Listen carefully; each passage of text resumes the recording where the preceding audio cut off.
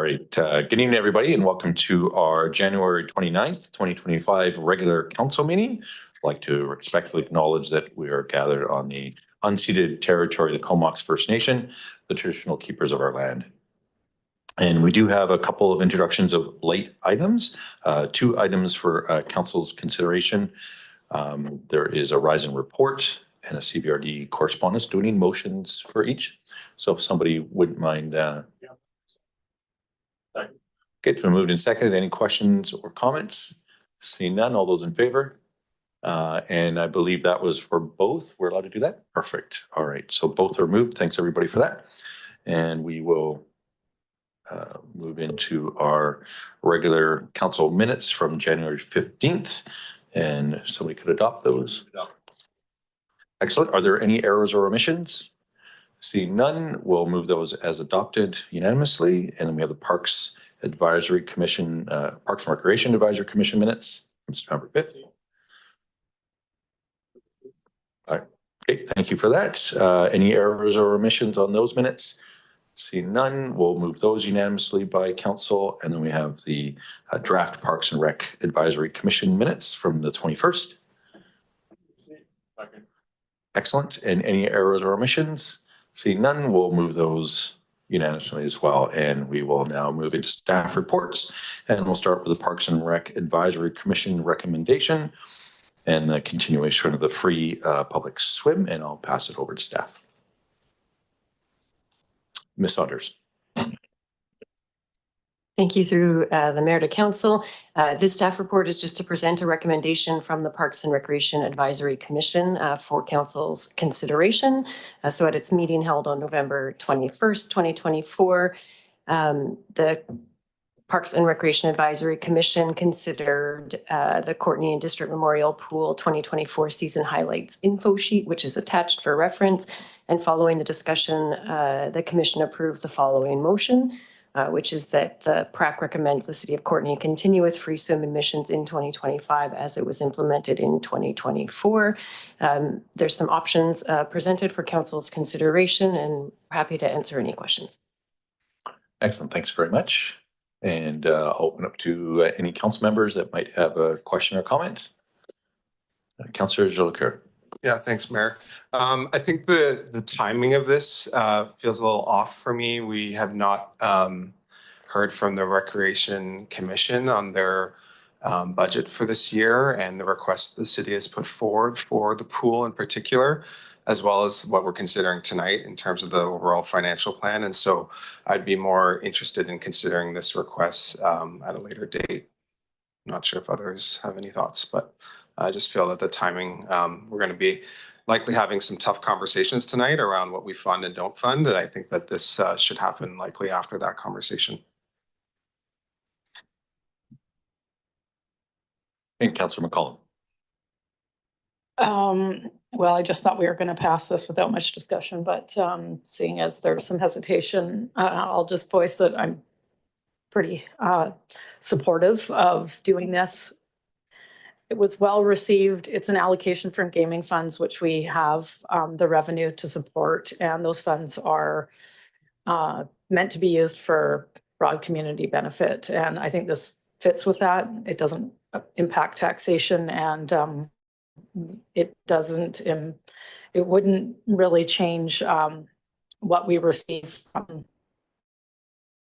the CVRD in terms of support for the pool. I don't think there was an issue with timing there either. So I'm happy to support the recommendation. And there's a mic on, but I'm going to move the recommendation, if that's okay, Mayor. Is that okay with you? Okay, it's been moved and seconded. So, but I mean, we'll keep an open mind here because obviously there's a bit of discussion. So I'll pass it over to Councillor Moore. Yeah, sorry, just quickly, Mayor. Yeah, I agree with Councillor McCollum. I was just going to mention about the gaming funds. It's not coming out of our general taxation. And I also would just add that we are possibly looking at lots of challenging times, and I think that is the time to help lower income families with recreation. I know it's not just low income families that use the pool, but it will help those that struggle. Thanks. Thanks for that, Councillor Frisch.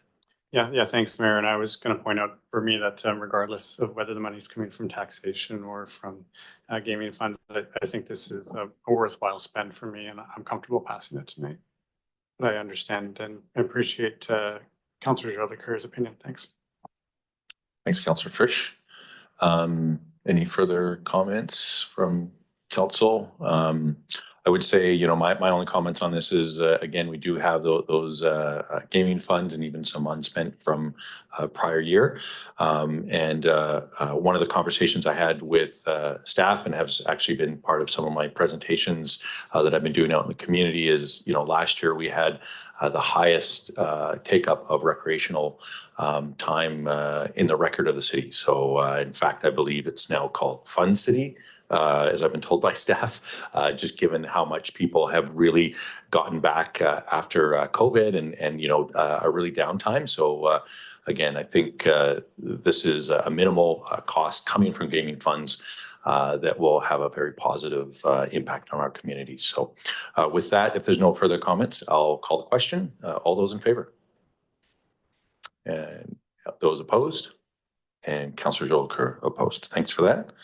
And move on to infrastructure and environment engineering with the Anderton Dike remediation. And I'll pass it over to staff. Thank you, Mr. Mayor. Item 4.2.1 is seeking council support for a funding application that'll be quite transformative in the downtown core. Ms. Tazioli is here, I believe, for questions. We've got a lot on the agenda today. We can say that we've been in discussion with Comox First Nation as a part of this, and they've in presentations to the former elected chief and council, there was questions about role and opportunity for engagement, and that will be hardwired into the design as well as the ultimate when we are successful with funding on this and the work itself. Excellent, thanks for that. And I'll turn Ms. Tazioli's podium mic on. Are there any questions from council? Councillor McCollum.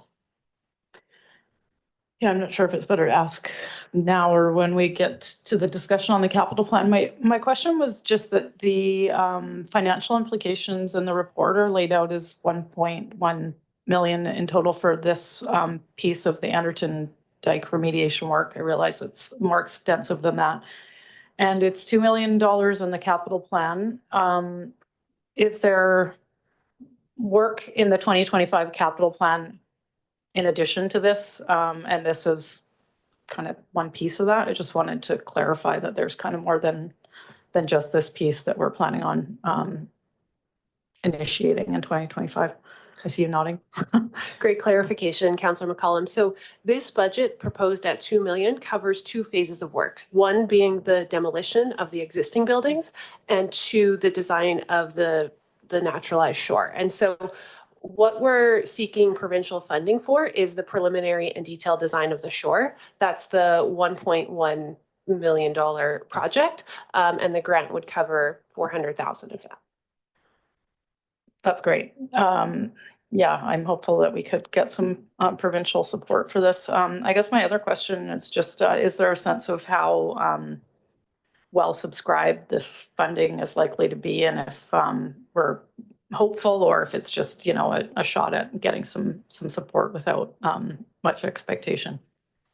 I had the same question for the province, and this grant has been initiated in two parts. So the first part was an expression of interest, and the second part is an invitation to full proposal. They've advised us that all applicants that were invited to a full proposal, they intend to fund. And so we've been invited to that second stage. So we're given the impression that it's likely, but of course it's not confirmed, and we have to go through that full proposal stage. Well, that's great. It sounds quite hopeful. So thanks for sharing that.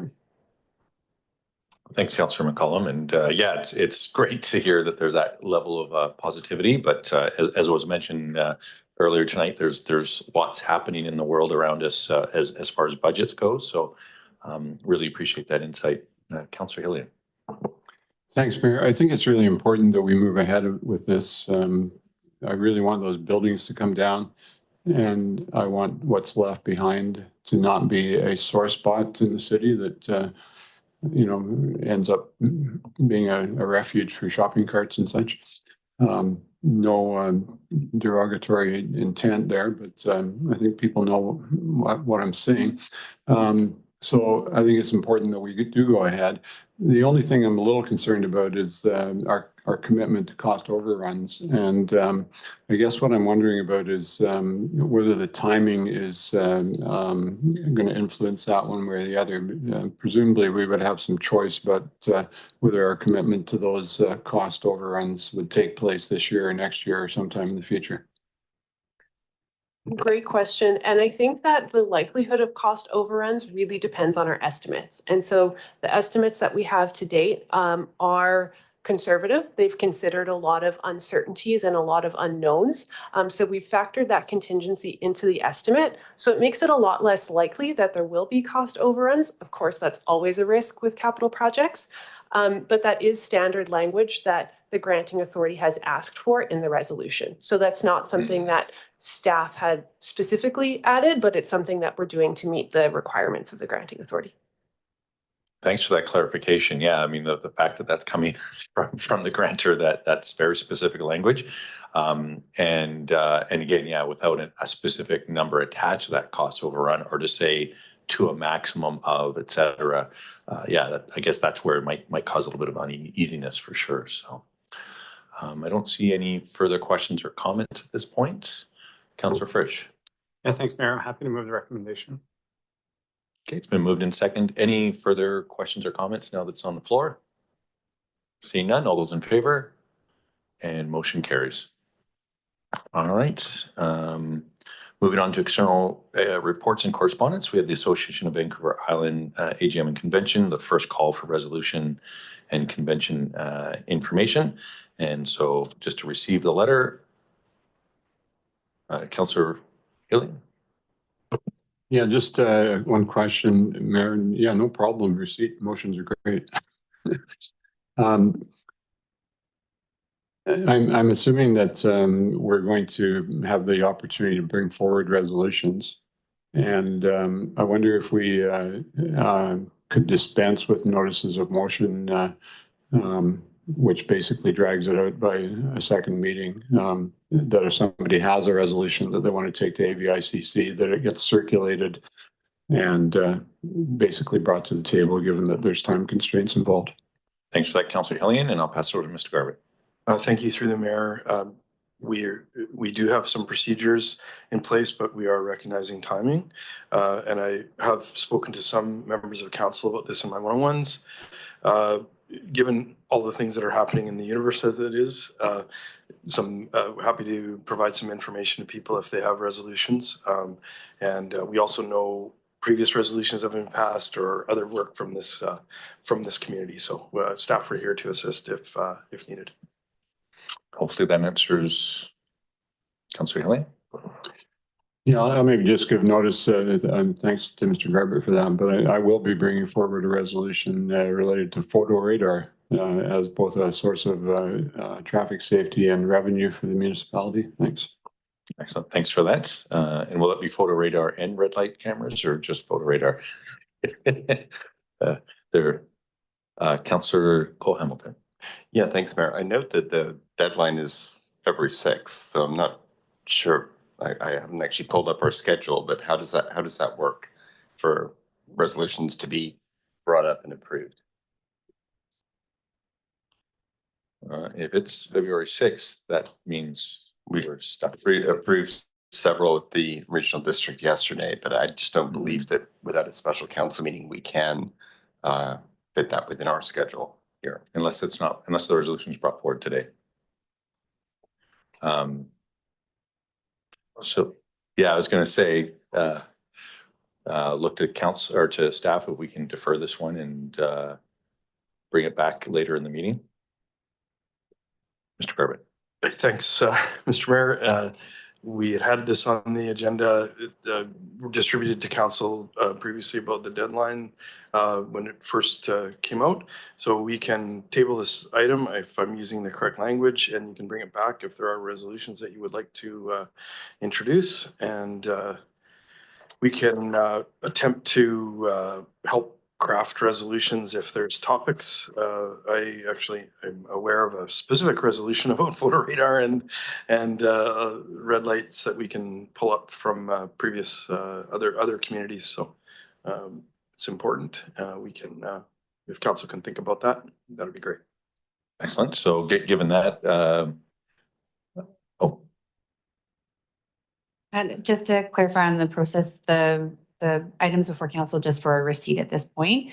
What I can do is I can reach out to AVICC as well and find out if they can accommodate late receipt of any resolutions that may need to appear at the next council meeting. I have been successful in achieving that previously, but as CEO Mr. Garbutt has mentioned, we'd have to get working on the resolutions and the related support documents. So council would need to be in touch with staff as soon as humanly possible to do that. But I can reach out and advise what the response is from the AVICC to hopefully alleviate that deadline. because I think it depends on when their executive is reviewing them. So if there's a period, and they may give a buffer for for this type of conversation. So okay, receipt's been moved and seconded. So for right now, we'll take the vote on receipt. All those in favor?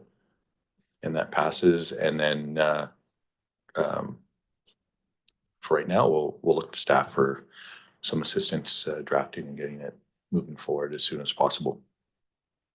Next, we have the 2025 Comox Valley Water Committee voting structure recommendation. And just for receipt. All right, thank you for that. Any questions or comments? Seeing none. All those in favor? And that motion passes as well. And we'll move into council resolutions. And we do have a rise and report for 2025 council appointments. And we have those up on the screen. If somebody would like to move that. Or, oh yeah, it's a rise and report. We already did. We're just notifying people. Might be rising and reporting, as some might say. Mr. Garbutt. Thank you. Through the mayor to council, we'll let the organizations know who they're new, if the representation has changed, and follow through. That was an item we were wanted to make sure that we mentioned. Excellent. Much appreciated there. So again, that's just for that. And then we do have a notice of motion from Councillor Morin. I'll try to speed read. So this is entitled Public Substance Use Education and Awareness Event. I'd like to thank staff for helping me draft this. Whereas there is a pressing need to address the significant impacts of substance use related harms in our community's health and well-being, exacerbated by the unregulated toxic drug crisis. And whereas the City of Courtenay prioritizes fostering social infrastructure in alignment with the official community plan's objective of promoting coordinated and evidence-based responses to complex social issues and collaborating with regional partners to address homelessness, mental health, and addiction. And whereas a community event is consistent with the recommendations outlined in the Comox Valley Substance Use Strategy, which emphasizes the importance of decreasing stigma associated with addiction, reducing the harms of substance use through community education that frames substance use as a health issue, promotes understanding of brain development and addiction science, encourages collaboration across all levels of government, and strives to eliminate stigma within various systems. Whereas the Community Action Initiative has committed $10,000 in funding from the Community Action Team funding stream towards a public substance use education awareness event. Therefore, be it resolved that Council directs staff to work in partnership with the Indigenous Women Sharing Society, Comox Valley Substance Use Collaborative, Comox Valley Community Action Team, and the Community Action Initiative to provide support for the coordination of a public substance use education and awareness event proposed for spring 2025, and be it further resolved that council provide up to $7,500 from the Council Initiatives Fund to the Indigenous Women Sharing Society as fiscal host to support event-related costs, including costs associated with the use of city facilities, and be it further resolved that the mayor write letters to the town of Comox, Village of Cumberland, and Comox Valley Regional District requesting that they consider a financial contribution to the event in the amount of $2,500. Excellent. Thanks for the notice of motion, Councillor Morin, and that will come forward at a future meeting. And with that, we will move on to our financial budget engagement for 2025. And I think I'll pass it over to staff. Mr. Garvin. Thank you, Mayor and Council.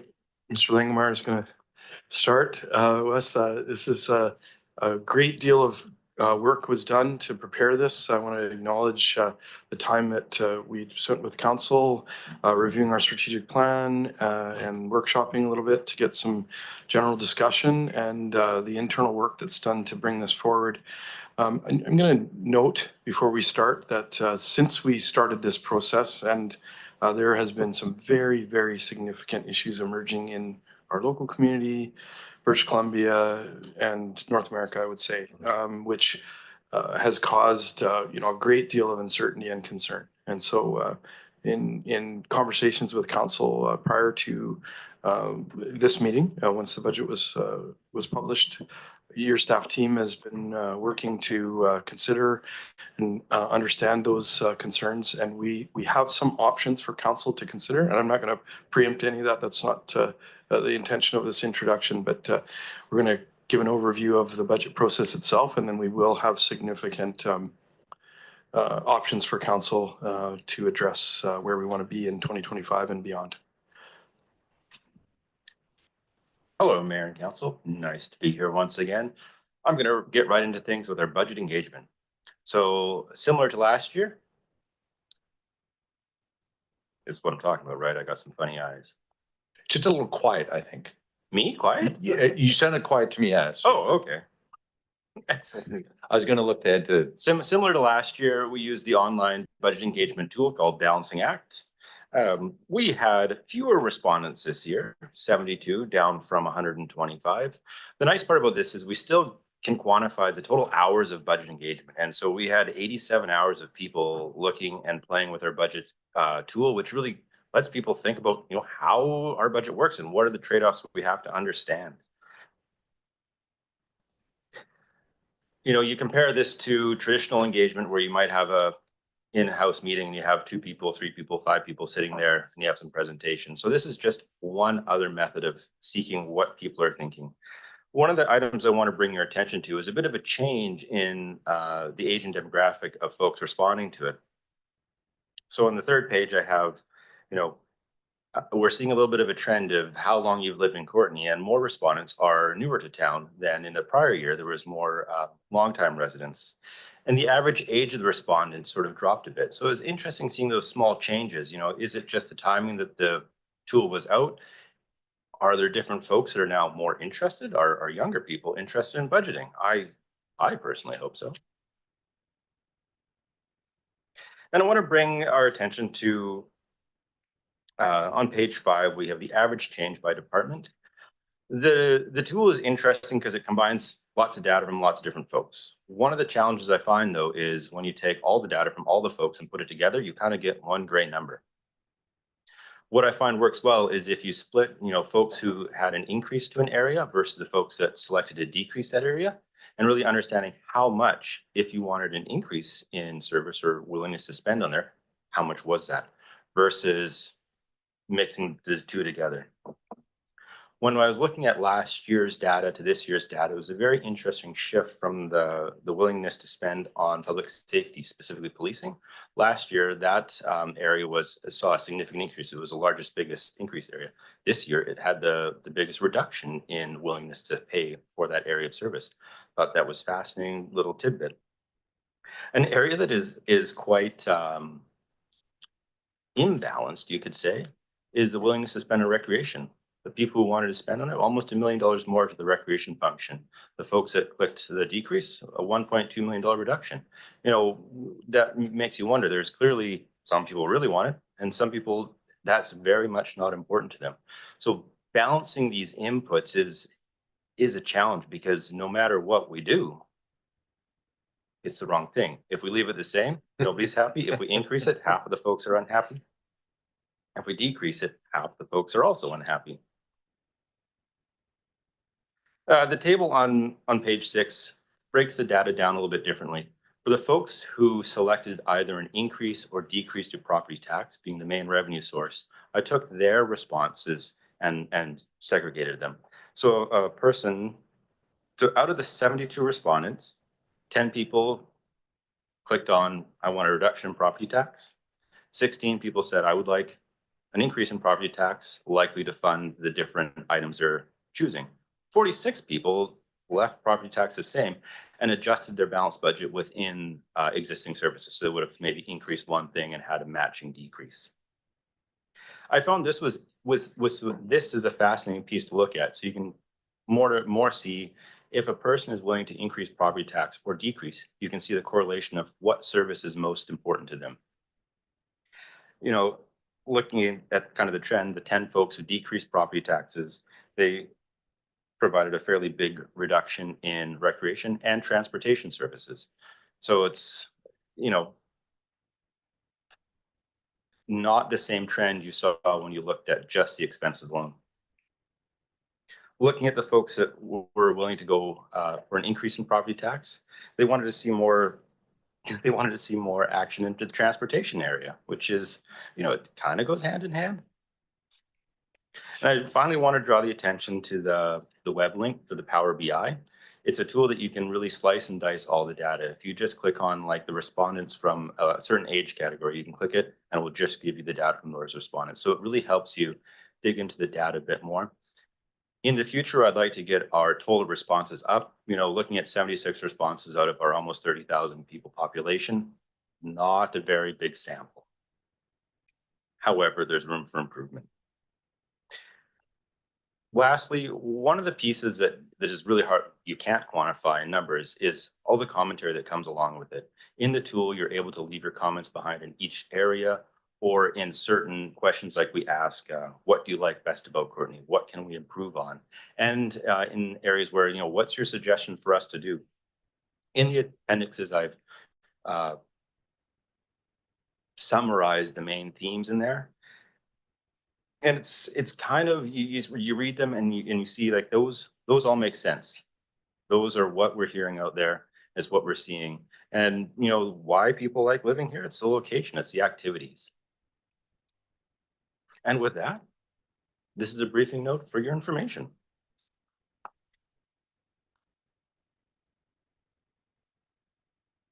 All right, thanks very much for that.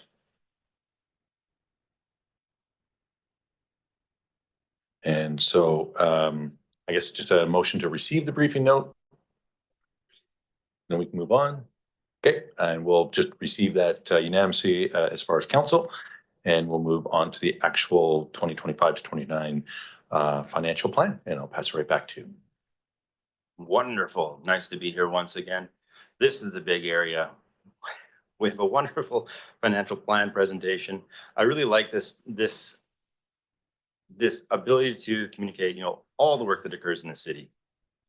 We bring all the departments together. I get to talk with a lot of people and see what are their challenges, what are they looking for. We'll get right to it. So getting into our cost drivers, internal, external, ones we have somewhat control over, well, not so much control over, is the QP forgive change. We're in a year for bargaining. We're seeing some cost benefits or cost increases in our benefit area. Again, similar to last year, people are returning to using their benefits. You know, you can get a massage now. And response to services. And then a push in recreation to try to become a living wage employer. We're seeing that area. We're lucky that we can continue to hire people. We're seeing those wages push up. Some of the external ones is inflation has fallen from the prior years, but I'll sound like a broken record. We're still catching up with those higher inflation numbers. We're often basing our current year budgets off of last year's actuals. And those are still seeing those big cost increases. One of our biggest expenses alone is wages. For the 2025 plan, we're spending about $20 million in wages. This all boils down to here are our full-time equivalent staff. Throughout the plan, there's 6 new additional requests, bringing our total FTE to 218. Now, these are just the regular folks. These don't include your casuals, your temporaries, or your non-union folks. Throughout the presentation, this will be a theme, this page. We like to show, starting from the left in different columns, what our budget was last year. Any changes occurred, so we remove, if we had like a one-time item, it removes and we end up with like the base budget where we're starting from for 25. All the inflation factors. Service level impacts are the ones where there's somewhat of a choice of a change in service level. It can be an increase or decrease. Growth related costs are, we're doing the same thing, there's just more responses. One-time items are known items that they're not big enough to fall into a special project or a capital project, but we know they happen once. It might be a triannual requirement to do a certain task, but instead of having our budget, bounce around as part of the base, we would like to highlight it. In the next year, those fall off and return our budgets back to normal. The capital items are when we build a capital project and we have an impact, we like to highlight, the operational impact of bringing that new item on board. And then the carry forward. These are items that we had planned to do in the prior year, didn't get them done. Instead of taxing again, we're carrying them forward, relying on the prior year surplus to pay for these. And then in the following year, they'll fall off and not show up again. And then a reallocation brings your change, from one line to another.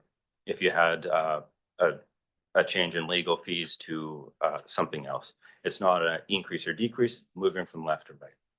And that brings us to the 2025 budget amount. So one of the big pieces we have talked about over the prior years is our surplus and how we got here. Surplus is essentially your profit or loss at the end from your operations. For a number of years, we were quite steady. Surplus didn't change a whole lot. Throw in the COVID years, throw in supply chain issues, staffing issues, and we really see that surplus number rise. So through the years, we see what has happened to it. In 23, hidden behind that things, a big contributor to our surplus in 2023 was RCMP staffing levels. I'm happy that the last bill I received for the RCMP, they're right at their authorized level. I haven't seen that number in years. What that does though is, the surpluses that we had relied on in the past, the spending is keeping up with the budget. And so those could change in the future. Looking at 24, we have an estimated surplus of $4.4 million. There's a few items that we know need to be removed as they're not usable. LG cap funds, some grant money coming in. The spending is still occurring. Snow clearing, contingency, and DCC revenue. That's revenue received specifically for DCC projects that can't be used on any other things. So it gives us with an estimated unencumbered surplus for the end of 24 of about $3.3 million. The list below is some of the items that are contributing to the surplus, how we ended up with that. The biggest portion still is staff vacancies. It is still challenging to find people these days. Why that is, I'm not an HR expert, but it's hard. I wish I could provide more. Moving right along. So where are we? Prior year surplus, we had $19 million. We got to pull out all the items that are already tagged for spending. Reserve for future expenditure. Those are prior year's tax money for capital projects. Oh, what is happening? I think Ed is helping. Oh. Talk louder. Okay, excellent.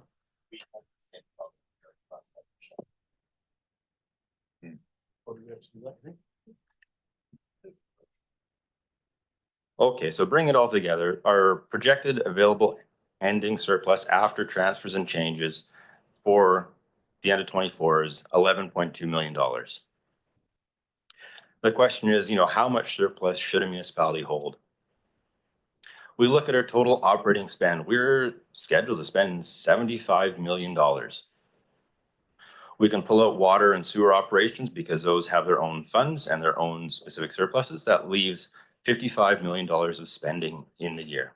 You break that down to by the month, day, and week, and it turns into a lot of cash we would go through.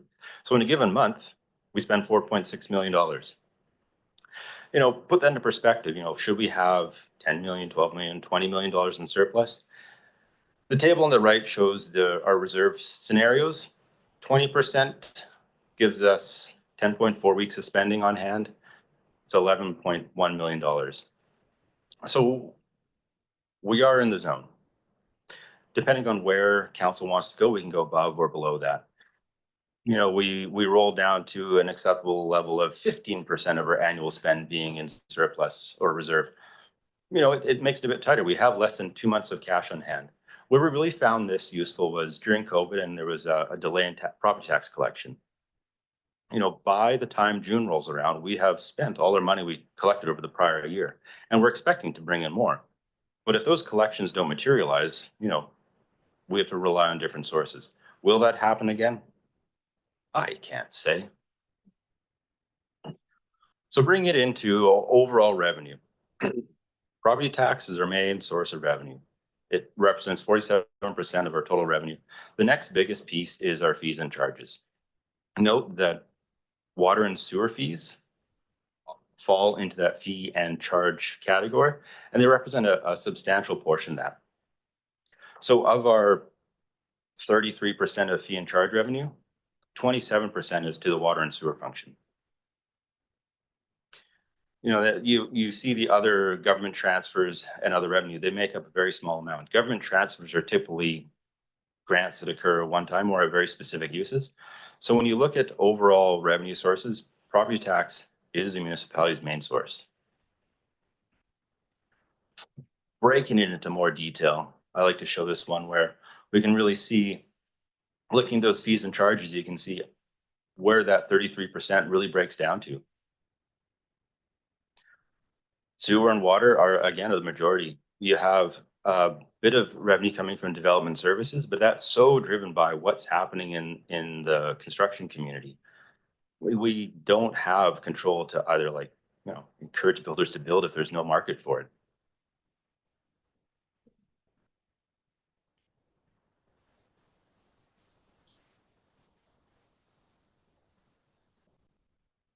On this slide, I simply want to highlight that provincial transfer. It includes our gaming transfer. We've kept that at what we're seeing historically, that $1.2 million. If we're going to see change, it'll be adjusted year to year. Bringing the discussion right back to BC assessment and market change. This year was kind of nice to see that we didn't see big volatility in assessment changes. Residential saw an average change of only 0.86%. A neat part, though, is we're seeing the construction that has been happening over the last several years come online, and we had a non-market change. So the new construction being taxed for the first time is bringing about $740,000 of revenue to the city. That is one of the higher non-market changes we've seen in the last 5 years. Notably, though, if you look at how much that is as a percentage of the total tax levy, it hasn't changed substantially. If you look back to 2021, we saw a non-market change of $530,000, and it represents 2% of the tax levy at that time. Fast forward to 2025, we're seeing a higher non-market change, but it's actually a slightly smaller piece of that tax levy. As our taxes grow, the amount of construction and change will essentially diminish because your existing taxation base becomes so big.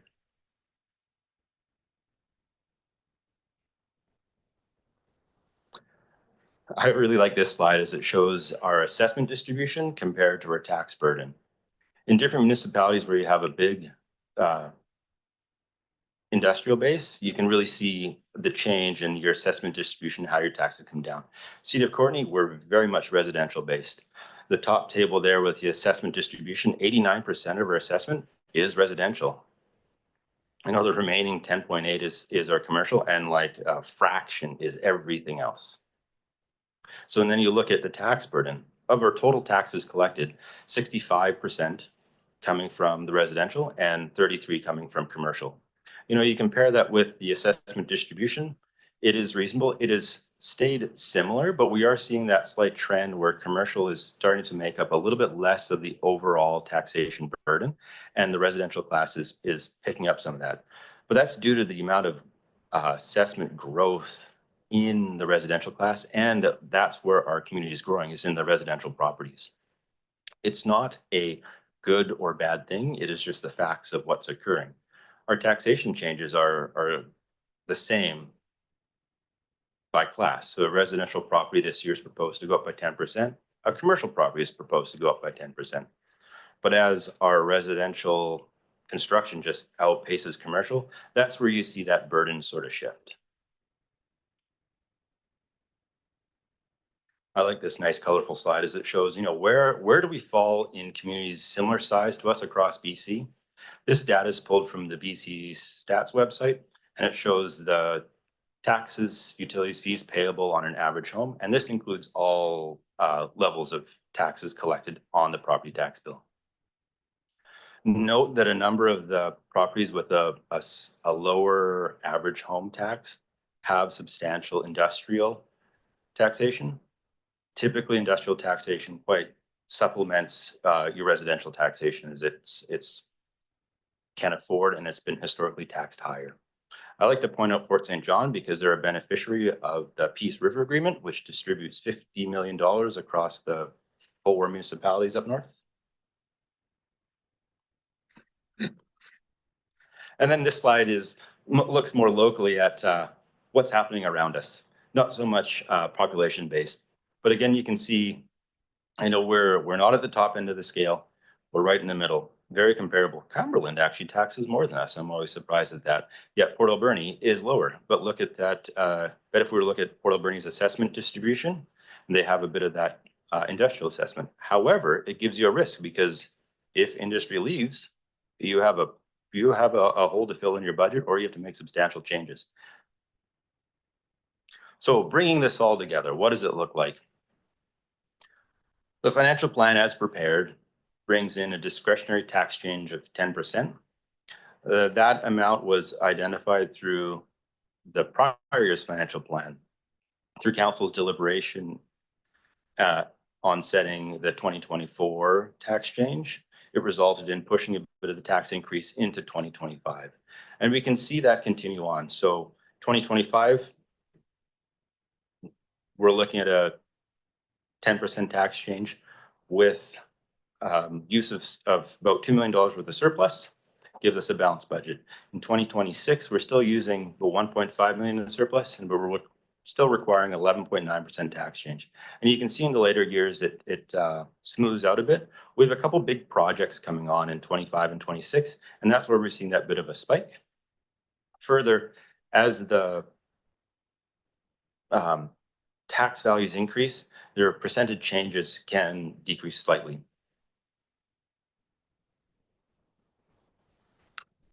Mr. Courtenay. Thank you. Through the mayor to council. Adam is setting the stage here, and we are going to be specifically discussing with council what we can do and options as it relates to managing that percentage tax increase and the resulting values. And so we're speaking to the existing draft financial plan. We will be discussing specifically with council on ways to address, as I had talked to before this presentation started, about how the universe has had pretty significant changes in the last 2 months. And so I just want to assure council that we're speaking to the draft plan, and we have a good amount of information to recognize some of these changes. And I just wanted to add that because a lot of this was prepared prior to some of the discussions that we've been having recently. Thanks for that. So what does this mean on your average residential dwelling? The table here shows that we take the average home. And the expected property tax is just shy of $2,000. It is an increase over the prior years, $180. Where we see the other increases coming in is in our sewer and water fees. Please note the solid waste, there is absolutely no change. And so bringing this all together, the money we're asking our residents to pay for the year is $3,700. It is an increase of $331 over the prior year. And when we do percent, it lands at about a 9.6% increase. I do want to highlight that of the utility fees, the sewer and water functions of our operating costs, about 50% is a direct transfer to the CBRD for the treatment of sewer and the treatment of water. And we have a question from Councillor McCollum. Yeah, thanks, Mayor, and thanks for letting me interrupt on this slide, just because I don't know if we're going to return to it as we continue on. Yeah, just looking, I was looking at, the trend, and not only are we contemplating a fairly large increase in 2025, but it looks worse in 2026, and then 2027 it's starting to change. But then looking in the table that was provided in the bylaw, Schedule A, it shows in 2026 a surplus of 9.2 million and then 13.8 million in 2027. And so I just want to understand why we would plan such a significant surplus while simultaneously having an 11.9% increase. Like I'm just not totally clear on what the what rationale we're using on those, because it looks from our financial plan that we actually have a slight decrease in expenses next year. So I just wanted to understand that better. That is a really good question. So what you're looking at is our operating surplus. So in the financial plan bylaw on Schedule A, it outlines our total revenue. So if we look at 2025, total revenue is $81 million, and that's across our sewer, water, and general function. Then we have our operating expenses, which is a total of $84 million. So for 2025, we're showing an operating deficit of $2.6 million, and that's okay.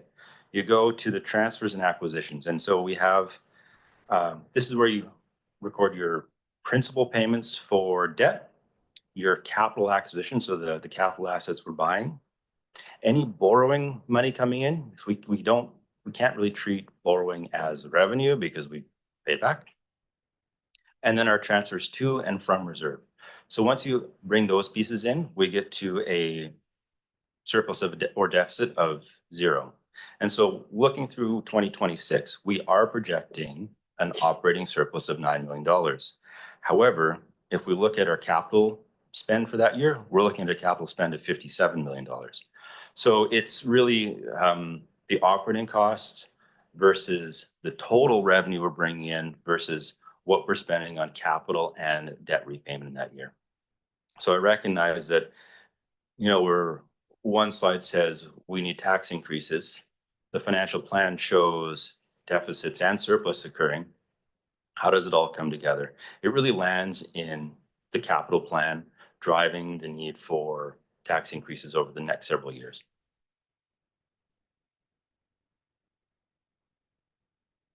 Thanks for that. And Councillor Frisch.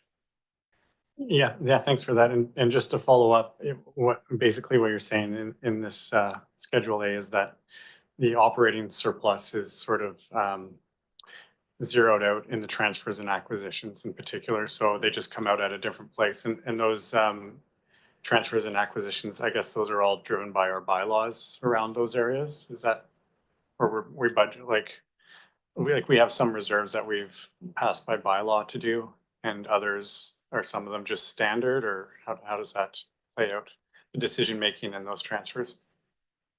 So I do have a reserve slide further on, but it is actually exactly that. The Sustainable Infrastructure Investment Plan is one of those established, contributions that would be really found in that transfer to reserve. What you're also seeing is when we're spending money on a capital project that we've put money into that reserve, that's where it would come as a draw from reserve. If your organization is continually running an operating surplus and then spending its funds on capital, that's a good thing, because the organization is reinvesting in its capital assets for the long term. If you're seeing a municipality constantly run operating surplus and not putting that money into the capital plan, it's like, what's the longevity of that organization? It's key. You have to reinvest in capital to keep your organization going. It's the same for a corporation versus a municipality. If you're not investing in capital, eventually you're going to run it into the ground and it's going to fail. Understandable. And so it's more of an accounting notation here that we show operating surpluses or deficits before those other items, which to the average homeowner might be a little odd that it doesn't come down at the end as a zero, but That is correct. okay, thanks. A municipality is not permitted to actually, on that final line, run a surplus or a deficit. We must present a balanced budget. Thanks. Thanks for the clarification. Councillor Cole Hamilton. Yeah, and thanks, Adam, for letting us ask these clarifying questions along the way. Just looking at I guess the third line from the top, the percentage change.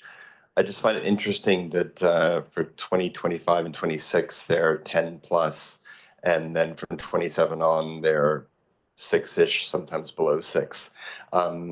Is there not a way, given the sort of current challenges we're experiencing, to use our existing surplus wisely and to smooth out those numbers? Because as you can see, they're obviously dramatically, it's a series of really steep increases in the first 3 and some very moderate ones following on. I was wondering if you care to comment on that. So what I really equate the use of the surplus to supplement overall tax revenue. Let me back up a slide. So that top line, revenue required, that's the total amount of revenue we need to balance our budget given the current current operations. The property taxation line, the third bolded one down there, is our projected tax revenue to balance a budget. If we continually reduce tax increases and maintain the same service levels with the same growth in services, we're constantly going to be pushing against inflation.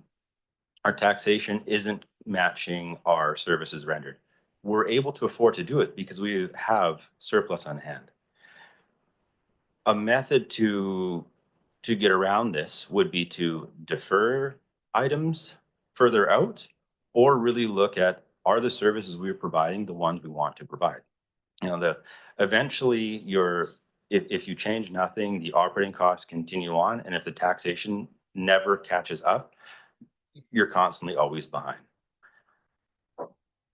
So deferral to those later years where we're seeing the 6.3 or 5.4, if I remember the numbers correctly, that deferring project cost to those years would be a way of smoothing that out, so to speak. It could be. Okay, it is a method. It is not one the tool method, but it is one of the possible methods. Okay, thank you. Correct.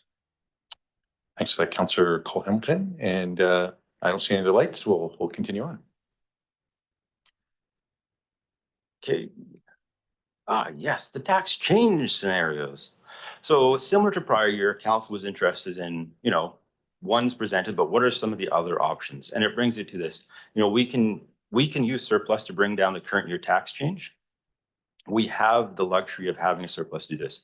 We're not in a situation where we must either change services, eliminate projects to get to reduce tax change. We're in a very fortunate area where we have surplus from the prior years to say, hey, we want to continue with the services we have. We recognize that we run a surplus, so let's use it to bring down this year's tax change. And that's okay. What it does is it impacts how much money you have for future things, how much money you have in that reserve if something occurs. But that's all information council can balance of the trade-offs. So looking at it, if we have a 9% tax change, we draw $347,000 more from the surplus. The impact on an average home is $18.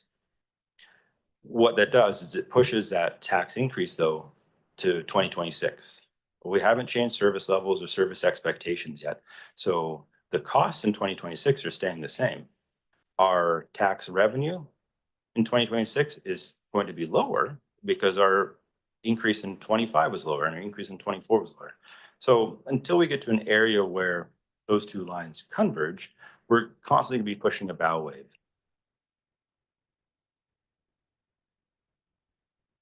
And Mr. Garvin.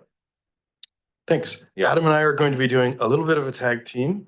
We've shared some information with council for their consideration. And so those tax change scenarios, we have information that's accessible should council choose a lower tax change. And the important thing to note is, as I talked earlier, because of the situation that is changing and evolving around us, it's really important to be recognizing the current conditions while at the same time have a strategic and long range focus. Our finance officer is giving us a heads up that we need to be prudent and strategic and make sure that we have balanced issues. And at the same time, we do acknowledge that there are some challenges in front of us, immediately in front of us, and a great deal of it is unknown. In years past, we relied pretty much exclusively on our strategic priorities, and we didn't look at and factor in these unknowns. And so, as I said earlier, when we get to the end of this presentation, we will talk to council about those options and potential responses to a lower tax rate scenario, which would take a strategic approach to address these items. And I think it's really important that the public is aware, that the public servants of this organization are aware of that, and council is extremely alive to that, anticipating some conversations about what would be possible to be both nimble and be able to pivot and be strategic at the same time. We're going to provide some additional information on options. And I don't mean to insert myself in sort of council's deliberations specifically, but we will have information on additional options other than ranging from 10 to 8%. But this presentation was drafted, and so you will hear a lot of reference to 10%. And I just want to reiterate that that is more dialogue at the end of this presentation. Right. So a piece I want to bring in is we're not the only taxers taxing a home. At the time that I was preparing this, I did not have perfect information. So we're estimating, other taxing authorities overall increase once you bring in library, school, CVRD, hospital district, MFA is about 7.3%. So overall, that single residential city plus others, we're looking at an average homes tax bill of about $5,500. From the prior year, that's an 8.9% increase. Looking at that colorful side where we fall within that range, we're very much still in the same area. I recognize that Campbell River, specifically their council, has directed very low tax increases. And so we could see maybe in the next couple of years, at the trajectory we're on, we may meet Campbell River in there. Really depends on what the council chooses here and in Campbell River. So bringing it to reserves, what we have here is our estimated reserve balances. The reserves we have very specific uses. Any reserve that you see that has no change whatsoever, those are reserves that are very reactionary. Like the land sale reserve, we don't put money into that unless the municipality sells a piece of land. We're able to draw out land sale funds for specific items, capital and land related. What I want to draw your attention to is our infrastructure reserve. This is where the sustainable infrastructure investment plan lands. And you can see that reserve is one of the few that is increasing over the years.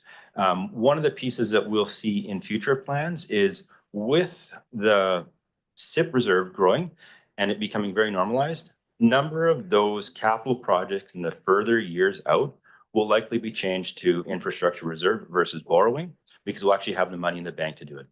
At this time, I'm not comfortable presupposing this far out until we have adequate funds to do it. But that's where council really see the benefit of getting us off perpetually relying on debt to renew our assets. You've put the tools in place to fund them appropriately where we can really get going on these items and not constantly having to be looking for the debt, wondering if this is an affordable piece.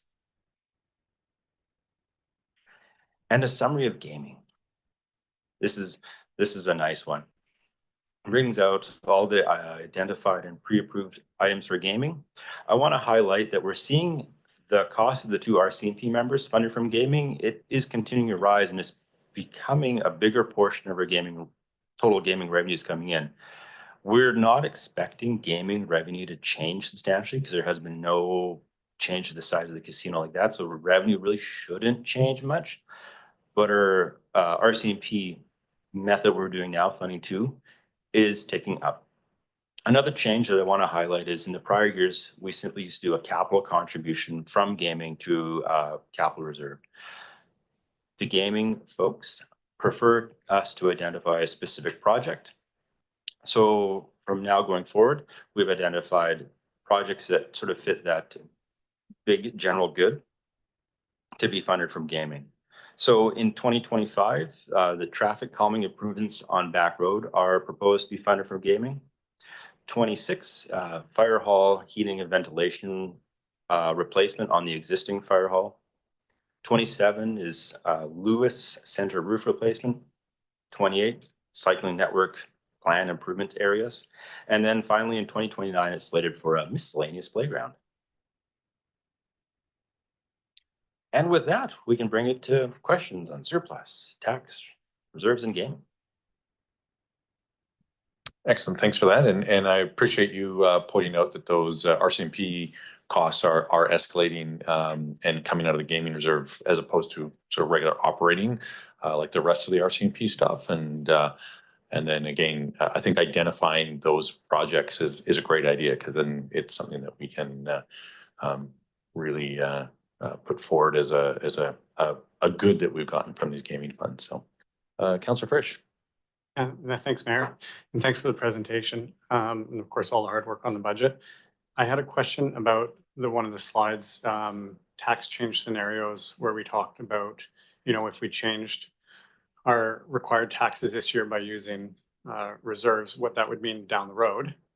And I just want to clarify that if we did a reduction in services, as in took out some projects or some spending, that the future tax implications wouldn't be this, if we didn't touch the reserves and we in fact just reduced our service level. Would it be fair to say that the future tax changes wouldn't be impacted? It's very dependent on the project or service being changed. A number, well, actually every single one of our special projects is funded for prior year surplus already. So if we were to simply take out a special project, it would have no impact on the future tax change. Really, the future operating expenses which drive the tax change are ongoing regularized services. So it would have to be a substantial or a change to a tax funded service. But we wouldn't be in fact increasing future years taxation needs if we took out a special project, for instance. One more time. We wouldn't be increasing future years tax needs if we got rid of a special project in 2025. So we would have like a zero effect on 2026, for instance. That is correct. And we would still be left with the surplus in our bank account to do something in the future with. That is correct. Okay. I think that's all for now. Thanks, Councillor Frisch and Councillor Moore. Great, thank you, Mayor. I know we do have a section coming up on our CMP, but because you brought it up that this past year was the first time that we'd actually, our positions were where they were funded for. But in this budget, it does look like we have an additional position on top of that. Like it was 28.4 positions funded, and in the budget it's 29.4. So I understand that we want to make sure that we're fully funded for those positions, and there could be more positions filled. But I also know that last year was the first year since I was on council that we actually filled that one position, and we're still a position ahead. So I guess I'm just curious whether we do need to fund 29.4 if currently we have 28.4 positions, because that is a fair whack of money. And I believe RCMP, the portion of the budget, am I correct? I don't have it. I don't know. I don't know why I don't have it here. Thought I wrote it down somewhere. Is a significant increase this year. What is it, 800? Yeah, so I mean, if those positions are not being filled, and yeah, anyway, I don't have to go on. You get my point, I think. Yeah, I can speak directly to that. So for budget 2025, when we looked historically at the RCMP's ability to get folks in town, it was a really hard time through COVID and it continued to be hard. So instead of taxing for RCMP members that we couldn't get, I made the recommendation that instead of not funding 2, we would not fund 3 for 2024. Since then, we've got the full numbers in, and looking at where the billing's coming in, I can't make that recommendation to leave that additional position unfunded. So the recommendation is to bring that back to 29.4 folks fully funded. The total number of RCMP members that are authorized by council has not changed. It's still 31.4. It's just how much are we taxing for if we know that there's always a bit of vacancy. Sorry, follow up there. Thanks. The other piece that that's in the documents is around the surplus in the RCMP, where I think it was mentioned we're not going to add to it because we're at 10 million or something now. Correct? Recently, there was the policing reserve, where the direction from council was to leave the reserve at the equivalent of 10 officers, like the value of that. Okay. And from the prior year surpluses running at RCMP, late in 2024, I asked council to make a transfer into that reserve to bring us pretty much right at our optimum balance of 10 members. So 10 members, sorry. Yeah. Yeah, so I guess I'm just wondering if because we're at that max, does that give us a buffer until we see that this is a trend? Because like I say, for all those years, we weren't filling those. Anyway, just a question. I would recommend that since we're still not funding 2 positions, we don't dip into that reserve, because there is the ability for the RCMP to find everybody, and we'd have more members showing up than we actually have budgeted for in 25, and we would need to rely on our RCMP reserve to supplement the actual bills that come in through the year. Yeah, okay. Yeah. I mean, the money's there though, I guess. It's Correct. not like we'd have to go rob a bank or anything for it. Okay, thanks. And something you probably want to do because we have all the RCMP officers. So yeah, fair enough. Councillor Jolicoeur. Thanks, Mayor. Thanks for the presentation. Yeah, lots to bite on. I guess in regards to surplus in the staff report, and you had it on one of your slides, the impact on total surplus. That's, I think, where a lot of my thinking is going. And I believe I was one of the folks who were requesting a little bit more detail. So I really appreciate some of the unpacking here and the projections of the impacts on the cumulative surplus, depending on what discretionary tax change we end up going with. And I guess my concern lies particularly around the advice we've received from our staff around the amount of surplus we should have on hand. And I think the city manager has spoken to some of the contextual pieces with our neighbors down south. And so I am a little concerned around, I guess, the impact on the total surplus. Well, we get down closer to that 8% option. And in the absence of having a conversation around services, and I think Councillor Frisch spoke about, what is the impact if we don't change services on the future year taxation.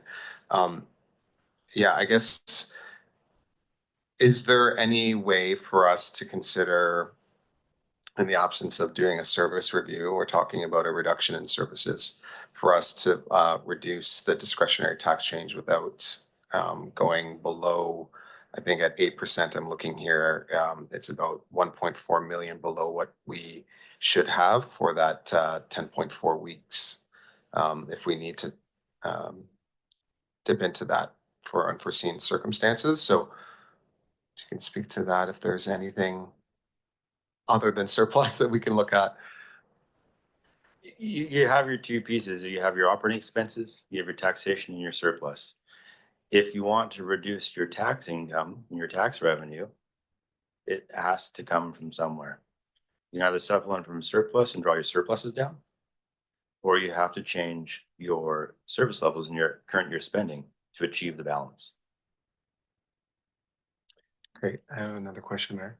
Under gaming, Again, within the context of what's happening in the world, what, just for clarification, what do we have as the forecasted revenue from gaming for 25? 1.25 million. And that's based off of prior to COVID years? Yes. Okay. And, looking at 2024, we're fairly well back to normal. It's about in the right ballpark. We haven't got our final quarter payment yet, but we're very close. Yeah, that would be the only other comment is, again, not knowing what the future will hold in the next few weeks and how that will impact individuals' bottom line at home and the disposable income that they might have to be able to spend on things like gaming. That would be another concern that I have is that we're projecting a number where we don't actually know what the reality will be for people who go to our casino. Thanks. Thanks, Councillor Jolicoeur. And yeah, the gaming funds is, it is a little bit of an unknown, as we found out through COVID, can certainly be impacted. And when we have big ticket items like 2 RCMP officers being funded through that, regardless of the other things, that could be certainly impactful. So, Councillor Frisch. Yeah, thanks again, Mayor. So I guess we're kind of at clarifying questions at this point. So without getting too deep into my thoughts, but I will share a little bit, I guess, up front is that, over the last 3-4 years, we had increases 2-3%. I know in 2022, I believe we're at 4.6 maybe. And from there we went up, I think it was in the 9.7. Then last year we were at around 7.5. And so I guess just off the cuff to see 9.8 or 10% does seem a little bit high for me. And so I'll just share with staff and council that I do have some ideas on things that I'm willing to cut back on spending to bring that down. And I guess as a clarifying question, I just want to confirm that for like a 1% decrease, we would need $336,000 about. Yeah, 330, yeah. And so that's kind of what we would be aiming for to save on this budget if we wanted to bring it down by 1%. Okay. I'll let others speak, and then if anyone wants to hear my ideas, I'll speak more. Thanks. Thanks, Councillor Frisch. And maybe the other number that might be useful to have, that 336,000 in terms of that's 1%, and then maybe 1% what that equals in terms of the dollar amount increase on taxation. Because looking at the numbers that we had there, it was 331 for the 9.6. So is 1% equal to about $30-ish for tax increase as well? Yeah. Average home, 1% tax change is about $18. $18. Okay. Thanks for that. Sorry, Councillor Frisch, just a quick follow-up there. Councillor Cole-Hamilton. Thank you, Mayor. And thanks, Adam, for all these clarifying questions. And like Councillor Frisch, also have some thoughts on reductions to get to later. But I just wanted to get some clarification on the revenue slide. It was the first of the 3. And it shows quite in other revenue, which is kind of the bottom line, it shows quite a substantial increase in 26 and 27. I'm just trying to understand our longer term picture, going from 4 something to next year 9 something, then 8 something, then back down to 3. I'm just wondering what that bump over 26 and 27 in other revenue, where that comes from. Yeah, let's. Who's driving? We got 2 drivers now. There we go. So that's the That one, revenue detail. If we look at the second to bottom line, total other revenue, and we're looking at 26 and 27. This is a wonderful question. And actually, I was asked it just before I came here by the manager of finance. She was like, what's that bump there? So I looked at it. What it is specifically is contributions from developers to for the South Courtenay sewer project. There is a possibility that it may be developer funded versus 100% city funded. And so that is where their contributions would come into that project. So it is specifically for the sewer fund. And that's what's driving those in those 2 years. Okay, thank you. That's interesting because it's obviously quite a substantial operation. Okay, thanks for clarifying that. Thanks, Councillor Cole-Hamilton and Councillor McCollum. Yeah, thanks, Mayor. Yeah, just I recall last year suggesting that when we're dealing with our reserve contributions, that we stop breaking out that 1% that we had, or the 1.5% that was kind of going to an infrastructure reserve. Now that we are initiating the SIP and we are also funding it from gaming, and I see that we've condensed that into just one line, which is great. But I was just looking at that amount versus last year and what we forecast we're going to contribute to it in 2025 versus what is showing is the difference between the gaming amount and no gaming amount. It's sometimes hard to describe things when you're not looking at the numbers, but I'm wondering if we did not include the gaming contribution when we condensed that slide. And I know we didn't actually have the contributions on this slide, so it was actually in the staff report.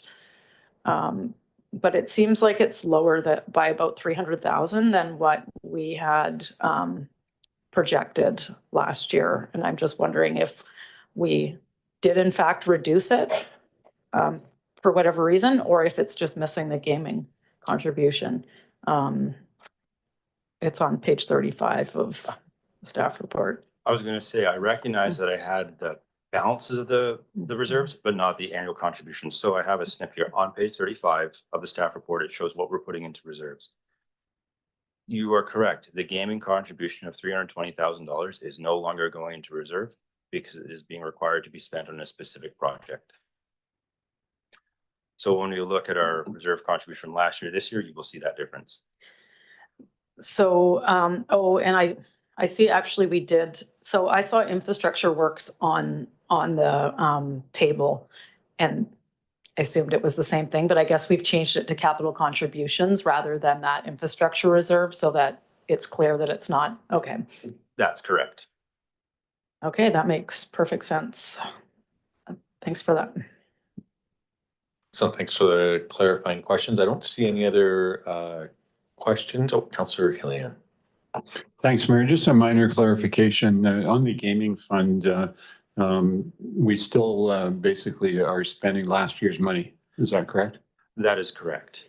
Yeah. So basically, they could get zero this year, and we would still have the money on hand to pay those RCMP positions and the support to our cultural organizations and such. That is correct. That was a decision from council through COVID to hold 1 year's of gaming funds in reserve, and then like always have 1 year in the bank and then spend. If you notice on the bottom of this slide, there is a projected gaming fund balance, and we're hovering about $3.2 million. Yeah, we're actually, we've got a larger amount there than if we had just kept 1 year as we've been doing, because traditionally we haven't spent the full amount. So there's a little bit of leeway there. And I'm optimistic that gaming revenues are going to continue. I think given what's going on in the world, people are going to be gambling more and not less. Thank you for your optimism, Councillor Hillian. It's much appreciated. Yeah, and I think we might be done questions on this if we want to move on to the next section. Perfect. Now we're going to get into each department's what we're actually spending and what makes up that total $75 million spend for the year. So I always find this time fun. I put so much effort into the overall budget and all that, and I have to remember I have a department to talk about too, the finance department. We're looking at all these wonderful normal things: financial reporting, planning, payroll, business performance, procurement, risk management, and stores. So for 2025, there is a request for an additional person. It is an additional procurement person. We're seeing an increase in the demands on the procurement world. With the prices going up, the number of projects the city is running, and everything we're doing, procurement has the opportunity to become a bottleneck and really slow everything up. Our goal is to get about per FTE in procurement is $30 million. Currently, we're sitting at $90 million to about 1.5 people. You know, we can function but you continually run the risk of procurements that are not done as well as they could, follow up on contracts not being as strong, and just holding up the entire rest of the city's operation to make sure we're buying things appropriately. This is one of those growth areas where it's not a change in service level. It's simply responding to growth in an area. So you'll see when we look at the expenses, in the purchasing area, that service level or growth is the equivalent of the additional FTE in that area. Overall, the finance department hasn't changed by a whole bunch. We're seeing a bit of a reduction in our consulting fees with the starting to wrap up of the budget software project, which is wonderful to see. We still have a bit more to do, but we can really reduce our once high budget to a more low amount. One of the other areas that I get responsibility for talking about is the miscellaneous and fiscal. This is where the small other things fall in. The tourism development revenue, that's our MRDT, in and out. And then we have the City Hall common operating costs. Since no other department wants to hold it, I get to hold it. And that's just the regular operation maintenance of City Hall. And with that, questions on the finance department's budget?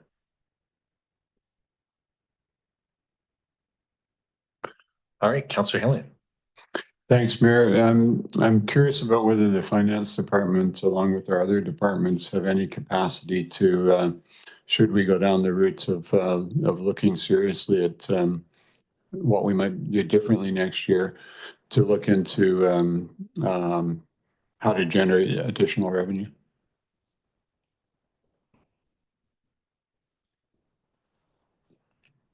I don't really have an answer for that right now. Given council direction, I can put staff resources on that. Yeah, and I'll maybe pass over to Mr. Garbett, and that's certainly some direction that we can provide throughout this process. Thank you, through the mayor to council. Thank you for the question, Councillor Hillian. Council has given specific direction. So revenue source is to review our permissive tax exemption. So Mr. Langmeyer's finance staff will be there. I'm roughly estimating about $475,000 of permissive tax exemption is issued in the community. That is one specific project that our finance department is involved in, as well as the finance department assists all departments in the preparation of their fees and charges bylaws, leasing rates, now that real estate is within the finance department. So they are the drivers and the steerers of our ship. And so I think they will be essential if and when council gives us that direction to search and further refine our financial plan. Well, thanks for that. And Councillor McCollum. Thanks, Mayor. Yeah, just got one question about one of the line items in this stage of the report. Tourism development, we've reduced it by 60,000 to 350,000. And I'm actually not 100% sure what we're using those funds for. I thought we were paying for tourism through the shared function, but maybe there's a piece of it that we're still funding directly from the city. So if I could just get clarification on what that is or refresh my memory. That is the expense side of the city's MRDT funds that flows through to 4VI and the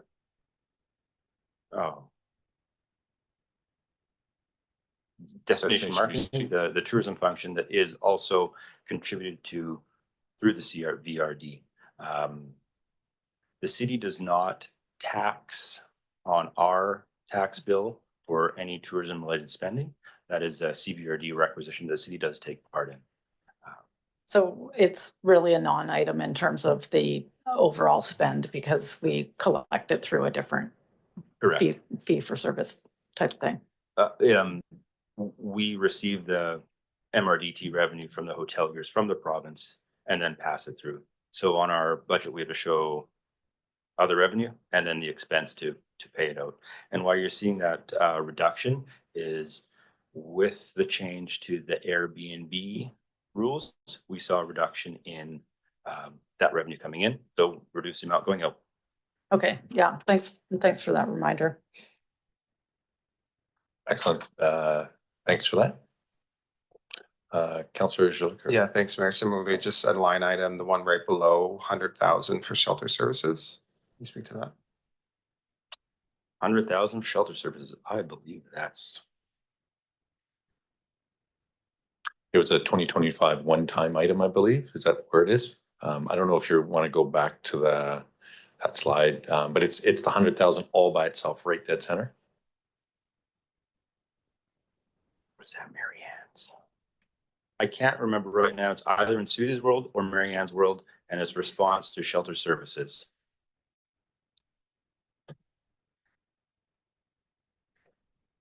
Ms. Saunders.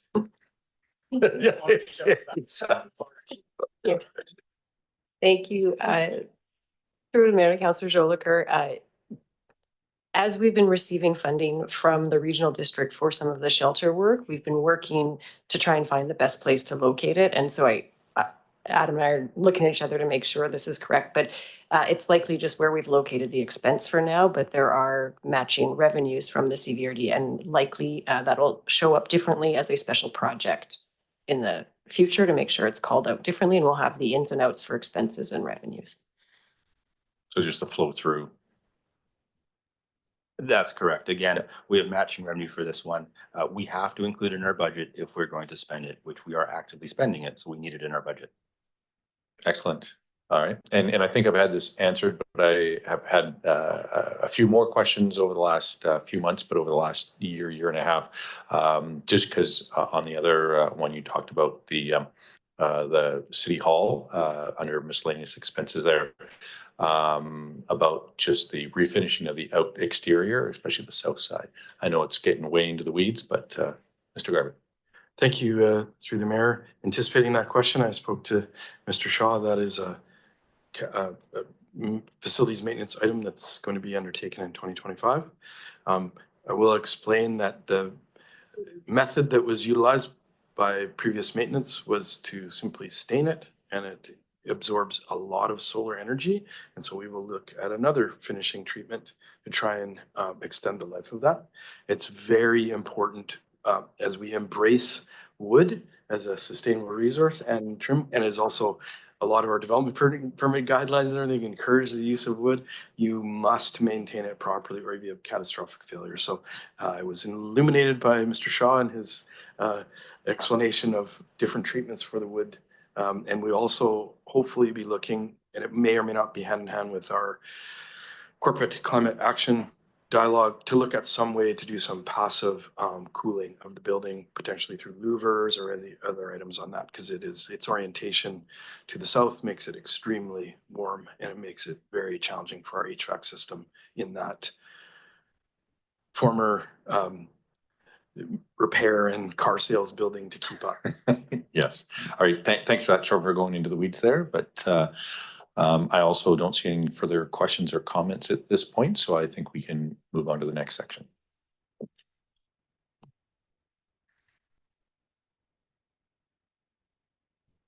And we'll introduce our Fire Chief, Kurt McDonald.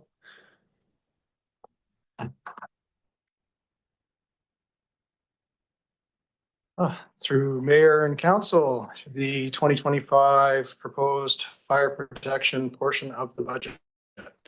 So the fire department ensures community safety through emergency and non-emergency responses, fire inspections, fire investigations, public education, and management of the emergency program. This is achieved through a composite fire service model consisting of 8 full-time staff, 55 paid on-call volunteer firefighters, and 11 recruit firefighters. Council's 2025 strategic priorities for the fire department include advancing the long-term full-time staffing plan, enhancing capacity for emergency planning and local response, and continuing progress on construction of a satellite fire station in East Courtenay. The 2025 operating budget includes increases of $25,200 for inflation, $181,000 for service level impacts, $67,000 for growth, $69,000 for one-time items, and a $5,000 carry-forward item for a misting station. The proposed gross operating budget is $3,412,400. However, after accounting anticipated departmental revenues of $757,400 and the removal of the $202,000 Comox Valley Emergency Program line item, the net fire protection operating budget totals $2,655,000. Key cost drivers will be discussed in the next slides. Firefighting equipment. This cost driver reflects a necessary increase of $43,400 to account for inflation, critical equipment replacement and growth, and $40,000 in one-time purchases. Our turnout gear replacement. So turnout gear is the protective equipment worn by firefighters during emergencies, and it must be regularly replaced to comply with safety standards and ensure the gear remains effective. This year, we are increasing our annual gear replacement quantity from 14 sets to 16 sets. This adjustment accommodates our growing workforce, maintains an inventory of spare gear, and ensures all personnel have access to reliable, compliant equipment. We're also replacing our thermal imaging cameras. So our thermal imaging cameras are essential tools for locating individuals in smoke-filled environments and detecting fire hotspots during overhaul. As the existing units reach their end of service life, we're replacing the outdated models with reliable technology. Consumable items, we go through quite a few of those throughout the year, such as fire hose, firefighting foam, a number of things. They all experience wear and tear based on the type of conditions they're exposed to, as well as being used up through the course of firefighting. So there's that cost. And we're also doing a one-time purchase of some portable radios. So our portable radios that we use to communicate on the fire ground have reached their end of life and have deteriorated from frequent use in harsh conditions. And we've also had a problem sourcing out replacement parts for the equipment that we have. So it's making repairing them increasingly costly and difficult to do. For fire training, recent changes to the first responder medical licensing requirements necessitate a one-time expenditure of $16,000 to provide essential training courses to our members. These courses will ensure compliance with the updated standards and cover critical skills such as blood pressure management, blood oxygen and glucose level monitoring, wound packing, pelvic binding, nasal airway management, and the administration of medications such as epinephrine, aspirin, and glucagon. Up until 2025, the fire service at the level of first aid that we provide did not have to administer these protocols or interventions, if you will. It wasn't part of our licensing, now it is. So we're having to train up our volunteers and do that outside of a regular training schedule, which is why we have this one-time cost. To prepare for the East Side Courtenay Fire Station opening in 27, we plan to increase membership by 5 firefighters, and they'll be volunteer firefighters. This step will ensure adequate staffing levels to meet the operational demands of the new fire hall. The associated costs totaling $101,000 reflect compensation for training, participation in emergency responses, and standby duties. This investment not only supports the fire department's readiness, but also aligns with a long-term volunteer member staffing plan to provide fire protection and emergency response capabilities for the growing needs of East Courtenay. Casual work program. The casual work the casual work program depends on the day. It could be a problem, but yes, it's staffed by volunteer firefighters Monday to Friday from 8 in the morning until 4:30 in the afternoon. It enhances our department's operational efficiency by enabling faster response times to emergency incidents. It also develops the firefighter skills and strengthens the department's overall capabilities through active participation in daytime operations. Additionally, the program provides holiday coverage for full-time staff. It also allows them to focus on fire inspections and fire safety and preparedness initiatives. Adding a second casual position will result in a total operating budget impact of $80,000.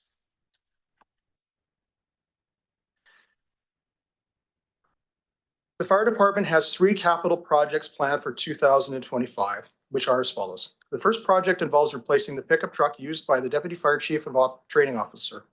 This vehicle is essential for transporting materials and equipment to and from fire scenes in the training grounds, responding to incidents, and carrying out administrative duties.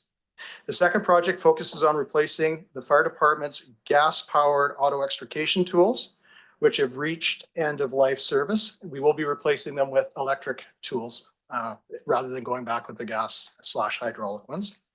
And the third project is to the purchase and installation of misting stations. This is a placeholder at this time because the Comox Valley Emergency the Comox Valley Emergency Management Team has applied for a grant to fund this initiative, and we anticipate securing these funds before the summer months. Should the application be unsuccessful, we will proceed with purchasing the misting stations as we've had this identified as a need in the community through recent heat events. And that's all that I have. I'm open to questions. Excellent. Thanks very much for that. We'll start with Councillor Frisch. Yeah, thanks, Mayor. Quick question. You mentioned a pickup truck, and I might have missed it. You said that needs to be replaced because it's worn out or it's getting old or All of the above. Yeah, you wouldn't want to break down on the way to a fire, I imagine. It's yes, you don't want to do that, but operationally, that truck is used quite a bit to haul things from our current location across the street to the training ground, to haul props, lumber for building props, foam, a whole bunch of things. It is the only true pickup truck that we have right now. So replacing it does meet a need that we have. Generally, we keep our vehicles for 8 years, and this will be hitting the 8th year of service in the department. Okay, well, that's fair.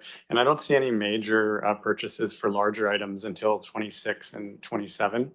So you're smiling big there. There's $945,000 and 1.2 million. I imagine that's those are, well, it says right there, light vehicles and pumper trucks.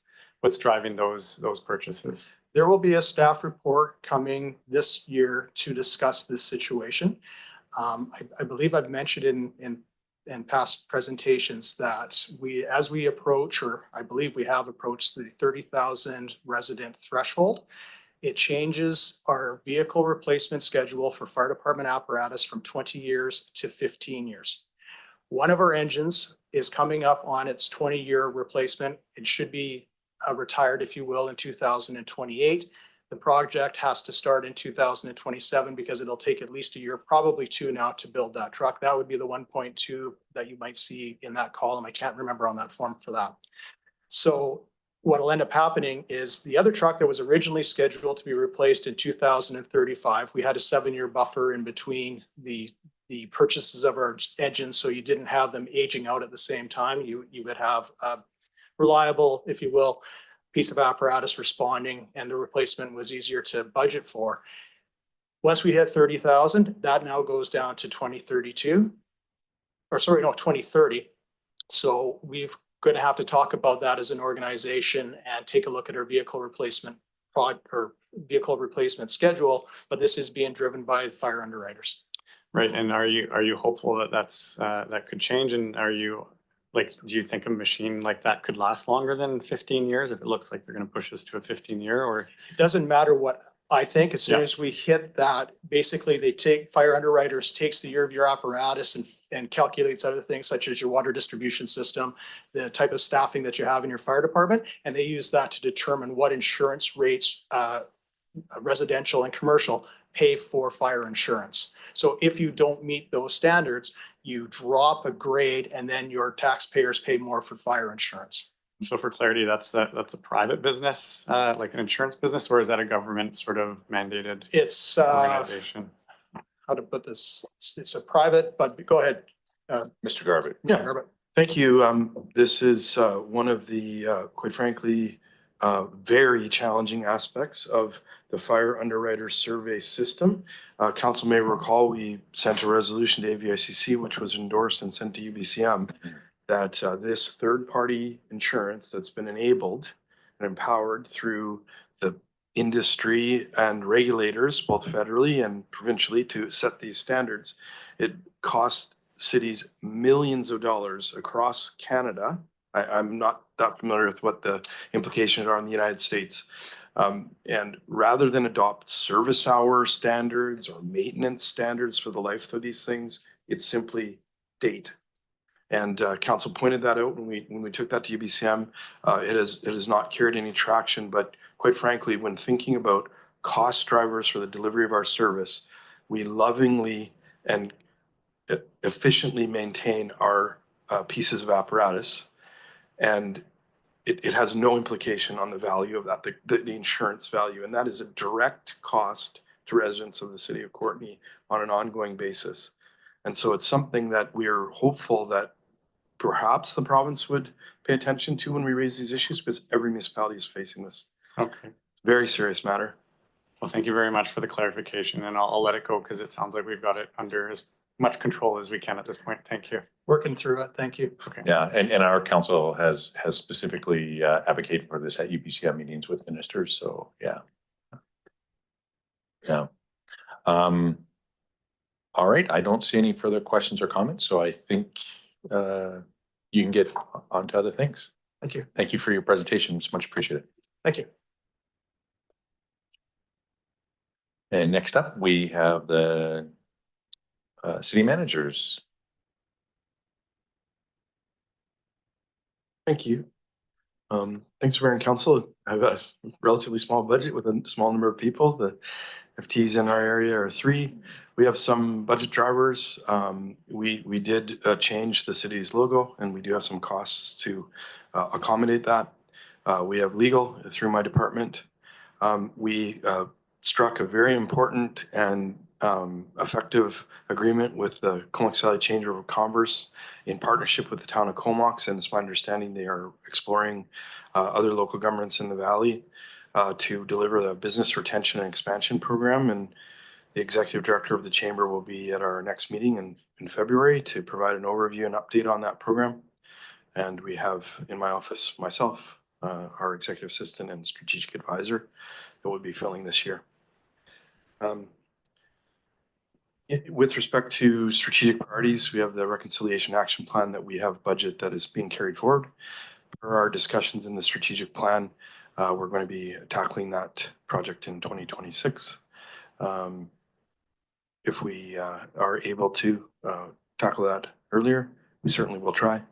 But as discussed with council during the strategic plan discussions, engagement with our principal First Nation is very important. And at this point, they have a lot of important items that are in front of them. As I said, if that situation changes and we have the opportunity, I would very much, I know that council is very interested, as are your staff, to proceed on that earlier. I'm available for any questions. Excellent. Thanks for that. And Councillor Frisch. Just a quick recap for me under strategic land acquisitions. Is that mainly what we've been doing over the last few months? I know we have a few buildings that we've already purchased. Would that be the sum of that? I guess without being able to go into too deeply on some issues, I suppose future ones. Yes, that involves property acquisition. And then another strategic priority that's run out of the city manager's office is our strategic land acquisition program. And that work is beginning. I distributed to council a little bit of information on our inventory, which is being updated, as well as work that we're going to do to look at what we need, what we have now, and what we need going forward to deliver services in the city. Okay, thanks. Thanks. Thanks, Councillor Frisch and Councillor Cole Hamilton. Thanks, Mayor, and thanks, City Manager. I just wanted to ask a quick question about the executive assistant, the strategic advisor, which then filled. Is the figure that I see in the carry forward, is that a full year salary for that that position? Given that there's obviously unfilled still, and we're at the end of January. It is, and Okay. we had a former. We've adjusted the level of that position to bring it more into an action-oriented working level position. The previous position was at actually, I would say, almost above our directors in terms of remuneration, but it's a worker person to assist to deliver and support council's initiatives, EBCM, AVICC, engage with municipalities locally as well as the provincial and federal governments. And we have used those funds to support work and professional fees and studies, but in specific discussions with council, we need that probably person support to move forward in an advocacy role. They have a somewhat similar position with the CVRD, and it's been, I think, extremely effective. And so revisioning the role of that position inside our organization will help the directors and council move forward on those really important items and assist me with that. Okay, thank you. Just, I guess my question, thank you, was in terms of looking at it's a new position. It's already been budgeted, but it's a new position in the sense that it's not currently filled. Is throughout the budget, are we looking at with new positions at budgeting a full year, given that obviously like we're into the year at this point? I guess that's what I was trying to ask about. This is a full year's worth of salary for and benefits for that position, I take it. Thank you. Sorry for going off on the wrong tangent. Okay. We have been using that budgeted money at that amount for the past 3 years to fund things. So we are proposing it at 100% because we've been utilizing it professional fees. But if council wanted for us to take a similar approach to new position and budget it at 50%, we can do that. If you think that's a realistic estimate of likely expenditures, then certainly that makes sense to me. Thanks. Thanks, Councillor Cole Hamilton. And I don't see any further questions on this one, so we can move on to the next item. Development services. So Ms. Wade,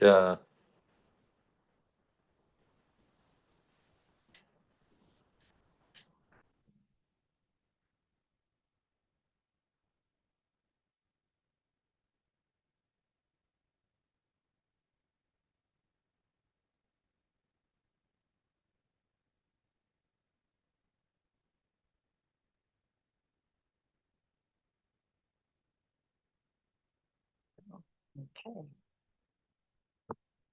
Good evening, Mayor and Council. Thanks very much for having me today. It's been an exciting time in the development services world over the last year. We are a team of 18, usually. We are down a few bodies. We are responsible for building services and business licensing, current planning, long-range planning, and subdivision. Currently, we are seeking 2 positions, one for a planning tech, one for a planning 2.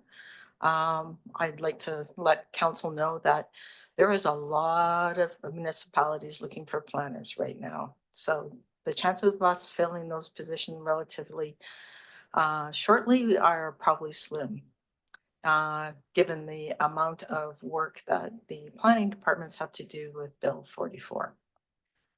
So as we move forward with our capacity and resources in our department, we will look to using some of our funds for doing specific contracts with people that will help us move through our capacity, particularly right now, focusing on subdivision and capacity modeling and other issues we need to support the growth management issues we have before us and what we have to deal with to meet our provincial obligations.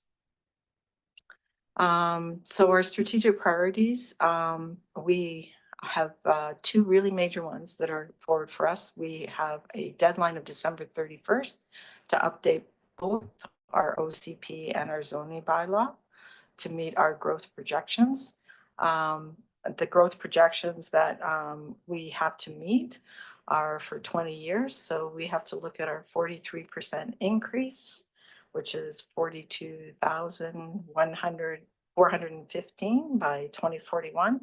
And that is 10 years earlier in population growth than was projected in the OCP adopted in 2022. This is generating a huge amount of work in regards to understanding how we support that growth.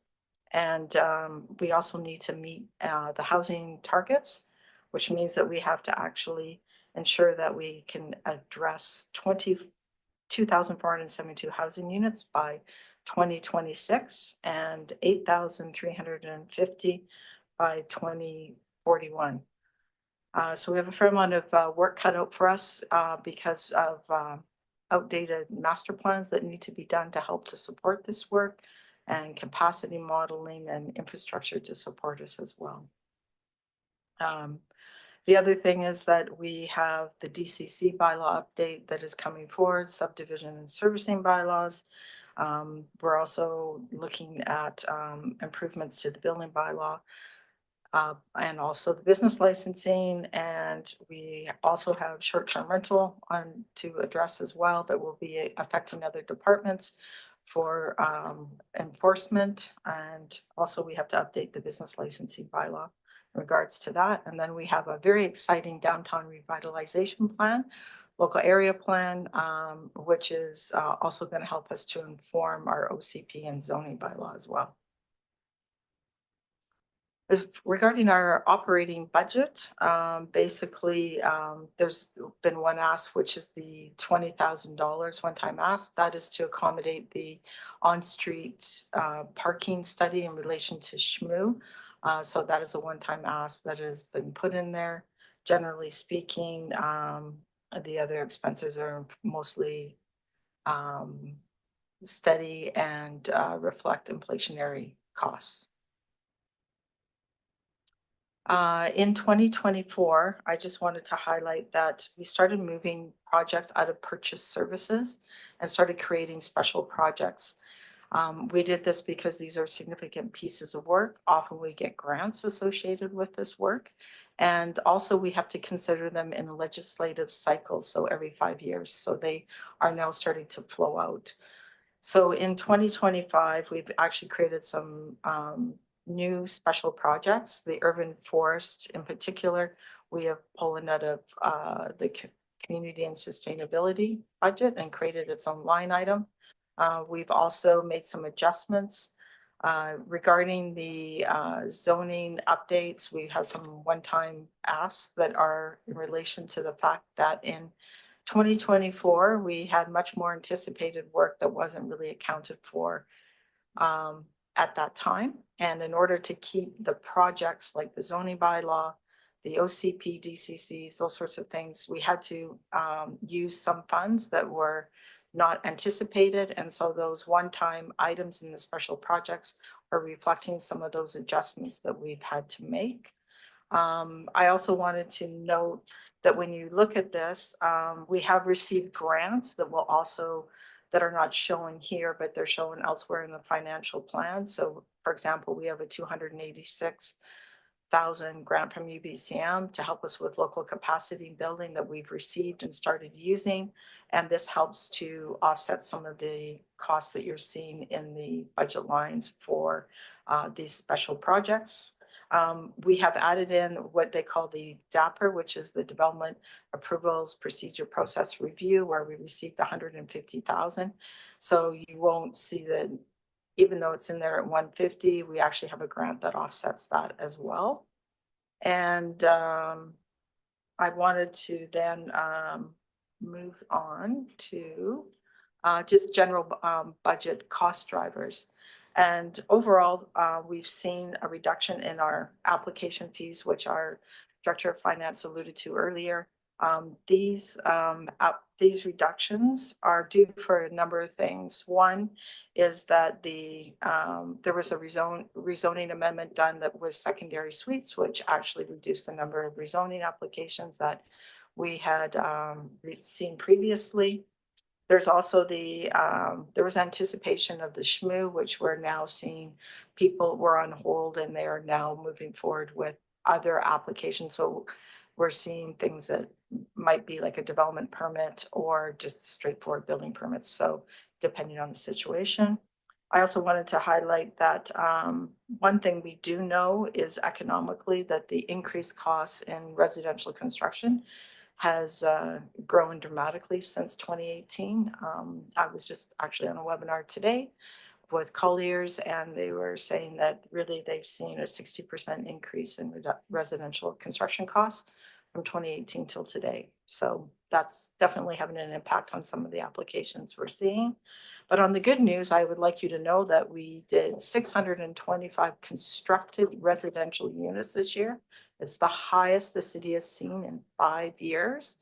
So that is amazing, and that there's been a real change in the market type. So we're seeing a real decrease in the number of single residential dwellings over the last 5 years and a large increase in multifamily. So really meeting the OCP priorities and targets. So we're really seeing that shift.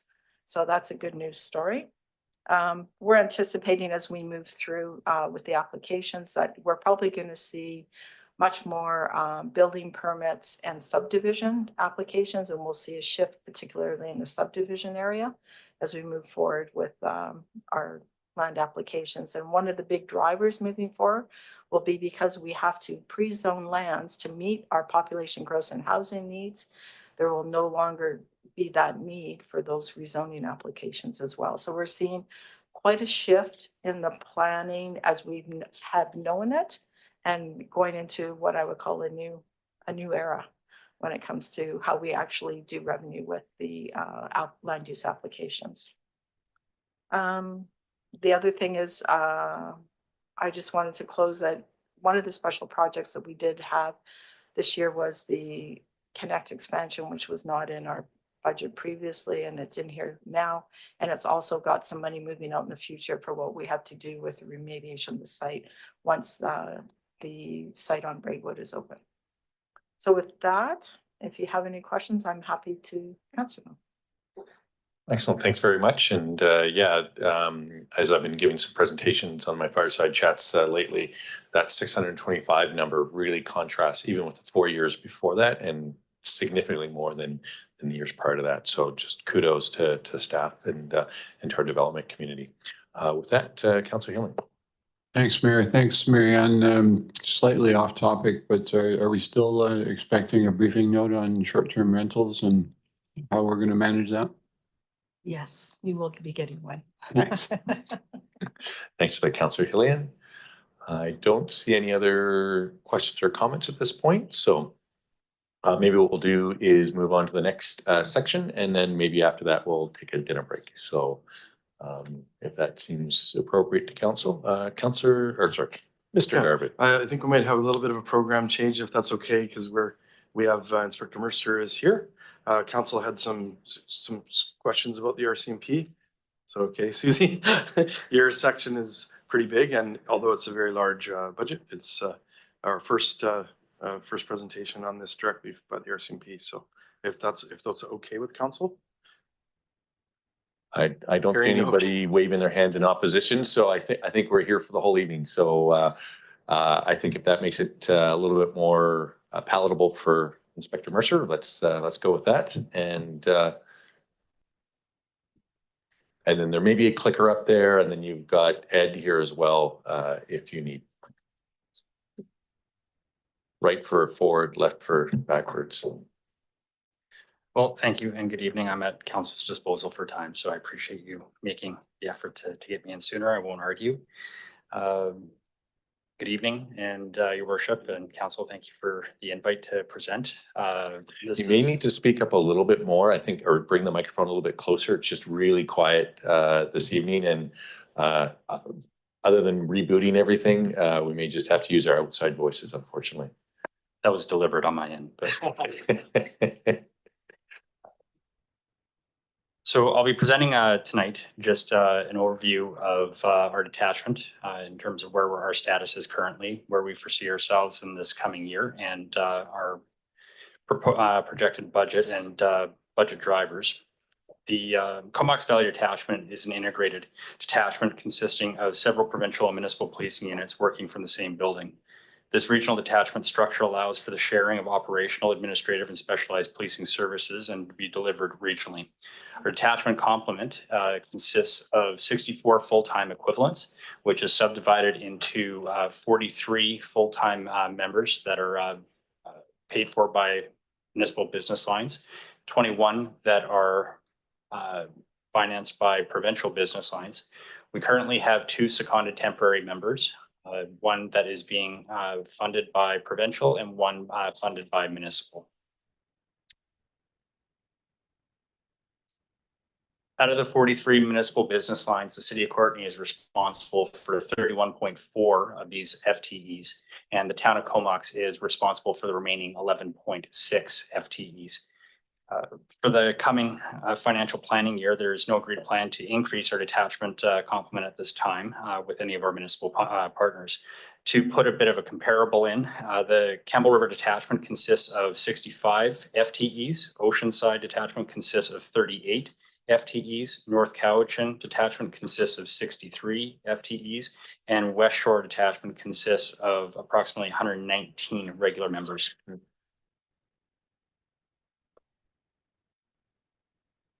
There are 3 policing service agreements that allow the RCMP to provide policing in British Columbia. The first is the Provincial Police Service Agreement, the PPSA. Another is the Municipal Service Agreement, which is the MPSA. And the third is the Municipal Police Unit Agreement, the MPUA. In 2012, these police service agreements were assigned committee contract policing to the province of British Columbia until 2032.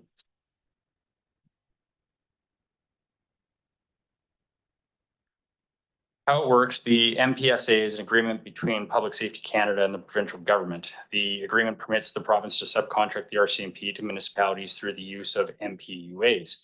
The MPUA is a bilateral agreement between the province and individual municipalities. The agreement outlines a number of operating duties and requirements to be undertaken by the detachment commander and municipality or the mayor who is contracting the policing services. In a nutshell, the NPSA is a contract between the federal government and the province, while the MPUA is a contract between the province and you, the municipality. As of September 2022, there are 80 municipalities in British Columbia responsible for providing policing services within their municipal boundaries.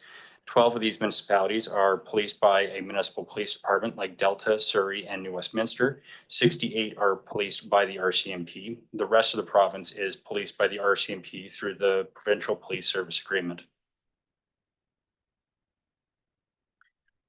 Under the BC Police Act, Section 15, municipalities must bear the expenses necessary to maintain law and order in a municipality. Municipalities with a population over 5,000 persons must provide policing either through their own municipal police force at 100% cost, an agreement with the province for RCMP policing services at a cost share, or an agreement with another municipal department.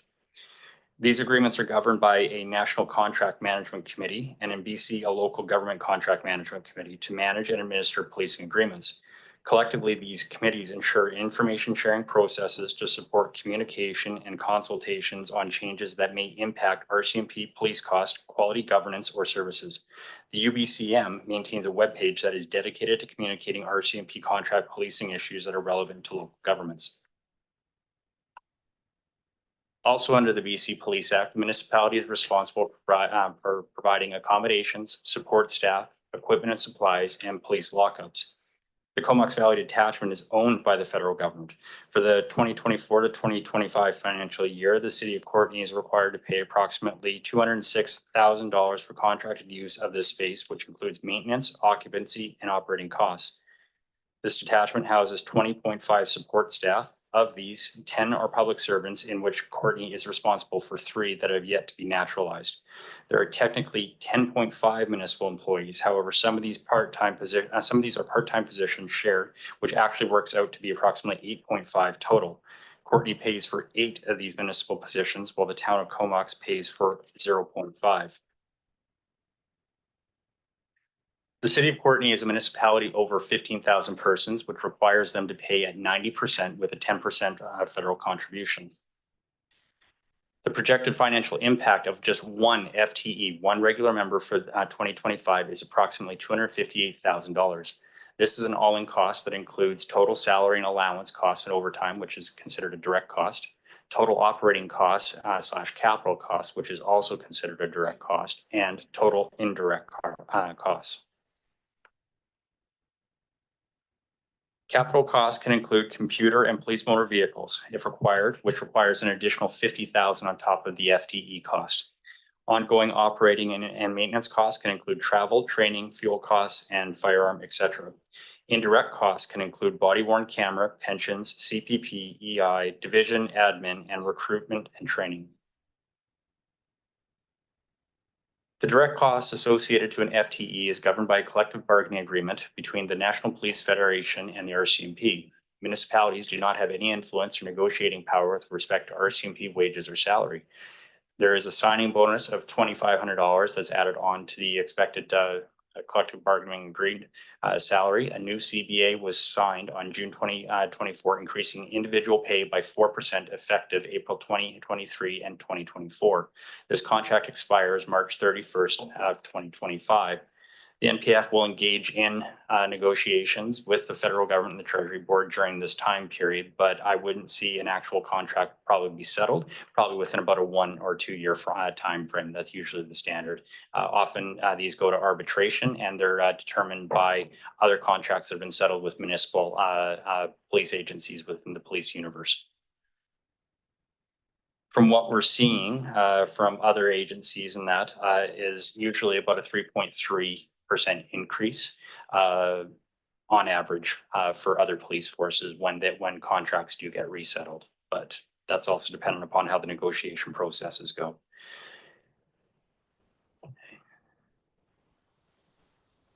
The indirect costs associated to a full-time equivalent police equipment are procured at a federal level, protected by legislation such as the Canada Labour Code, and are non-negotiable. These indirect costs can have a significant impact on a municipal budget if not properly planned for.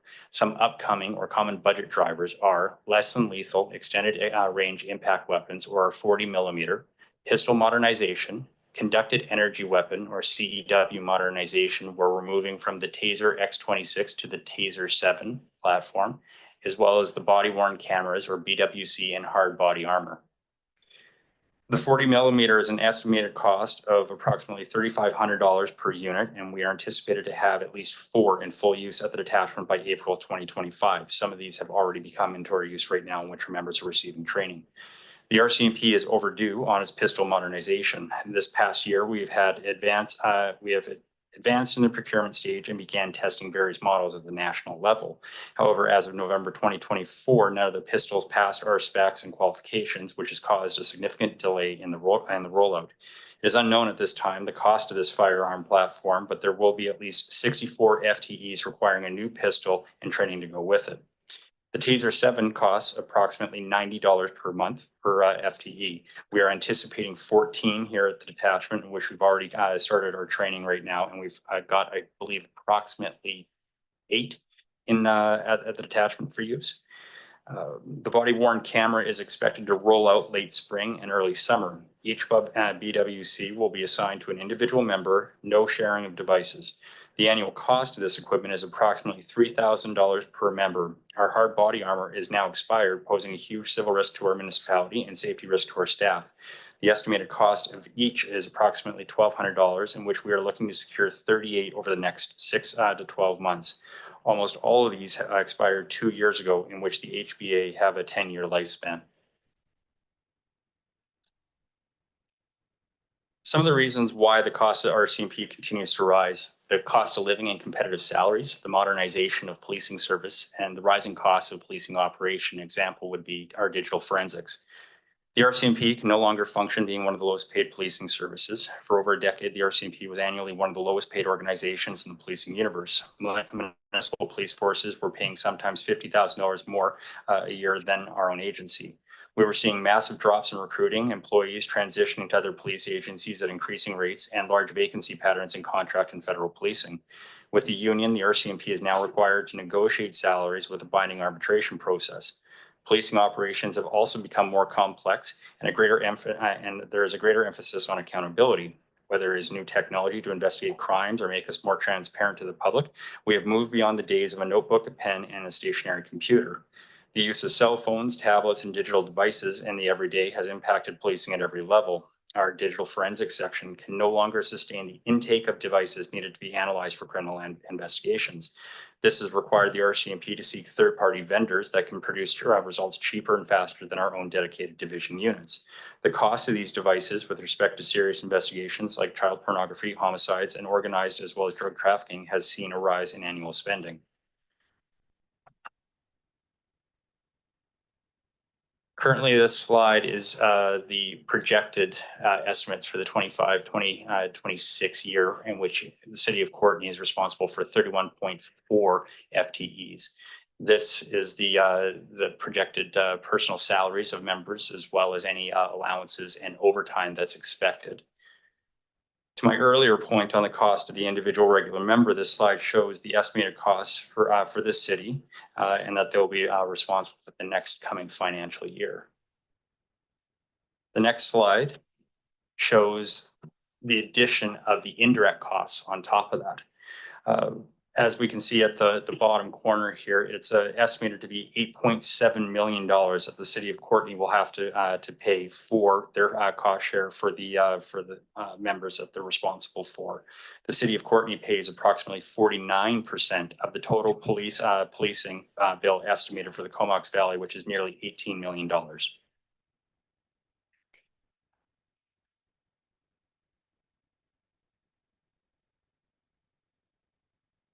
Adam, if you might have to provide on this slide here. This is one that you provided to me from the municipality.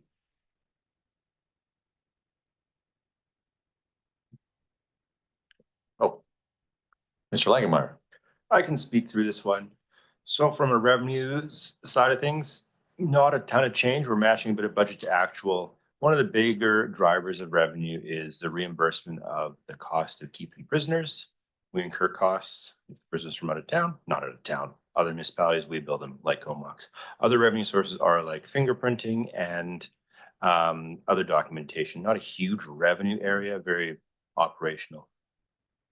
Where the big piece is in that contracted services line, and you did notice that there is a difference from what was just quoted in our share.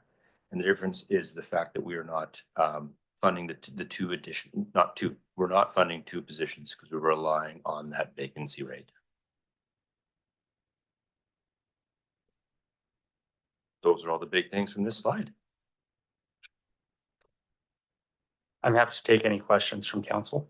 Excellent. Thanks very much. And maybe just because we talked about those two vacancies, and that's the question that's probably, you know, those anticipatory things of, do we expect to get to that full complement? Because your slide said that there is an expectation that we might get there. So It's always the hope, and that's the goal that we try and achieve, to get our members back from long-term ODS. After a 30-day period, a member is put onto long-term ODS, which is taken off of the city's collator or the cost center, in which you're no longer contributing to that member's salary. We have hit a bit of a bump in which we have a couple more members that have become long-term ODS, but we're working concertedly with our health services officer as well as them to get them back into the field. I can say anecdotally from previous detachments that I've worked in, it's very difficult to get a full detachment at full strength.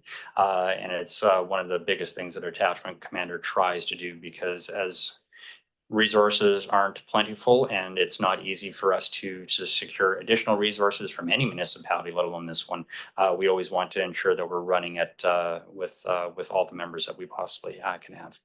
excellent. Thanks for the clarity on that. And we probably ask that almost every year, so much appreciated. Councillor Jolicoeur. Thanks, Mayor. And just to say thank you for coming today. I think this is a first, at least that I've seen, of going in this level of depth on our RCMP budgets. I really appreciate that. Another layer of accountability for us to be able to talk about this kind of stuff in public. I do have a few questions of clarification of the budget. Under personnel, other payroll items, that was, I think, the largest increase. And there's at the bottom, it says other payroll items include acting pay and reservists, and it's a 50.8% increase. So just wondering if you can speak to that. Sure. So in terms of like reservists, those are, I can speak what they are first of all before I address your question. The reservists are typically retired members that have been hired back in a reserve capacity. They work as many hours as they want. They're not really contracted specifically to the detachment, but if they're in the reserve program and if their money has been secured for them, they also add to our detachment complement as well. The 50% increase for this. I'm just looking at you're looking at the line that says CE. Is under payroll. This was from the budget that we pre-approved in the summer. Right. So there might be more line items below payroll for staffing personnel. And the number, the estimate is 215,000. Is that correct? Yeah. I don't have a reason why it's increased as much as what it has, because unless we got a couple more reservists, but since I've been here since July, our reservist has been halved. So we used to have 2, now we have 1. So that's something that I can follow up on to understand. And if it is something that's going to be changed for the projected, it's only fair that I make that number accountable to this council. Thanks. Do you have, see other lights, but I have other clarification questions. Carry on. Okay. Police dog service training. I was under the impression we no longer had that service in the Comox Valley. I see that we weren't funding it in 22 to 24, but we did this past year and we are. So is this a new service in the Comox Valley? It is actually. So we originally had one provincial resource for dogs here. This actually, as of January 11th, we have a municipal paid police dog member that is currently here now, Chris Johnson, who has come in from the Lower Mainland. So now we have two police dog services. This Chris Johnson is purely paid by the municipality of Courtenay. So you will be paying his full salary as well as any training and equipment needs for his service dog. This is something that we haven't had in the past. I believe it's almost been 10 years from my understanding since the last time there was a police service dog here. So it's a welcome addition at our detachment, but he works for this city. Great. And the last clarification question, you had a slide on it, which was, I think this was one of the other largest increases from last year, which was the items that your officers use. Particularly, I'm curious if you can speak to the extended range. If we can go back to that slide, I think you mentioned we're planning to purchase 4. Yes.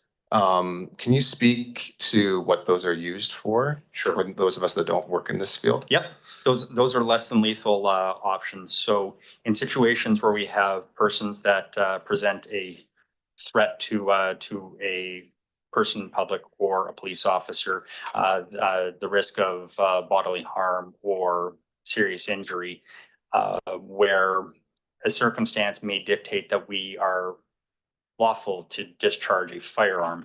This gives us an option to have lethal overwatch in a scenario where someone presents a risk to someone's life, where we may transition with another member who's trained on a less than lethal platform to fire a sock round that will, the impact should cause a behavior change, whether it's the dropping of a weapon, a compliance. There's very strict parameters as to when we would utilize this training. This isn't something, if someone was resisting arrest, we'd just pop off around to get them to comply. It needs to meet a very high risk threshold for us to utilize this, and it requires specific training. CPS uses an Arwin, which is very much well the equivalent of a 40 mil round, in the sense that it's like almost like a Nerf sort of high impact sponge. It does have the ability to cause bruising in certain situations, but where it's aimed on a specific person is, again, through its training, it's localized to areas that will produce the least amount of injury to that individual, but will gain compliance in those high risk scenarios. Excellent. Thanks for that. And Councillor Frisch. Yeah, thanks, Mayor, and thanks, Inspector Mercer. Very detailed. I appreciate it. Just to follow up on the reservist, is that did they do all the same duties as a regular member, or can they? Yes, they can do the same duties as a regular member. Our reservists that we've utilized here, we have utilized them in a traffic component. So municipal traffic, we've utilized them because that's what that person's previous job experience typically was specialized towards. Currently, we have John Stein, who was the staff sergeant of West Coast Marine Detachment. So he operates all of our marine platforms for us. So if we need to go up to Hornby, or if we need to go to Denman, if we need to utilize anything along the coastline or anything like that, he maintains our fleet, he runs our fleet, and because we could use them for paperwork, but it would be a completely wasted resource with that respect. So when we choose our reservists, we typically try to choose something that's going to enhance our detachment rather than just fill in for someone that does general duty policing, which is not a knock against general duty policing, but we try to evaluate the persons that are coming into our area as to how we can best utilize them so it enhances our service delivery to the communities.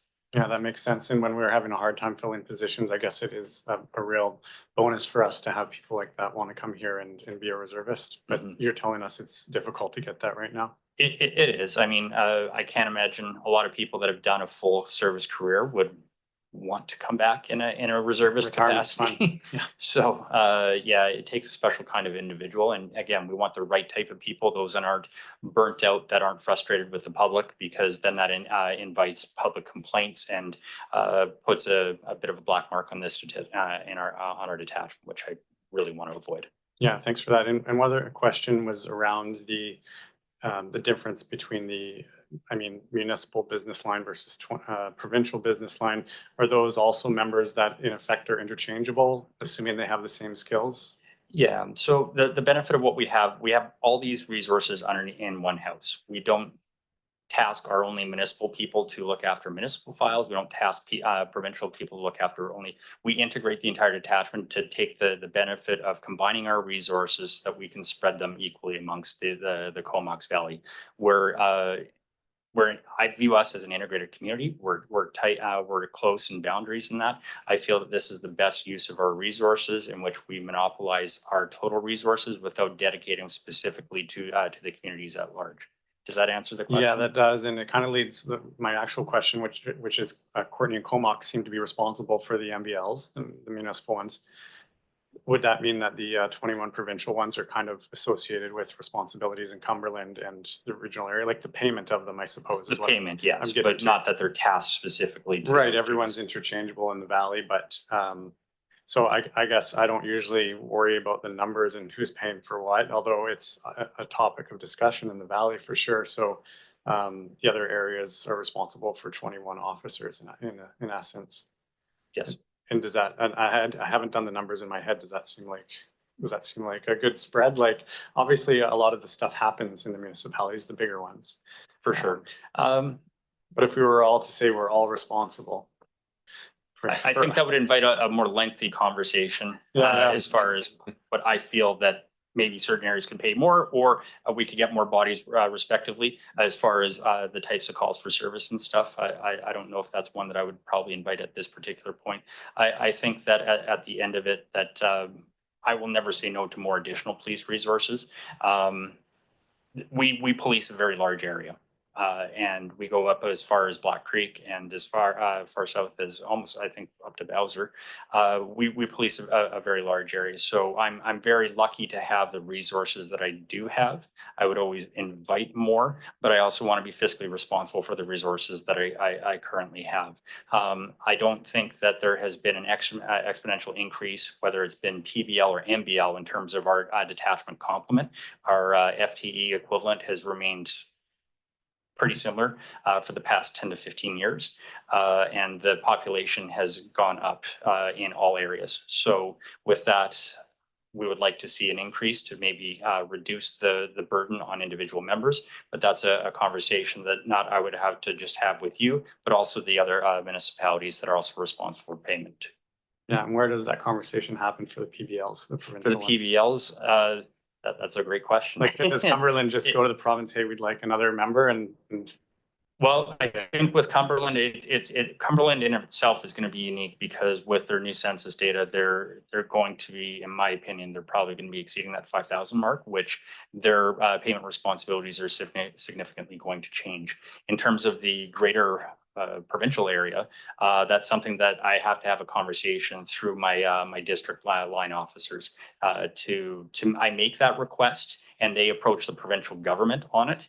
But it's a negotiation that's at a higher level. I can make the best case possible for it, but it also depends upon available financial resources and where we rate in terms of priority within the province, because every area, I'm sure, is screaming for their own provincial resources as well. Yeah. And in essence, it doesn't lie with a politician, municipally or regionally elected, is what you're saying. It's I would say that they have significant influence in terms of getting those resources. The conversations, I would still engage with those respective municipalities to gain their letter of support for it, and I think that would carry sway and weight with the province. But I'm also new to this game, so I'm also trying to learn the rules behind it as well. Thanks for the insight. And Mr. Garvey had a comment as well. Thank you. Through the mayor, I don't want to extend this conversation, but um, Inspector Mercer and the three municipal CAOs are talking. Inspector Mercer is going to kind of do an RCMP 101 later in the spring in the same kind of elected officials format that the CVRD runs. And I think bringing together elected officials to understand what the RCMP does is very important. Recently retired Island Inspector Carfenton hosted an event in Nanaimo that was very broad about like every aspect of RCMP service on the island. That won't be the purpose, but we'll be bringing together just to talk about that, and perhaps that kind of conversation about what's happening will occur. And both municipalities, Comox and Cumberland, are making preparations for Cumberland reaching the 30% threshold and Comox joining us in the 90% club. So those are also very significant items. So just stay tuned for that. Excellent. I don't see any further questions. So again, great thanks for coming out and articulating some of these things here. And also just to recognize, I've seen you out in the community quite a lot, including the Citizens on Patrol AGM on Sunday. And just it's great to see you out there. And I'll maybe give a plug for them as well as people who are out there trying to make our community safer, and great to see you engaging with all these organizations. Thank you. All right, and with that, we will take a dinner break and then we'll come back to Rec, Culture and Community Services. Oh, let's say 6:45. Keep it to 20 minutes.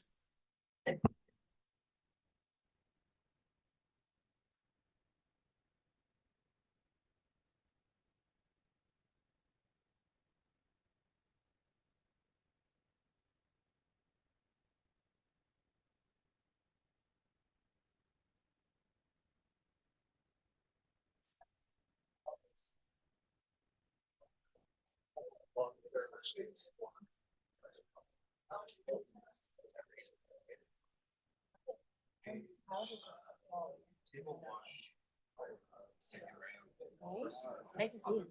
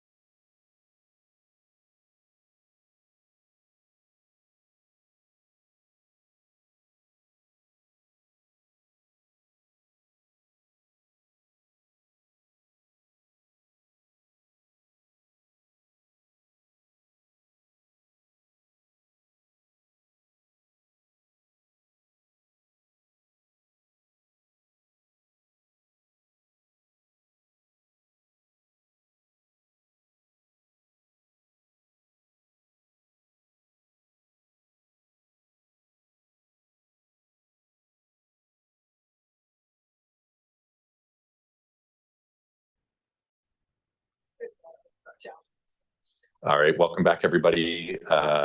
And we'll pass it on. We're going to move into Recreation, Culture, and Community Services.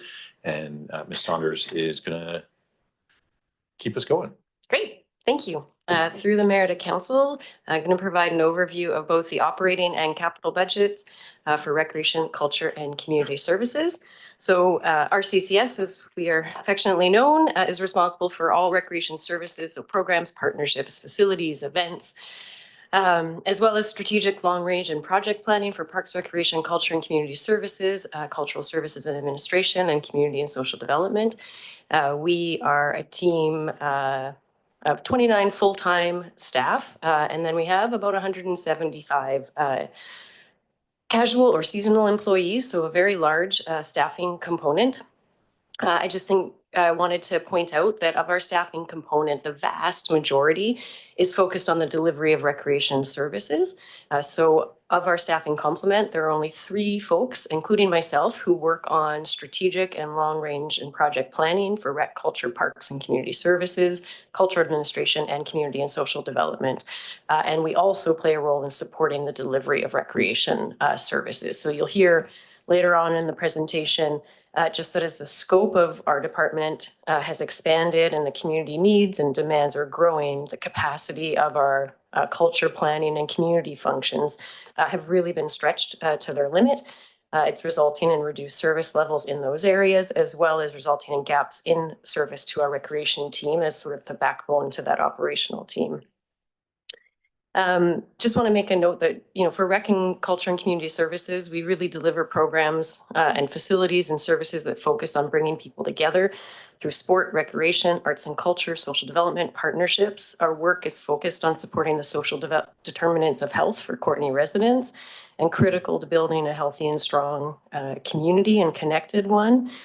Want to kind of highlight the breadth of work that we do. We don't often get the chance to do this, but it includes everything from essential services such as childcare and emergency response through warming centers and cooling centers, obviously leisure, recreation, and sport that cross the lifetime and address not only physical health and wellness, but also the senses of belonging and addressing isolation, arts, culture, and community events that support the vibrancy and connectivity of our city, and social development and partnerships that are addressing issues like gender equity, substance use, food security, and youth development. So just going to spend a moment here to give an overview of recreation. As the mayor alluded to earlier, recreation saw over 209,000 visits in 2024, which is a record-breaking year. You can see on the chart that we are experiencing growth really ever since 2023. On almost every area, we're exceeding our 2019 numbers, which was the previous highest number of participation that we'd seen. We saw 69% more pool visitors in 2024, along with 200 more kids in swimming lessons. We had over 3,000 children and youth registered in camps, the largest camp offering in the Comox Valley, and we still had over 200 children on wait lists. And through Recreation Access and the LEAP program, the city provided approximately $70,000 in financial assistance to those who couldn't otherwise afford to participate in recreation. And I just want to note that this number of over 200,000 visits doesn't include the thousands of children and youth and seniors served through park bookings and the Evergreen Club, nor does it account for the thousands of people that go through our facilities 365 days a year. So last year, we hosted 11,800 hours of rental bookings indoor and over 16,000 hours of rental bookings outdoors. Courtenay is an active and engaged community, and we're extremely grateful the community continues to choose to come to Courtenay Recreation day after day. It also reflects the context that we're working in for recreation and the significant growth in demand. And obviously that has a connection to the resources that are required to be able to meet those community needs. So to give an overview of our 2025 strategic priorities, you'll see that this is broken into recreation, cultural services, community services, as well as parks. I want to highlight first some of the items that have been carried forward from 2024. That includes the Philberg and Cultural Facilities Needs Assessments, the Community and Social Development Framework, which is underway and will continue in 2025, the Parks and Open Spaces Land Acquisition Strategy, which will be be done in conjunction with the city land acquisition strategy and is also being considered around through the work we're doing on DCCs and ACCs. Gender and menstrual equity is underway, and we will be coming to council shortly with a report. And the cultural strategic plan is almost complete. Council received a draft of it in the fall and will be presented to council shortly for final consideration. The 2025 priorities. A big and significant item here is the recreation strategic plan. So the Parks and Rec master plan was completed over 6 years ago. And with the growth and changes in our community, it's time to complete a strategic plan for recreation, which will inform the future of recreation services and also guide us around future facilities planning. We also have some priorities around updating risk management policies and recreation to address current system and policy gaps, facility rental policies to ensure safe and inclusive spaces and access to our spaces, the Memorial Bench program, and the continued implementation of the Parks and Rec master plan implementation through capital projects, mostly related to parks. Do want to recognize that a number of our priorities have experienced delays. And this is really just due to the capacity of the department. With the 3 of us that we have and the number of emerging issues over 2024, we really are constantly sort of reprioritizing and shifting priorities as we move through them.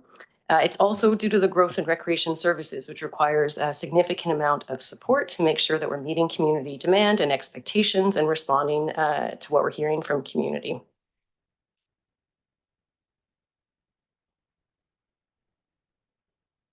Sorry, trying to change the slide.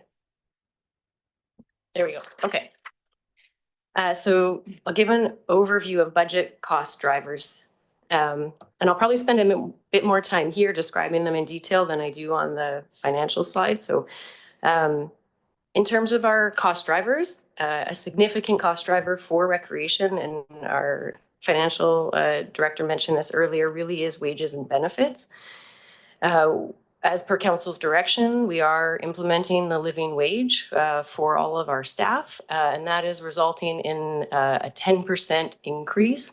And this is 2 years in a row, so it's 10% year over year for any staff who weren't previously earning the living wage. So as of in the 2024 budget, we implemented the living wage. This is our 2nd year, and it is a 10% increase year over year. It does start to impact our ability to recover costs through our programs and services, as we want to navigate the balance between increasing costs and increasing fees. So far, our fees have not kept pace with wage increases, so our net sort of contribution from recreation is decreasing year over year. We are constantly reviewing the program fee structure. We had fee increases last year, and our staff do an annual review of all of our program fees. We also have increased wages, specifically in our early childhood education programs and Cozy Corner. However, those are offset by provincial funds and grants that we are in receipt of. And the other inflation pieces, we are seeing an increase due to fee increases in our revenue. So it's approximately $90,000 for the year just related to fee increases. In terms of service level cost drivers, I'll speak to it in more detail, but the budget is proposing a culture and events coordinator. And this is to meet the existing needs and expectations within rec, culture, and community services, as well as centralized support for community special events, including the permitting and coordination of these events. In the budget is a request for $42,000 for adapted programs to support the Leisure Buddy program to ensure we can meet the need in the summer. We did have a wait list in the summer, as well as expand adapted programming to include children and youth year-round. Currently, our year-round programming is only adult-oriented. We did confirm that, so we had made a request also of the CVRD, but at the time of the creation of the financial plan, we had not heard a response from the CVRD. We're able to confirm that staff are recommending to the Rec Commission the funding of this $42,000. So if it is received by, if it is approved by the Rec Commission, then this would no longer be a request in the financial plan of the city. Community and social development includes a small operating budget of $25,000 a year to be able to just support the ongoing operations of that department. There is currently no operating budget for it. And what's in the financial plan currently is pool admissions, so an increase in revenue as we expected to have the return of admissions for the pool in 2025. as per your resolution earlier, then that'll now be funded by gaming.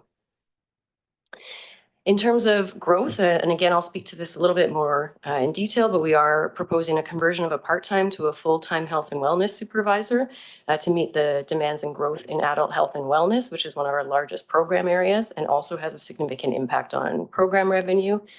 Our instructor costs are increasing to meet program demand, but these are offset by revenue.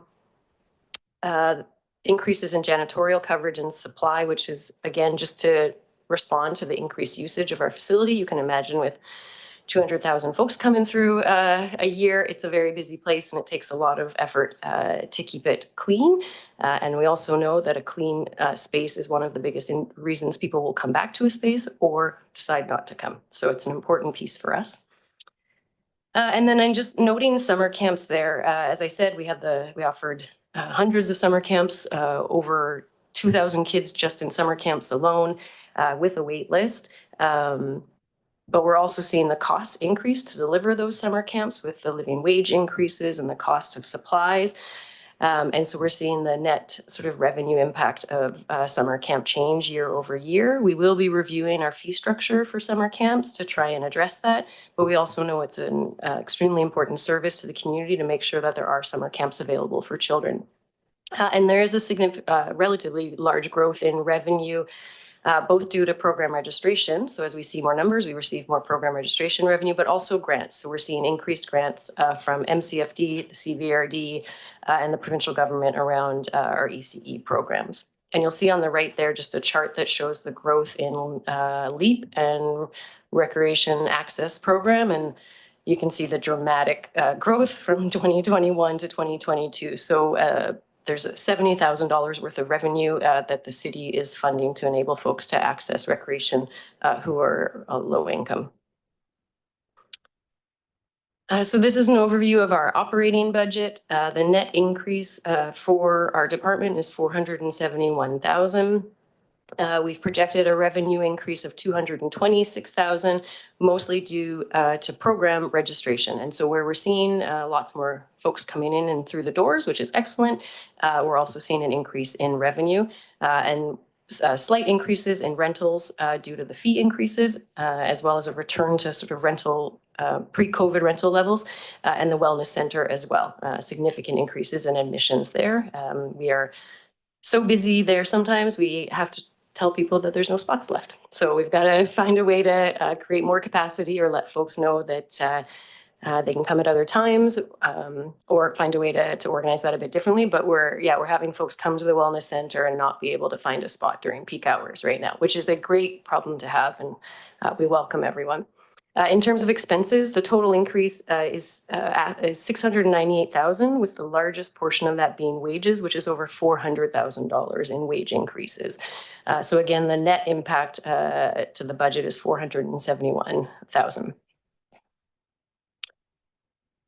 If we look specifically at revenues, we did our best to split up sort of the impact of growth versus inflation, but it can be a bit tricky to decipher exactly when it's inflation, so fee increases driving revenue growth, and when it's actual numbers of folks coming through. And so we're seeing growth in our program revenue, specifically in children's programs, significant numbers of kids coming to recreation programs, which is fantastic. The revenue increase in our adapted and inclusive programs is due to increased funding from the Ministry of Children and Family Development to support one-to-one workers. We're seeing increased revenue in summer, of course.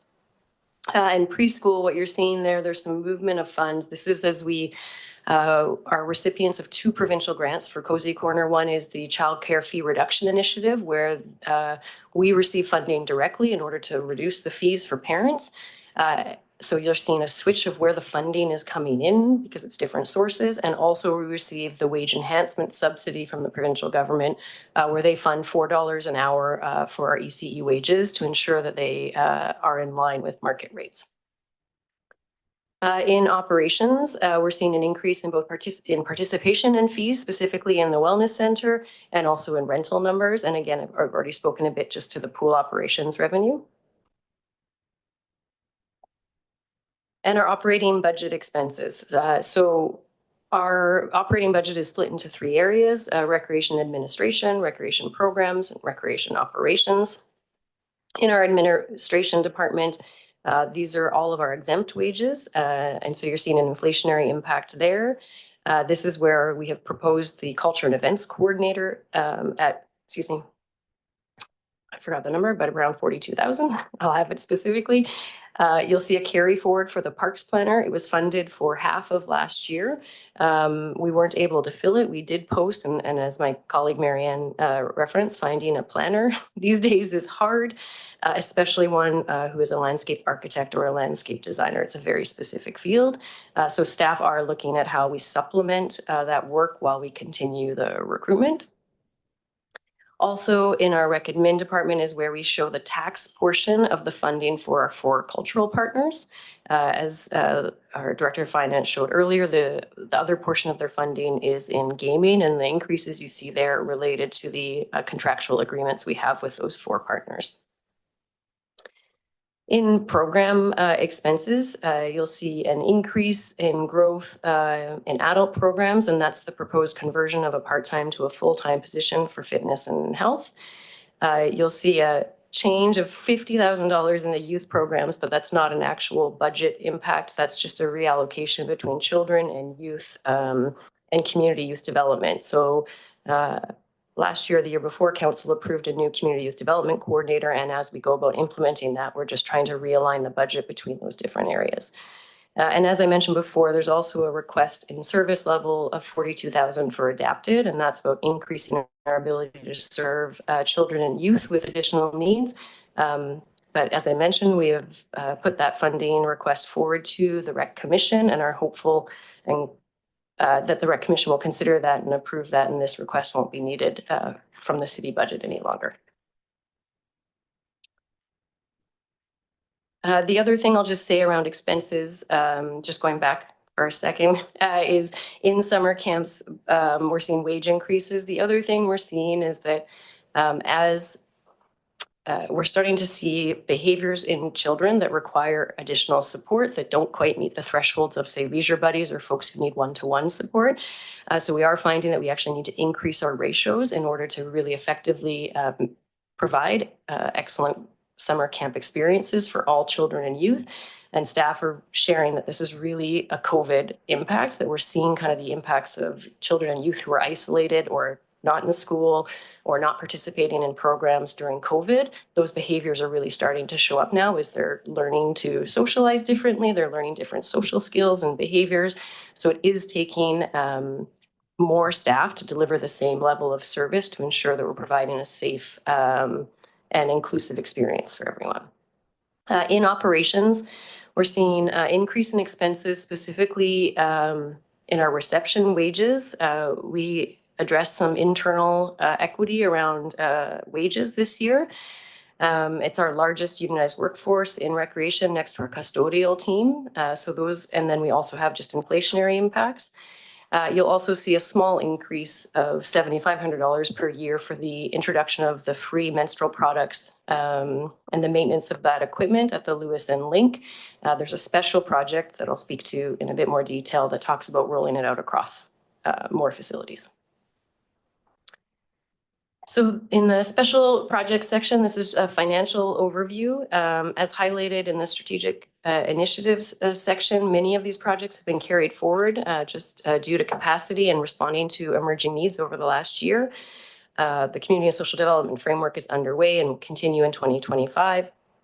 The Cultural Facilities Studies work, which is a long-standing item, that was first identified in the Cultural Services Review of 2019 and reinforced by the draft Cultural Strategic Plan.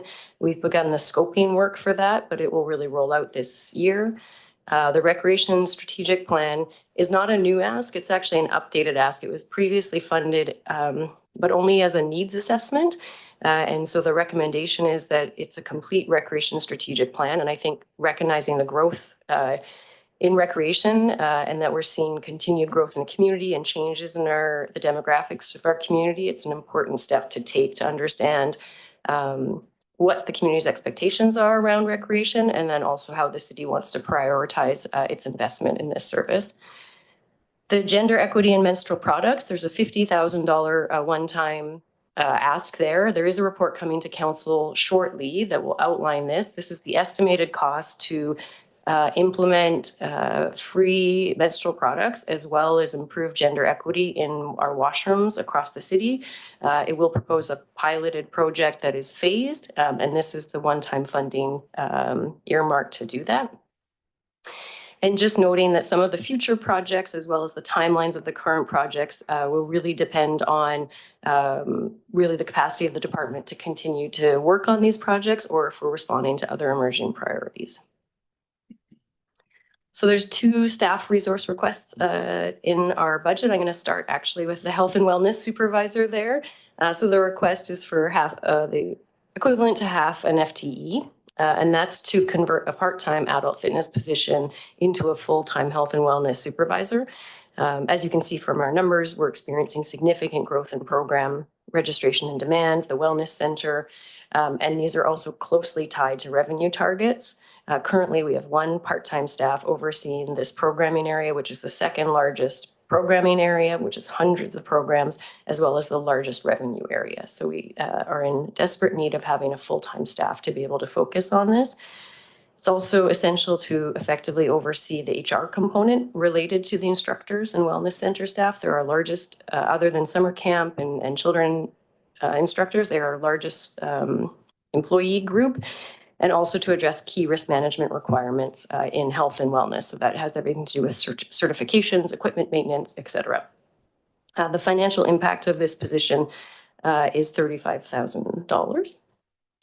And then just to speak in a little bit more depth about the culture and events coordinator, and I know just trying to provide a little bit more information on the rationale.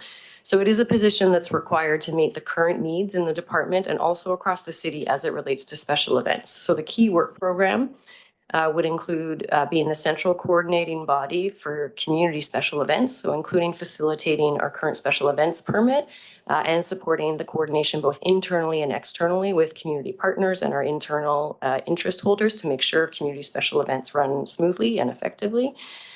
Cultural partnership and agreement oversight, and delivering on priorities that will enable the city to pursue alternative funding strategies, both regionally for the 4 cultural partners and also provincially and federally for facility requirements, where we know there is significant funding available, but without the planning work in place, our partners and ourselves are unable to access that funding. And advancing strategic priorities of council and the OCP, such as the public art policy, the special events and hosting policy, et cetera. Currently, there's about 0.4 of an FTE supporting culture in Courtenay, and that's about a quarter of the manager of recreation admin and 10% perhaps of my role. And noting that this is actually a decrease from the historical level of about 0.75 to 1 FTE. And this is really a result of the growth of the RCCS department, and the same number of staff supporting that area means we have less and less time to be able to commit to culture. In our research into similar sized communities, we're seeing that at a minimum, communities of our size have 1 FTE to a high of 4.5, and the average is at 2.5 FTE. So the ask is to add 1 FTE to support culture and events, which would bring us to a total of still under 1.5 FTE supporting this area. We are truly delivering the current cultural profile on sort of a shoestring budget and on the sides of our desks, and we are missing out on funding opportunities as well as the ability to advance key priorities related to the OCP, the Cultural Strategic Plan, and some of the Parks and Rec Master Plan strategies. I think that I'm just trying to see if there's anything else. I think I'll share too that in our engagement, following the draft cultural strategic plan, we've been doing further engagement with our partners, specifically with our 4 cultural partners, as well as our urban Indigenous partners. And we are hearing very clearly from our partners that a request for more capacity to work closely and build relationships with those organizations, especially as it relates to advancing reconciliation through arts and culture. The relationship work that needs to happen requires time and commitment, and currently our structure and our resources do not allow for that. And I just would reference to that the discussion regarding cultural services and the support the city provides is, although the request for the position is new, this was a part of the cultural services review in 2019. It was a recommendation from that plan. And as you saw in the draft cultural plan, it is a recommendation also in that plan. So it's something that has been contemplated for a number of years. And so staff are bringing it forward at this time. The proposed financial impact of the position is $43,000, which is for half a year, and then it would be for a full year following. Now switching to capital projects. You'll see capital projects for recreation, culture, and parks split over recreation and this group, as well as engineering and operations. So I'll speak specifically to the things that recreation is leading directly, but you'll see those other projects pop up in my colleagues' presentations. And our focus really is on the implementation of the Parks and Rec Master Plan according to the implementation strategy that Council adopted. So our major projects for 2025, almost all of which are funded by the Growing Communities Fund, I'll get into specifics a bit more, is the Harmston Park Plan and Design, and we are coordinating with Development Services to incorporate that to a degree with the Downtown Harmston Local Area Plan process that's underway.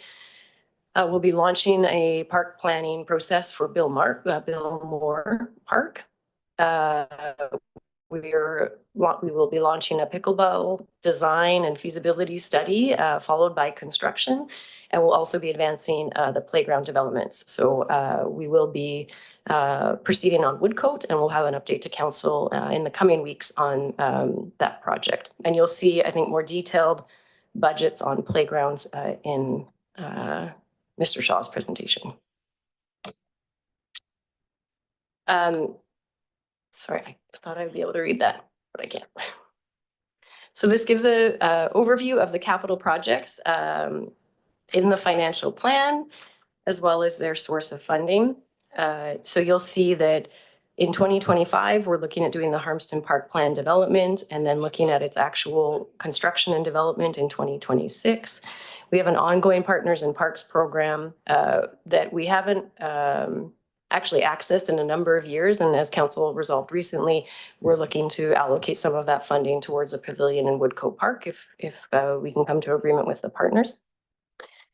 We will be looking at the Bill Moore Park design for 2025, and it's proposed to be developed in 2027. These budgets that you'll see specifically for Harmston and Bill Moore, even for Lewis Park in 28, these are really holding budgets until we have the proposed design. These are our best estimates, but we'll need to go through the design process to get clearer estimates or more specific ones. We have a couple of carry forwards, one related to the totem pole installation at the air park, and that's working with Comox First Nation and the Carver Everson as the artist to install interpretive signage. And you'll also see in the recreation and culture section funding for equipment at Lewis Center. Most specifically, that's related to the wellness center equipment. You'll see a portion there for the pickleball courts. So we'll need to do a feasibility study first to identify the location and then proceed with construction. And we have funding related to the Sid Williams Theater as well. You'll see a carry forward for the youth center. We completed all the signage, and the last remaining item is that we will be proceeding with a mural on the exterior of the building. I think we shared with council an update that an artist was selected, and they will be leading a youth engagement project to develop a mural on the outside of the link. And finally, two projects that we have proposed to add to the capital plan. One is the recreation facility improvements. So this is ongoing funding to address facility improvements in recreation facilities that are beyond sort of our planned maintenance of HVAC and roofs and critical systems, and into things that really address sort of demand and service related items. They could, for instance, address things like curtains and flooring, improved facility needs, responding to OHS requirements, or requests from some of our partners such as Evergreen. The Riverside Park Plan and Development, it's showing in 2026, but it should actually be in 2027. And that's to coincide with the Anderton Dike renewal and ensure that some park planning is done around the Riverside Park at the same time. That's it. Happy to answer any questions. Excellent. Thank you very much for that very informative and in-depth presentation. There's lots going on. And I'll pass it over to Councillor Frisch. Yeah, thanks, Mayor, and thanks, Susie, for the information. I wanted to tease out some information about the one position there. It was just going back to it, I'm going to find it here. I'm sure you know which one it is, but it's there it is, Culture and Events Coordinator. And you outlined a lot of things that position would be available for. And I'll be honest, it's one of the areas, the culture plan in particular, and obviously part of the coordinator to go with it, that I've sort of earmarked as something that I wonder if we can really afford. And so could you just go over that again for me? You talked about events. You talked about building capacity with community groups, UNDRIP, and so on. Could you just quickly dice that up for me again, the way you think it's going to play out with that position? Sure. Yes. And I would say I would look at the position in two ways. One is the events component, and we know that culture and events are intricately connected. There's no way to separate them. They're also connected to economic development and tourism development. It's coming out clearly in our cultural strategic plan that the activation of public space is a significant way to drive culture, community, tourism, and economic development.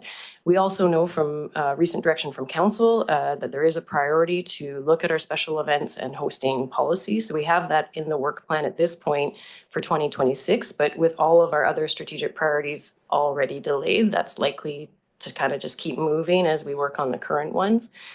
Currently, our special events are permitted through our corporate services department as well as our operational services department. This role would take on the work from corporate services and also function as the central body for all community requests around community events and would be that central coordinating part to coordinate both internally as well as externally. So if we need to bring together fire, police, different businesses or neighbors and our internal stakeholders to plan for events, they would do that. The other piece of their work is related to the cultural program that we currently support. So we do have, in terms of managing the 4 cultural partner agreements and how we work with those partners and ensuring that they're adhering to their agreements, which they do, but it's an important piece of work. We have recommendations in the Cultural Services Review from 2019 around supporting our cultural partners in revenue sources and revenue generation, as well as looking at different funding models, including approaching the region around a different funding strategy. And we currently do not have the capacity to do any of that work. Another key component is really around our facilities planning and ensuring that we're in a position where we can access the necessary grants to support both facilities and programming. So right now there's significant grant funding available. Our partners often access it, but without a committed community or a municipal partner, there's many grants that they're not able to access without committed funding and a plan, especially a capital plan from the municipality. So it's bringing all of that work together in a cohesive way and really being able to meet the needs and respond to the current sort of cultural demands that we're experiencing. So some of the public art requests we get right now are off the side of our desk if we can address those. And we're really just sort of touching on things as they come up, and they often require us to drop other priorities to be able to address them. Okay, well, thanks for that. And I guess I'm also trying to figure out it with respect to our cultural plan, how much of that is what we've been doing and we just want to tidy up, and how much of it is adding new stuff that we now want to do on top of that. Mm-hmm. And looking down the road, I suspect that'll have financial implications. And how big is that? Yeah, if I can respond to that through the Mayor to Councillor Frisch. When we come back with the final cultural plan, one of the pieces that we will bring back is an implementation plan as well as an overview of costing. It is expected that a number of the recommendations in the cultural plan will be able to be completed by a staff person. Otherwise, it will require all of it to be outsourced to a consultant, and that won't allow us to address some of the relationship development that's really key to arts and culture. Most of the work of the cultural plan will sit within the cultural coordinator's position, but we're doing a lot of it already off of the side of our desk, and unfortunately, we're doing less and less and less of it as other priorities start to increase. So this is really a request to meet the current needs and demands of what we're currently facing, both in culture and events. And that's this new position is to meet that current need. Correct. And you suspect that this current position will also deal with sort of the growing or additional needs that we're hoping for, the additional goals that we're setting our sights on through the cultural plan. Correct, through the mayor to Councillor Frisch. Because we have a manager who has a portion of their work dedicated to this, it would enable then that manager to start working on those strategic priorities instead of focusing all their energy just on operational response. Right, and that's the position, the labor to contemplate and manage it. But I suppose there'll be projects that cost additional money on top of that, like probably large dollars, maybe, I don't know. Through the mayor to Councillor Frisch, sometimes yes, like there's always going to be times, or there likely is times, for instance, if we were to develop a public art policy, that we would need to procure a consultant who's an expert in public art to do that. That our capacity to even procure a consultant right now is almost nil, just to be able to manage another consultant in another project. So we also need staff just to be able to move those priorities forward, whether they do it in-house through their own skill and ability, or whether we have to outsource it. And each of those projects, of course, even if the cultural plan is adopted by council, each project always comes back to council in the financial plan for consideration. Okay, thanks. And then moving down to community and social development under service level, you said something, I'm not sure I quite caught it. Something to the effect of, well, if we do that, then it would cost something. Do you remember what you said about community and social development? Is that a position or is that the plan? Oh, through the mayor to Councillor Frisch, that's a request for an operating budget for that department. So currently we have funding to develop the plan, which is to procure a consultant and develop the plan and a framework and deliver that to council, which will then guide the work further of our community development coordinator. The $25,000 increase is to have an operating budget for ongoing operating expenses. So currently that department doesn't have any funding. Sorry, did you say 25? 25,000, yep. Thank you. That's it. Thanks, Councillor Frisch and Councillor McCollum. Yeah, thanks, Mayor, and thanks for the presentation. Yeah, the cultural events coordinator is definitely one of the positions that I had flagged with concerns, but I think you've laid out, yeah, a good case for just the current situation is that we're not really resourced adequately with the current need. And going through this budget, my concern is that we're not creating new areas that we're delivering services in while we're trying to, keep our financial house in order. And yeah, I appreciate what's been provided. It does change my thinking on it to a degree. One question I had is under special projects, there's a number of initiatives that you kind of highlighted that, due to work that gets added to your department throughout the year that's not found in the strategic plan necessarily, and lack of capacity. We have a number of things that at the top of this chart that we have not initiated.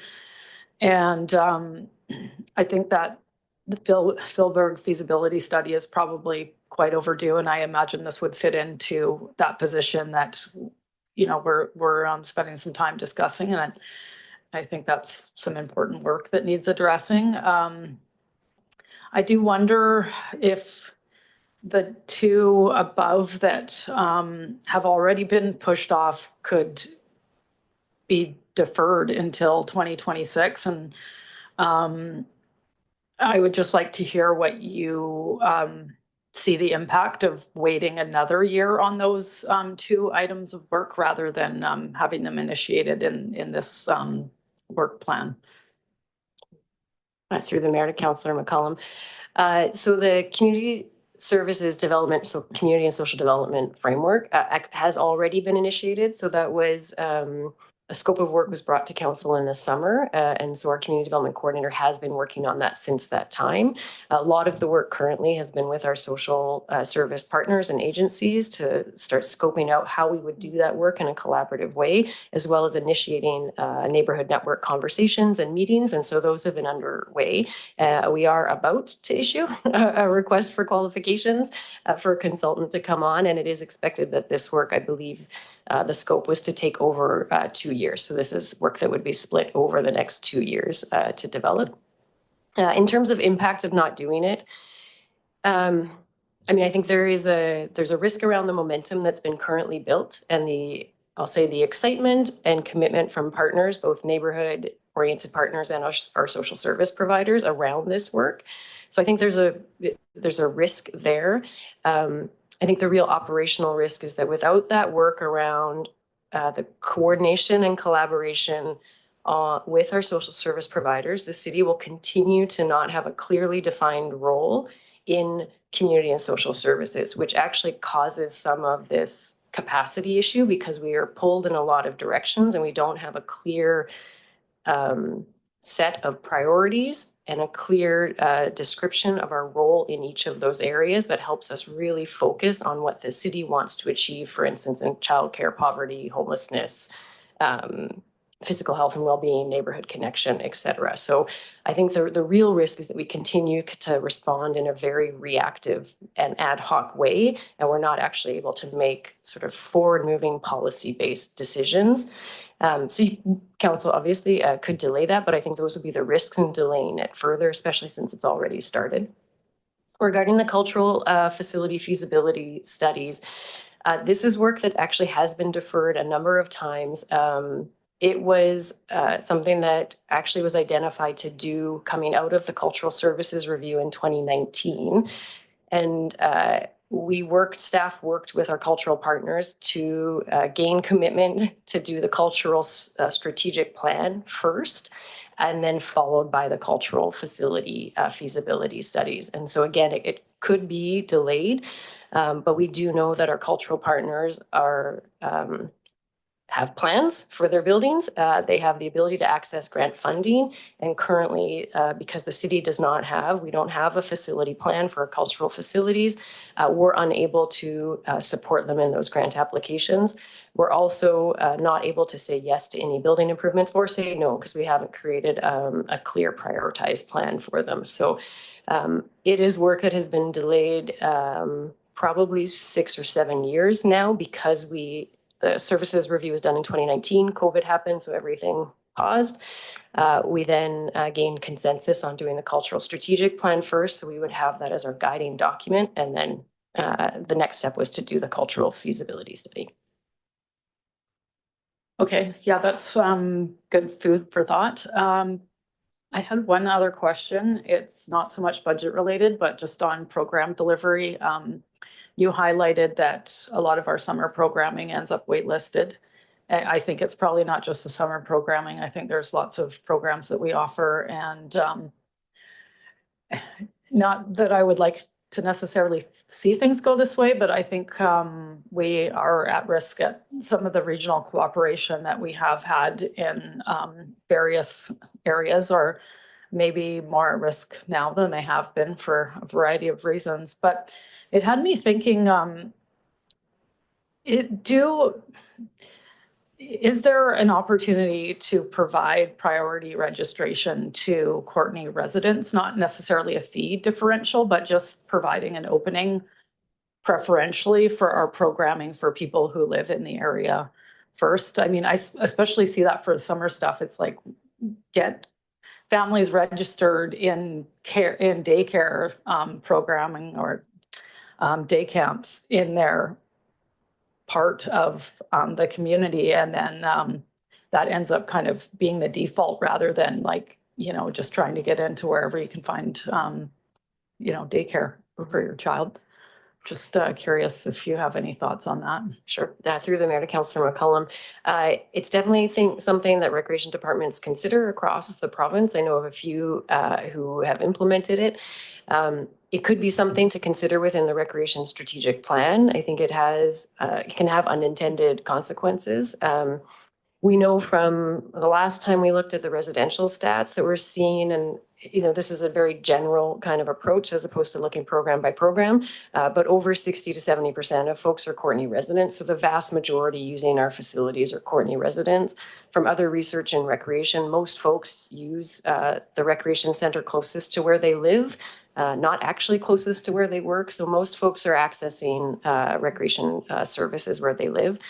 So if it's something to consider within the recreation strategic plan, that's where I would advise that we look at that and then really look at whether or not it achieves the outcome. Some programs like gymnastics are in demand no matter what kind of sort of restrictions you put on it. But I would say, yeah, it's something to explore in the recreation strategic plan, so we can fully understand the kind of implications and opportunities and what that might look like, and if it achieves what we're hoping it will. Okay, yeah, that's good to hear that there's an opportunity to contemplate that. And just my thinking is that all these programs are subsidized in Courtenay in order to provide an accessible entry point. And if, if we can ensure our residents are the ones that access that benefit first, I think that there is, it's worth considering, and also the unintended consequences. But I think it's a worthy conversation to have at some point. So thanks, Councillor McCollum, and on to Councillor Jolicoeur. Thanks, Mayor. Thanks for the presentation. In the staff report, it highlights the revenue for your department. And it says here that we're projecting 136,000 increase to revenue, a projected increase, primarily as a result of wellness center attendance, which I could vouch for as someone who goes to the Lewis Center, and updated fees and charges. And you had originally listed the pool, which that won't happen anymore after our motion earlier today. But I'm curious, and I've seen this slide around our special projects a few times, and I don't think it's ever clicked in this way for me, but we have the Lewis Center study after Philburg. And in reviewing your projected budget for the Philburg and the Lewis Center does make us more money than the Philburg.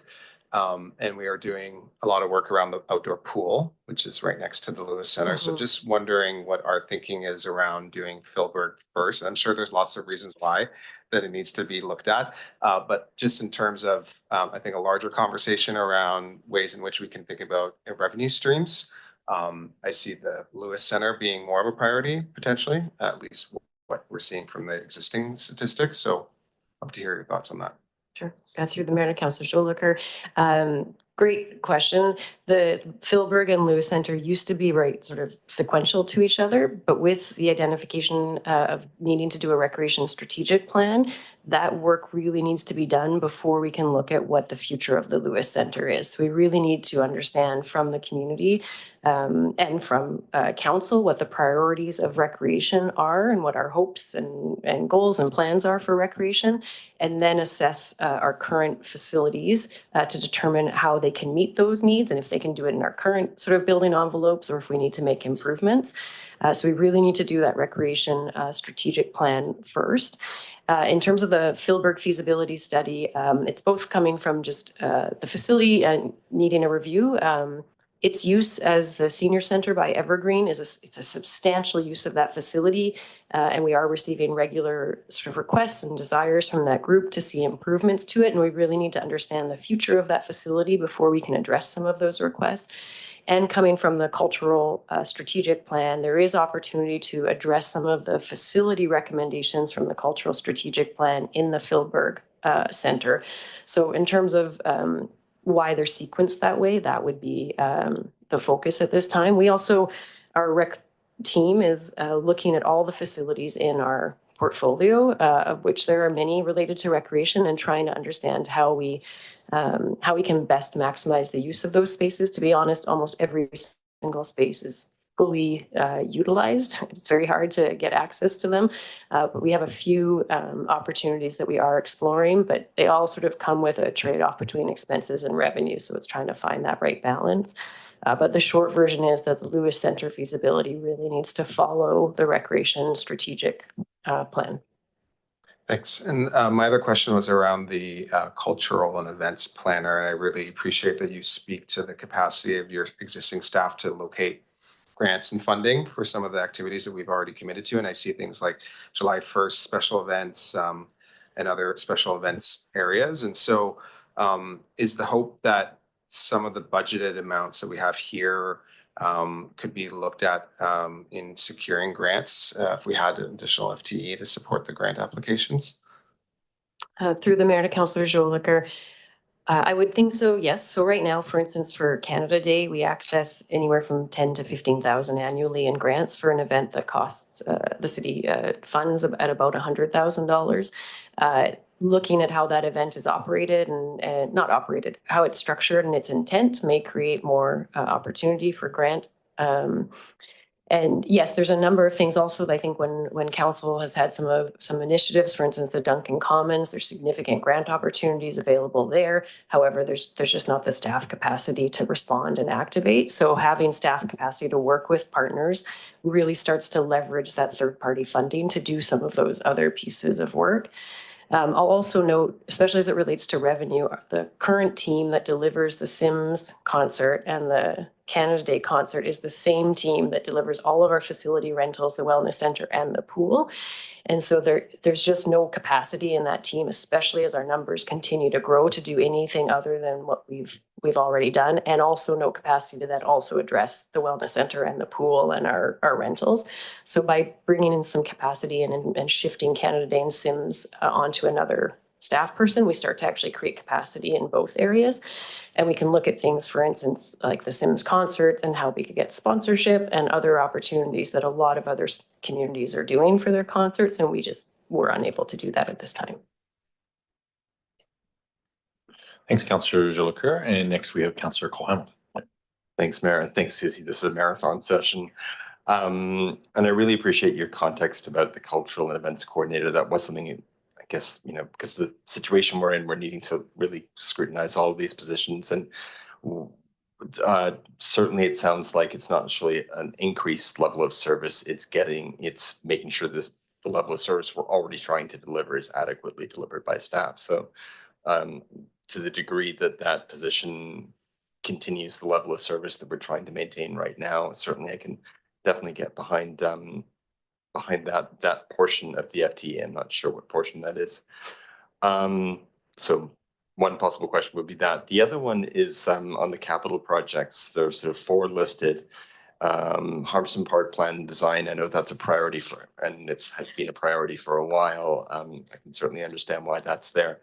Pickleball design and construction is a lot of interest in the community. That's a priority, and we're always renewing playgrounds, and that's an important thing. So the one capital project I had questions about was Billmore Park plan. I'm wondering, is that something that we could reasonably contemplate deferring for a year or so? I was wondering if you could speak to what the immediate need might be and what impact it would have if we were to defer it. Sure. Thank you. Through the mayor to Councillor Cole Hamilton.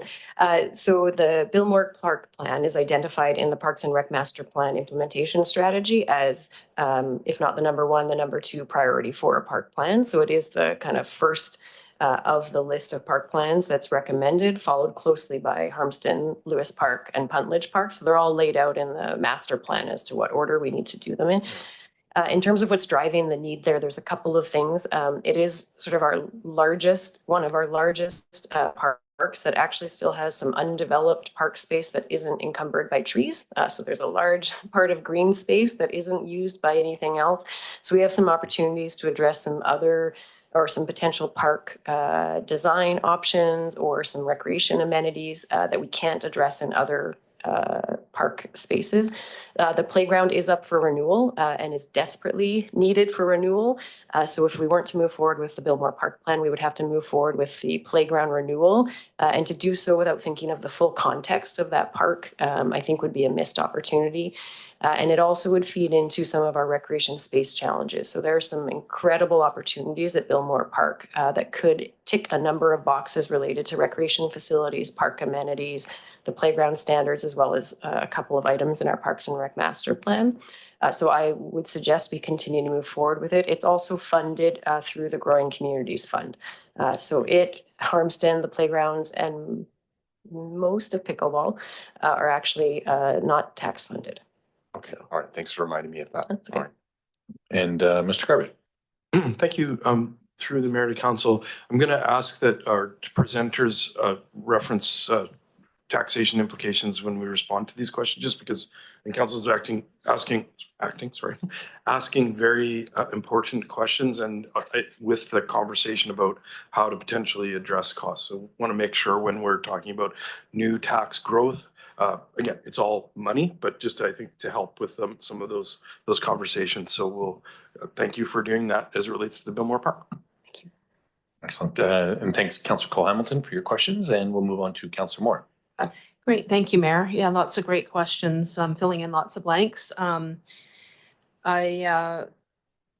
terms of the implementation plan for the cultural plan, my guess is, and just going off some of the conversation around no new activities, I would think that this position would obviously look at a phased in approach with whatever that plan is. And so there wouldn't necessarily be a bunch of money attached to it in the short term. There might be, as you mentioned, some work that can be done without a lot of money in the first part of that.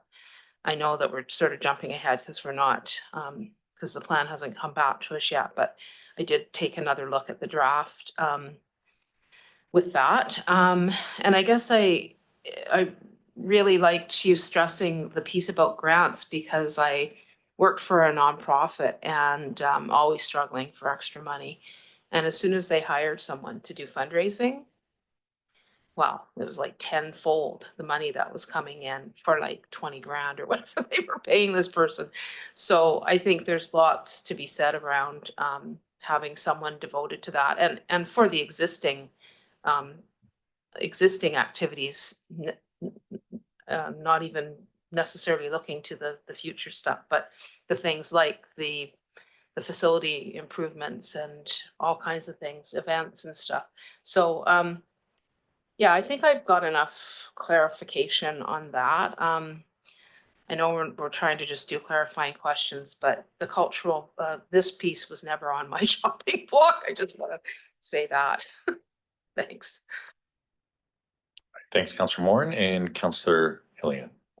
Thanks, Mayor. I just want to clarify, are we paying the living wage to high school students who are working in our playgrounds in the summer? Through the mayor to Councillor Hillian, yes, our minimum wage for all employees is the living wage when we take into consideration benefits. And so it's the entire package. It's not necessarily the dollar per hour, but it's that entire package. So they're not necessarily university students. They're probably living at home and such. Yeah. Are we obliged to do that? Is it a union requirement or is it a council policy? It would be from council's direction to pay all employees a living wage. Yeah. Our summer camp staff and instructors are non-union. Right. Okay. Thanks for that. Yeah. Thanks, Councillor Hillian, for that clarification. I don't see any further questions or comments. Given that we've already done RCMP, we're actually at a little bit beyond the 50% mark of our presentation. So thanks, Ms. Saunders, for keeping us moving along. And we will now move into corporate services. And I'll turn that mic back on.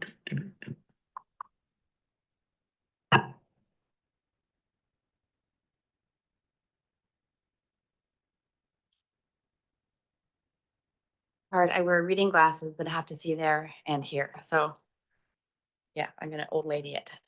Thanks very much, council, for sticking with us this long.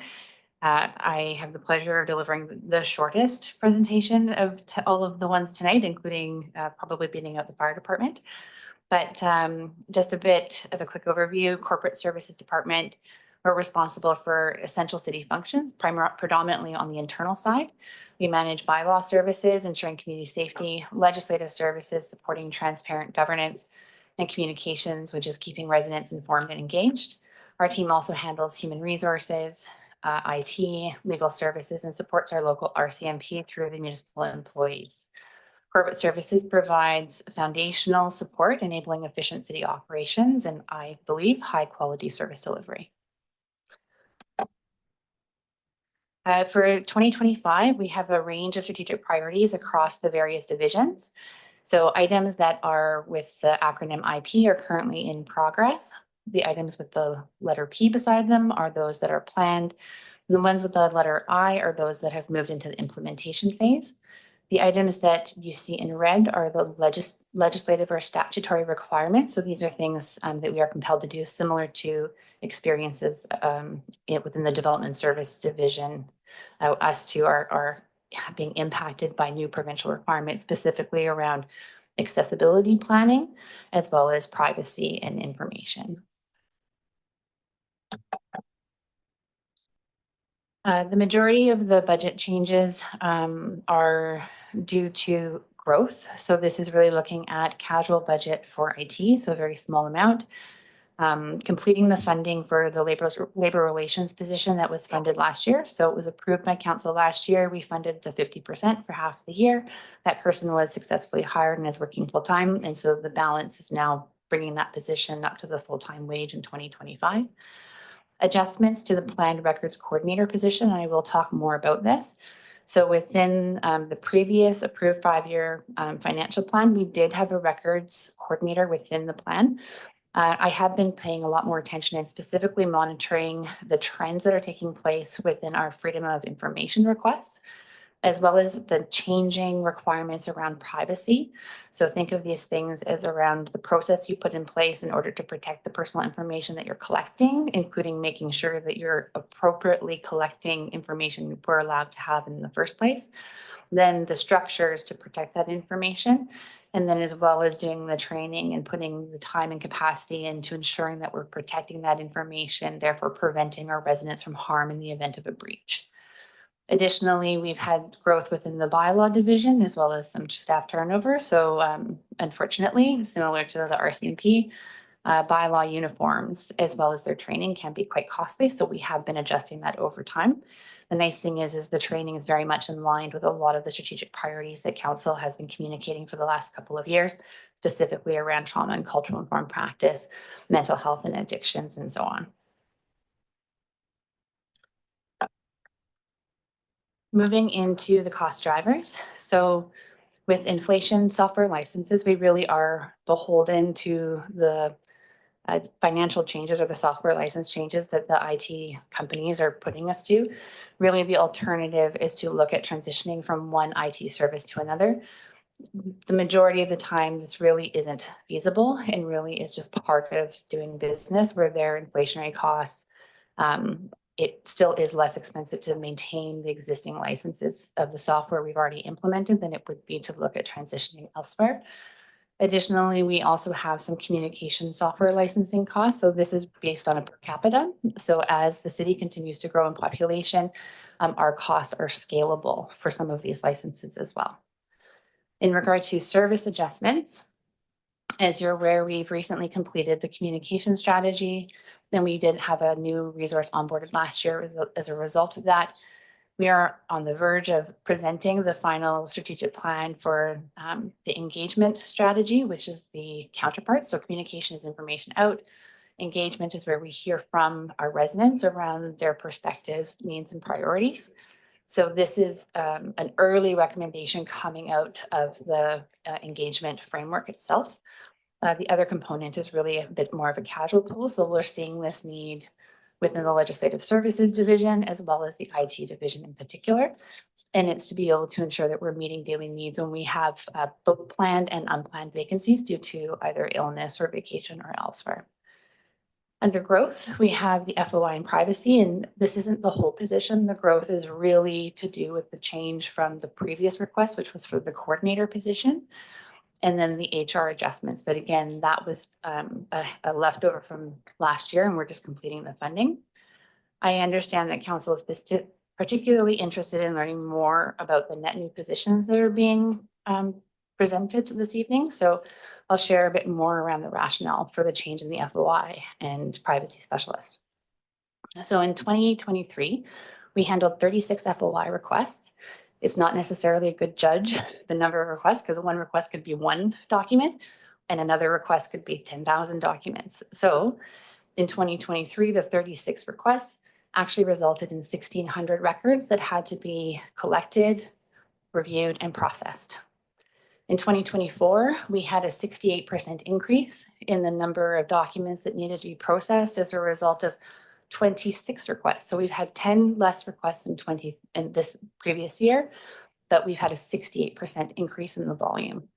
So as a result of that, we've been using an external contracted, a professional firm. Previously, those costs had been covered under the general legal budget for all of corporate services. But as those costs continue to escalate and be a budget eater within that area, I separated them out to monitor it better. And in 2024, we spent $75,000 on professional fees solely to process FOI requests. Critically, this figure excludes essential internal processing, such as providing staff training on records management, conducting legislatively required privacy impact assessments, developing and maintaining a personal information bank, as well as developing and implementing our privacy framework, all of which are legislatively required that we are currently and have been for the past 2 years in non-compliance. These are not optional moving forward and are reported annually within our audited financial statements. Continued reliance on the external contractors really is unsustainable and leaves us vulnerable to compliance gaps. As an example, the proposed position, the total cost would be $115,000. This would address the FIPA requirements comprehensively. They could handle processing the FOIs, they could provide the training, oversee the records management, conduct PIAs, and develop and implement the robust privacy framework. This would ensure full legislative compliance and most importantly, would strengthen the protection of our residents' personal information. Anticipated growth in access records, the cost of meeting the expectation for FIPA legislative requirements only if we continue with professional services based on 2025 data and an estimated growth rate would be $120,000. So for those of you doing quick math, $115,000 gets us an in-house resource, as well as that they would not just be doing FOI, but we'd be doing all of those other pieces, bringing us in compliance. Or in the event that that position is removed, I would have to replace it with $120,000 in professional fees just to deal with our legislative FOI requirements. So essentially, an investment in this position is both fiscally responsible and legally crucial. For the engagement specialist, really this is coming out of the council's strategic priorities. So we've done a lot in communications over the last couple of years, from the brand standards, the communication strategy. The new website is set about halfway through that project now. And the engagement strategy will be presented to council at the end of February. We've done a lot of public engagement in order to inform these plans. And I presented at the last council meeting on our residents' perspectives on how we're doing as far as engagement goes. And unfortunately, at this point in time, which although it's a really nice benchmark to know, we are not meeting the majority of residents' expectations when it comes to engagement. This is particularly the case when it comes to marginalized or equity deserving groups.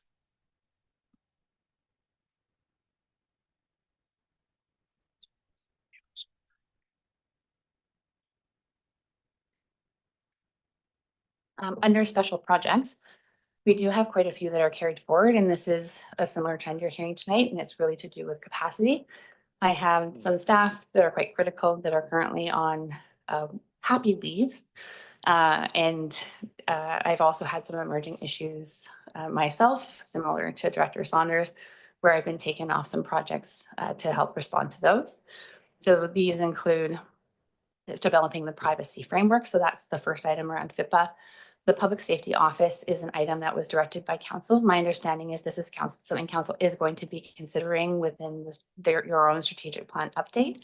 So although this has been funded and the money has been carried forward, the decision is at this point with council as to whether to proceed with that special project.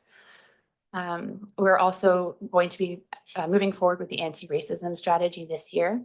Again, that was delayed due to ongoing capacity challenges, both with myself as the director, who is quite involved with projects like this, but also HR, who's been working with and addressing a lot of labor relations, as well as recruitment and other types of challenges. The website redesign project is about halfway through and is expected to complete this summer. The new engagement strategy, as I mentioned, will be presented at the end of February. And then we'll be moving into a separate implementation strategy that will combine the objectives of both the communications and engagement strategies. And the purpose of this is to ensure a gradual and manageable path towards meeting residents' expectations. So if you think of the strategies as goals, we now need to put the two together and plan a appropriate level of service adjustment over time to make sure that we're able to meet residents' expectations, but also do that on balance with what is appropriate and what is the greatest need. So that's part of the implementation plan.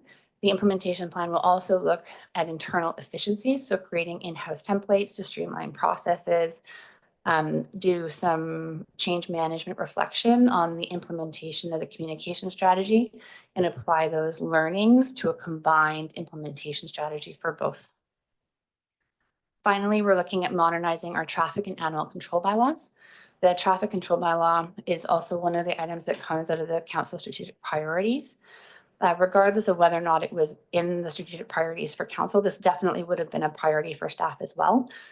Similar to the Parks and Public Spaces Regulation bylaw, this is one that is severely outdated, and we are constantly encountering enforcement and compliance challenges due to deficiencies of the bylaw itself.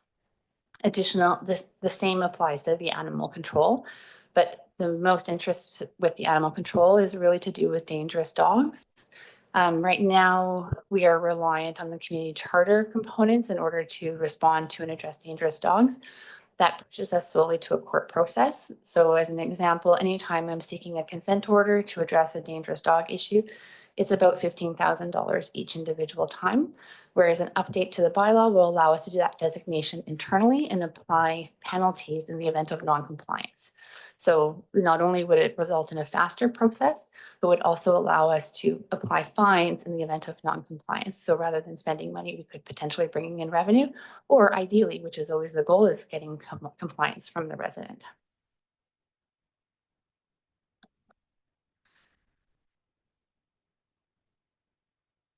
So this is just the overview of what those special projects look like. Something of note is under bylaw enforcement, both the animal control bylaw and the traffic regulation bylaw. The amount of money that I've put within the special projects budget for 2025 is extremely variable depending on the scope that council selects at the point in time when the report comes to council with your policy options.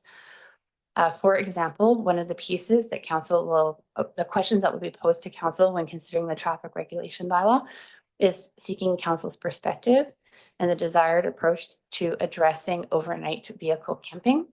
As you can imagine, that one has the potential of expanding the scope quite substantially, especially when it comes to engagement and specialized engagement with marginalized populations.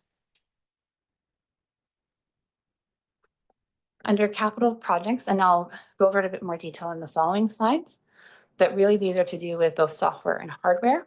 And the only one that isn't related to IT is building renovation within the City Hall space. So this is really to create additional workspaces. So we had relocated the HR division to an offsite location, consolidating communications and legislation into one space, and dividing the existing meeting room there into additional spaces will help provide the needed workspace for the two positions that are proposed in this year's budget. For the proposed capital projects, IT creates a centralized budget. So a lot of these pieces actually come from the other divisions and are required or have been deemed necessary in order for them to provide their service functions. Examples of this include the operations UPS. So this is the battery backup in order to allow, in the event of a power outage, the ops department to be able to get their generators up and running, and that's a business continuity service. We have the Starlink backup network that is the same for the same rationale. It's really about ensuring that in the event that we have an internet or like an internet outage or something due to related to power security, that we have access. Because so many of our functions and features are now cloud-based applications, maintaining access to the internet is critical in order for continuity of service. policy organization software. This is really to ensure that as we're developing new policies, we're able to find them. We have review and update schedules, as well as being able to confirm when staff have read, understood, and are signing off on the policy. And that is a really important process when it comes to risk management, as well as ensuring that all of our staff are meeting the same standard and level of understanding when it comes to city policies. There are a couple others in here as well that I'm happy to answer questions about, but these are just some examples of projects in the IT division that are really stemming from elsewhere. And with that, I will take any questions. Excellent. Thanks very much for the presentation. And I'll pass it right on over to Councillor McCollum. Yeah, just a quick question while we're still on this slide. With the policy organizational software, would we not license that? I mean, it seems unusual that we could actually just buy software outright nowadays. So just curious about that one. The 20,000 is based on an estimate. So we've only done a basic exploration around what would be available. So the 20,000 could also help to fund an in-house build, although my preference is to find a more off-the-shelf option. Additionally, we have some work or an exploratory work around an enterprise resource management tool, which is really to do with supporting efficiencies within HR, whether it's recruitment, training, or connections with payroll. So there is an opportunity if we find a software solution through that enterprise-wide search. This may not be required, but until we do the work to determine what's out there, and we just won't know. But this is the estimate based on the current options that were reviewed by IT at this point. So it might make more sense to do the other piece of work around the organizational software first, and then if that need's not met, do the. It's both. So the hope is to do both within 2025. So the priority would be the exploratory work on the enterprise-wide resource system. And then depending on the outcome of that work, we would either move on with identifying the separate system for the policy database, or we would be able to carry forward the policy database and move it into the future budget to actually bring on the implementation of whatever enterprise-wide resource solution tool that's been selected. Okay, yeah, thanks. Okay, thanks, Councillor McCollum and Councillor Jolicoeur. Thanks, Mayor. I do have a few questions. So you spoke about, and I appreciate that you've spent some time unpacking some of the numbers around the privacy and records advisor position. So I was trying to take those numbers down as you were speaking, but where does those professional services costs currently? You said you did some analysis in your budget. I'm just looking at our line by line. Where would that be captured in our budget typically? Is that under Ledge and Min or corporate It is services? under Ledge at Min, so it's currently under legal that was funded at $1. So it was an unfunded item last year because I had been previously covering it under legal. So not knowing what that amount was, I expected to do a variance between my general legal corporate services budget and Ledge. But what we did was we attributed all of the FOI costs to that one. So I knew what those specific costs were.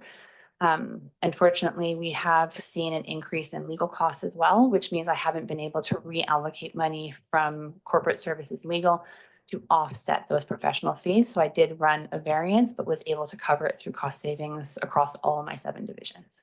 Right. And as a follow-up to that, I heard you clearly articulate some of the kind of responsibilities that this position would have and some of the benefits of having it in-house.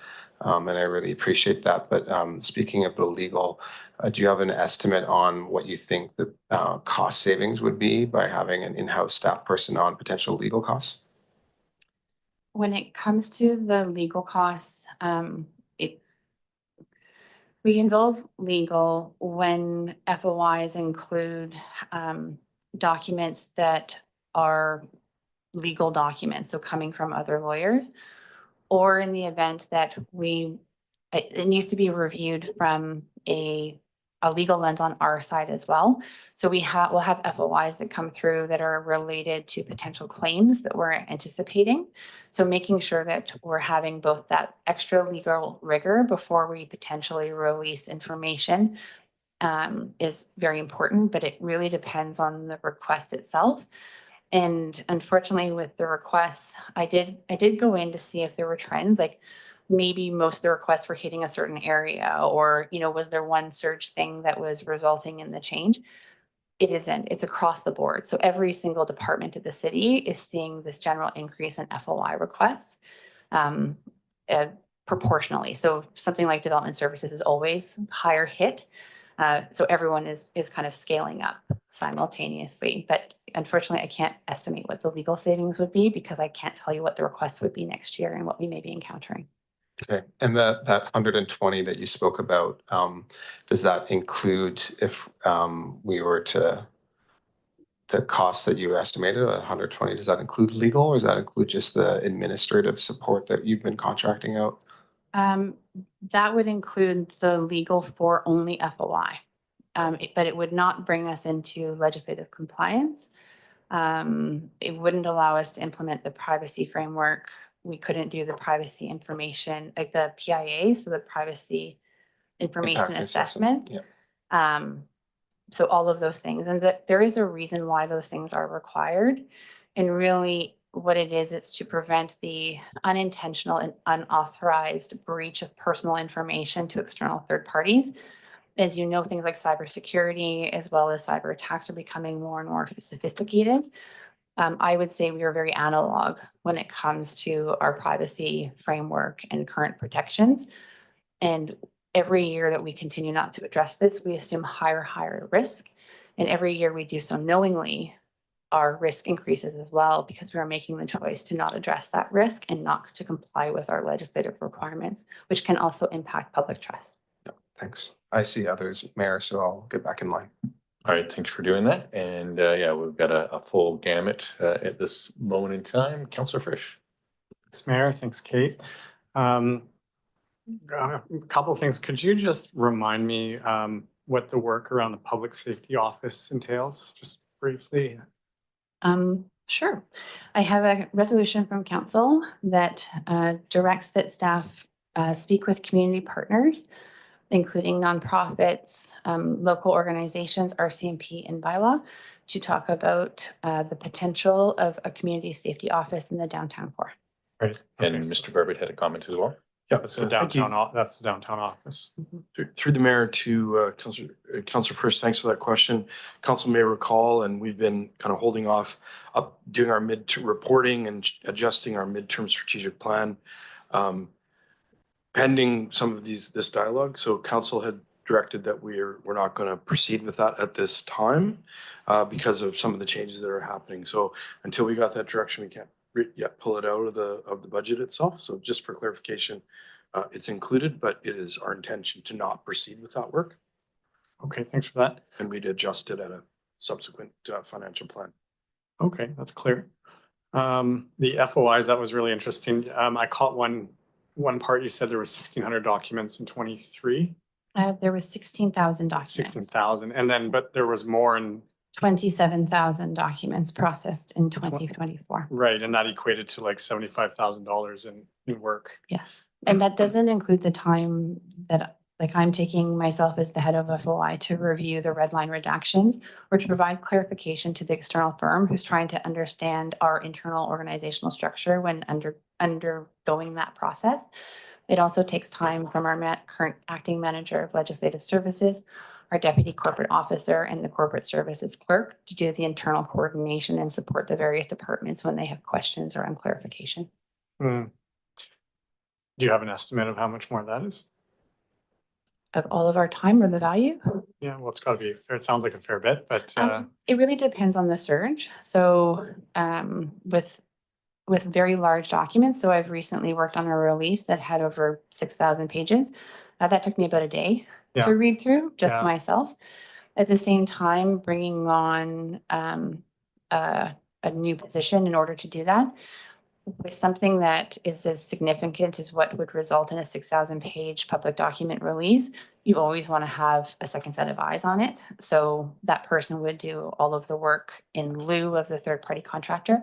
And when Adriana returns from leave, she would be the second set of eyes on that. So my capacity will return when she returns too. And my understanding though is that FOI requests are supposed to be paid for by the applicant. Is that, what am I missing here? Is that not captured? All these No. dollars we're spending? I wish that was true. Basically, the way it works is the first 3 hours of record searches are free. So if we have good records management practices and we can find 500 records in 3 hours, then that is free. One of the other components that plays into it is under the legislation, we have a duty to assist. So we do try to help applicants narrow their request down to more specific information. At that time, what can often happen is they'll narrow it down so they get within the 3-hour window. They'll find a tidbit of what they're looking for and they'll come back with a second request and get another 3 hours free. And that is completely lawful under the legislation. And so is there a balance, a revenue balance side to the 75,000? There is a very, very small revenue balance. We collected 1 deposit last year and we've collected 1 deposit this year. The one this year is one of our largest since I've been working for the city and it was $700. Okay. Well, that's a problem. Yes, and that was for a commercial applicant, so they were paying the full amount. Sure. And so maybe a little off topic for setting the budget. What's stopping people from just coming and running us down with FOIs? There are protections within the legislation around vexatious requests. So in the event that someone, that me as the current corporate officer and head of FOI on behalf of council, if someone were to come back repeatedly and the belief was that they were doing so in order to negatively impact the operations of the city, I could make an application to the OIPC, who's our oversight commissioner, to have those requests deemed as vexatious. In my 15 years as a corporate officer and overseeing thousands of requests, I've never been in a position where I've taken one of those to the OIPC. Is an extremely high threshold. So that would have someone asking us or making a request once a week. And if you think about cities like the city of Vancouver, where you have media reporters that submit FOI requests every single day, it is a very high bar, and unfortunately would not be something that would address this from a capacity or a cost perspective. Okay. Well, I mean, $75,000 really vexes me, but I guess it doesn't meet the bar. The other question I had was about the engagement specialist. And in particular, how necessary that position is if we were, to really sharpen our pencils in this budget. Like, could we get away with putting that off? I know we did hire a consultant to look at how we're engaging with people and how we're communicating. But if I were to disagree with their assertions, what would that mean to get rid of the engagement specialist and any adjoining work that we were contemplating doing in 2025? Yep. As far as the engagement specialist role goes, there would be several options that you could consider. One of them could be to look at reallocating staff from the communication side to the engagement side. What that would mean is that the planned projects across all city departments and all of the communication programs that have been developed and planned for each of those would have to be reevaluated. And essentially, if you think of it literally like a line, what's currently falling below the line because we're already operating over capacity, that line would go further up. And so you would see engagements focus on the larger projects and less so on smaller pieces, so the more day-to-day. So you would just see a service decrease in communication across all departments, depending on where they fall as far as the order of priority goes when it comes to the level of impacted residents. That would disproportionately impact marginalized or equity deserving groups, because typically those engagements and those communication approaches are very specialized and very specific, because those portions are the ones that are going to be the most greatly impacted by a project. So those would be the ones that would likely fall below the line because it is a smaller proportion, unless we change the priority completely to prioritize specific demographics as opposed to volume of impact. It's so larger projects that we do have an engagement budgeted into them, I would suspect, like big road work or a bridge project. But you're suggesting that day-to-day operations where we do communications would be affected? If we were to look at reallocating staff from communications to engagement, yes. And so is the suggestion that what we're doing now, we're just overworking people to get done? Or not actually doing the level of engagement work that's expected from our residents. So within the resident survey that I presented at the last meeting, the majority of residents said they weren't satisfied with the engagement opportunities the city is currently providing. Yeah. Engagement opportunities, although we did have some standards, didn't necessarily reflect what was the community expectation, and definitely didn't specifically contemplate things like cultural informed engagement practices. So making sure that everyone feels safe to engage in the spaces that we're engaging them in. This was particularly important when it came to the work that we did to develop the engagement strategy with organizations that were serving urban Indigenous populations, as well as other equity deserving groups. So that is a bit more of the new focus, and that's where we'll be seeing the majority of the changes, in addition to the volume from the various projects that the other divisions are undertaking, and the increasing expectation cues that we've been getting from council over the previous 2 years. Right, and far be it for me to take issue in any particular group who doesn't feel like they're being communicated with enough. But as I'm just going to editorialize a bit here, if the same amount of people are upset with you as happy, then you're doing a good job as a politician, it comes to mind. And at budget time, that seems to be what I have to look at. So, but thanks for your insights anyways. Thank you. All right, thanks, Councillor Frisch and Councillor Schuliger. Thanks, Mayor. I guess there's 3 items on the special projects list that I'm just curious. I really heard the rationales for the last 3, the feasibility study and the 2 bylaw reviews. And I did go back to our strategic priorities, and we do have something under streets and transportation that speaks to parking standards downtown, but I'm not quite clear how that equates to doing a full review of the traffic control bylaw. I guess my concern with both the bylaw is that they're both quite sensitive in nature, and I appreciate that you spoke to the importance of expanded or enhanced engagement as a result of the potential impacts of and the sensitivities around those 2 bylaws on marginalized groups, for example. And so I guess my question, given that those 2 bylaws, if we focus on the bylaws, sounds like there have been probably a long list of things we want to make amendments to them. And they've probably been outdated to some extent for a while. You know, if we're trying to find some areas to maybe cut or move back, is there any potential impact in moving those 2 pieces, which is about $90,000 to a future year? No, but I'm taking heed from my city manager, who advised us to talk to items that would be impacting a tax rate. Deferring these 2 items to a future year, because they're one-time projects paid for through surplus, there wouldn't be a tax implication change regardless of if they were undertaken in 2025 or a future year. What the implication would be is those bylaws would not be updated with new fees, new charges, and we would continue to have compliance and enforcement challenges because of the status of the bylaws, which means even if we wanted to give a ticket in some cases, we wouldn't have the ability to do so, and or may end up in court in order to defend them, eventually losing because our bylaws were not strong enough. Right. Yeah, and I appreciate the identification of where the funding for each of these items is coming from, but I think it's actually important to consider the special projects specifically because we're being asked to consider using surplus to decrease the discretionary tax rate. So that's why I am looking at the special projects, because the surplus does matter in this case. So I'll just leave it to that because I see others have their mic on. Mr. Garbett, you had a comment as well? Thank you. Through the mayor, if I may, we undertook significant work and heard significant input from community that we need to recognize and address impacts from bylaws and their changes and their delivery of that service. And given the trends and complaints we're seeing in the community, and council very recently received quite a concern from a resident.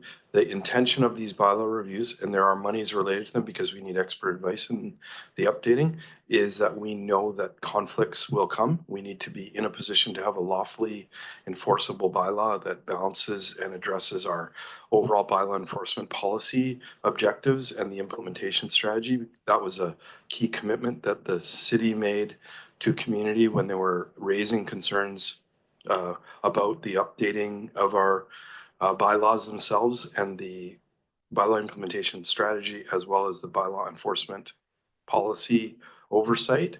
There was a lot of questions about the unintended consequences and how would we manage that. So although it is monies to be spent, we're hearing that these are going to be issues. The second part of it is we are having traffic control issues in the community. That not everything is about addressing people car camping, etc. This ranges from construction management, which we heard in a recent engagement with Old Orchard residents and the like. So it really having those bylaws in the right form that are enforceable, and there will be revenue issues related to them, to be frank, if they're in good shape. So just offer that for council's reference. Thanks very much for that. And thanks, Councillor Zolliker, for the question, and Councillor McCall. Yeah, just a question on the proposed position for the FOI increases.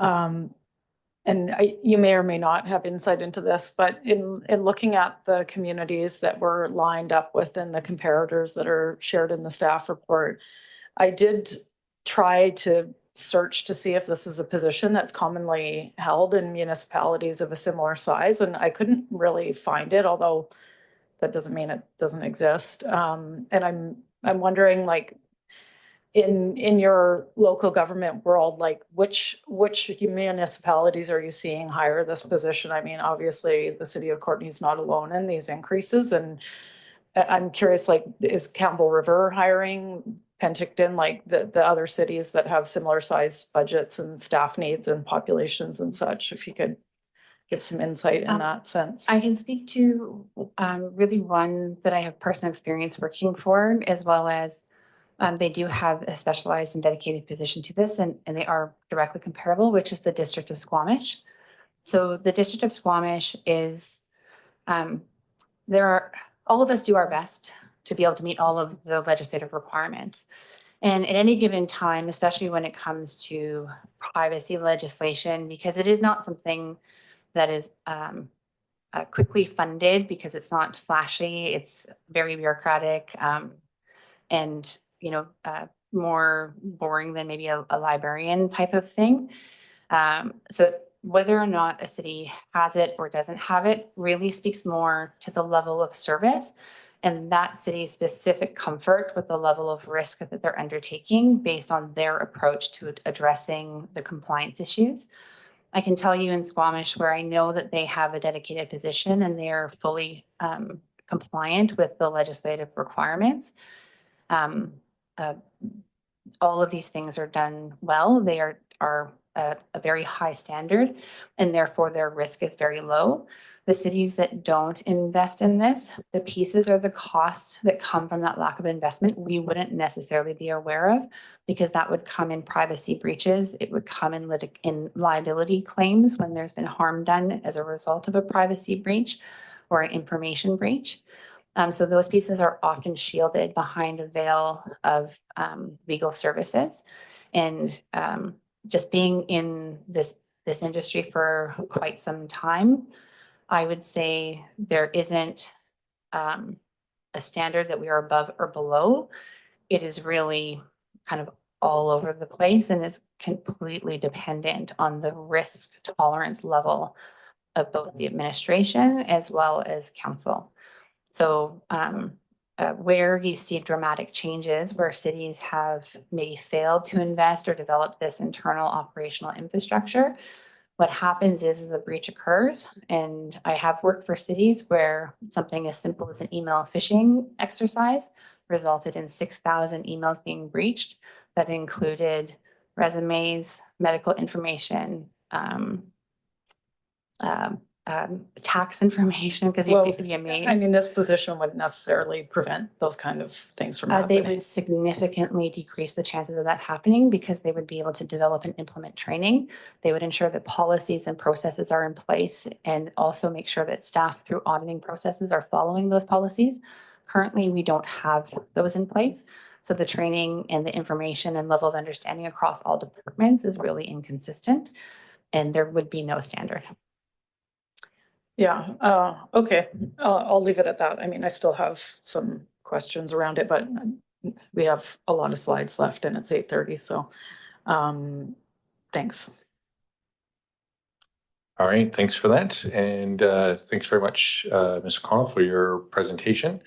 And because we've already done our CMP, I think we're going to jump ahead to, yeah, Councillor Hillian. Thanks, Mayor. Councillor McCollum just made a good point. We've got a significant portion of our agenda left to go. And I wonder what our plan is for actually having a fruitful discussion at the end of it and getting out of here before midnight.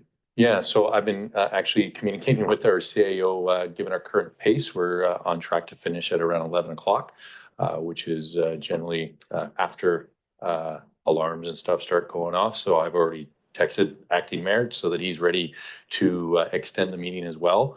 My thing was when we get to that point, which I was going to say maybe in 15 minutes to have this discussion, but given that we have lots ahead of us, I'll maybe pass over to Mr. Garbett for his comments.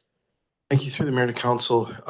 In our discussions that we've had, the finance officer and myself with individual councillors, although Mr. Shaw has a significant component of the budget, there weren't significant questions there.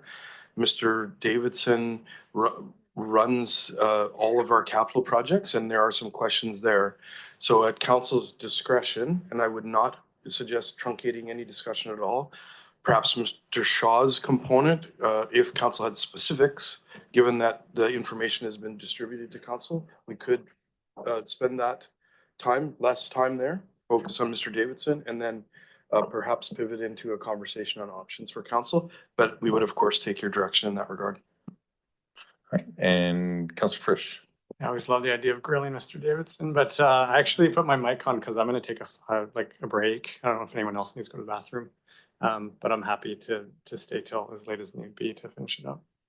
Yeah, I was going to wait till we extend the meeting, take a break so that I don't have to have the acting mayor just jump into my seat. That's one of the challenges of being mayor. So I will be calling a break probably at about the 2.5 hour mark, which is pretty close to 9 o'clock is my goal. So Councillor Cole Hamilton. Thanks, Mayor. I was going to possibly suggest an alternative. This is likely the most important meeting we'll have this year.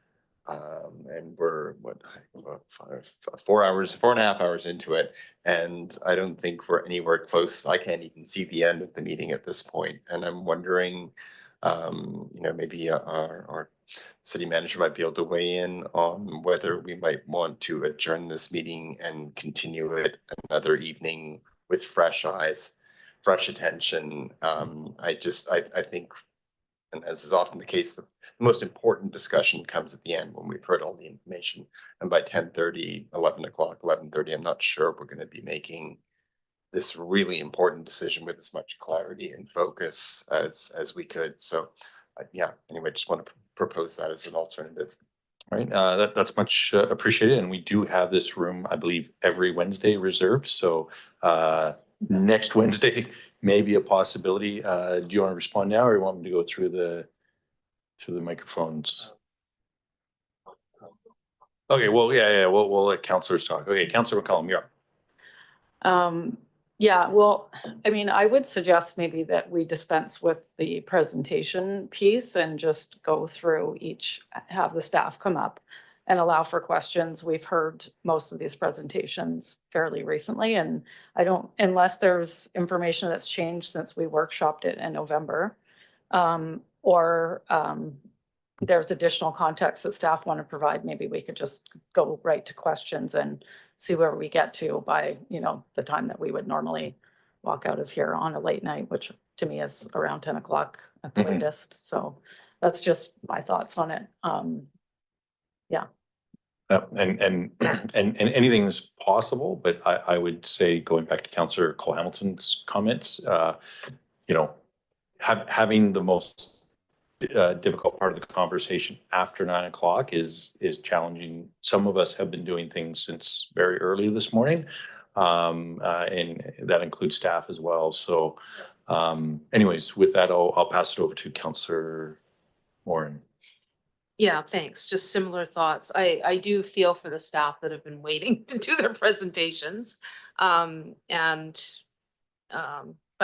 at the same time, I agree that that's appropriate to maybe not go through all the slides, but definitely I would hope that staff could, you know, add in anything they think is really important that maybe isn't in the slides or has come up from conversations over the, you know, since the PowerPoint was made.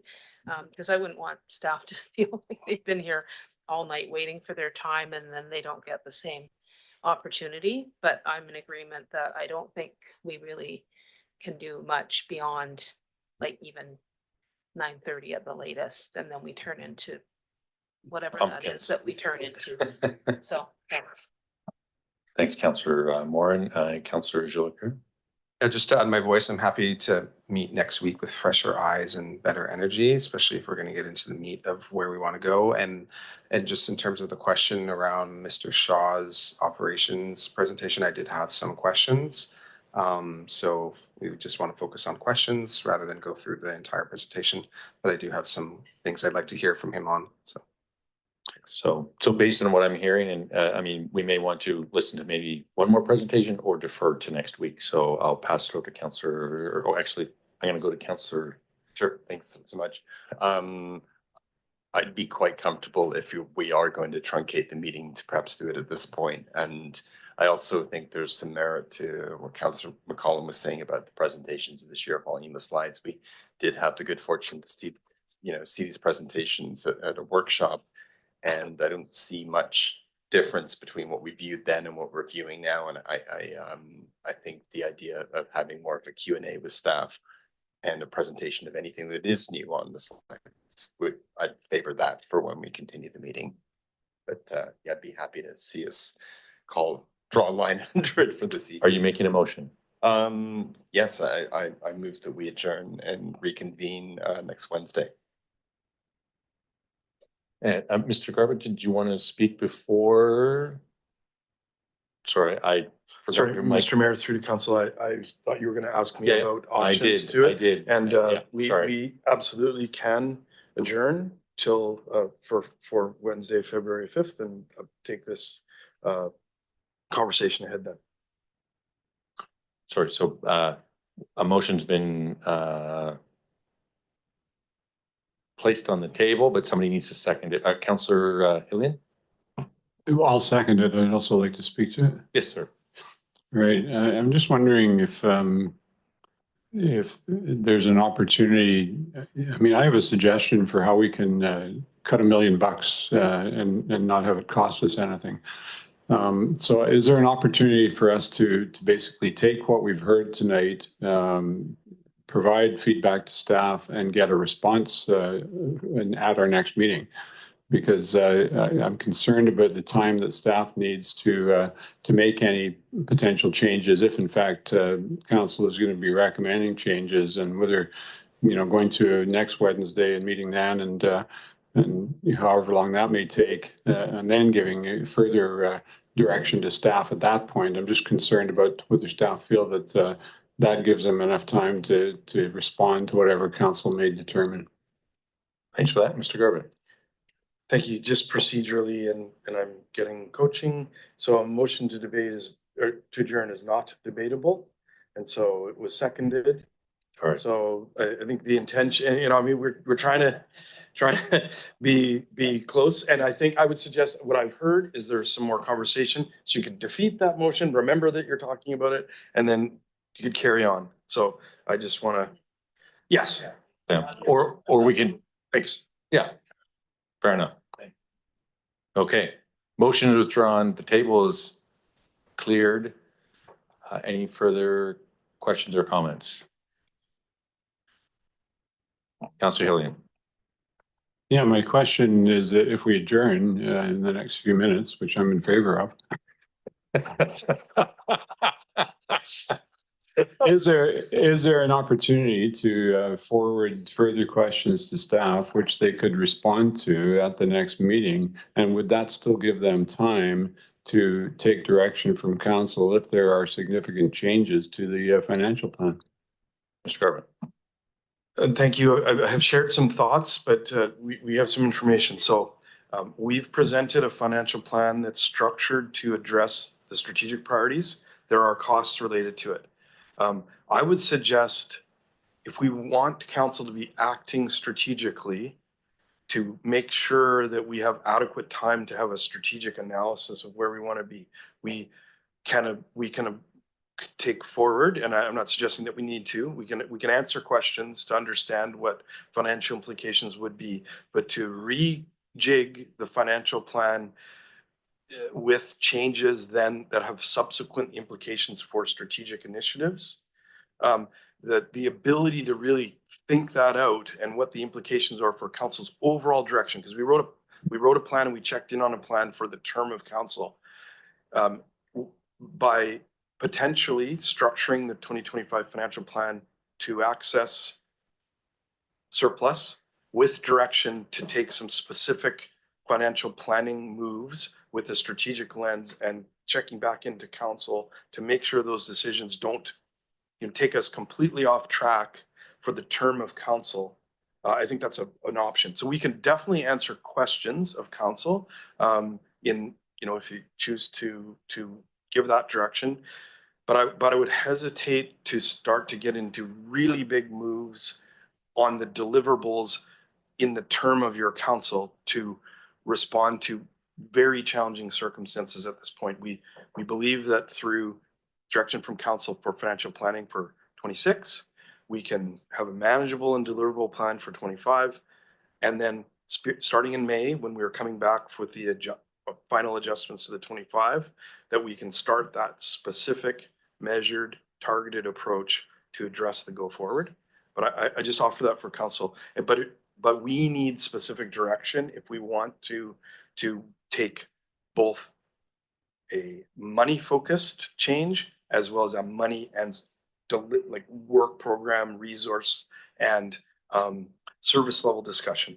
And I'm not suggesting that we shouldn't, but in order to do that rationally, which is what this council has done beginning in the 28 council and the 2022 council, that would be a departure from where we're going. So I'd recommend that we ask us questions. We can come back to a next meeting, but if the intention is to start to actually look at significant service levels, we will need more time than we have available to us. And Councillor McCollum. So I'm just going to share how I interpret that, is that by putting this discussion off for another week, we're further limiting our options in terms of changes that we can conceivably make or that are fair, perhaps, to ask staff to implement on a shorter timeline. So I do think that there might be some value in us providing more direction than just asking questions at this point from what Jeff has shared, although you're welcome to correct me if I'm misunderstanding. I looked at what our financial plan looked like last year after we had reduced to the 7.7%, and it was projected to be a 5.7% increase on this budget, and it's nowhere close. So, we can change around a little bit with the surplus. It's not going to achieve what the issue is, and that things are getting more expensive than we anticipated. And we also have some service level increases that are costing us more than what we anticipated when we did our budgeting last year. And to me, that is time to pause and make some choices and look at what we're going to push forward into the future and what we don't want to fund right now. And in my mind, we need to set some priorities. So if we can do that at the next meeting and there's, and that allows adequate time for staff to make some changes, then let's do it that way. But if you need further information from us to allow that to happen in time to pass the budget, then I don't think we should adjourn the meeting early tonight. All right. Okay, and just so everybody knows, I have turned the podium mic off just in case Chris wants to sit while we're having this discussion. But I didn't tell Chris, so I'm telling him now. Just so we may bring you back up, but we'll just have to see. Councillor Jolicoeur. Yeah, thanks, Mayor. I mean, my comments are similar to the comments I've shared before, which is I think we're going to continue to be in the situation that we're in, where we're getting these increases and percentage discretionary tax increases that are higher than what we would like to see until we have what I believe the two large conversations that we have not yet had, which is around service levels and diversifying our revenue streams and assessing whether or not we're accessing the right amount of revenue outside of taxation that we could, whether it be through fees and charges or otherwise. So, and I've heard articulated from our city manager that type of work takes time. We're January. I think this is the earliest potentially that we've had this process start. We have until May 15th. Likely that work won't be able to get done by then. And so I think that we need to just get messy with it in the interim. And I really look forward to having the deeper conversation so that we can start to address some of these things long term. Thanks. Councillor Cole Hamilton. Thanks very much. So I guess I'm still a little unsure what I'm hearing from our city manager. It seems to me that the kind of review of level of service and of revenue streams, even if we made a decision tonight, I don't think that's going to happen before May. So I don't see how the decision we're making right now, or will shortly be making regarding adjourning for a single week, I'm not sure how that forecloses the possibility of how it changes the quality or of the decision making we can make in the short term for the 25 budget. We can't reimagine what's going to happen for the next several years in the 25 budget. That would be something that would happen through those longer conversations, which can't be done by May 15th. But we are going to need to make a decision prior to May 15th about whether we take this as it is or whether we make changes given changes in the world. I just don't see that continuing this 1 week later, that's loss of 7 days, would foreclose the possibility of making reasoned decisions in the near term about 2025 prior to a longer conversation which takes place outside the budget cycle. But maybe I'm misunderstanding what the city manager was saying. I'm not trying to, I don't understand. Fair enough. Did you want to just respond to that, Mr. Carver? And thank you for the question. And this, I guess, not knowing what the changes could be, if they are fundamental and strategic in nature and level of service in nature, or if they are, sort of removal of X, Y, and Z. So I apologize if I didn't intend to truncate the discussion. I guess was explaining that depending on what council would like to do, the implications could be service level long-term. But my apologies, and I think it would be good to hear, for us to understand that. Council can go that direction. We can crank, and Adam's team can do that and respond to that. So if council has some specific thoughts, then obviously we would take those. All right, thanks for that. Councillor Moore. Yeah, I mean, I think that there's probably some, although we may not agree on everything, I think there's probably some kind of quick wins that wouldn't necessarily impact. I don't know if I should say it out loud or not, but I mean, it was brought up before, the community safety office. Yes, that was something that council asked to explore, but I haven't really heard a huge appetite for that because we've talked about how we've got other measures in place now that have kind of met the need of that. I'm just throwing that out there as something that maybe there are a few of those that are kind of easy things that we could look at, but I don't know what the process would be to do that. So. I mean, would that fall into the category of it being complicated? Because it's a strategic priority? Thank you. We have been trying to put together maybe sort of a rational process to go forward. If council wants to give us direction and come back with amendments or advice on amendments next Wednesday, then I think create a list, council endorse that list, and it might have to be line item by item because we have to do that. And we can keep track of that. We've got legislative people here to keep track of that, and we can run that and then come back with the implications. And Adam and Kate and I sat down to talk about potentially this. Am I repeating what we discussed? Thank you. So let's, if that's council's will, we can do that. Yeah, I mean, just a very quick follow-up in terms of that example. I'm thinking about things that maybe have had, things change and maybe that particular need has been met in another way. Like, I'm not talking about throwing out the baby with the bathwater, but I think there might be some other things like that that could be agreed upon. Right. And Councillor McCollum. Yeah, I mean, this is where I'm not really clear. I have, a list of things I'd like to suggest in terms of where I think we could make adjustments. But what would be the correct process? Like, we put one, I put one forward, we vote on it, go to the next one and make a list that way? Or, I mean, this was, I am not totally clear on how you, like, the structure of how you want this list to come together. Ms. O'Connell, just one sec. Yeah, Ms. O'Connell. What you could do, and we've done this previously, and I just can't remember when it was.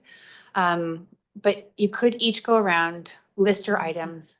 I can track them, theme them, and then basically, if there isn't repetition on those items, like say there's only one member of council that wants staff to spend that consecrated period of time doing that work to come back to council with like implications, risks, service, like that type of piece, then if there's a good amount of interest from council that depending on what staff come back with, there is a likelihood of either moving forward or not, like that's more of a decision. Theming them based on each of your areas of interest would help to clarify whether or not there's consistent interest in looking at specific types of areas. So I think once you get the info, like it out, what you want to look at, and I can hear from everyone and then put them down and see how they align, we might have a better idea from there. One is to the complexity of any changes to those items. Two, how strong is the interest amongst all members of council to take a deeper look at that, especially if it may end up in an amendment or change to the proposed financial plan. That's just one way, but until I know, I won't necessarily know if that'll meet council's needs, but it's an option for having an idea about what no one's saying out loud. Yeah, I mean, that seems very complicated. I think in approaching this process and seeing what the level of taxation increase that's proposed on the budget, that most of us have looked at it and considered what things that we're willing to change. And so I think trying to get themes and repetition at this point might make it harder. And I'm not necessarily looking for a report back. Maybe I have a question for staff or two or three. But I don't think at this point in the process where we already workshopped this budget for 4 days. So I'm not necessarily wanting to create additional work for staff around the implications of it. But at the same time, I think we recognize that we can't go forward with the way that it is. At least that's how I'm feeling. I shouldn't speak for others. So I mean, for starters, I don't think that we're going to see the full staff complemented supported that's laid out in the budget. There's definitely positions that I am less supportive of, and other ones that came up in the discussion that I was on the fence about that maybe I'm less wanting to remove than others. So now I'm just going on, and It's getting late. It's getting late. We gotta stop it. yeah. And we got 9 minutes before we have So to extend. I guess leading into the next meeting, because we're not gonna get through this list as a group. What information could we provide to staff now to make this process go more smoothly in a week?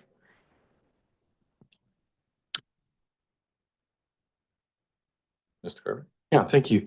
I had just, we have two options. I mean, you could say, we want to set the tax rate at 7% and then come and take it forward as is. You could set a tax rate, which gives us the overall, and then identify a couple other specific changes. Or you could, so those are two ways to rationally do it. I've heard some themes from council.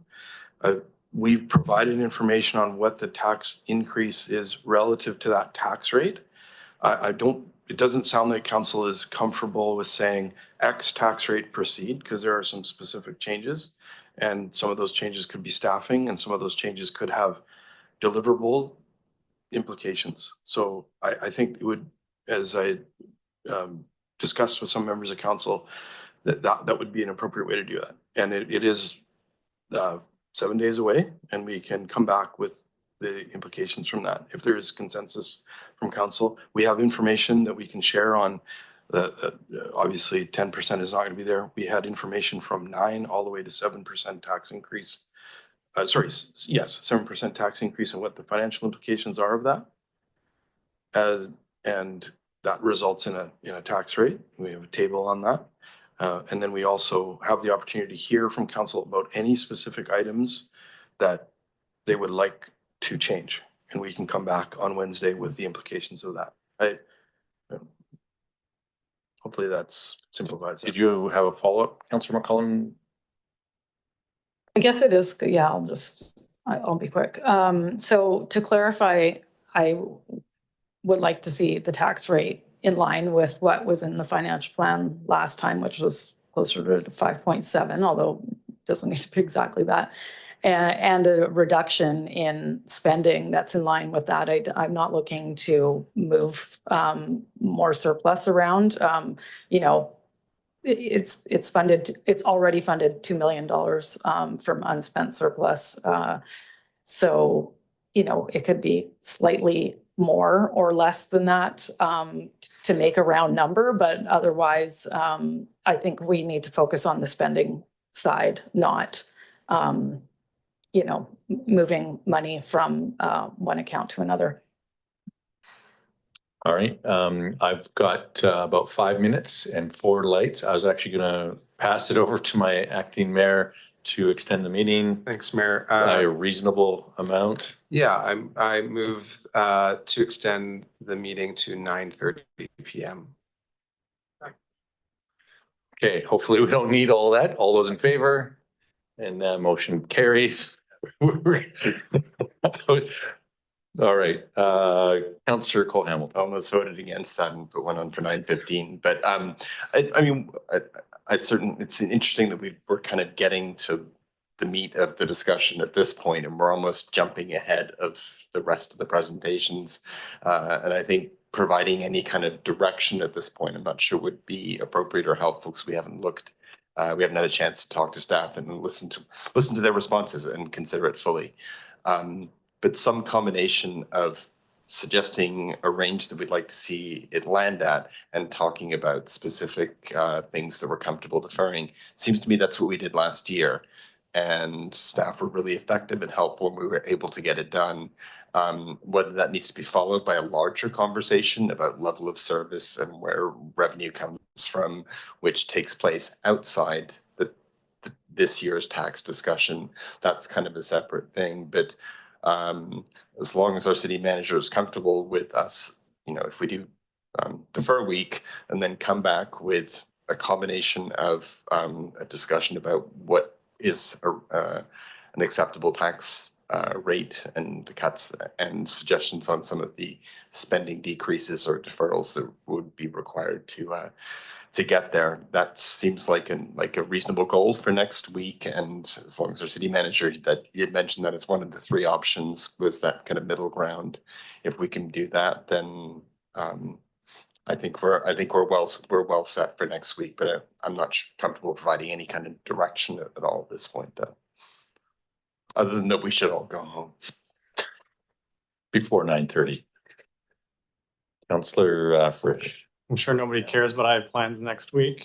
I have questions for Chris Davidson. Don't have so many for you, Kyle. Sorry. And I'm ready to keep going. Councillor Moore. Yeah, in line with what Will said, I have a whole list. Most of my questions were for the end of, the presentation. So I feel like we all asked a bunch of questions. We got clarification. That may have changed our mind about things, maybe not. So I kind of feel like I need that information before I could, come up with suggestions or whatever. The other question I had was, I know it seems totally off base, but the permissive tax exemption conversation. Like, could that not play into this? Like, what if we decided to just not do them? Like we could just, we have a moratorium this year or whatever. I'm just saying, like, that could free up a bunch of money. Anyway, I mean, there's a lot of some of the nonprofits that really need the money could apply for a grant. There's a whole whack of them that are frankly just enjoying that tax exemption. So anyway. If you'd like me just to respond to that, we have council direction. Adam's group is working on permissive tax exemption. It's a 2025 project and we're getting some advice on that. It's in the area of $475,000 of tax, but I would caution doing that without having a backup that you're going to always hear from your staff that you should have policy sort of deliberations in that regard. And that's why I referenced we can develop our financial plan based on the big picture strategic direction we have. And we also can take the time to have that dialogue and continue potentially carry this forward. Mr. Davidson and Mr. Shaw are here for questions. And if we complete that dialogue and, we're not under a monthly time frame, I just would say, like I said, the complexities related to the changes may be long-term or they may be very narrow until council articulates that. And that's for our council to articulate. So if we want to consider just recessing this meeting, starting again on Wednesday, we do have a long-term legislative deadline, but we are a little bit early and we were hoping to be in the right way and we will work through that. And we have very competent staff that can assist us with that. And we just, every action has a reaction and we get that information and we'll move forward. And my understanding is all local governments are going to be going through this right now. Well, unless you have an adopted financial plan like another jurisdiction in the valley already. So, but this is going to be happening all over British Columbia this year. So, it's up for council to decide whether we're going to take more steps tonight. And I do feel like maybe I'm going around in circles as well. So I'll leave it back to council. All right, it's 9 o'clock. I think Councillor Bush has a comment. Well, thanks for all the input to everyone. Sorry, Councillor Clem. Yeah. I just want to thank everyone for their input. I'm ready to move on. So unless there's a motion to defer this meeting, I'd like to continue.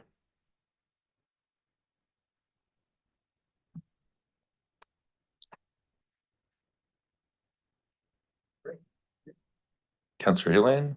Oh. Well, I'm assuming that we're carrying on until 9:30. Is that what we're doing? Mr. Davidson, do you think 9:30 is a reasonable amount of time for you to get through your presentation and questions? Yes, pending questions, I think 9:30 is very reasonable. I can be quite quick. Yeah, absolutely. Okay. Do you want to approach the podium again? Glad I didn't have you stand for that entire time, but I will turn the podium on while you're walking there to save a few seconds.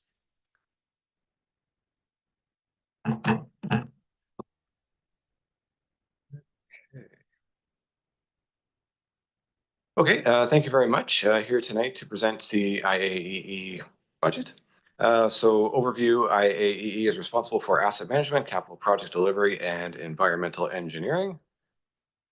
2025 strategic priorities include 6th Street Bridge construction, McPhee Meadows construction, East Side Fire Hall detailed design, corporate climate action plan, and memorial pool options analysis and detailed design. So operating budgets, we do have a few items. Sorry, just adjusting my screen here. So service level impacts in Eng, we have an increase of 46,000, which is the second half of the 2024 Eng tech position. For asset management, we have a decrease of 56,000, which is reallocation to water and sewer. For Eng growth, we see 79,000, which is an allowance for a building rental to potentially move office as we are running low on office space at City Hall. And for asset management, we are carrying forward 112,000 for work that didn't get completed in 2024 due to the transition from OPS to IAEE.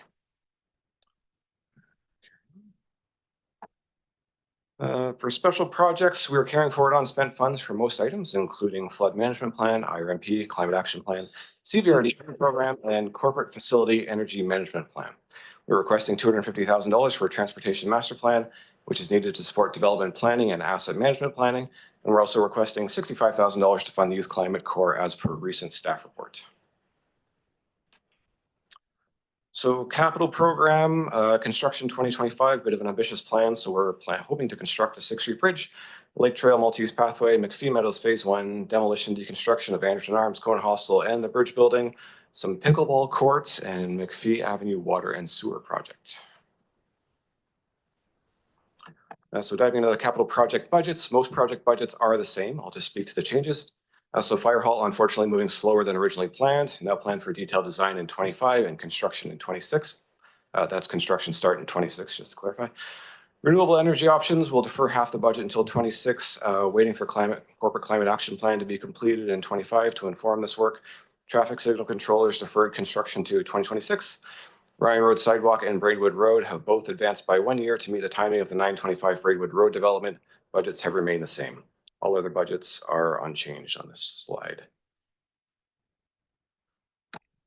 Carrying on capital changes, McPhee Meadows Phase 2 design deferred to 2026.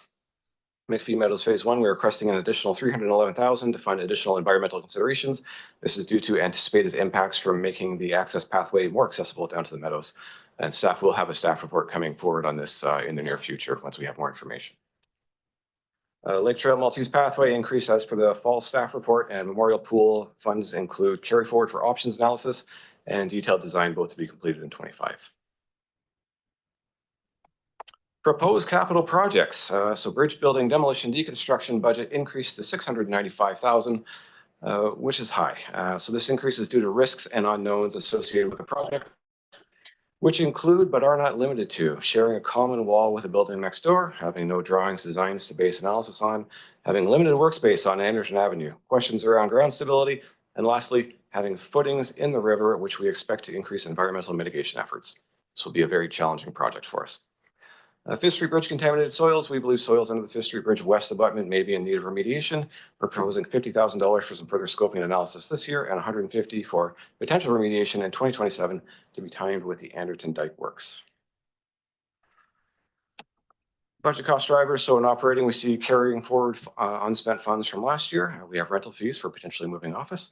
On the capital side, increase for bridge building, demolition, deconstruction, and overall capital funding for the year has decreased due to deferral of some works.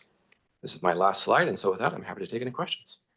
Wow, you were very efficient. I'm just going to pass it right over to Councillor Haley.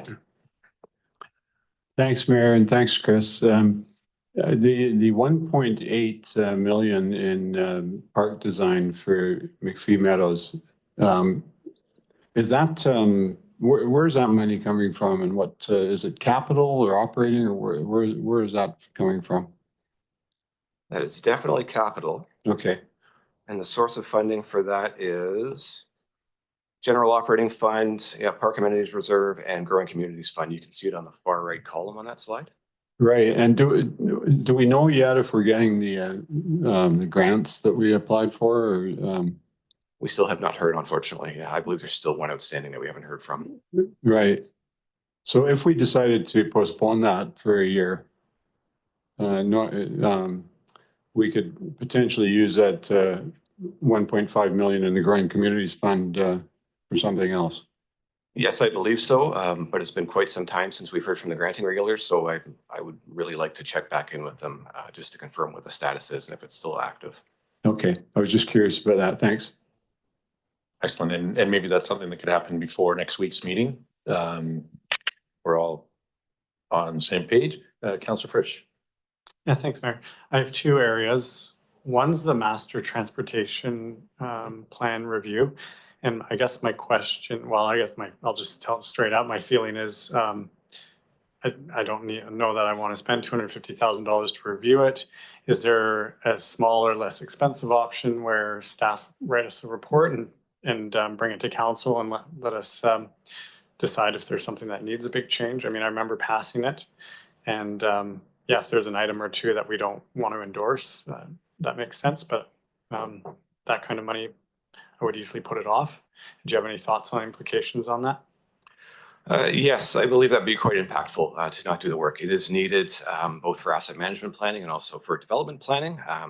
So there's a few components there. It's long-term strategy for transportation for the valley, how we manage the assets, setting service levels, and even doing some modeling to understanding how much loading we're seeing on the network.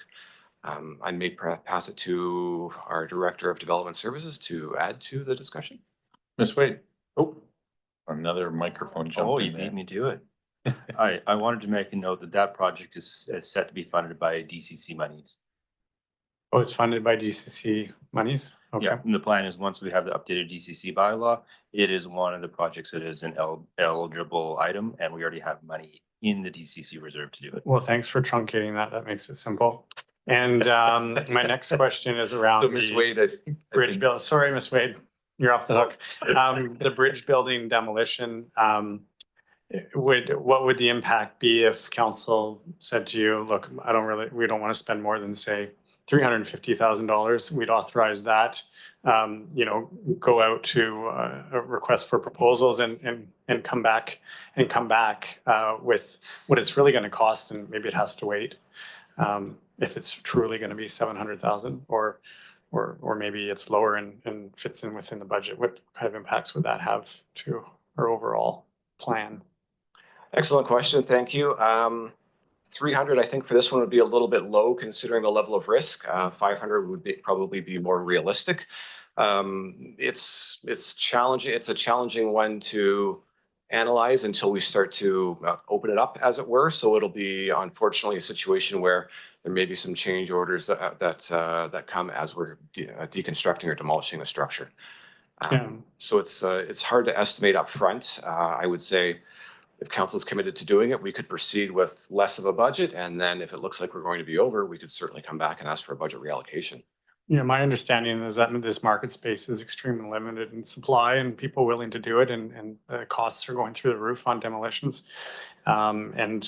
From my personal view is that it's not worth it to me right now to rush to take this down for that price. So I'd be looking at other perhaps creative ideas to not take it down or to wait for a better opportunity for a better price. And I think that's everything I have for you. Thanks. Thank you. Great. Thanks, Councillor Frisch, and on to Councillor Jolicoeur. Oh, thanks, Mayor. Those were two of my questions, and I was going to say, if only in a world where I think there's enough people that want to see that building down that would volunteer to take a jackhammer to the wall. We didn't have work safe insurance and all those other things. I'm sure there's asbestos in the walls or who knows what, but yeah, that's just, I don't think I can get behind $700,000 to tear down a building. But I guess my other questions pertaining to your budget was related to some of the capital expenses, just going back to my page here. I think it was.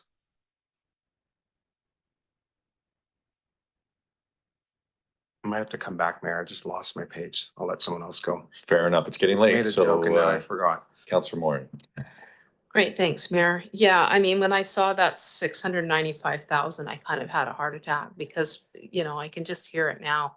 How much did they pay for that building? Now they're paying, you know, the same amount to demolish it. I don't know.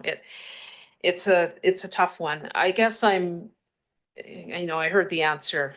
You don't think it would, even if we waited to shop around and get that quote, it may not bring that price down much, but it could be delayed though. I mean, obviously, we're hearing from people that want that building down. We are taking down the other ones. It does still improve that corridor. And that building is a little bit more obscured. Anyway, I don't know.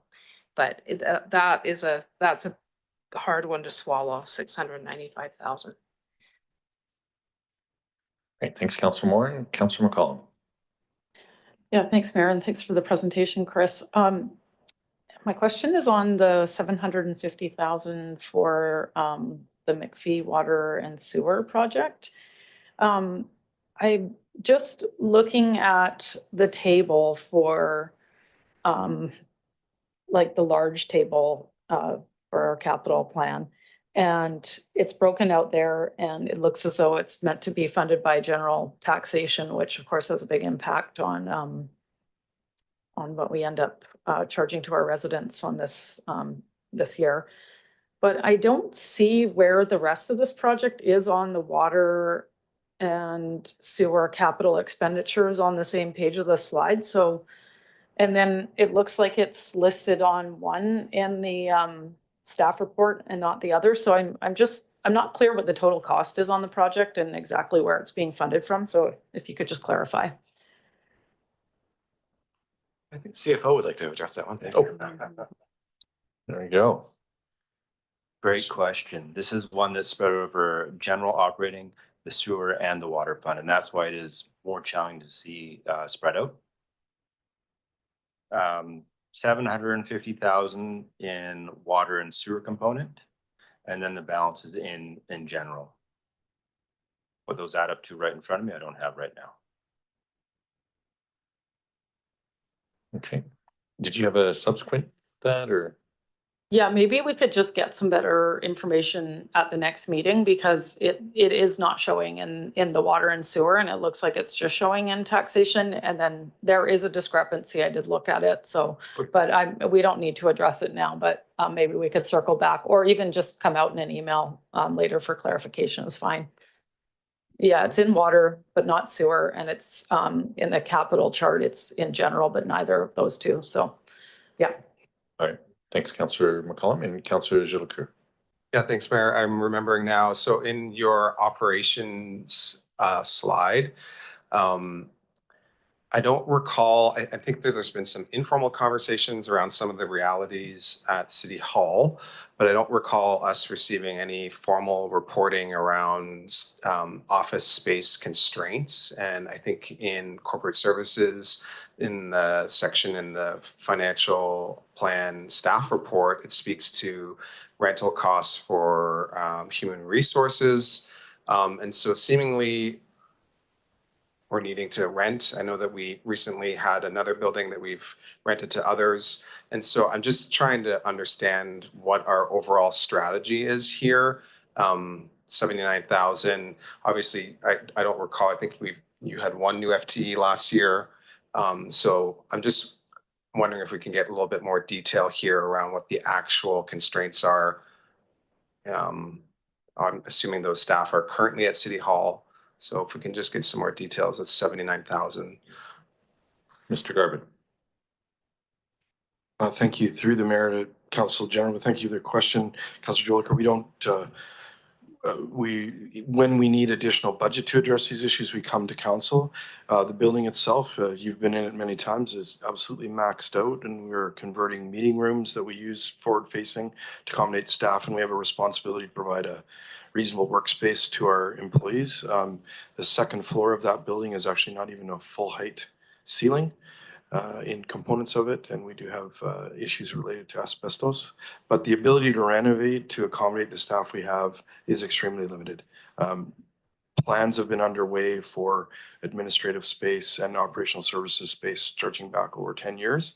And so we're reaching the maximum of what we can accommodate inside, and an affordable way is to rent for us to provide that and deliver those services. Other options are to build and buy, et cetera. And we're not in a position to recommend that at this point, and we haven't done the planning work to do that. We have inventories of our available space and floor plans. If council is interested in why we need additional space for our existing staff, and we can provide that information. Yeah, just as a follow-up, I think just wanting to be strategic, as I said, we recently signed a lease for one of our buildings, and I think, you know, I'm questioning, why didn't we save that for this team? And then recently the HR team moving offsite as well. And so this idea of maybe consolidating leases to cost save. And then speaking of spaces in the capital plan, there's a $30,000 for the HR meeting room. Is that's being renovated for the purposes of creating new offices or a new meeting room? Sorry, I believe sorry. Kate O'Connell would like to speak to that one.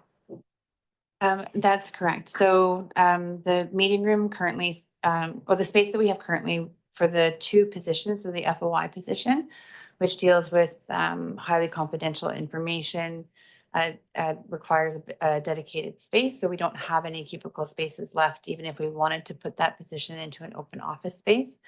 Additionally, with the same goes for the engagement specialist, we have no location to put them. We did do quite a significant office reorganization last year to try and maximize space, which is part of moving HR off-site. We were able to consolidate different teams. So you may recall, for example, corporate services was kind of spattered all over the place. We had procurement down at the ops yard. We had bylaw in a trailer external to the building that had very limited access to services. So we were able to bring a lot of, eliminate the trailer rental, bring bylaw inside, create more space for ops to expand into the procurement space, consolidate teams to increase some of those efficiencies as well. And essentially the renovation that's planned for the upstairs HR meeting room is predominantly like a pony wall in between, splitting the meeting room into two. This half of the space would permit for future growth as well, if that is the case. So one side could accommodate 2 employees, whereas the other side, because of record storage requirements, could only acquire 1. So it's not just for an immediate space need, but also would provide a future space need in the event we have support for that. That's very helpful. Thank you. All right, thanks for that.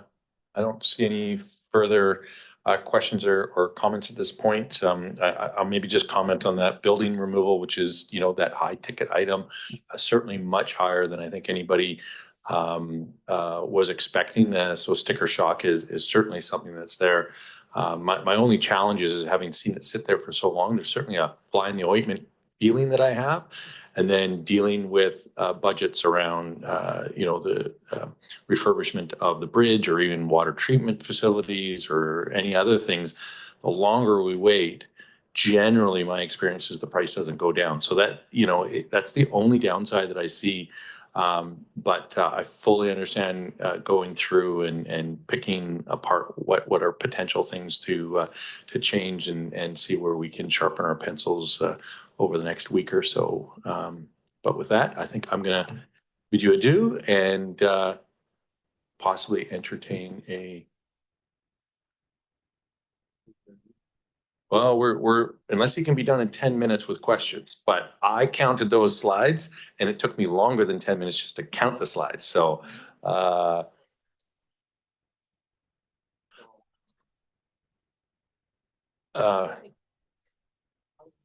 yeah, well, I will say this. Yeah, no,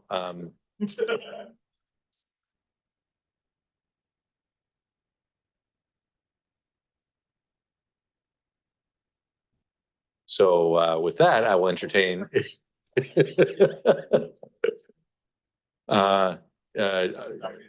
Okay, so we're gonna adjourn until Wednesday, February 4th, 5th at 4 p.m. Five, but you know what? Might be a little bigger than. Yeah. So we have a motion on the floor. I'm going to call the vote now. All those in favor? Motion passes. See you everybody in a week.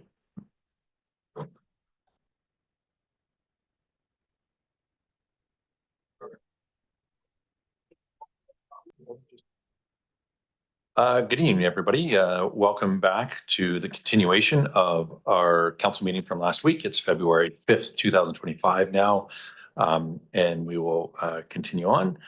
And so we were in the middle of our 2025, 2029 financial plan. And with that, I think I'm going to pass it back over to staff. Oh, even though we are continuing a meeting, would like to acknowledge that we are meeting today on the unceded territory of the Comox First Nation, the traditional keepers of our land. And thank you very much for that. And I'll pass it over to Mr. Garbutt. I'm just gonna ask council that we've distributed some additional information today under 8.2. Ms. O'Connell, do you want to help us get to this point? Sorry to put you on the spot. Thank you very much. So council, there's a request from staff to consider that council consider the addition of a late item because of its relevance to the current discussion regarding the 2025 to 2029 financial plan. However, as you are in the middle of considering the financial plan, which is item 8.2, if council would like to immediately consider a late item pertinent to that conversation, then there is a bit of a procedure that would be required, including a motion to table the current discussion on the financial plan, a motion to add the new item as a late item to the agenda, and to immediately consider that. And then once, should all those things be approved and amenable to council, then you would then be considering any resolution that's within the late submitted item. Following the conclusion of that, a motion would then be required to lift the financial plan item that was temporarily tabled from the table so you could reconvene or resume that conversation. So if council is amenable to this, essentially we would need someone to first introduce a motion to table the current item, and it has been provided to council. So all those in.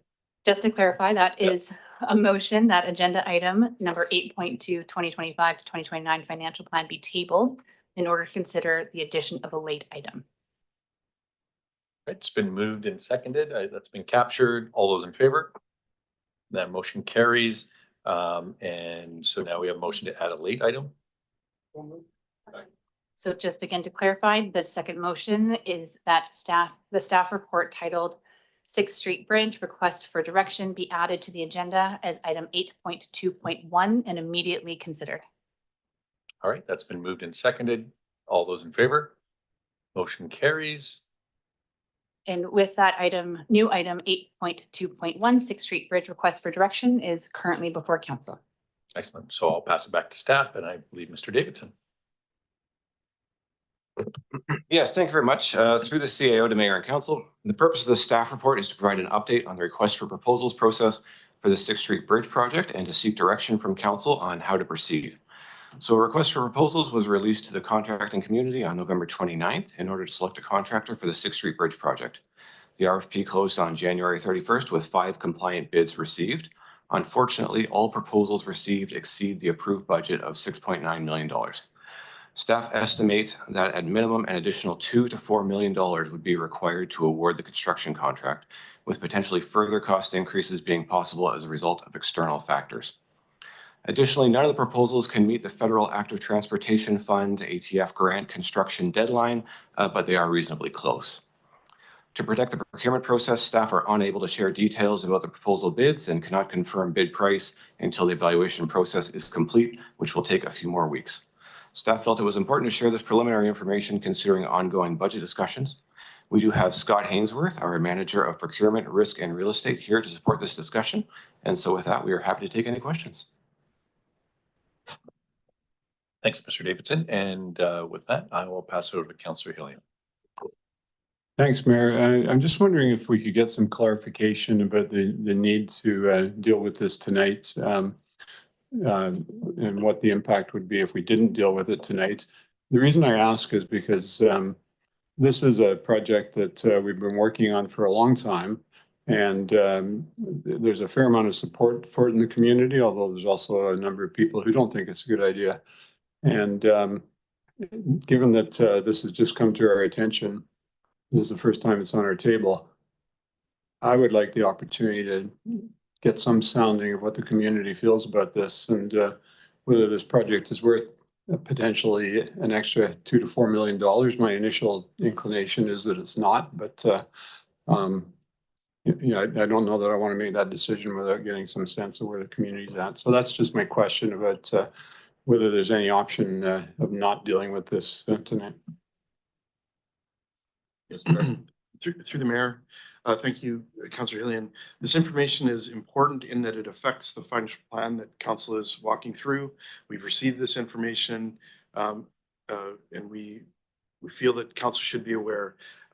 We are going to be walking through components of the budget tonight. We did not finish last meeting, so there's no there are significant financial implications within the annual financial plan and the 5-year financial plan.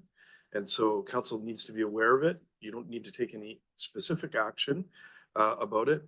But I had asked our chief financial officer to give turn thoughts to the implications of this as it relates to the financial plan, but it has also just arrived. So I don't know if Mr. Langemeyer, right at this point, we don't have too much to offer in analysis, but council needs to be aware of the cost implications related to the project.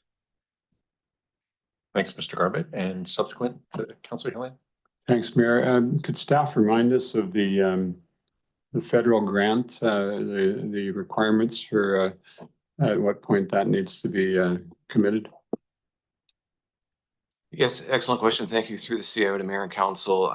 So I understand the federal grant deadline is March of 2026, as I recall. So the project would need to be completed by March of 2026. That's their deadline. I do understand some grant regulators have room for extension. The value of the grant is $2.5 million out of the $6.9 million project.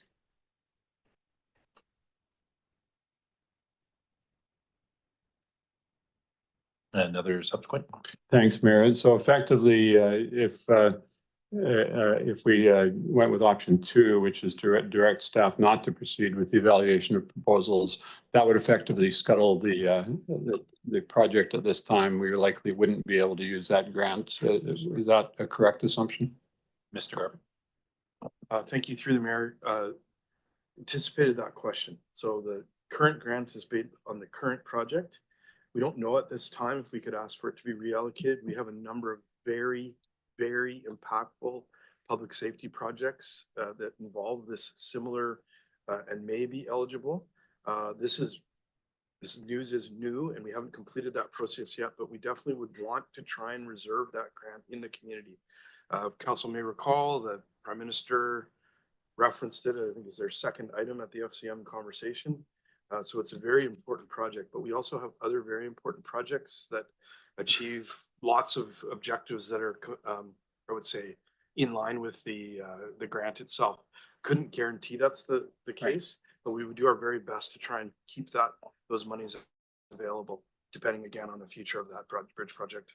Thanks for that. Thanks, Councillor Hillian. And I don't see any further lights. Councillor Jolicoeur, or yeah, Councillor Jolicoeur. Thanks, Mayor. I'm wondering if staff can speak to if we went with option 2 would we also be able to consider a other procurement process that would potentially support receiving lower bids? That's an excellent question. Thank you very much. I think I might refer that one to our manager of procurement. So my understanding is that we do have an active procurement process in place. Generally, you can't go out and rebid, or else you're at risk of bid shopping. I'll leave it to our manager of purchasing, Scott Hainsworth, to speak more to that. Thank you, Mr. Davidson. Through the city manager to mayor and council. So options in this case are typically evaluate what we have in front of us currently, and that might open up the opportunity to negotiate with the successful bidder to look for potential cost savings. Option 2 would be to collapse the procurement altogether, potentially go back and look at a redesign to find cost savings within the project from that perspective, and go back to market afterwards with a revised specifications to the marketplace. All right, thanks for that. You had a subsequent, 1 second here.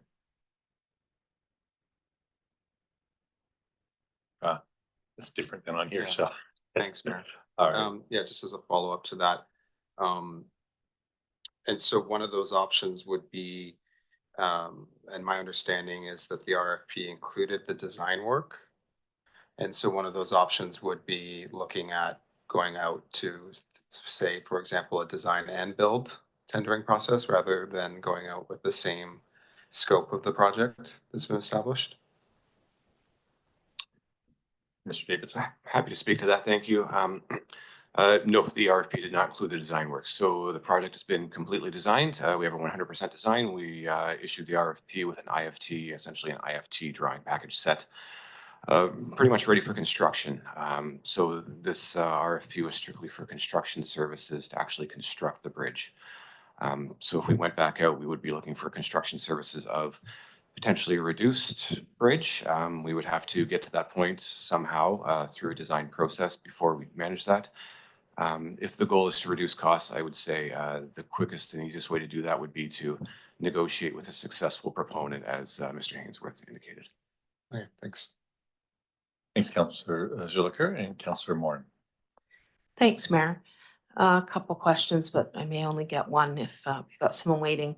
I guess the first question is the implications of not proceeding with the project right now, because we know that it is tied into master plans and other, it's tied into other projects that we're doing. So, and we know that the costs arise. So I guess if the costs keep going up and we delay it for a year, 2, 3 years, and we don't know whether we would use that grant money for another project and then not have any grant money, or what would happen there. I'm just wondering, I know it's probably a long answer, but what would be the primary implications to not proceeding right now? Yep, happy to speak to that. So there would be, as you alluded to, wide-ranging implications. So many of our master plans do speak to this. It is a key component of our strategic priorities, as we understand. There is quite a bit of community support behind the bridge. It's been a project contemplated in the community for a very long time. As you indicated, any deferral of the project would most likely increase the costs, as we've seen with other projects, and not a little bit, but likely significantly, considering the state of the market these days. As to specific implications, staff would have to do that work to review and evaluate what those would be. Mm-hmm. Thanks. I'll come back after other people have spoken. Thanks. Thanks, Councillor Morin and Councillor McCullum. Yeah, I two questions. One is, how much of the cost of a contract like this is related to how much risk the contractor takes on versus the city? Something that I've come to understand is that, as these complex projects go out to tender, we look for ways to kind of de-risk it for the city and put it onto the contract, but then it does increase the cost of that contract in order for the contractor to mitigate their risk on their side. And so I guess my question is, is that a factor here? And are there ways for us to maybe look at taking on some of the risk associated with the construction in order to get a lower bid? It's a very good question. Thank you very much. Yeah, through the CEO to Mayor Council. Not a ton of design or unknown risk, I would say, in this project.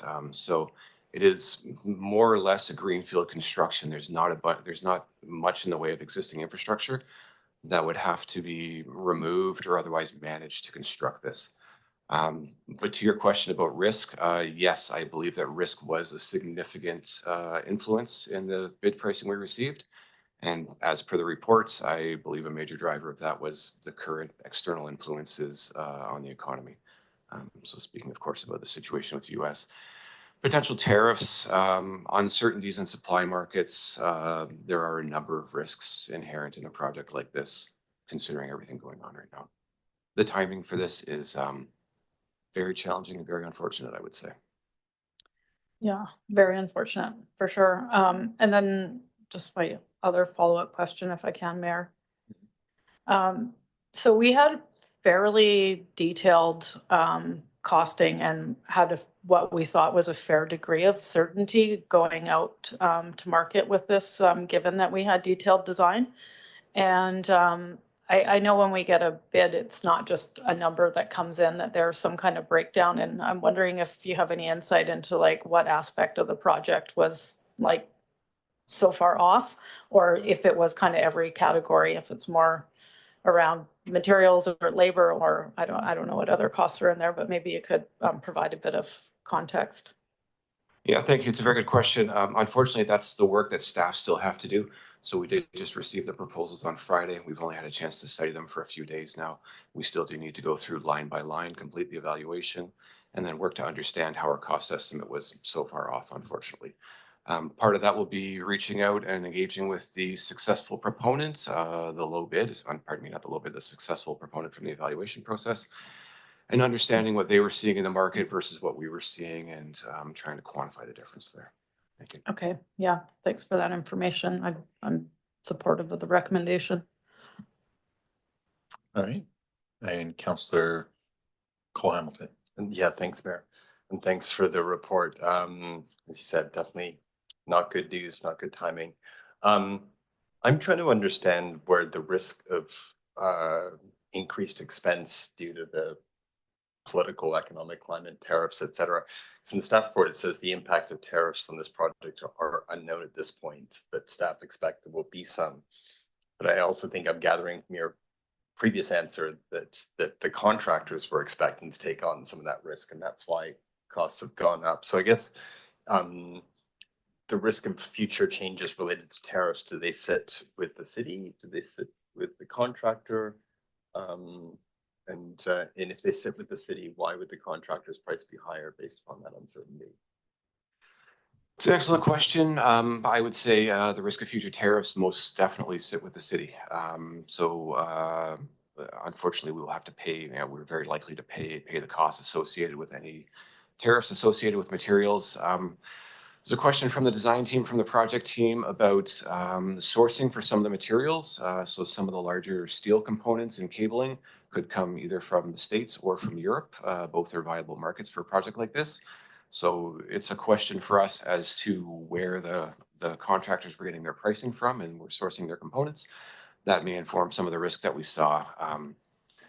We also understand that the external climate is not a stable one. It sounds as though we're not guaranteed to either have tariffs or not have tariffs. And so I don't think we could commit to a baseline level of risk or to a certainty. If we facilitated an award for $2 million, for an example, and things change significantly, we would absolutely be facing a change order, and if we refuse to pay, most likely a lawsuit, depending on the state of the contract, were to proceed. Okay, and may I follow up? And so if the evaluation process did go ahead, if I understand you, there would still be risks of cost overrun, which we can't foresee or assess. before making it the final decision. So once you went through the process of analyzing all the bids, there would still be kind of unknown unknowns that could increase the cost, and the process you're going to go through wouldn't allow for kind of clarity of a cap of any kind to go on things. Excellent question. I think going through the process and engaging with the leading proponent would certainly provide more clarity on the state and understanding of the level of risk. But it's as per the report, it's external factors that are driving this risk, and not. I don't think it's a risk born, caused by the city or the contractor. We're both parties just trying to react and understand potential tariffs and economic situation. If that situation were to stabilize and there was a high level of confidence that it would remain stable over the life cycle of the project, then I think that level of risk could be better understood. But until that happens, I just don't think we can be all that certain. It's a very quick question, just to make sure I understand. So if, for example, it were to go ahead and tariffs were imposed and they were 25% on steel, the city would bear that cost of the 25% increase in the cost of steel. It's not the contractor at all. It is entirely the city where we have material cost overruns. Yes, that's my understanding. Okay, thanks. All right, thanks, Councillor Cole Hamilton and Councillor Moore. Great, thanks, Mary. So to be clear, the increase is most likely due to the state that we found ourselves in with the external factors. So it wasn't because of some miscalculation on our part in terms of estimating. That's our understanding at this time, but we would like further time to study the proposals and to engage with the contractor to understand how our cost estimate was out of line with the bids received. It's like, I'll just have a couple more if that's okay.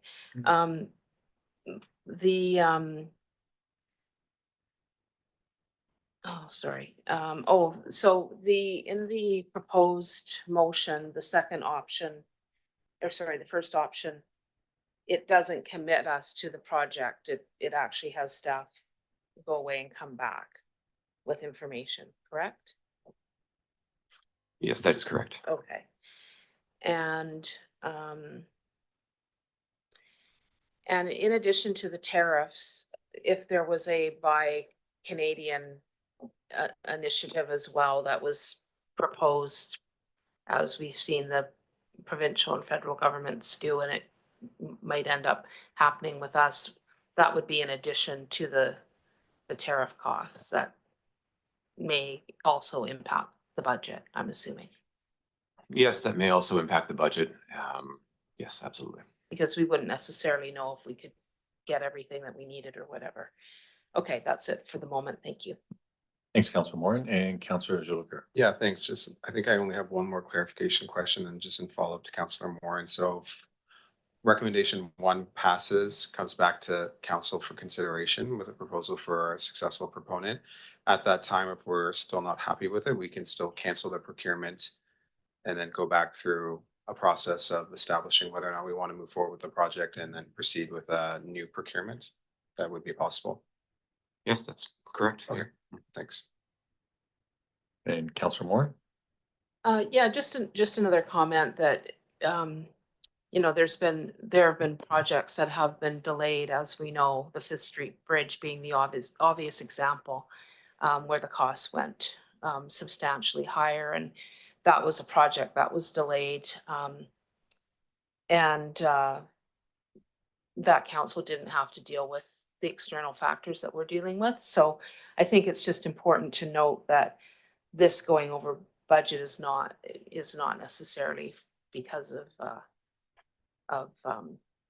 us waiting too long for something and then it going way over budget. Thanks. Thanks, Councillor Moore. And I think my only thing, maybe just a follow-up on one of the comments that Councillor Hillian made. If option 1 is chosen, we get some more information. Is there still the ability to do some sort of public engagement to see what the support is after the fact then? Yes, that's a possibility. However, I would highlight the bids are only valid for, I believe it's 60 days. So there is a window within which we have to make a decision. Staff are confident we can come back within the next 3 to 4 weeks. So that should allow some time for some engagement. If a longer engagement period were wanted, we may be able to negotiate with the contractor to see if that were possible. So yes, there are some options available. All right, appreciate that, Mr. Garvin.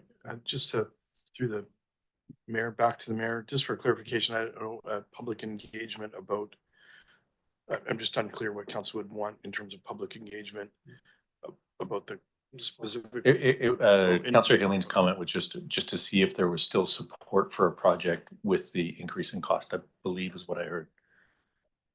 Yeah, informal. So that would be likely a quicker process. Yeah.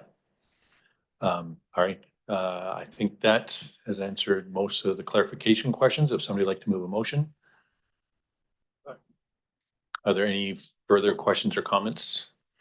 Seeing none, all those in favor? And motion carries, and thanks staff for bringing forward this unfortunate news at this time. All right, we need a motion to lift from the table that agenda 8.2 financial plan be lifted from. Okay, and then that we return to 8.2 and or we're returned now. So now I think I just hand it back to staff. All right, Mr. Shaw. We've cleared the deck for you. Thank you, sir. And the mic is yours. All right. Thank you. Through the mayor's council. Take two, part two, I guess. Getting back into the financial plan, I'll try to move through it as fairly quickly as I can with still providing as much detail as possible to ensure that the conversation is fluid and meaningful. Feel free to signal me along if things are getting a little long in the tooth. Otherwise, I'll try to expedite my way through this tonight. So I appreciate the opportunity to be here. A quick overview of the Operational Services Department. No surprise to anyone, the services provided are transportation, public works services, which is inclusive of our roads, fleet, and solid waste division, park services, which includes cemetery operations, civic property services, utility services, which is our water and sewer utilities, and finally, capital project delivery.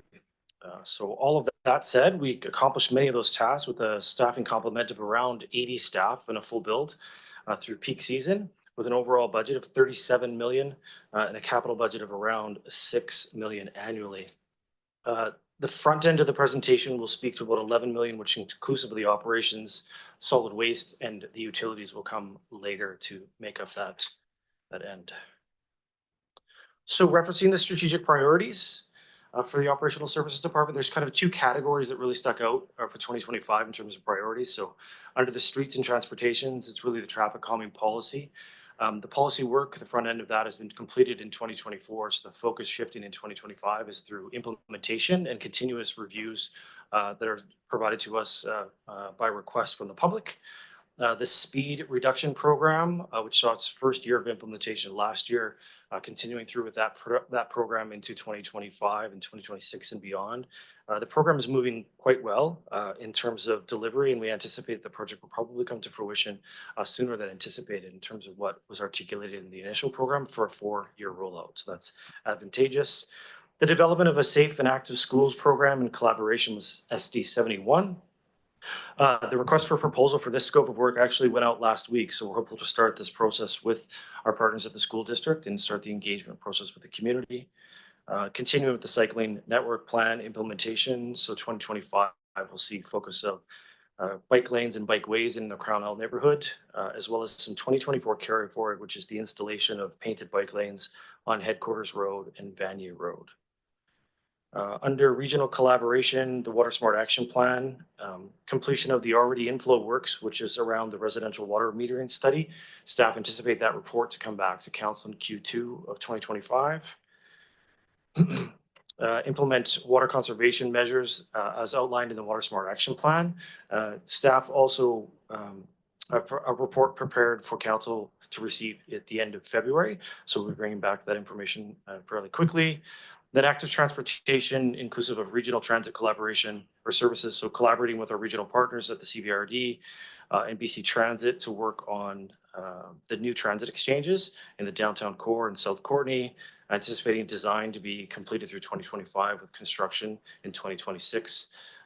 Those designs will be coming back to council through that team for consideration and review in the early part of 2025.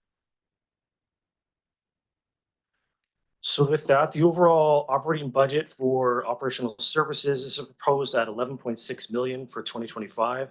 This represents an overall increase of about 818,000 over last year's budget. The 995 you see in the increase-decrease section represents the difference between the 2024 amended budget and the 2025 total budget. So those don't include consideration for the differences between carry forward items and reallocations, which are not net new funding. So the actual year-over-year change of impact and taxation is 830,000. In short, the operating budget is trending in a consistent trajectory relative to inflationary factors.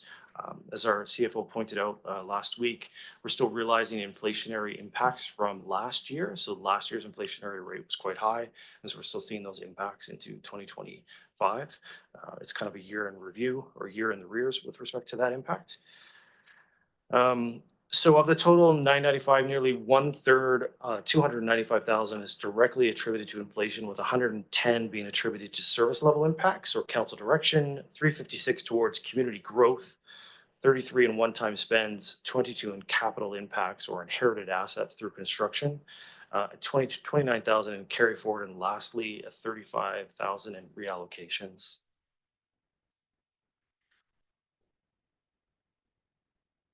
So moving into the divisional areas, starting with administration.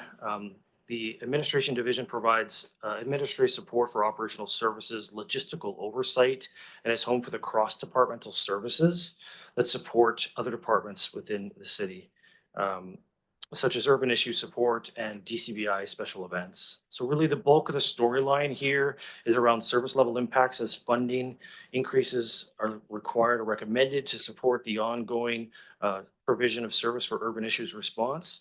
This proposed increase is both based on service level and growth, and they're forecasted in trending in the delivery of services, which is focused around staffing, vehicle charges, and garbage disposals with respect to that service directly. You'll note that there are some other allocations or reallocations within the operational services area, and these are to support other increases.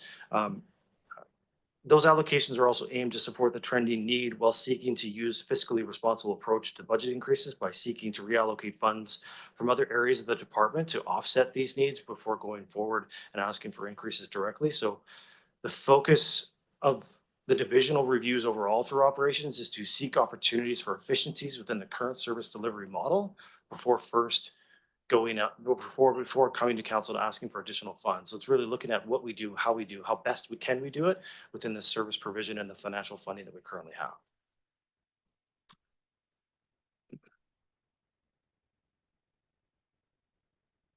So I did move forward there. There we go. Transportation services.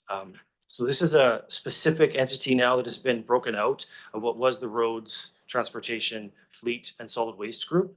A bit of background in relation to the budget area. So starting in 2025, this functional area will be separated out from those particular areas, specifically for transparency of the transportation forward services in response to the strategic priorities outlined by council. We provide specific focus to traffic operations, traffic and road safety, active transportation, and special project delivery that are focused on transportation related items.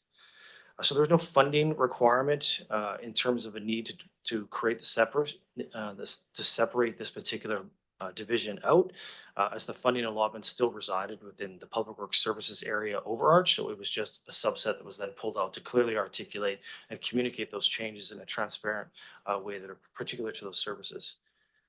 So that's where you see most of the funding through here is through allocation. There's a small increase of 21,000 that is specifically related to traffic calming initiatives, and that's to support the traffic calming policy and the need to further fund those reviews as we expect them to come in as it relates to the policy work. It also includes a small provision for an increase of the expansion of the speed reader board, a very popular program as we've seen in our community, and we continue to receive requests for the expansion of that program, and we continue to drive that program to feed into the databases that support the policy work that we're in terms of traffic calming. In terms of growth, a net reduction due to the LED conversion. So as our streetlights convert from HPS into LED, we're realizing those cost savings and seeing those savings realized within our budget year over year. There's a 50,000 reallocation from roads to support signal control programs and upgrades. So again, not net new funding, but just reallocated to better purpose the use of the funds to support the ongoing operations with respect to traffic. The capital impacts in this particular section are related to the Fifth Street Bridge. So as the construction of the Fifth Street Bridge concluded, we inherited a new cathodic protection system, which requires annual maintenance and review. So that's the capital impact that we talked about. So public works services, which includes, as I said, fleet, roads, and solid waste services. Solid waste in its as a whole will be spoken to separately, so I'll just focus on the two front ends. Not a lot of change relative to service delivery in this particular area. Minor increases in growth are mainly focused on accurate increase in records with respect to the fleet reserve contributions. I spoke to that a little bit last year in terms of ensuring the allocation of funding was accurate and supportive of the ongoing renewal of our fleet. And so those proportional volumes in terms of increase to reserve contributions will be captured across many of the divisional areas as we see. It's also in support of our transition to EV. Shifting away from fossil fuels and transitioning over to EV is an important part of the strategic priorities as well as the fleet transition. So we continue to focus on those. Again, a few reallocations. This is in support of the transportation services. So this is the counter side of the net in and out, the yin and yang that we're seeing within transportation and public works. The only item that you'll see here that is above the zero balance is the 35,000 reallocation under fleet services. And this is shifting into operations from capital. So there's a small capital spend for the AVL or the automatic vehicle locator that was budgeted last year. So that expense or that budget was a total of 50. The expense was 15. Now the licensing and fees in perpetuity is 35. So that impact to the budget will not be realized until 2026 in terms of the ongoing licensing agreements that's required to run the AVL system. Before I leave that, garbage collection, so some notable changes are related to the request for increase in service for the DCBIA, and those were in a particular briefing note that was specific to that request of council last year. Civic properties, small overall in terms of line items, death by 1,000 cuts. Maybe I call this one, this has the most GLs out of any of the divisional areas, so it's quite a bit of a process to go through. It's nice that it's acquainted into such a small graph here or table, but really a small change overall. Some of the significant reductions in growth are related to electricity, so historic trends in electricity and have been realized in terms of cost savings, and so those have been put back into the service rather than increasing in other areas. So it's been a reallocation of those particular areas to offset other growths within the service delivery model, which is a real positive. Addition to that is an admin reallocation of 11,000 to support the department's return to work program, moving that out of each of the divisions into the admin area in terms of operations administration will provide greater oversight and clarity in terms of what the program will cost on a per annual basis. City Hall, HR, IT, and engineering, there's a $6,000 increase in particular directly related to menstrual equity. So that's providing those products within those facilities as it was articulated through our Director of Recreation. A blend in growth is related to contract services and purchase services. So as our contracts are renewed, we go back out to market and realize new market values. So some of those increases are around protective services and custodial services specifically. The remaining, within the remaining nearly 20K is related directly to the new building leases. One-time spend and carry forward for City Hall siding is included in the operating. It's not broken out into a special project as it was within last year's budget. So we'll carry that forward and continue with those works and services. The fire hall impacts are again related to custodial services. The growth reduction is related again to utility fees as I discussed, so those are put back in. And Councillor McCollum, or sorry, Councillor Moran had a question or comment? Well, I can wait till after the next section, actually. Okay. I'll just be in the queue. Thanks. Well, jumping down into parks adjustments, so reallocations in support of the contract services, increase in purchase services for washrooms. I'm still the right slide. So if we just go down to parks, property maintenance. Yeah, but thank you. So small change in service levels or increase for reactive maintenance and different activities in different facilities, mostly focused around, again, utility cost adjustments, some HVAC and electrical repairs, maintenance and adjustments. There's a $30,000 line item for reallocation related to the pool's consumption. So historically, this was captured under the Lewis Center budget and not to the pool. And so that's been shifted out of the Lewis Center facility and directly now attributed to the pool. So a bit of corrective finances in the background. In the cultural facilities piece, service levels or 11Ks related to minor accessibility improvements. Council recall requests for paint around stairs to itemize and highlight those particular areas of conflict as we enter into our facilities. So that's been a budgeted item. It will continue in terms of maintenance and upkeep as we go forward. Again, utility charge adjustments, and you'll see that continuously throughout. The miscellaneous buildings is an increase in related maintenance, security, and equipment for 2040 Cliff. Minor adjustments in contracts for protections and service costs for the marina.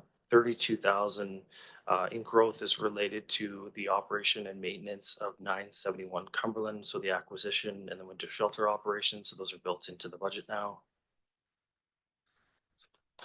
With that, we get into parks. So parks and open spaces. The total year over year. Sorry, did you want to ask the question, Councilor Moore? Well, it's on this section. Sure.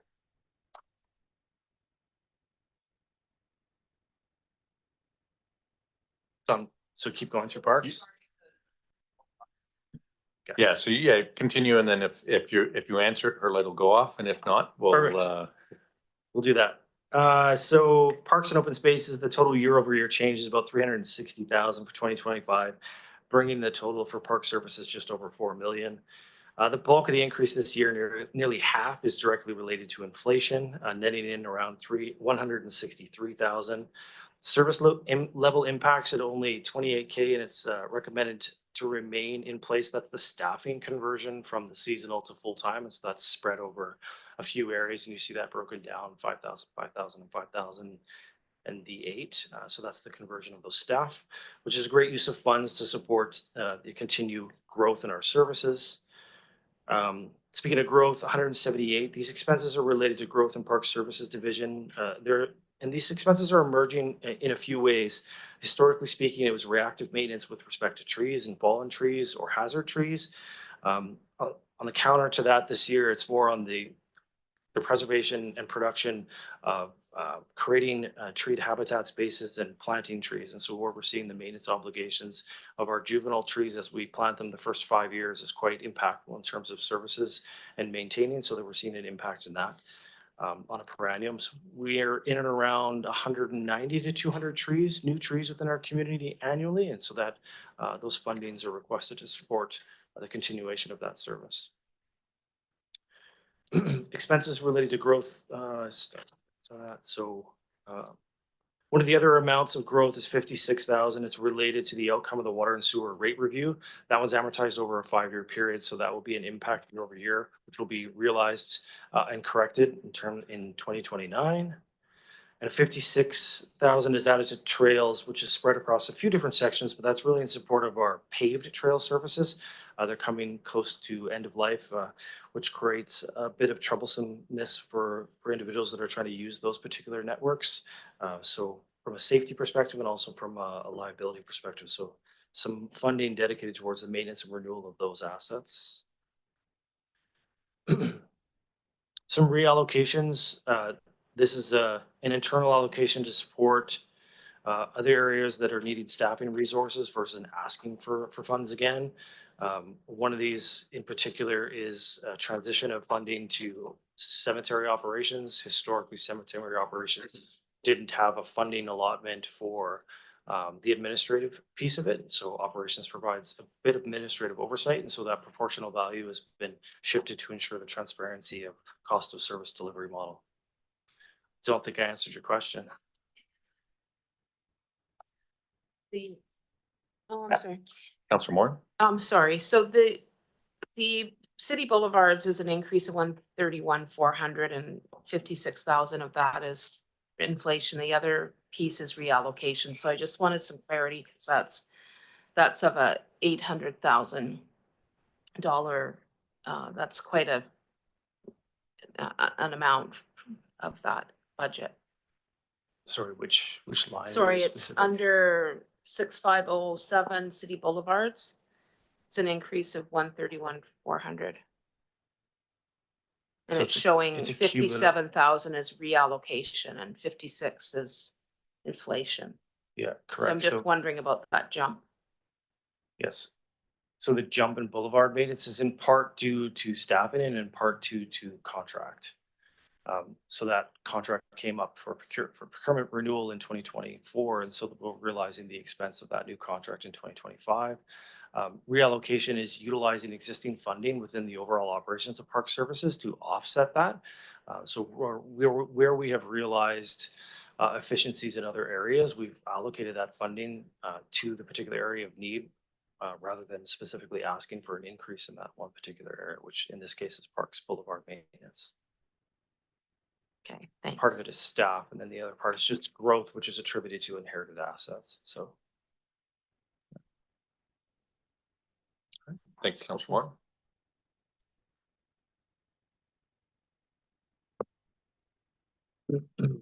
Stormwater, relatively small but important service area. Given its relatively small area and staffing commitment and result of increased efficiencies, there was really little need to increase in this area, and all inflationary recommendations were absorbed within the existing budget. Under growth, a total of 52,000, 16,000 is salary allocation. So again, similar to that of parks, there was no administrative allocation to the oversight of this particular area. And if we're going to break it out, to speak to the transparency of the delivery, there needs to be an apportionment. 30K is related, 30,000 as well of growth is related to the corrections of the fleet allocation. So this is specific to utility-based fleet units, which in more particular is the flusher truck that provides the maintenance for these. So again, that's just an adjustment as a result of the fleet allocations and the renewal requirements. So again, the year-over-year change is relatively low. However, forecasted increases will likely develop as the city increases the stormwater management facility maintenance obligations as we convert many of our stormwater facilities to habitat ponds as part of our development application process, and then rain gardens, those maintenance obligations with respect to rain gardens, although positive in terms of the environmental impact, do have an impact in terms of maintenance and operations. So those are ones that we're projecting to see in years to come.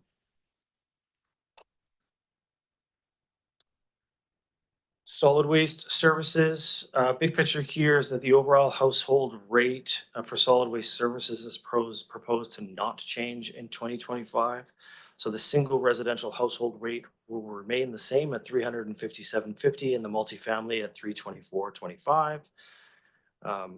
The one change you will note is that card exchanges will no longer be free. So within the first year, they were free in terms of carry forward allotment as a result of us being unable to take a request from residents. So that was provided for free. Now the bylaw suggests that a $65 administrative fee for those exchanges will be present in 2025. I'll offer that of the 33,000 carts that were delivered to our community, only 715 were exchanged in 2024. So many of the requests that were put forward, once people had some time to live with those bins, they realized they no longer wanted to exchange those carts. And so that number diminished quite rapidly, which is just a testament to the use of those bins and the sizing apportionment that was placed for our community. Overall, you'll see that there's a slight reduction anticipated in tipping fees in terms of our tonnage for garbage as our garbage diversion rates continue to go up and we see our organics increase We spoke not too long ago in front of council about the diversion rate being quite high for our community. That's expected in the first year. It is also expected and anticipated to kind of taper off or level off as we continue to go through. And so we're realizing, still realizing some of those successes, but it provides us in a very opportunistic place when we talk about the overall budget in terms of funding requirements. As our diversion rate increases or continues on a steady platform, the funding that's required at tipping at the face is quite reduced, as the variable costs for those differ between an organic and a garbage tip. And so we'll be able to utilize those savings within the utility and keep it fairly flat, which is very advantageous after a fairly significant change historically. So a lot of good news around solid waste.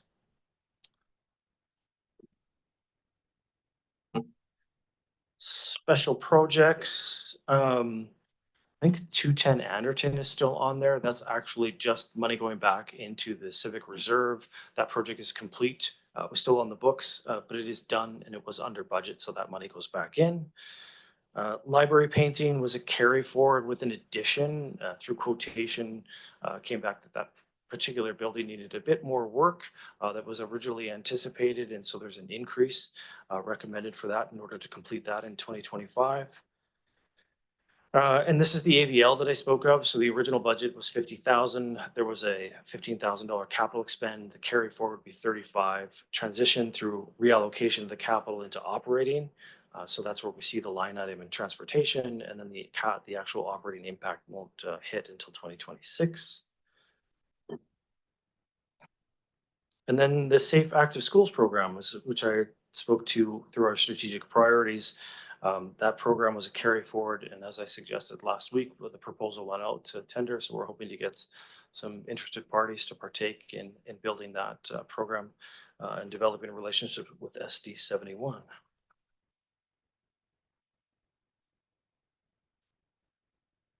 Resource request. So Operational Services Department is seeking to add one net new position to its overall full-time employee complement in the form of an operations analyst.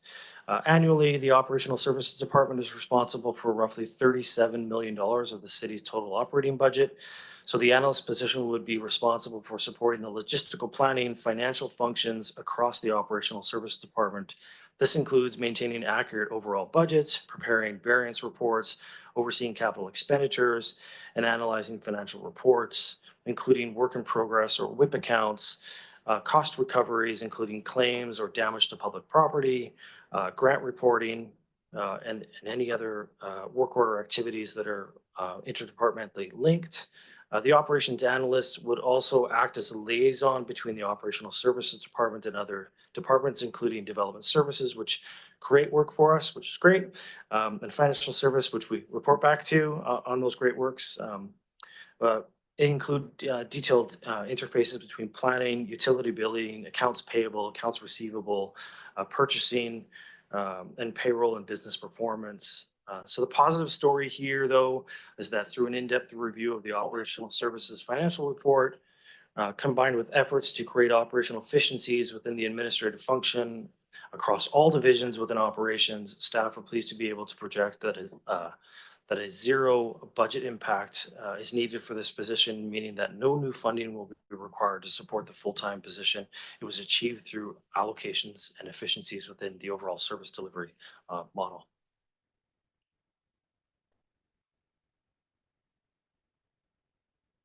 Getting into the capital program, I've got a few slides here, so I'll try and this is a bit of an overview of capital. So capital for operational services for 2025 is just around $6 million in terms of total deployment. This represents a slight increase of what was proposed. However, the net new funding requirements may remain relatively low, as we see in the capital funding breakdown later in the presentation. So transportation is about 2.4, fleet at 1.5, civic properties at 924, parks at 930, and cemetery at 160. So for transportation, there's a bit of carry forward for the pavement, cycling, and pedestrian, the pedestrian, cycling, and pavement renewal program. Got my acronym backwards. Apologies for that. It's a bit of a carry forward from the Cumberland Road paving that transpired last year. So there's a small portion fronting the development that was just carried forward. And so once that development's complete, we'll go back and finish that particular area. But 2025 will see focus of resurfacing a headquarters road in conjunction with the implementation of the CMP project. So that's the bike lanes in that particular area that's equated to the 5-year implementation plan. The CMP in itself continues with the deployment of the interim design options for the 6th Street project, which is an extension of the 6th Street Bridge, which would take us past Fitzgerald into the Harmston district area. So a great project that's just in development in the background of that. We're hoping that project would take us to be BCAT ready for an application in 2025 for that intake process. The 40K speed reduction, as I suggested, is well ahead of schedule. We're currently deploying through the Valley View area, which is south of Ryan Road to the city boundary, east of the river, and to Lerwick Road is the area of focus for 2025. Gateway signage, the 2024 number remains outstanding, and that's in the VMP Old Island Highway location. If you were out most recently, you'll see that the foundations have been poured for those just before we got hit with that little burst of winter. So we're hoping to get that done and complete here shortly, with focus then shifting to Ryan Road and Anderton. That will require us to work with MOTT to locate that particular structure. And of course, as council will note, there's an Indigenous acknowledgement that's now contained within those. And so the existing one that's on Old Island Highway South will be updated with that Indigenous acknowledgement as well. Traffic controller replacement. So Lerwick and 17th will be a focus. There's a few other traffic controllers that we'll focus on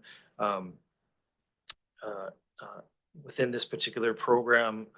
Lerwick Road and 17th Street being two of the highest priority. Right now, 17th Street really to offer an opportunity for protected left phasing in that particular intersection. There's a challenge to exit in that particular intersection at this time, especially during busy times, and as well through our agricultural season as our farm group likes to travel through that particular corridor. It's difficult to get those large implements of husbandry through that particular corridor and out to the farm.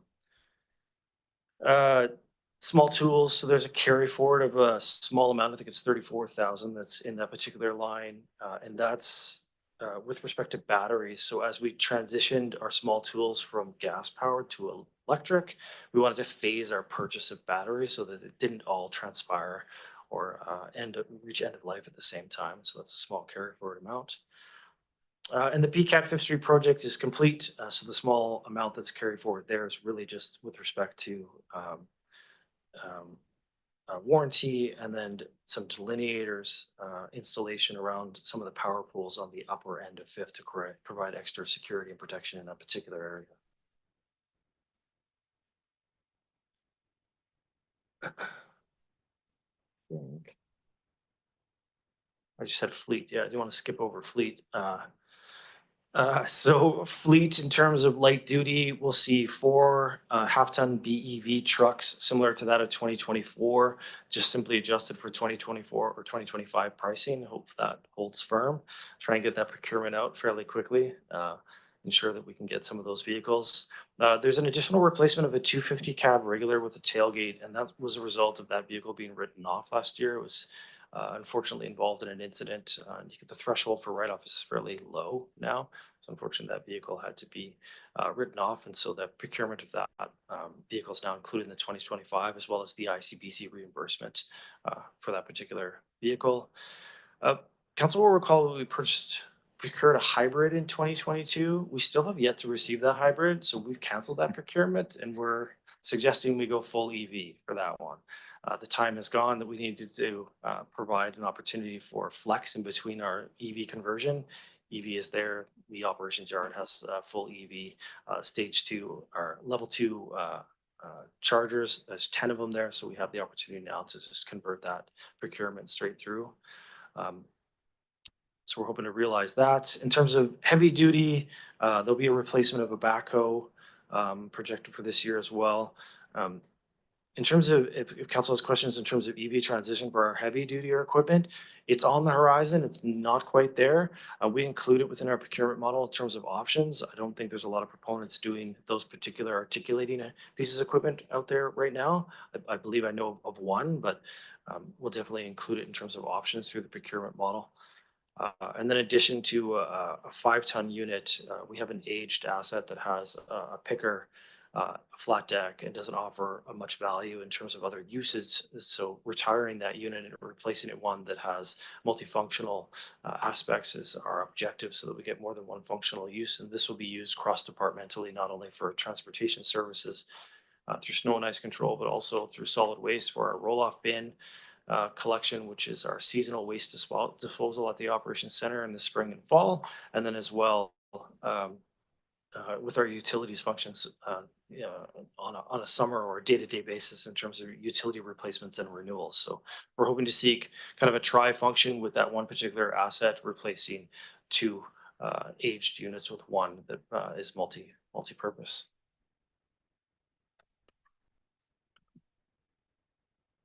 So continuing with operational services capital, starting with the art gallery and the fire hall HVAC roofs. So both projects are recommended to be pushed out to 2026 as we await the outcome of the corporate facility energy management plan. There's an acronym for that, but I'm not going to go there. Instead, 2025 will be dedicated to HVAC functional needs assessments, as well as design for the 2 particular sites in anticipation of those works and recommendations coming from that plan. The old TELUS site is a carry forward from last year. Those works were delayed as a result of the roof needing to be redone. So those works are now complete. It's not noted here, but I will note it just as a success story. I think we had $250,000 allocated toward the roof renewals in those particular assets. Through procurement adjustments, we were able to bring that price significantly down and had those repair works done for under $50,000 for both of those units. So those funds have been returned and reused within the overall plan and capital planning format. The Lewis Center squash walls and floor replacements. So this is kind of a double-edged project. It's a 2-year project. So 2 squash courts each year for 2 years is what we're hoping to do. So with this year, looking to schedule some time to get those renewals in place, and then anticipate for the second half of that project to occur over 2026. For the Philbrook Center and the Native Sons Hall floor renewals, those are both proposed to be pushed to 2026 as to allow for product review and construction coordination and planning to occur with Rex programming schedule. Many times those programs are already laid out, so we want to make sure that those programs are in place and the time has been allotted for those works to occur. So we'll recommend to push those to next year. The Memorial Pool, a startup. This is a standing item that we see every year in our budget, supported through CVRD grant funding. We'll continue with the pool startup as per normal, including painting, crack sealing, and mechanical inspections, chemical readiness, etc. And we look to our counterparts in engineering and rec to guide us through any interim upgrades that may be required with respect to VHA compliance requirements, and any additional monies or carry forward amounts will be dedicated to those needs and recommendations. The museum, there's a small item for some sandstone repair work for the outside of that building. Some works and services with respect to that item were done a year or so ago. There's a few more items that need to be addressed in terms of just flaking stone. We want to ensure the safety of that building, and this money is allocated to that. Civic facilities accessibility improvements. Really the backstory on this one was we had put some money in anticipation of a grant application. That grant was unfortunately unsuccessful, and so that money remained within the budget. What we're hoping to do is amalgamate those and then work with our cultural partners and our facility partners to understand what those accessibility needs might be. And that's anticipation of the policy framework that we're hoping to get from our corporate office as they work to develop that in collaboration with the CVRD. And so those monies has been set aside for the outcome of that, and we'll look forward to the direction on that initiative.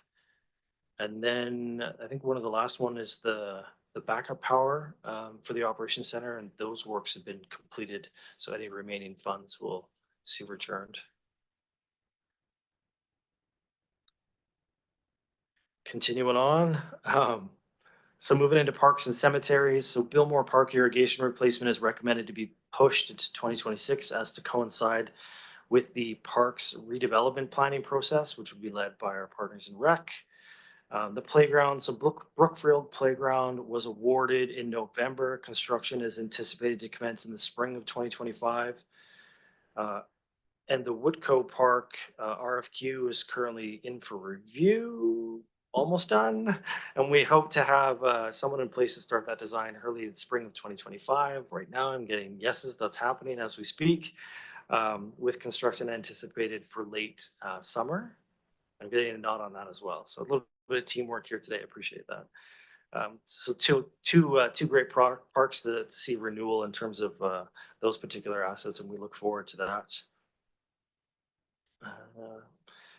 So the one shift would have been the irrigation system that was actually out for a few years for Woodco will be pulled in to align with the construction. So it'd be advantageous to do the renewal of that particular system at the same time that you do the park, and we can create efficiencies within the procurement and construction model by doing that, which is great. That's kind of a one-to-one.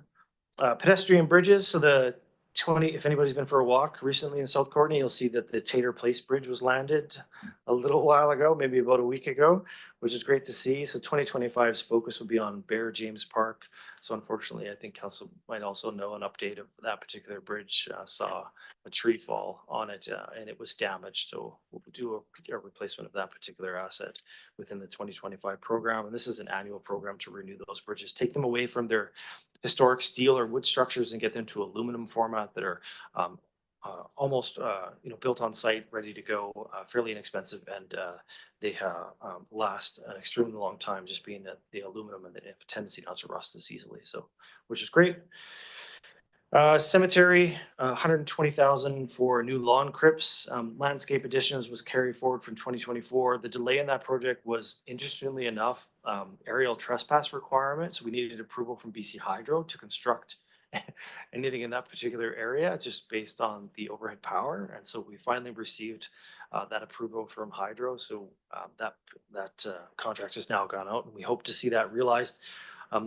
Based on the procurement model, we also expect that one to come in on time, well, under budget, not on time, it's delayed, but it'll be under budget. And finally, in the cemetery, new construction of a road, so bisecting road section S as per the master plan. So a little bit of.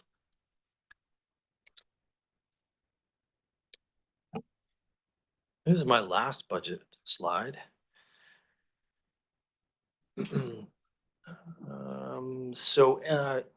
EOL streetlight renewal is end of life streetlight renewal. So we're looking at an ongoing project for capital renewal of those assets. Those are particularly with respect to our galvanized streetlights. So the streetlights that are owned by the city. Some of the replacements are due to photometric issues and non-compliance. Others are due to safety standards. So the electrical within those particular assets needs to be updated to today's specifications to ensure due diligence and safeguard worker safety. Thermoplastic pre-melter. This will afford operations team the ability to complete more efficient placement of their transverse road markings. It takes an incredible amount of time to melt plastic in anticipation of putting it on the ground. So the pre-melter provides efficiencies with the deployment of that overall service. Traffic calming improvements. So those are for 2025 specific to Back Road. Design, geotechnical, and construction all within 2025. PSD, citywide services, which is a service request model. It's in support of the transition for the city to transition over to citywide software as a software base holistically. And this is in support of the front end as our public inquiry system has reached end of life and is no longer being supported. So we'll seek to transition over to citywide at the beginning of 2025 in anticipation of the maintenance module coming in 2026.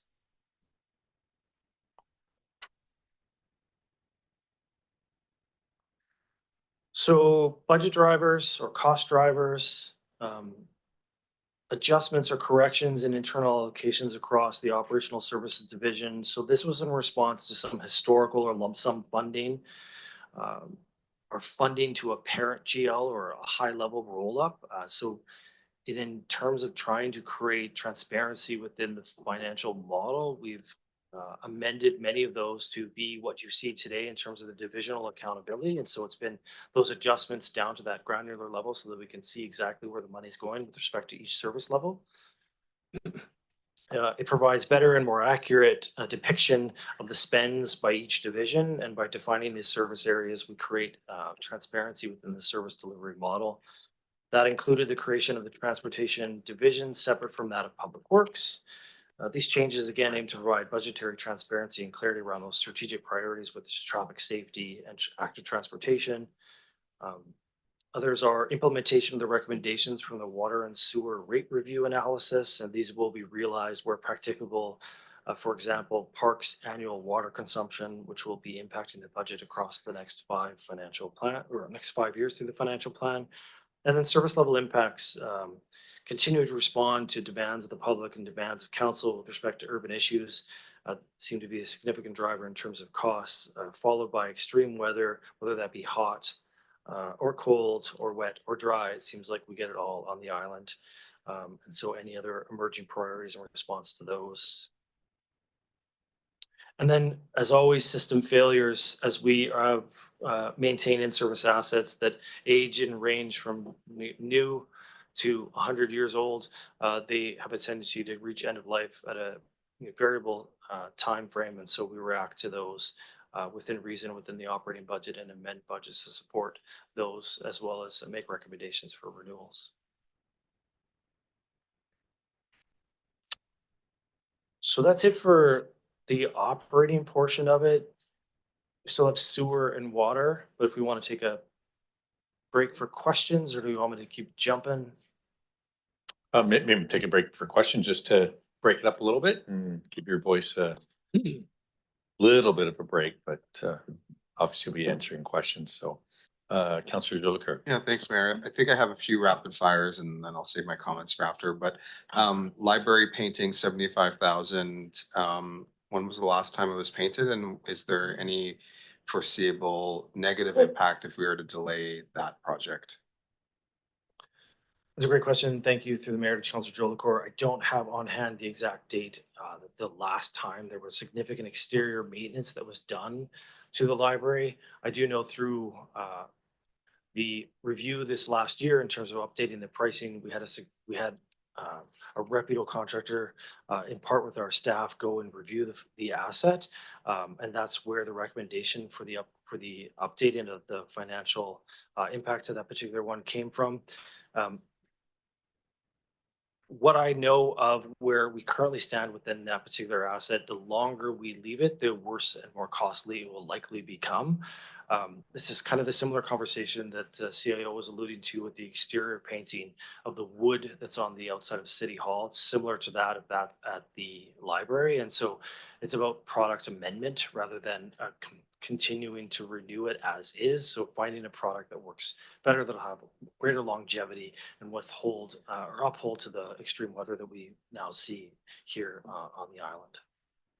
Thanks. I'll ask one more because I see that there's others who have their light on. My other clarification question under urban issues. I see in a staff report, it references 78,000, but in the slides, it's 56 year-over-year increase. So yeah, clarity on that, but most curiously, we've invested in creating storage facilities for folks. And so I was actually hoping that we would see a decrease in your staff needing to attend to some of the issues with people's belongings being stored safely. So I'm wondering if you can kind of bring those two worlds together for me so I can understand what your thinking is in terms of a service increase for that. Sure. So in terms of operations and storage, so operational services does not pick up and store materials. Those are done through the service providers that work on behalf of the city. So at the Connect Center in particular, they're storing those. And so there are opportunities to store materials temporarily at that location. But we still are seeing a significant amount of materials that are left behind when we go out, do our engagement with the community. In parallel with our team and bylaw, as we engage with residents and with individuals within our parks, as we ask them to disband from the locations that they're at, there's an opportunity at that point for them to surrender particular items that they do no longer want to retain or carry with them. And so we continue to pick those items up, and that is ever increasing as the population of that particular group increases. So that's the driver in terms of cost with respect to collection of material, disposal of material, and so there's no storage on that end. However, there are opportunities for individuals to carry as much as they particularly like or want with them.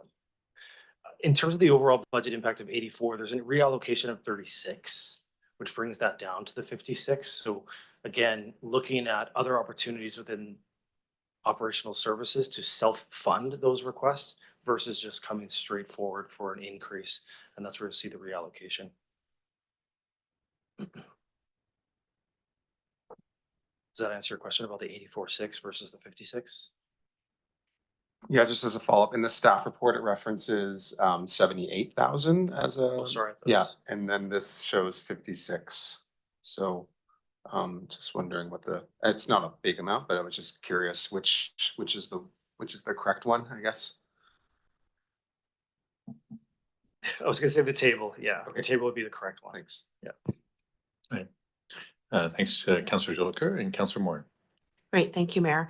My question was related to urban issues as well, because of course we're seeing it steadily increase. And I guess I'm just wondering if there's a way by contracting out, and I know we do, as far as I know, contract out some of those cleanup services, I'm pretty sure. But I'm just wondering if there's a way to reduce the costs in that regard. And also whether we've ever done any comparisons to other communities, because we know that other communities are dealing with the same thing. Just in terms of what other communities are spending, what ways they are managing this. Are they spending less than we are? And then I guess my other question around this was, I know it's around cleanup within town, but I'm assuming this is also cleanup of encampments that are outside of the center a little bit. And is there anything else that I'm missing there other than cleanup? It's a great question. So maybe I'll start with comparative metrics, the city versus others. This service level in and of itself is emerging, it's evolving, it's growing, and it's changing. Harken back a few years ago, I think this line item was in around the $34,000 to $38,000, which is inclusive of our parks function. We've separated it out, created an identity, and dedicated staff to it.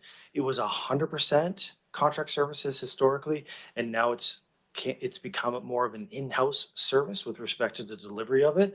One, because we get to partner with our team in bylaw and we get to have fulsome interactions, and those interactions can take longer with respect to the individuals that we're encountering versus contract services. It's kind of like clean the site up and get it done and move away. This is more of a journey with individuals so that we can partner with them, ensure that they've been treated with respect and dignity as we move through this. So I don't know that I would have a good comparative metrics. It's a service that we've established, that we've refined, that we continue to deliver as per the policy and bylaw and council's vision with respect to this particular service. It has continued to grow. In terms of efficiencies, having it in-house done by staff provides us an opportunity to dedicate those resources when and if required, versus just contracting out and having them come in and then bill us for that. We get to use the downtime of those staff to provide other services. So while they are out aiding in bylaw services and cleaning up our parks and our communities, and not only in our downtown core, on the off time or in route, they're also doing garbage collection from all of our other parks. And so we're seeing advantages and efficiencies within the delivery model across the board.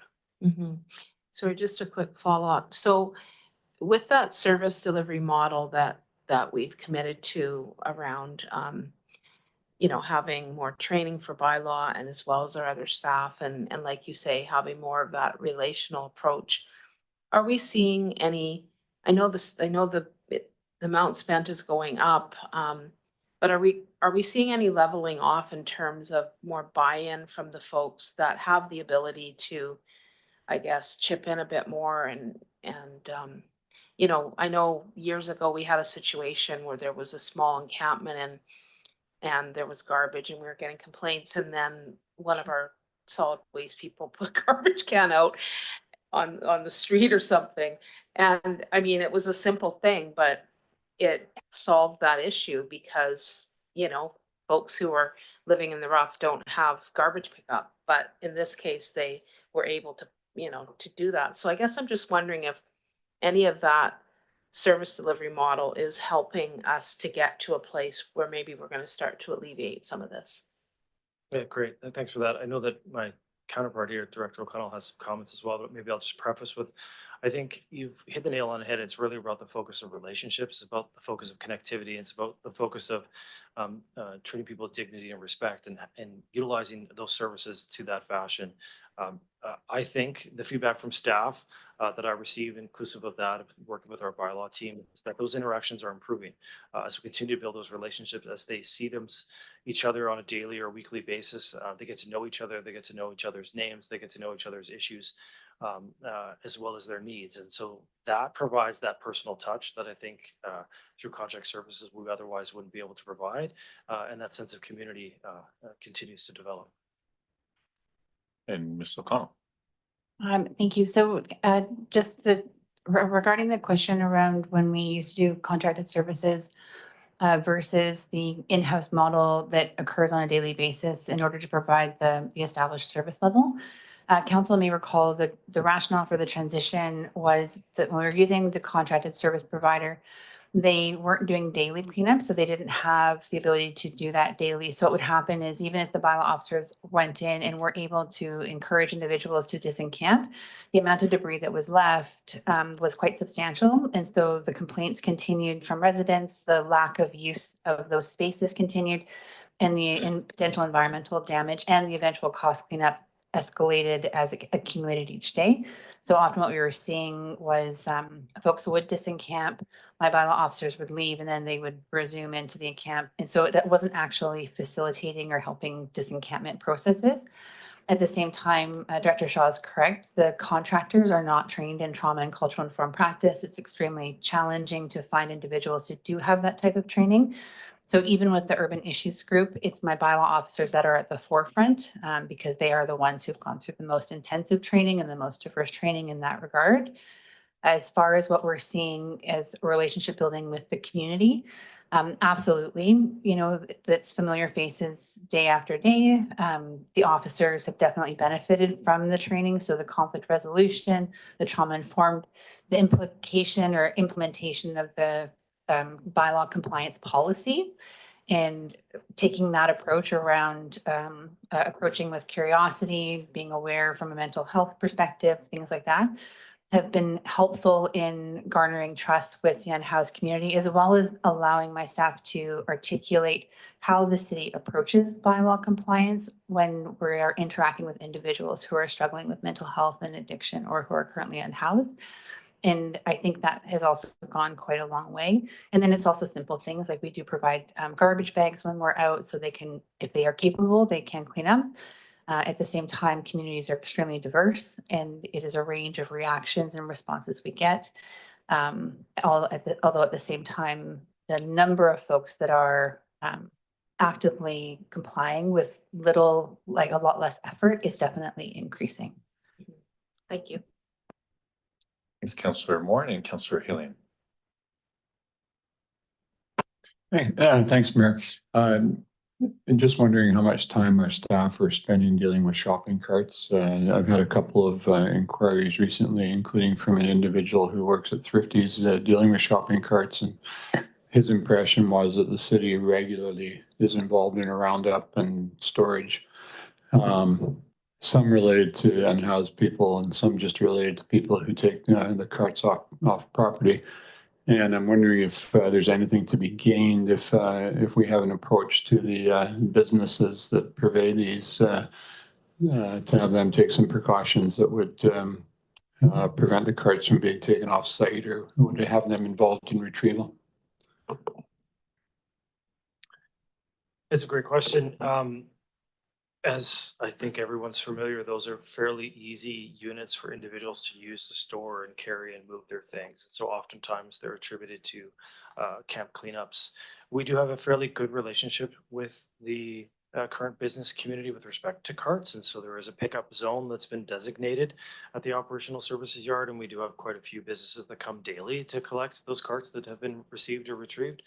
I would just suggest that it's any degree of an additional burden as we're there to clean up the materials anyways, and oftentimes it's an easy way to contain those, pick them up, store them, and move them. And so it's just a simple opportunity for us to then set it aside for collection. I don't know the costs associated with putting in types of security within those particular assets, but I know to retain them on site, that would be something that they could definitely look into. That would be quite advantageous in terms of them not leaving. But with respect to overall value, I know that those cards can be fairly expensive for those businesses. So the ability for them to pick them back up and use them again has been quite well received in part of our working relationship with them. Thanks. And Mr. Garbutt had a comment as well. Thank you through the mayor to Councillor Hillian. Thank you for the heads up on the question. We have a process in place to deal with it. In response to a conversation with Councillor Hillian, I'm happy because we have context to meet and talk with them about this. When we had the right across the street, we had the forum on downtown issues. The one downtown grocery store talked about the costs of them losing these carts. And so I'm happy to speak to them about what we can do and what process we have in place. The flip side, because it's been reported that there are bylaws in place that kind of want to manage how retail establishments look after their own goods so we don't have any more or additional costs inside the community. I don't know if you've seen the breaks that are on some of those things. So I would assume it's a cost benefit analysis for those businesses to do that, entering into a kind of a regulatory arrangement whereby we have bylaws are required and then we have to enforce those bylaws. So I think I'm going to utilize the context that Mr. Shaw has to have a conversation with the GMs of those businesses and just see what is possible, because we heard on one hand incredibly costly, very large numbers related to those carts, and there are ways to deal with it. And then that there was a call from a community member to penalize or have bylaw enforcement related to those retail establishments. I just think that's probably better to have some dialogue on options, et cetera. And so Mr. Shaw and I had a chat about that. We're going to try and schedule, maybe I have coffee at City Hall meeting room with people who are willing to come. Thanks, Councillor Hillian and Councillor Jolicoeur. Yeah, thanks, Mayor. I think this is probably my last question. And on the last slide, it talks about costs, drivers, service level impacts, and it doesn't name parks, but if we go to the parks operating budget, I think it is the highest increase out of all your departments or teams in your department. And I'm curious to know, I think you articulated that a large portion of that is inflation, or at least half of that's inflation. I'm curious to know how much of that is service level or growth as it pertains to staffing. I know that we had previously approved for the conversion of staff. And so wondering if you can speak to what those numbers look like and if they're, where we're at in that process, and if we have an actual dollar amount for the staffing component of that. Yeah, sure. That's a great question. Thank you. So staffing increases that were, as you articulated, kind of pre-approved, are based in the service level impact column under 2025. And so that's the 5,000, 5,000, 5,000, 81, and 5. So it's 28,100 for total staffing impact. In terms of growth seems significant. 56,000 of it is water usage. So it's an impact out of the water and sewer rate review. So that's the insurance that the park service is actually paying for the appropriate usage of water to water our parks. And another 50,000 of it is greenway, or 56 is greenway trails, which are specifically attributed to asphalt and asphalt renewal and asphalt replacement to limit liability and increase overall usage and function of those particular assets. So right there in itself is about 120 of that 178 that you spoke to, and the rest are really granular across the board. So overall, it is the most significant impact in terms of budgetary increase with respect to a division. But when you isolate those particular items, becomes quite less in terms of the last remaining impacts. All right, thanks, Councillor Jolicoeur. I think I don't see any lights, so we can continue on. How are you feeling, Mr. Shaw? You've been going for about an hour now, so Great, I'm right on time. only another 15 or so slides left, I think, so. That's great. So moving on, thank you, sir. Moving on to sewer, I'm gonna kind of go a bit back and forth here with our CFO to talk about sewer, because I'll speak specifically to operations. Service level changes for sewer this year, so service level impacts for 2025. So there's no service level impacts or changes recommended within 2025. Growth administration is related to asset management in particular. Mr. Davidson's coming back in. And so there's a particular change in terms of warranty work and then professional services and fees coming from that particular division. So the sewer function as a whole, whereby funding is allocated not only to the operations, but to the oversight and the engineering behind it. So there are proportional values that are attributed to the engineering services department with respect to sewer operations. And sewer operations drop in growth is related specifically to efficiencies within or historical corrections in terms of electricity.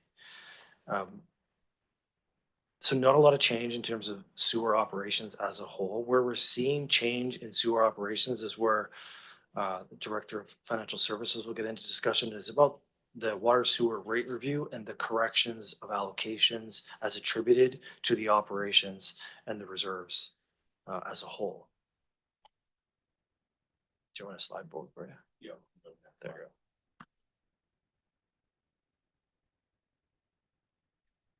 Hello, council. Nice to be here once again.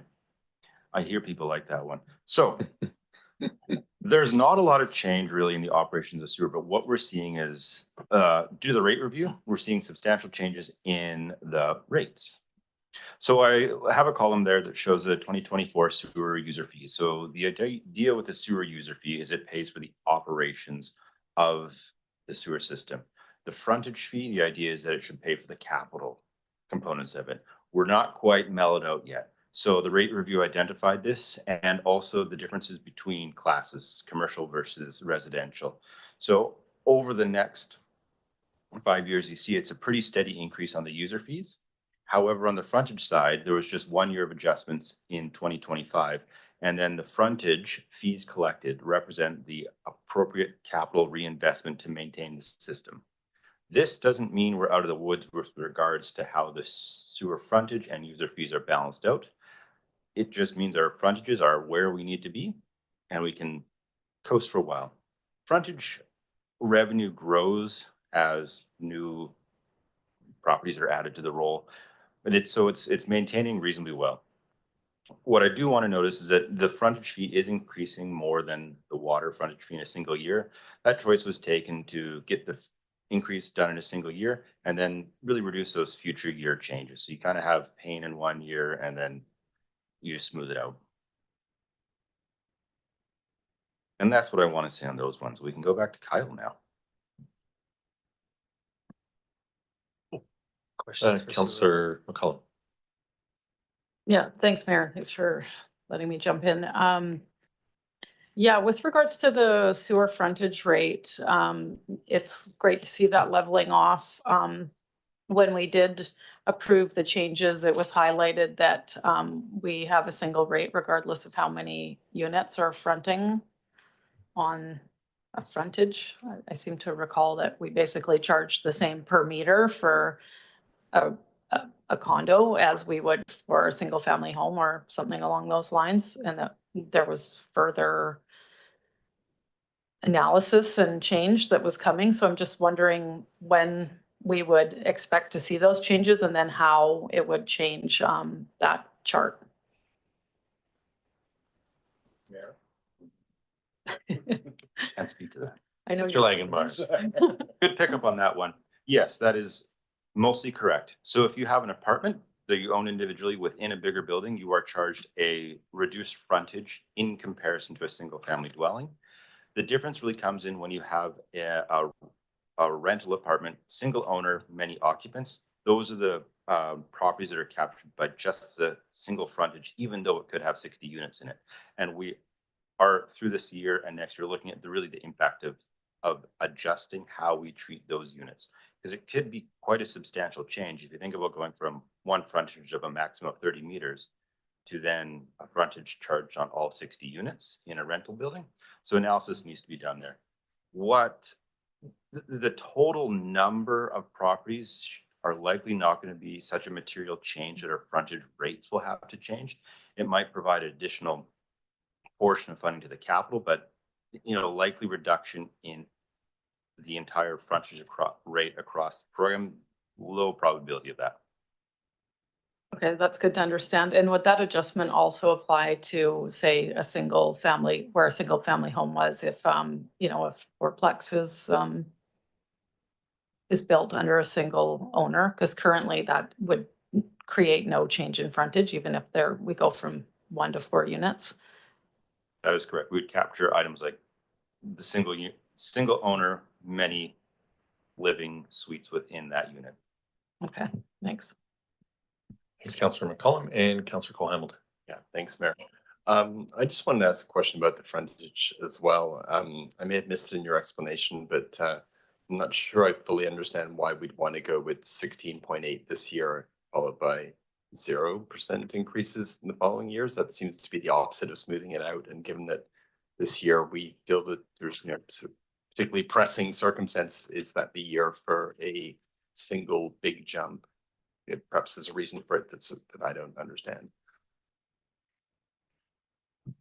Mr. Legeman. The rationale was to adjust the frontage one time, get it to where it needs to be, and let it sit. The difference between spreading over 2 versus 1 year, it wasn't a humongous difference in my opinion, and that's why I went with this approach. We can do differentiations in there and spread it out. I could see that being beneficial, given that the increase for this year is $30 on that function, and it just given the work we're trying to do here of reducing the challenges for taxpayers this year, given the circumstances, it seems to me that smoothing it out would be a preferable approach. I'm not sure if other people in council feel the same way, but I guess we're getting to the point, how do we provide instruction, Mr. Garbett? I'm not sure what would be the right thing to be doing here. Sorry. Was taking a couple notes, and I drew some inspiration from your deliberations at the CVRD. So we're going to keep some notes. We finish this presentation. I think we'll likely have a break, and then we could talk by division, areas, just walk through, and council can bring up those changes on a kind of in an orderly fashion. Okay. So I'm keeping track of as long as you're keeping track. Yeah, and there's a process for later to discuss. I believe so. This is a little bit different for us. We're building and amending things as we're going. So we'll we'll certainly have a time when we get direction on council on a few, however many items the council would like. Okay, so thanks for clarity on the process. That's useful. Yeah, thanks, Councillor Cole Hamilton, and back to our regularly scheduled program. I'm not. Oh, you may have to click or. I'm gonna try again. There you go. Perfect. Oh, now we're going too many. So sewer operating master plan update. You'll see this come up both in the sewer and the water in terms of master plan updates, and this is Director Davidson wants to respond to that. Mr. Davidson. Yes, thank you very much. Through the CEO to Mayor and Council. Yeah, so we've added the sewer master plan. This has been identified as a priority to support both development services and asset management planning. I'd also highlight that this item is included in the sewer DCCs. Thanks for that.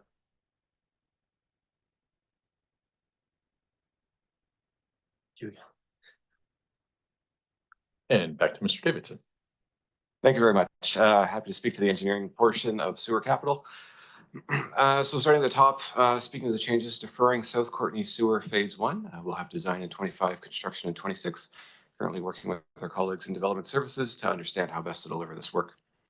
Braidwood Road, this is the sewer component of the complete street project. You may recall from the last meeting, this is being advanced 1 year to meet the timing for 925 Braidwood development. Comox Road sewer crossing. Unfortunately, these numbers are not correct. These seem to be placeholders that have erroneously been carried forward.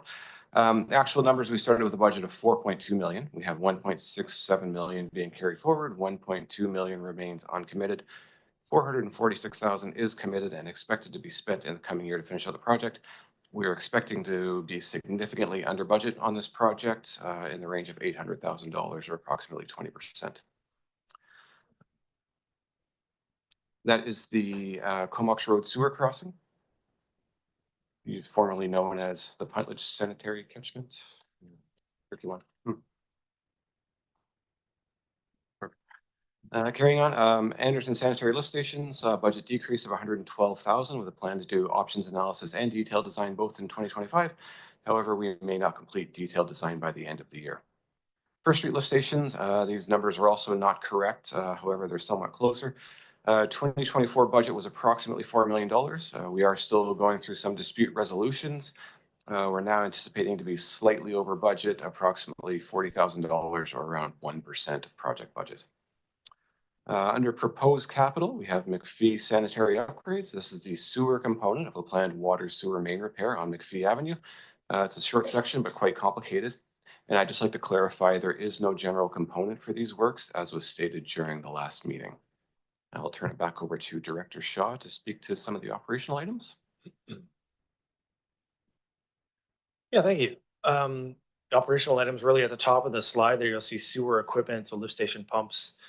So there's a proposed carry forward amount of $29,000 in change to replace some existing pumps within our lift stations, support secondary pumps in the event that we have any failures. And so that's a carry forward from last year. I think that's the only one for ops for me. Sorry. Oh, and this data. I just don't have the notes for me, so I'm just looking for it. Yeah, the bottom of that list. Oh, there you go. And carry forward again, SCADA. So that's just a small amount for the server update. The server and firewall replacement occurred in 2024. So it's a small remaining amount carry forward into 2025 to ensure the licensing and everything gets in place for the SCADA system, which is the systems, controls, and data acquisition. Great.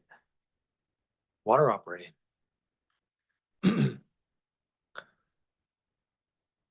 So the storyline for water is again very similar to that of sewer. So the changes in terms of administration are related to engineering services. So I could ask Mr. Davidson to speak to those items.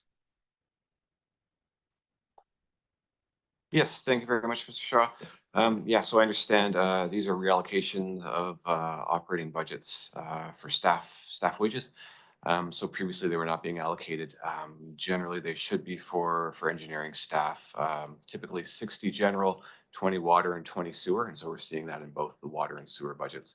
So previously, I believe they were completely allocated general, and now they've been reallocated. You may recall from the general presentation last time, there was a reduction in staff wages, and this is the reason. So we're seeing it show up here. Thank you. Great, thank you.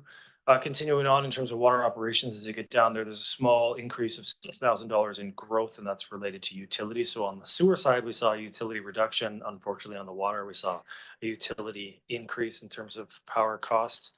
There's a $40,000 carry forward, and that's for the cross connection control program. We had money allocated specifically for that function last year that was not executed, and so we're carrying forward that funding into 2025 to ensure the cross connection control program is effectively deployed.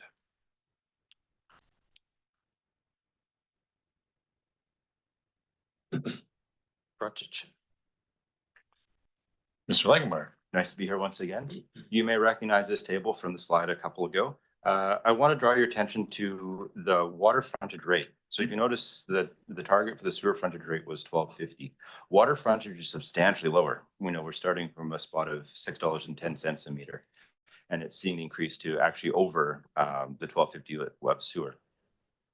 Once you combine the two water and sewer rates, they almost land in very similar areas where we need to get to.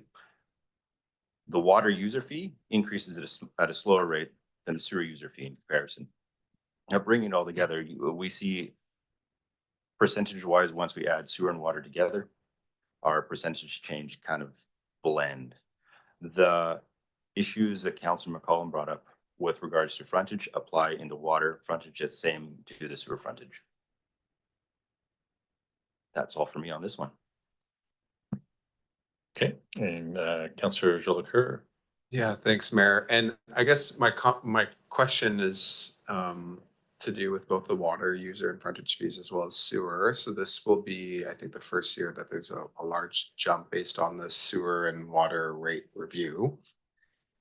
When the tax bill comes, are we going to be doing additional education and opportunities for taxpayers to understand, in fact, what's happening with the review and why they might be seeing a larger jump than they've seen before? Can I speak to this in 3 slides when I have the taxes and all the utilities all lumped together? It'll be better a visual representation. Okay.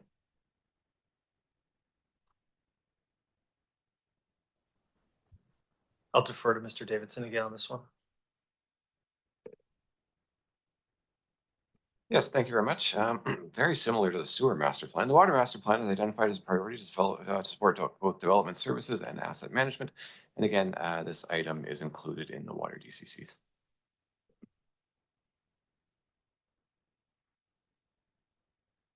Councillor Hamilton. Go for capital now. Thanks. Thanks, I Chris. just wanted to ask regarding the 2 master plans. I'm assuming that there's a logical reason to be doing both at the same time in the same year. They are obviously $250,000 a piece, and if they didn't have to be done at the same time, it might be nice to do them in differing years. But if there's an efficiency reason, that'd be really helpful to hear about that. Excellent question. Thank you very much. Through the CEO and Mayor and Council.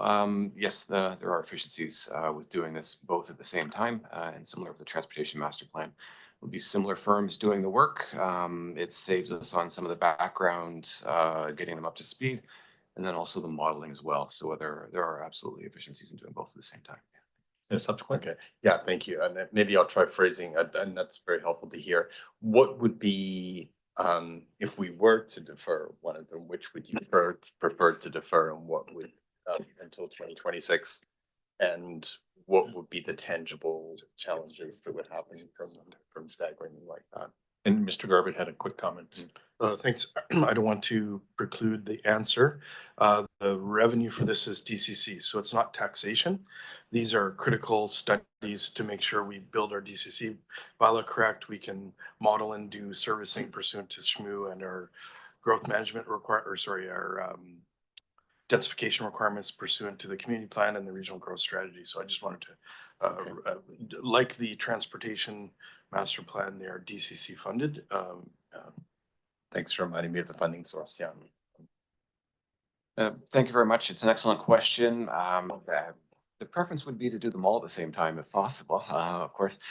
Impacts from not doing them, we do have subsequent work plan that's going to be dependent on this work. So we do rely in our day-to-day operations on this modeling. We also need it for asset management works, capital planning. The further we defer that, the less we will have to inform those processes. We also do have some larger project priorities, and I'll let our Director of Development Services speak to those. Ms. Wade. Thank you, Mayor and Council. Yes, just on this note, you might recall from when we did the Complete Communities Assessment Report, we definitely have identified areas in the city where we are lacking capacity.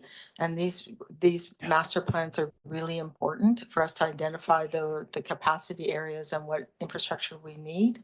It also is very important in order for us to meet our targets for our housing needs requirements, provincial requirements.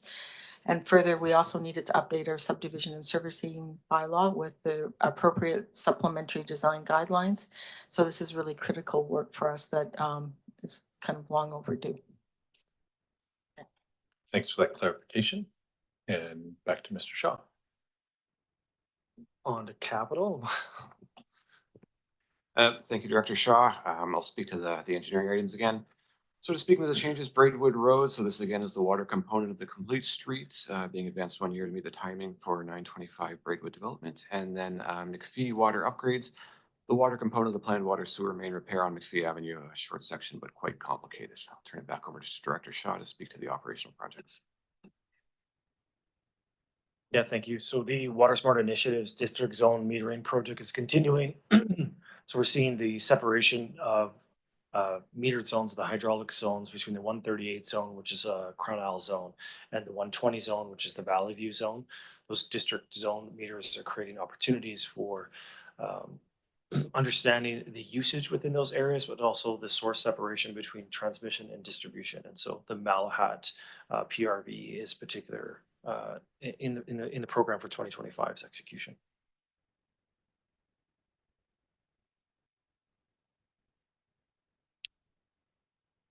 Questions?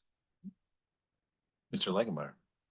Oh, I don't have a question, but this is where I can talk about bringing all the water, sewer and solid waste fees together.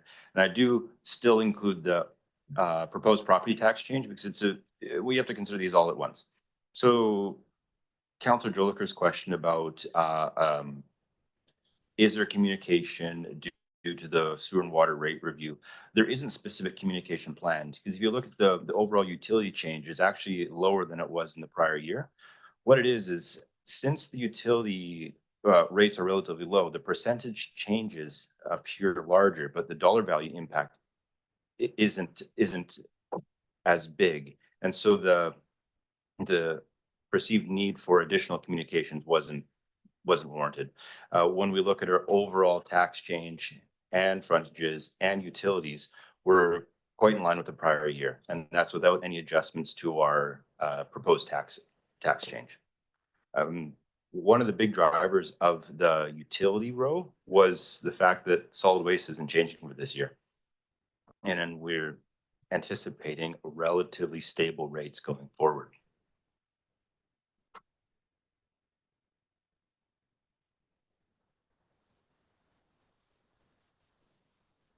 Mr. Legemeyer. So I'll kind of take it over here in the sense that. Yep. Perfect. Thanks, Mr. Shaw. Yeah. Appreciate the presentation. So what I really want to highlight is our overall capital plan. You know, we're looking at, we go to the very bottom that, you know, these are the, oh, sorry, give me a sec. These are the summary of the proposed projects. So what I've done for this year, what I find in the past is when we add a capital project to the plan, it's challenging to see because it's listed with so many other projects. So what we do here is we break out the proposed or new to the plan, the first time seeing it. And it gives council and the public an ability to see, hey, this is a change from what was already established. Way back in the beginning of my presentation, I speak about how the capital plan as approved in the prior years, staff use that to go forward in the next. We don't stop all capital work on January 1st and wait for council to reapprove items in the 5-year plan. This is a different approach than may have been done in the past. What it really does, it says, you know, this is a 5-year capital plan. These are the things we're going to do, and we get on with it. Projects that are in proposed and being seen for the first time, no action happens until council actually approves the new financial plan. Moving through to how we're funding the capital plan. Summary of the debt taken on. We'll notice that this is now split into general water and sewer for debt. And here are the projects identified to use debt to fund a portion, if not all, or the majority of the project. Noting in 2027, we have the biggest change, and that's the 23 million of borrowing for the fire hall. And it's really driving our debt payments for 27 and 28 and then beyond. I want to highlight right at the bottom there to remind council and the public that, you know, to borrow $1 million over 20 years at 5% costs $2 million to do that. So it's always this balance of, do you save money in reserve or do you use borrowing to fund your capital? And really, one method over the other doesn't win. A combination is really, really key. Bring it to water and sewer. Sewer and water, I should say. A little bit less on the area. I want to highlight that in the water function, there is no planned debt. With the changes to the rates and the frontages, it is expected that the projects that were funded by debt will be able to be self-funded by the Sustainable Infrastructure Investment Plan, which is nice, seeing these actual changes in kind of policy direction and methodology to say, hey, we actually don't need to borrow for these renewal of assets. And I like to highlight this slide. This is just a high-level summary of the capital plan. It's, there's so many different projects and so many different pieces that when you have to look at it as a whole, you're like, this is quite a big undertaking. 2025, we're looking at near $30 million. Over 5 years, it's approaching $150 million of capital assets additions. And this is a good thing. When your municipality is investing in capital, it's investing in itself and is investing in renewal and improvements. I like to highlight it as positive because some folks can look at it and be like, oh, they're spending way too much money. So, well, you have to maintain your business and to keep it going for the long term. I also want to bring a summary to all the special projects we've seen over the last 2 days of presentations. These are the items that, are the very specific key drivers that are project based that you can really latch onto and say, hey, this money is for very specific things. In the past, I found these special projects would get buried in operating funds and you couldn't clearly see what was going on. And it gives council and again, the public the ability to say, here, these are all the things specifically that are related to our day-to-day, but are very specific. They're expensive. They happen once for the most part, except for legislative required repetitive ones. And then they're done and we move on. It's a lot of work here. It's a lot of value here. And I want the public and council to see that all the items that are on the to-do list. And so this brings me to the end of this 2-day presentation. The goal was to maintain and enhance service levels. We have some pretty, well, this is now a dated slide. We have some pretty big challenges coming on and big opportunities. The Vern Nichols floor was actually in what I call the CRA, which apparently is called the Lewis Center now. And I was looking down at the floor, I'm like, wow, this thing does need replacing. Anywho, now I'm rambling. So bring it to the very end there. Given the original direction, the average single family residential dwelling tax and utility change is $331. 54 of that 31 is related to the CVRD and their impacts on our utility funds. I like this that, all city services are $10 a day. I don't know where else you can get that kind of value. And with that, we open up to questions and direction. All right, thanks, Mr. Legemeyer.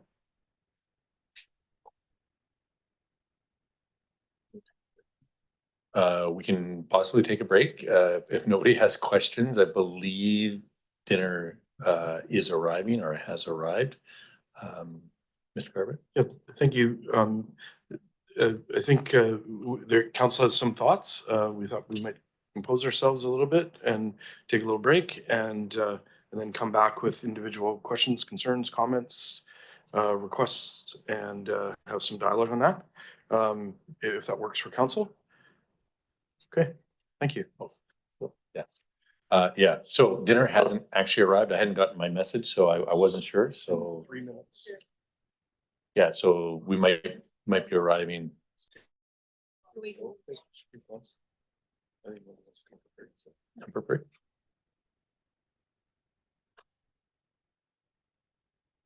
All right, we'll continue on. Councillor Cole Hamilton. Yeah, thanks, Mayor. And I'm not sure how exactly we're planning on going through things, but seeing as it's on, the thing I'm thinking about is on the slide now, that maybe the bridge building. I think there were some concerns about the earlier part of this meeting last week over the quite high estimates and a desire to remove it from the plan until more detailed estimates were prepared, and then consider a budget adjustment after that, because it's considerable sum of money. And I believe that, I don't know how we gauge consensus, but there seemed to be some consensus around that. So I'll just put that out as the first item. Right. Okay, thanks for that. And yeah, well, let's get it out and we'll throw some spaghetti at the wall and then we'll go through it maybe line by line. Councillor McCollum. Yeah, one suggestion I had for addressing the demolition of the bridge building and just the uncertainty around the cost, and the fact that those costs are being covered completely by taxation. It's a big piece of our tax increases, and it's an item that we don't have great certainty on at this point. So one suggestion that I had would be to fund that demolition from the reserves that we have from gaming.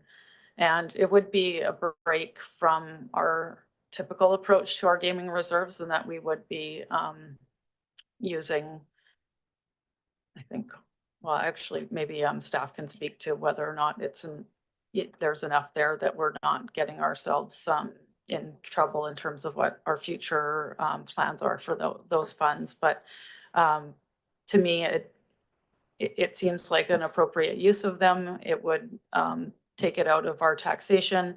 And if the end cost on the building does end up lower, then that would just leave more of those funds in gaming for other purposes. So maybe staff could comment on whether or not that's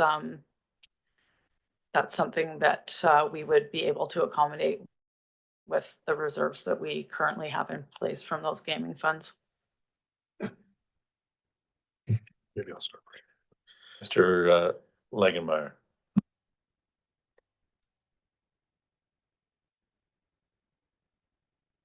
From the regulations around gaming, we have the bridge building demolition as a capital project. It is considered capital because we're making improvements to our land. So in my opinion, it should be okay to fund the expense from gaming. I would like to do a bit of research before giving a definitive answer on that.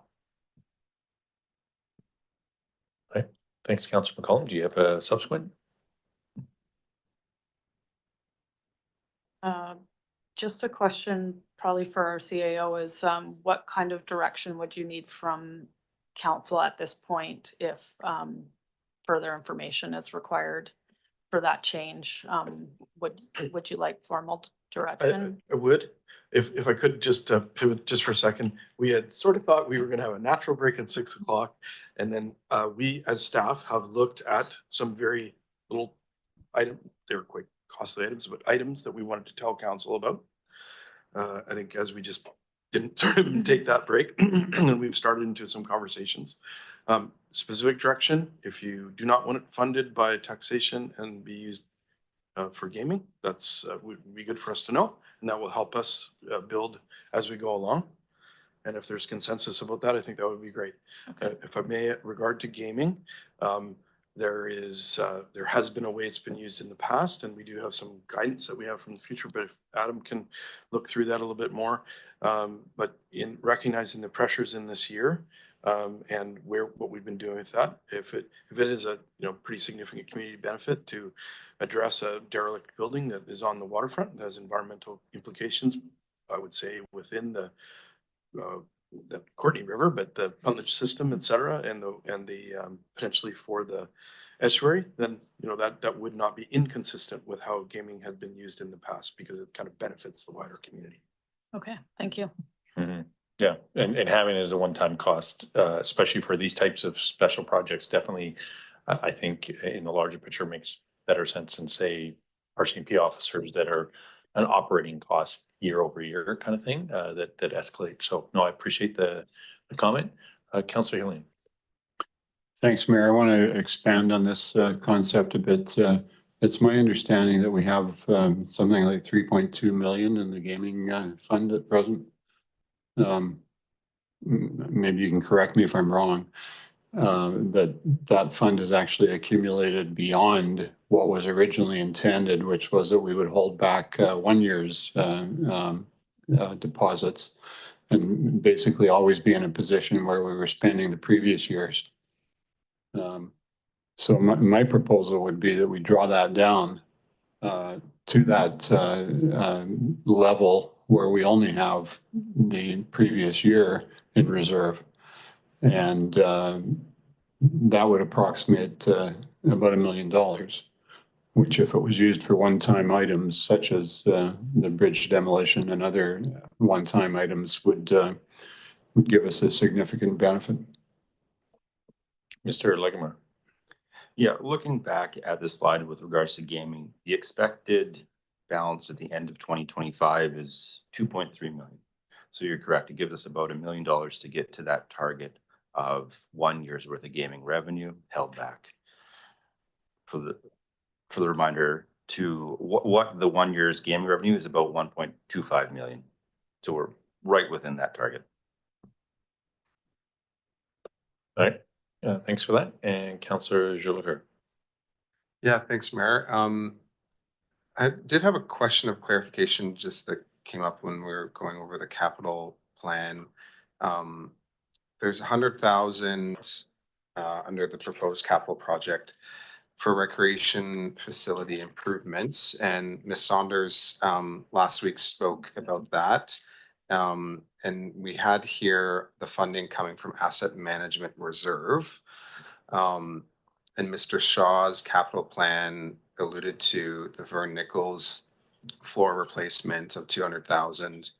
And there was a removal this year for 2 other upgrades to our recreational facilities.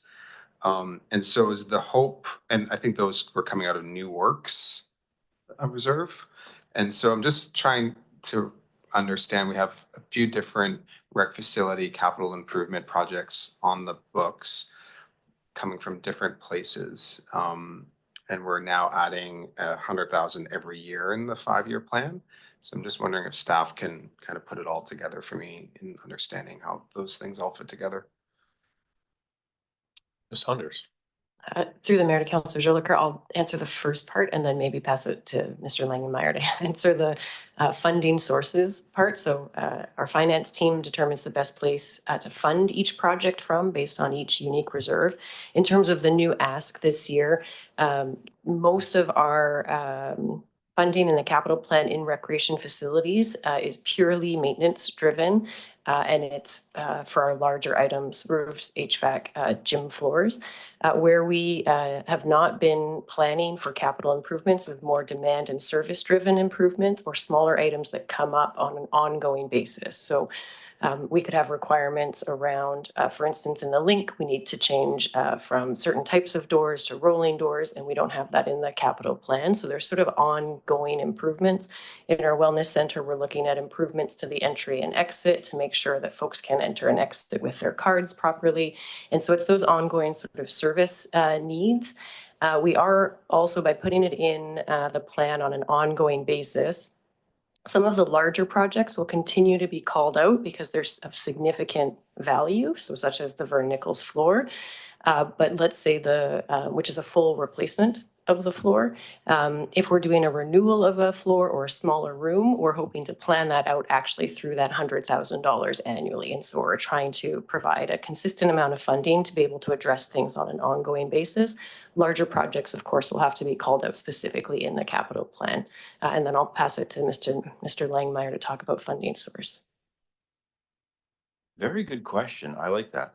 The difference between the Lewis Center squash and wall floor replacement type projects being funded from the New Works Reserve with that highlight of the capital building versus the 100,000 of ongoing being funded from the asset management reserve.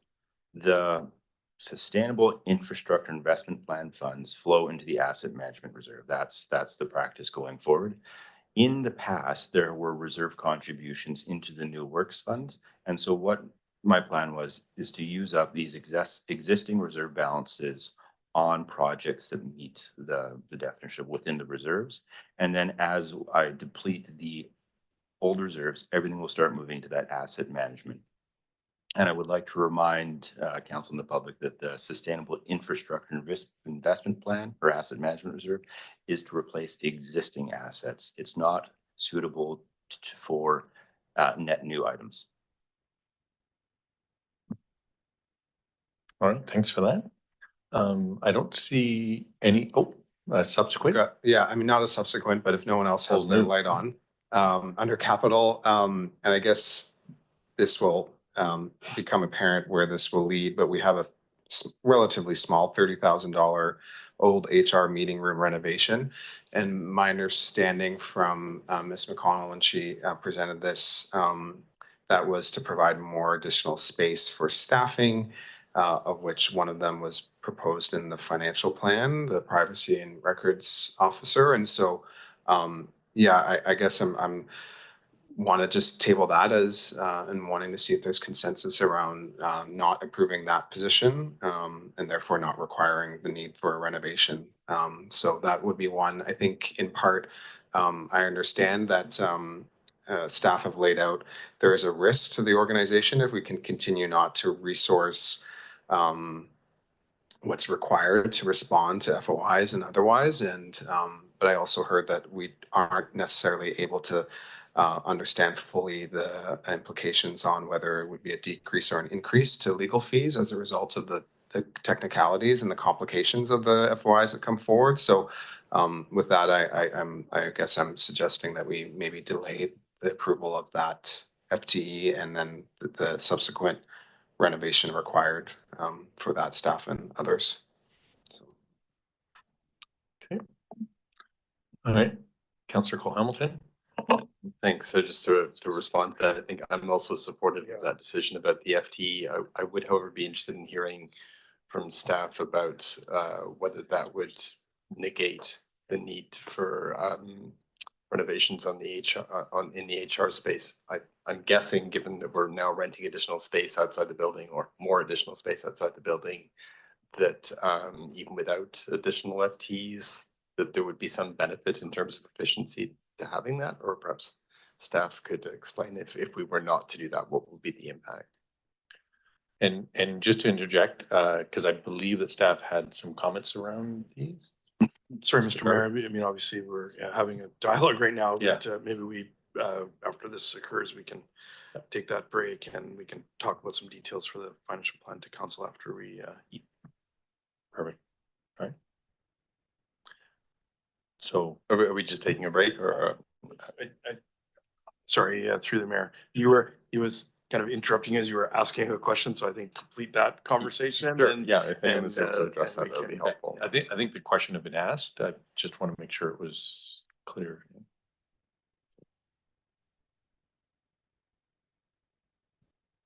Yeah.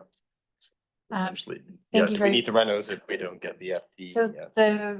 the renovation was actually to accommodate two positions, so one being the engagement specialist and the other one being the FOI position. If the positions are removed, then the space would not be required. At the same time, just a reminder to council that the legal fees were not funded and it was a negative variance in 2024. So with the removal of the position, I would have to replace that with the professional fees to account for the estimated $124,000 in costs for the FOI based on anticipated trends. 124. Or But 115 for the those position. legal fees would be equal to, sorry, just to make sure I'm not looking at all those figures right now. Those would be equivalent to the cost of the FTE, the amount you'd be setting aside. Is that correct? They are actually more.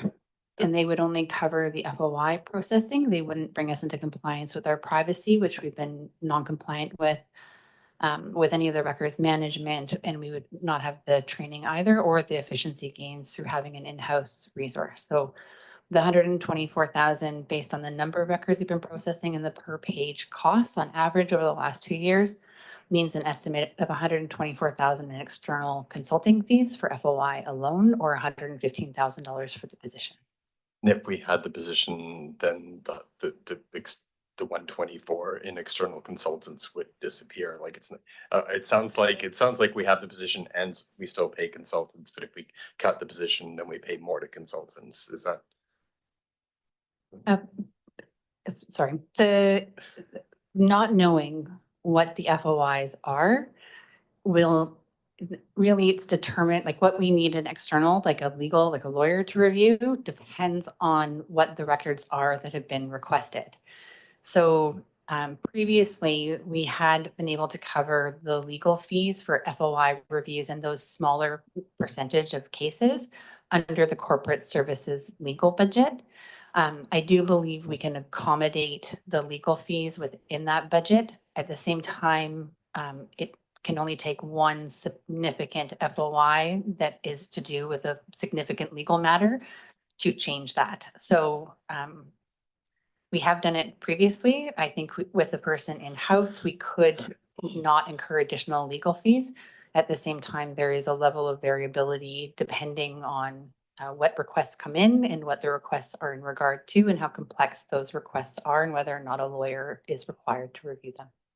Okay, all right, thank you.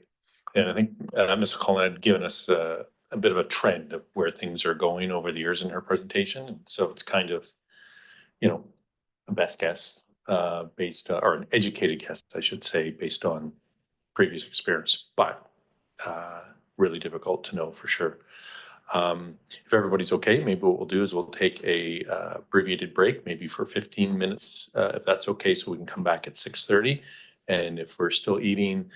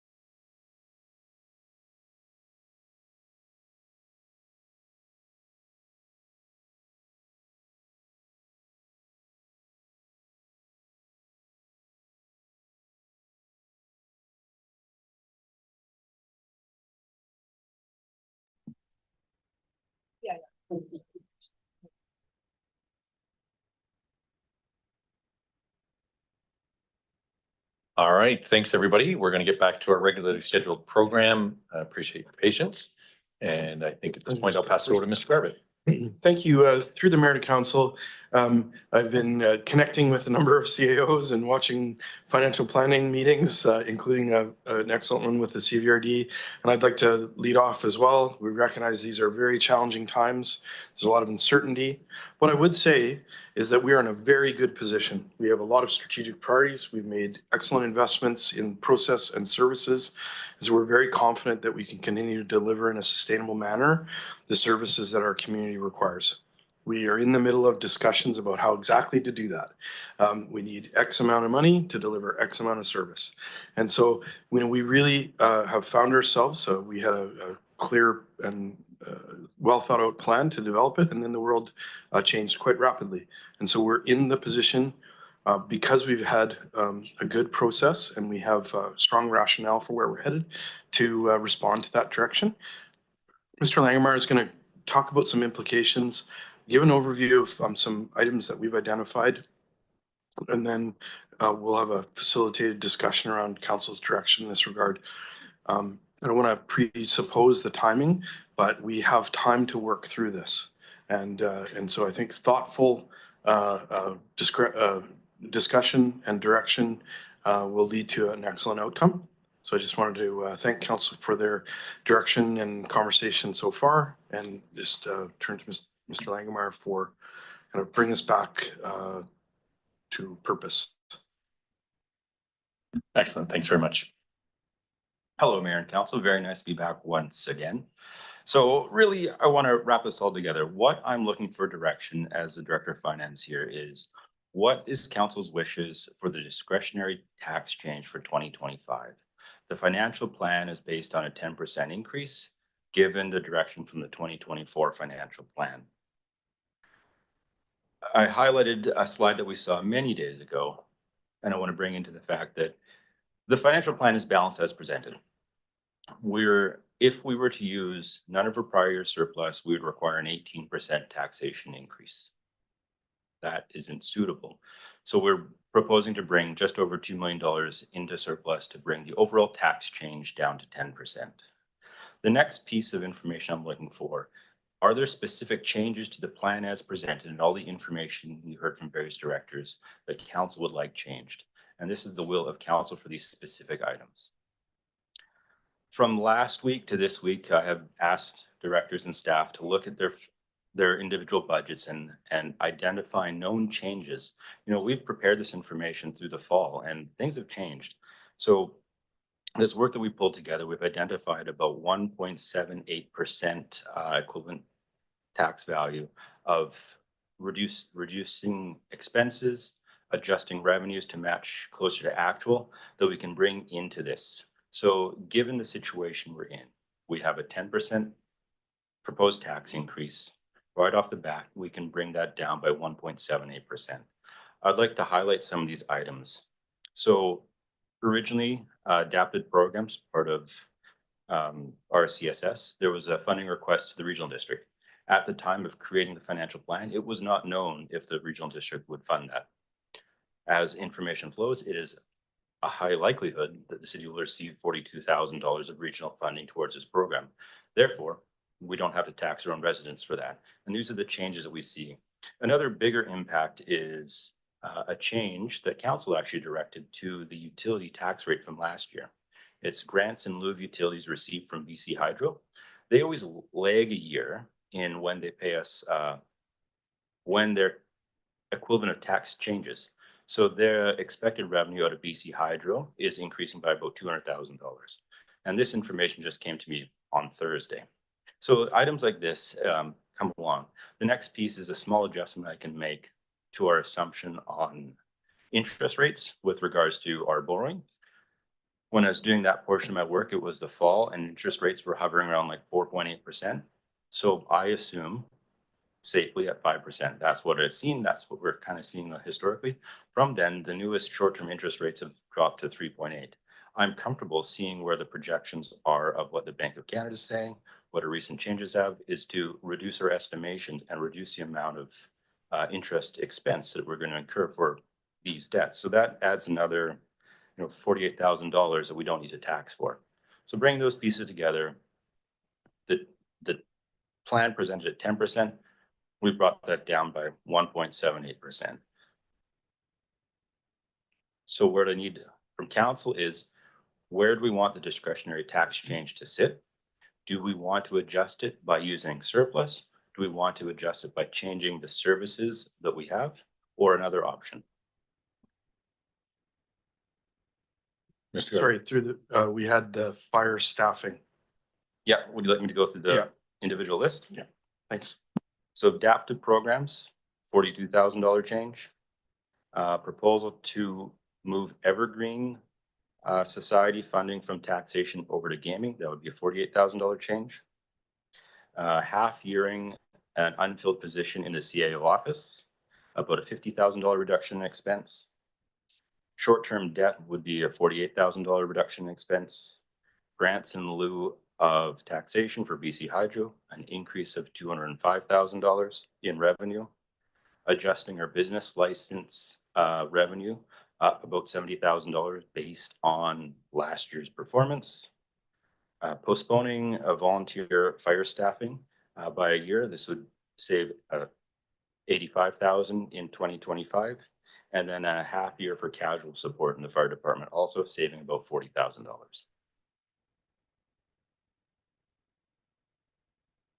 A total of, I didn't have a Be long good if there was a lunch spreadsheet, yeah. for a total of, so it's 1.78% tax change. I have negatives in my spreadsheet right now because it's expense reduction and revenue. So that's reducing it from the Yep. 10 down 1.78. And well, actually, I'll pass it over to Councillor Hillian. Thanks, Mayor. I just wanted to clarify the summary page on the financial plan, and which relates to this discussion, where it talked about the average single residential dwelling tax and utility change. Yes. I think it's the summary slide. The summary slide says the average single residential dwelling tax and utility change $331.19, of which $54.89 is rated CVRD, leaving $276.30 to the city. So what I'm not sure about is the $331.19 is the same as the utility rates. Yeah, so on the utility slide, I had spoken about including the property tax change and the utilities all together, because it's challenging to talk about simply just a utility change without considering the impact on property taxation also.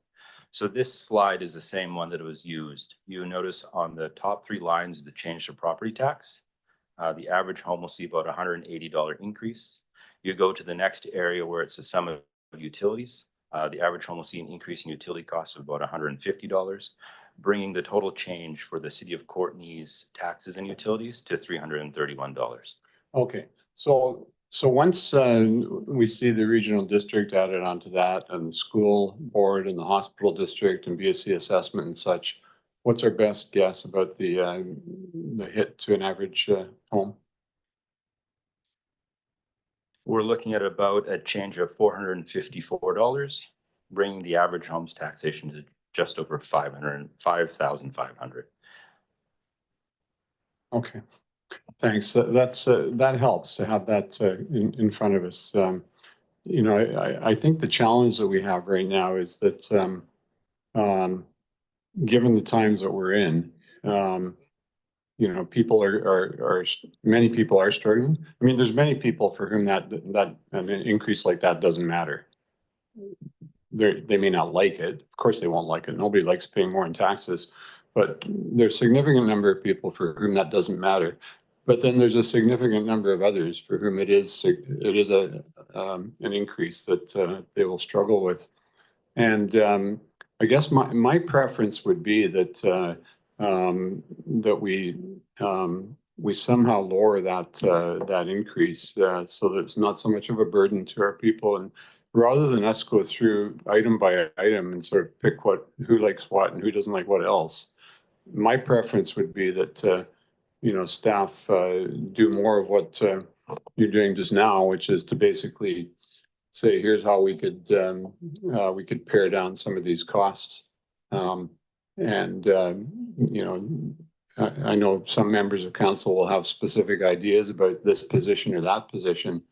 I would prefer that we hear an approach from staff about how we pare down the costs, which of course council members could add to, so that it's not so much of an increase, that we maintain certain services to the extent that we can, bearing in mind the inflationary pressures that we're under. But if there's projects that can be delayed or expenses that can be deferred, how do we do that so that we give our citizens a bit more of a break this year? Mr. Garbutt? Yeah, thank you through the mayor. So Mr. Langmeyer had talked about council setting a discretionary tax rate, giving us some direction on things such as the utilization of gaming grant. These are some ideas for us, and that's what I'm going to ask for. The surplus utilization, if council would like to see some direction on surplus utilization. And so there's a couple of ways to go. Specifics from council, and then come back with a differentiated tax rate, or sorry, that's the discretionary tax rate. Ask for a target discretionary tax rate with some guidance, general guidance, and some specific if required, or more along that line. But we do need some direction, because all this work program is based on strategic priorities for the town. A number of those items are out of our control. The only one that is in our control is some aspects of what the CVRD does as it relates to our town. But that is a totally separate taxing authority. So if we can focus in with some general and specific direction and a targeted tax rate. Adam had just said, Mr. Langmeyer has said, with the 5 items that we talked about, that's from 10% to 8.22%, if I can do math correctly. And if council had some more direction, we've discussed gaming, utilization of gaming for one-time items, and potential surplus as well. So I think that's the direction we're hoping to get. I hope that assists. Well, it certainly turned on a lot of lights. So I have Councillor Morin first. Thanks, Mayor. Yeah, I appreciate Councillor Hillian's suggestion. Having said that, I think it also might be a bit uncomfortable for staff to come up with a list that they, we're the ones that are in charge of those decisions. Like, it doesn't seem fair to kind of put that onto staff when, for them to come up with some ideas that they think are going to be palatable to us, based on all the things that our CEO or our city manager just said.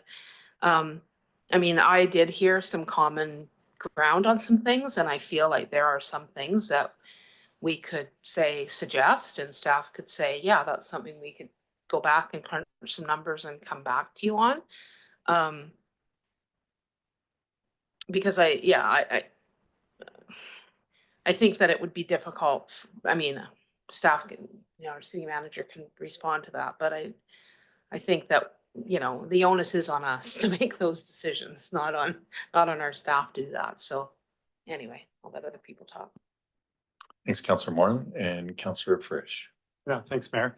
I know I mentioned this at the last meeting, but I am interested in stepping back a bit on our communications engagement strategy. So for me, that's still on the table, both the position and the work associated with it.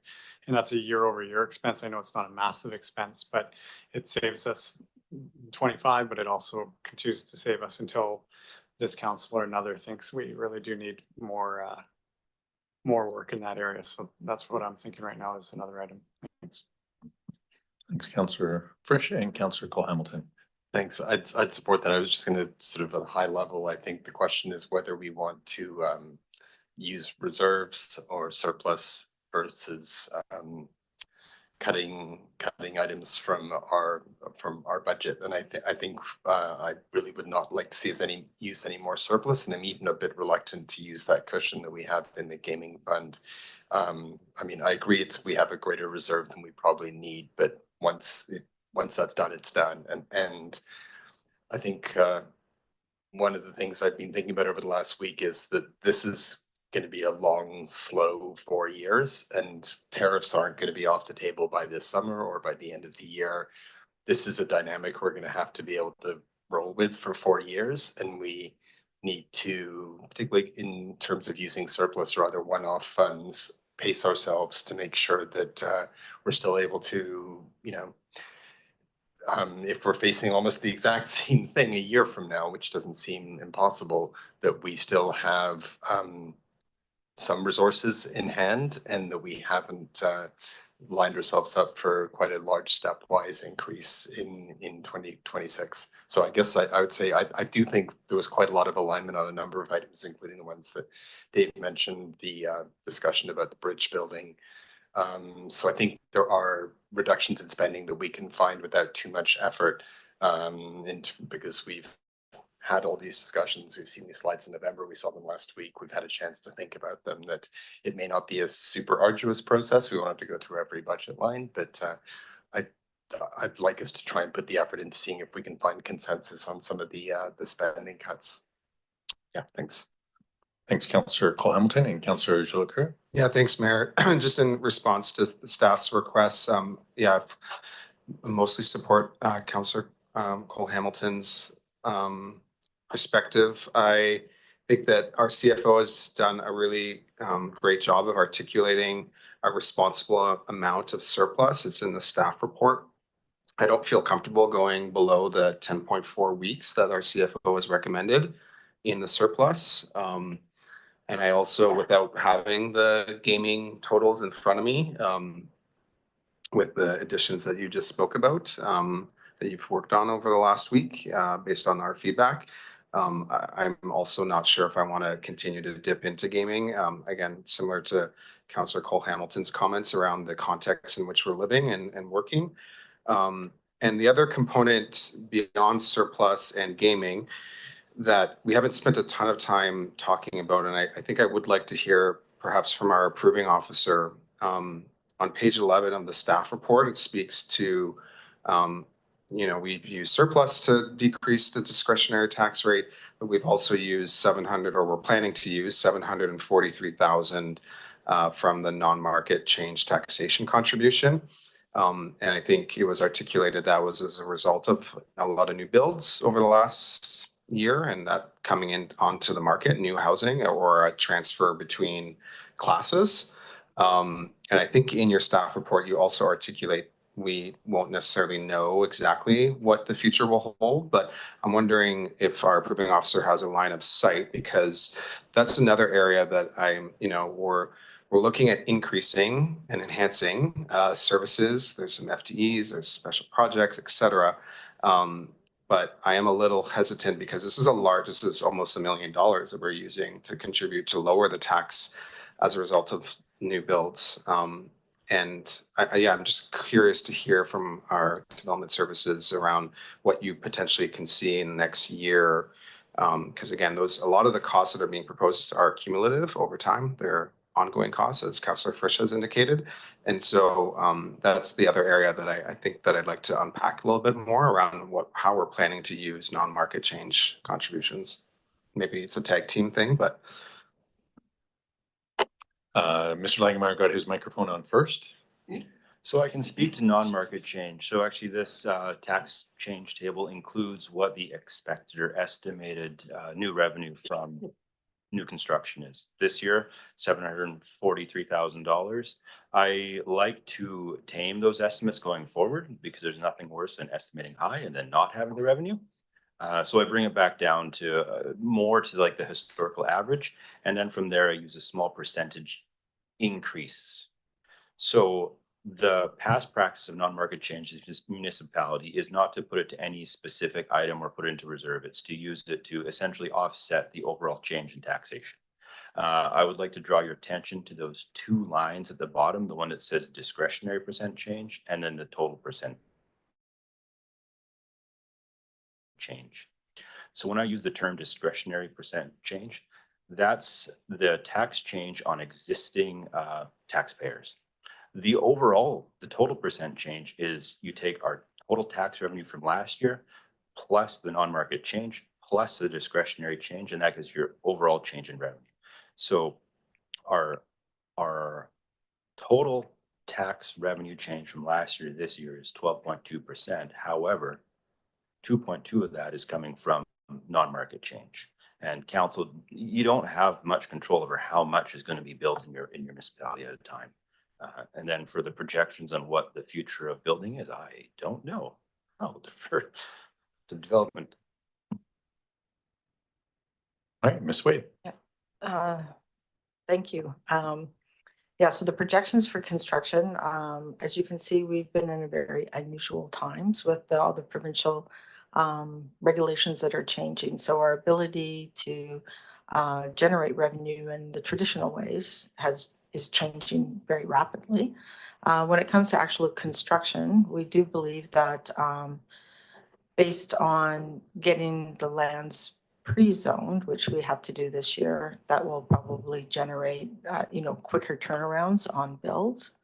And also looking for efficiencies and how do we work with the development industry in regards to what's available from financing and intensification of use, which also we have to look at in the update to our zoning bylaws as well.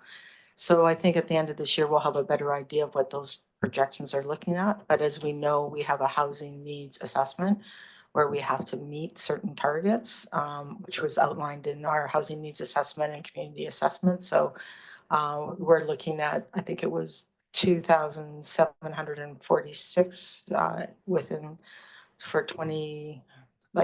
5 years. And then we're looking at a further one out of 8,456 to meet our 20-year. So there's definitely going to be growth. But again, we have very uncertain times. We have seen increased in building costs. And the report that came through just recently from Colliers on a webinar was that it was actually 60% increase in residential construction costs from 2018 to 2024.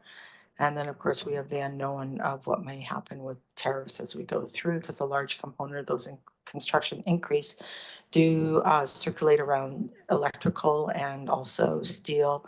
And some of it is wood as well. So those are the components. So we're looking at that closely as we go through this. But right now, we've been holding pretty steady. And of course, last year was a big year for us at 625 constructed units. And we do know that we have a fair amount of units that are in the approval process now. So we expect that, as they get built and drawn out, that we'll have even more units. But like the construction industry is, it comes in waves, ebbs and flows. So we're never really totally steady, but the goal under the housing needs assessment and the targets of provinces is to get more steady. And we've been producing roughly 444 units over the last 5 years. Excellent. Thanks for that. And Councillor McCollum. Yeah, so just my general comment is that I also agree that we need to be really careful with how we use surplus, given the times that we're in. And also, it's taken a number of years to get the city's finances in order and start building reserves that represent our obligations in terms of future infrastructure costs and really just having the right amount of money set aside for when problems occur. So I would be cautious to do any more than was recommended by our CFO in terms of using those monies to reduce taxation.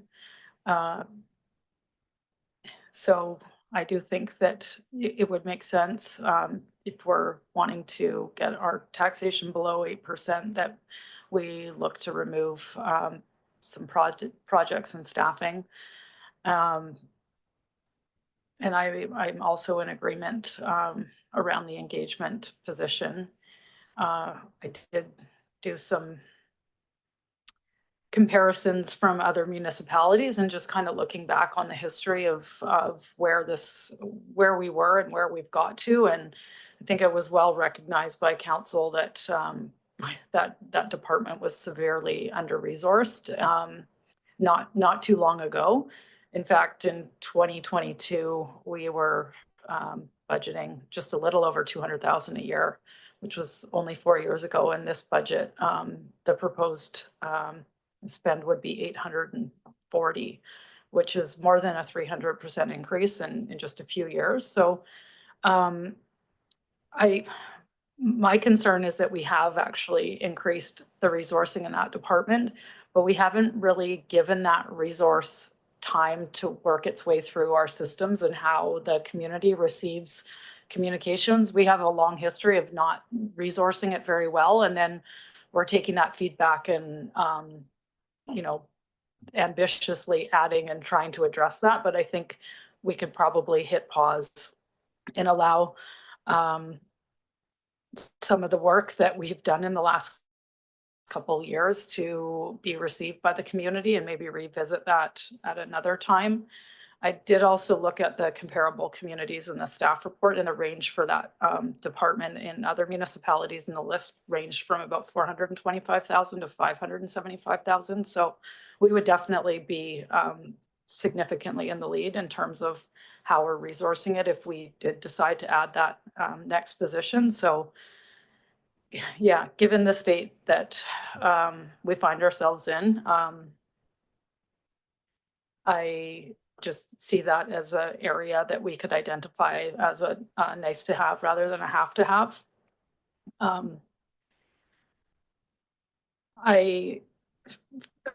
From the discussion and the information that we've had around the FOI, I do think that there is a good case to be made for resourcing that position, but I'm much less convinced about the engagement person. I think that we will be able to carry out most of what we would like to achieve.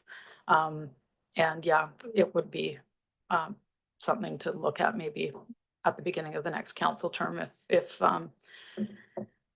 we want to continue to improve in the way that we engage, or if we reach a point that we feel like that needs being met. And I'll leave it at that. I have some other things, but I don't want to take up all the time. Thanks, Councillor McCollum. I haven't spoken, so I'll maybe just say a couple things. Really appreciate the commentary and suggestions that are coming forward. I think, one of the things is, as Mr. Langemeyer has articulated, the number in front of us has changed just, in the matter of weeks in terms of a bit of a reduction. And I know we were in a bit of a similar situation about a year ago, trying to get the number lower.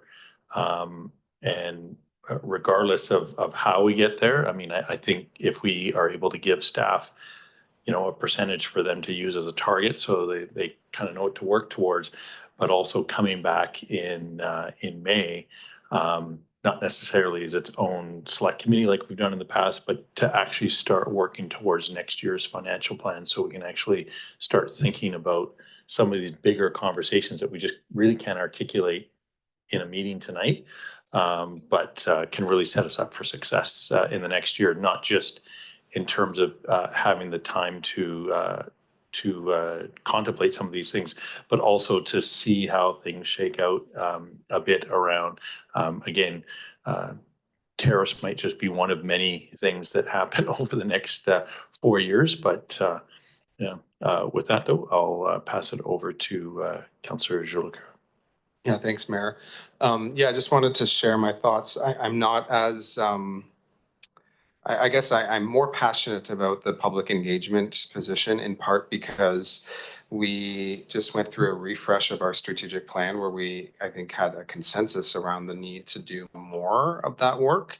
And then very recently had the resident survey come back demonstrating that, in fact, the community would like to see more transparency and more engagement. So I'm having a hard time rectifying it. I know that we haven't passed our engagement strategy, which I imagine will have some resourcing recommendations attached to that. And so I guess the question related to this is, would it be possible, and I appreciate Councilor McCollum doing some research and some comparables in understanding that we have grown the department quite rapidly over a short period of time. Would it be possible to redeploy some of the activities that we would typically see in a public engagement position or in the engagement strategy with the existing staff that we have in that department?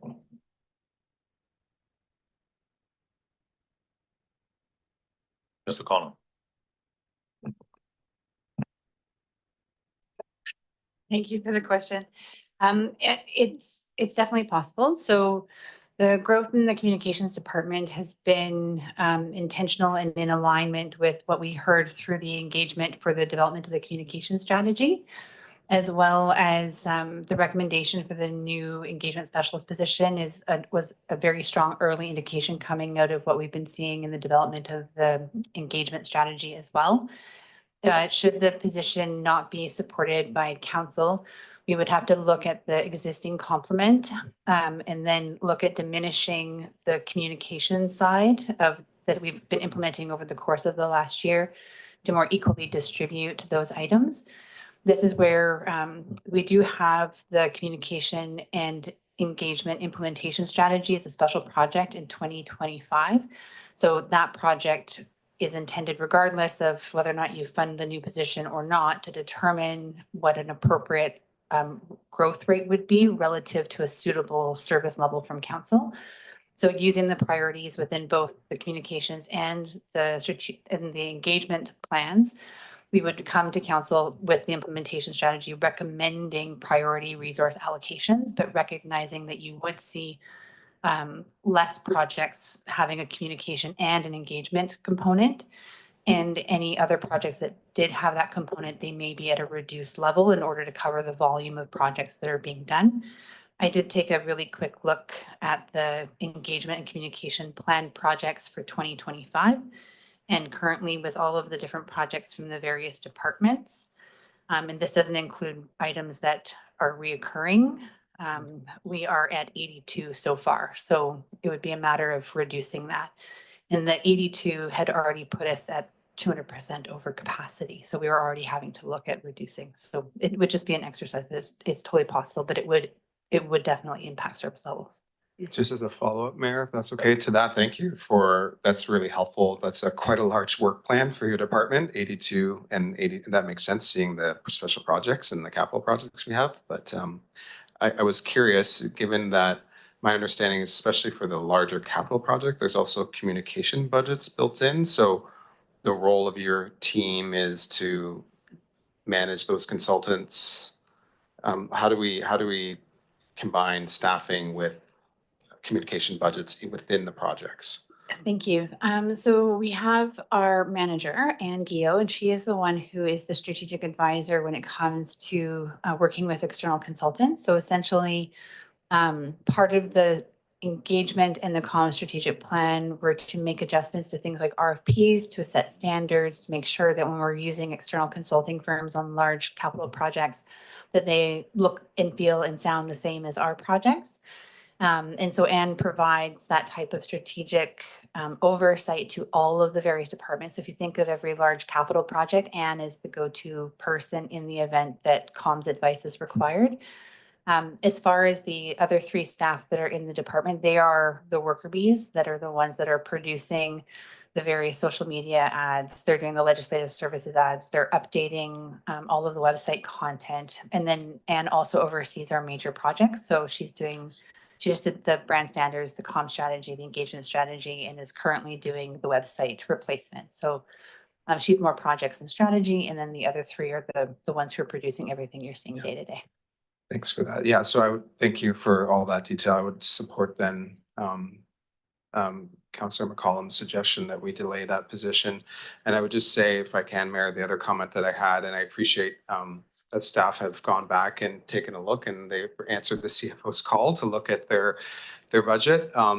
I think just from council's deliberation, I didn't hear any comments other than excitement around the casual pool for fire. And so I was a little surprised that that was one that the chief was willing to give up, at least for half the year. And I will just say, I think the other position I was a little surprised to hear in that list, and in part because I think our city manager's office has been quite frugal.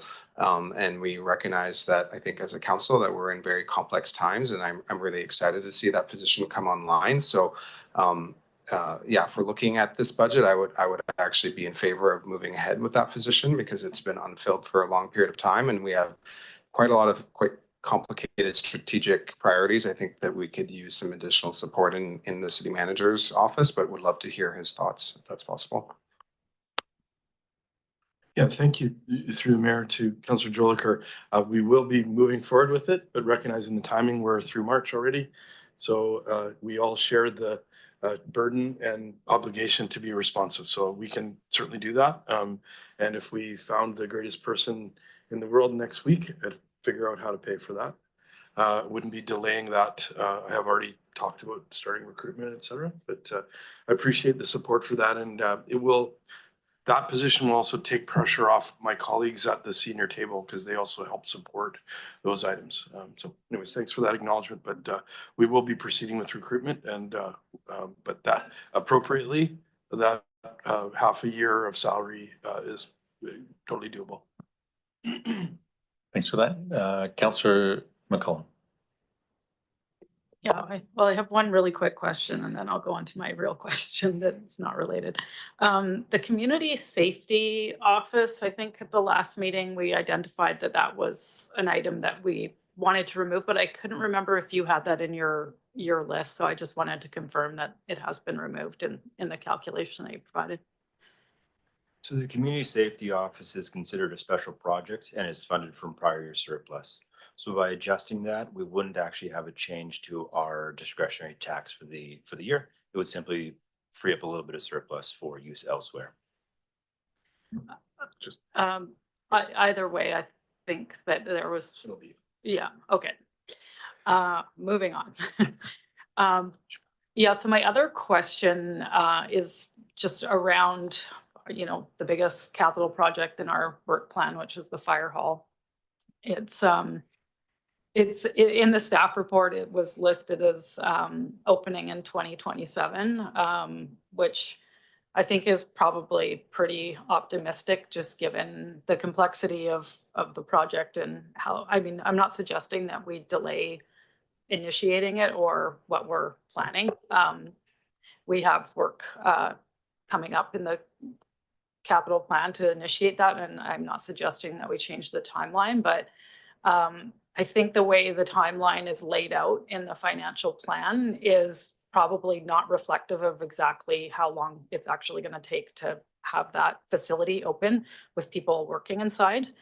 And which the adjustment to the volunteer membership, I assume is connected to that, because as we get closer to initiating a project, we get a little bit more clear on what the timeline is, and just kind of seeing where we're at in the process, that we still need design approval, borrowing, AAP, contract award, construction, even if we were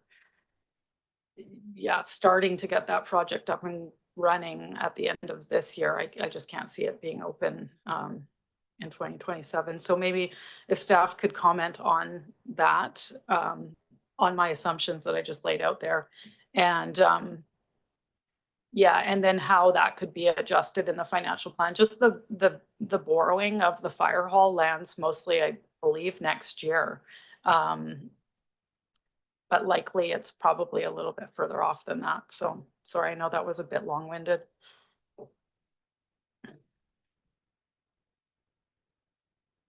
I can actually speak to that one because I did a bit of math, because I look at the biggest things first and then work my way down. With regards to the fire hall, in the first year of the loan, the MFA typically requires an interest payment, one of two interest payments.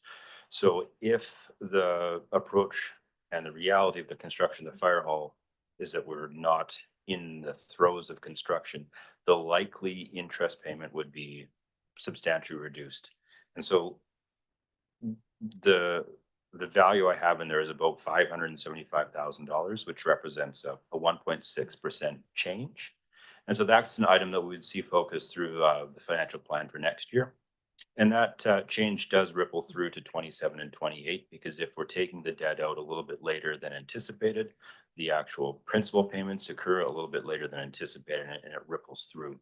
So with that information, that would be one of the items that I'd be bringing back more to that May update, or we might be seeing it in 26 when we have more substantial information on how that project's progressing.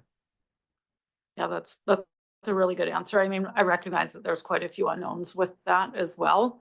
And yeah, part of my concern in flagging that is that we're starting to make assumptions on staffing, that one of my concerns has now been addressed. So I appreciate that. And then also just, when we're really focused on the current year and getting taxation down with ignoring the rest of the financial plan, if we reduce our taxation 5% less than what's in the plan here,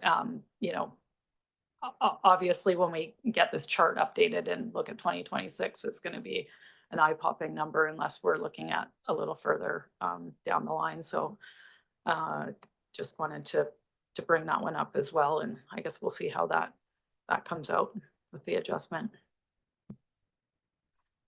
All right, thanks, Councillor McCollum and Councillor Hillian.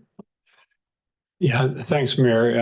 I unfortunately have to leave. I have a longstanding commitment tonight that I need to honor. And so I want to apologize to council and staff that I won't be here to carry on with the work for the rest of the evening. Thanks for that. And Councillor Moore. Great, thanks, Mayor. I mean, I think there's conversation about mostly delaying things, which when we look at 2026, it's even higher than this year projected. So we're going to be in the same state next year unless we do some of those things that we've talked about, which is, looking at revenue generating and all those other things, which hopefully we can act on sooner rather than later. I guess I'm wondering about some things that are strategic priorities. So this is like taking things off the table or delaying things that we've all wanted, including one of the things that I introduced as well. But I guess I'm just wondering if it makes any difference to delay these. So the anti-racism policy, Councillor Jean Leclerc, the urban forest strategy. And then I also had a question about the gender and menstruation equity, like 50 grand, like, are we even using that much money? Like, that just seems like a lot of menstrual products. So I guess I'm just curious about those projects and whether that helps us at all if we take a look at those. All right, Ms. Saunders. Thank you through the Mayor, Councillor Moore. And just to answer your question on the gender equity and menstrual products, so there will be a report to council at the next meeting with recommendations for council's consideration, which are currently represented in the financial plan. But of course, if council gave us different direction, there are ongoing operating costs. So those are included in our budget. So about $7,500 for products and about $7,500 annually for expected maintenance. We have approximately 80 washrooms. So it is substantial, both public and staff. The $50,000 is for all the one-time costs associated with installing new equipment, but that also expands from menstrual product dispensers, to baby change tables, to needle boxes, as well as updating all signage on all washrooms across the city. And that is a one-time cost that we expect to do a significant portion, or we would recommend, to do a significant portion of in 25. But we'll need to pilot in a few locations. Some of our public park locations will need to do some piloting in. And if it progresses well, we would continue to install them throughout our other locations. But there'll be a fulsome report at the next council meeting, and council can give direction to either keep it in the financial plan or remove it at that time. Right, thank you. That gives me a lot more information. And any comments on the urban forest strategy and the anti-racism?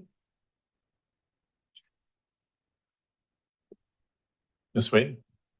Yes, through the mayor to council. Thanks for the question, Councillor Warren. The urban forest strategy was a council priority in the strategic priorities. The one thing I would talk about is just that we do need to look at the tree protection bylaw and management, which was tied to this work, which definitely needs to be revised. So if there's components of the urban forestry, I'm prepared to look at it to make some adjustments based on council's direction. If that's not a strategic priority for council for this year, we could look at how we address that. But I would urge you probably need some money about the tree protection bylaw just to make it more clear and what that intent is. Thank you. Ms. O'Connell? In regard to the anti-racism strategy, really we'd be looking for direction from council, as this was a strategic priority of council. The work itself, estimated at the $50,000 per year, was solely an estimate because the work would really depend upon the condition of what the consultants would find when they start looking at our internal policies and systems and things like that, to see how in line or out of line they are with anti-racism principles, as well as our readiness state. So the first year really is a bit more exploratory, and then the following years after that were placeholders, not knowing what the extent of the work would be required in order to achieve the status or be able to say that we are an anti-racism organization.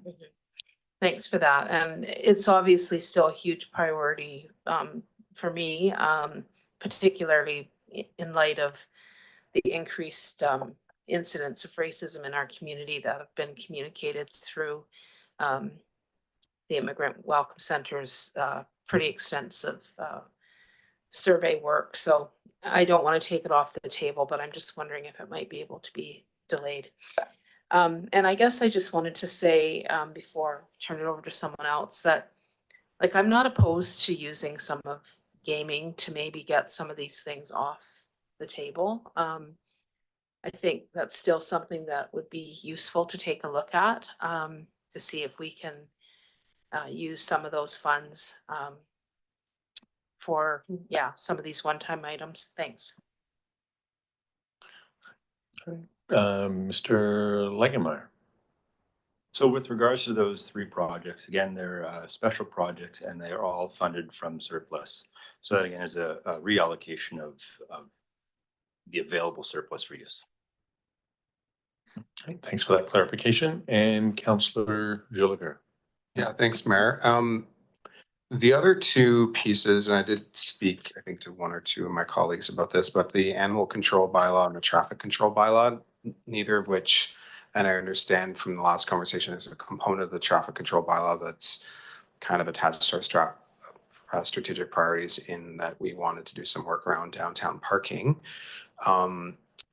I guess my concern is between now and when that work would potentially begin, we might be in an election federally where there is a lot of really damaging rhetoric around people who are unhoused. And I appreciate that staff have indicated that if this work proceeds, that there will be really intentional engagement with vulnerable populations as it pertains to these two bylaws.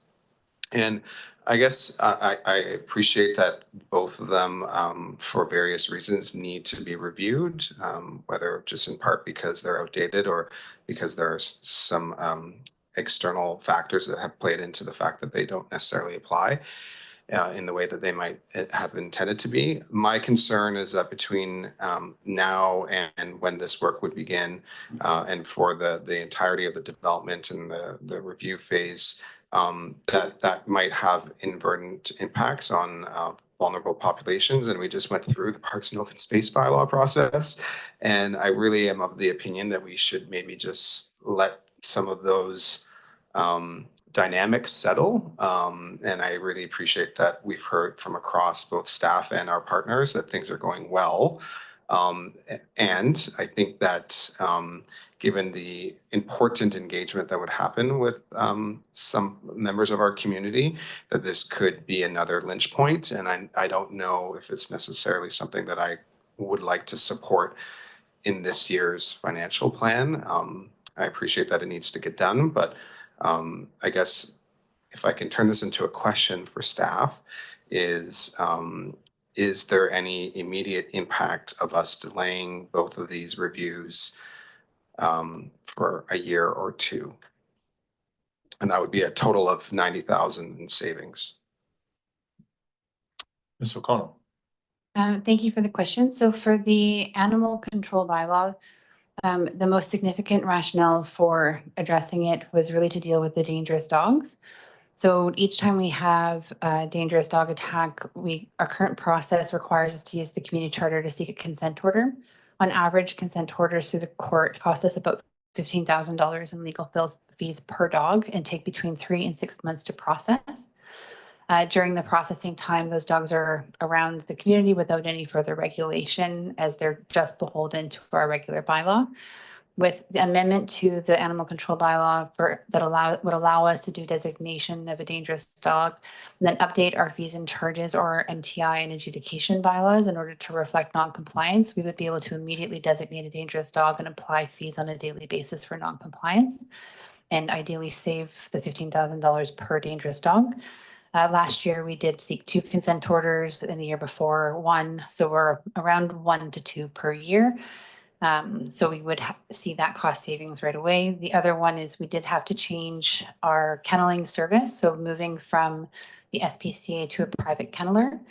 And then that caused us to also look at what we were charging for things like dog licenses relative to the cost of providing animal control service. It is very expensive when an animal is found at large and is stored within one of these facilities. So that would also include bringing to council questions as to what the policy perspective is on whether or not the city should be subsidizing animal ownership, and if so, to what level, and then doing fee adjustments at the same time. But really, the dangerous dogs was significant enough to be the catalyst for the review. Okay, subsequent. And on average, over the last 24 and year 2023, how many of those community charter pieces did we have to do? We did 2 last year and 1 the year before. Okay. I will say though, because the court process is so significant, the threshold for going through that process is quite high for us.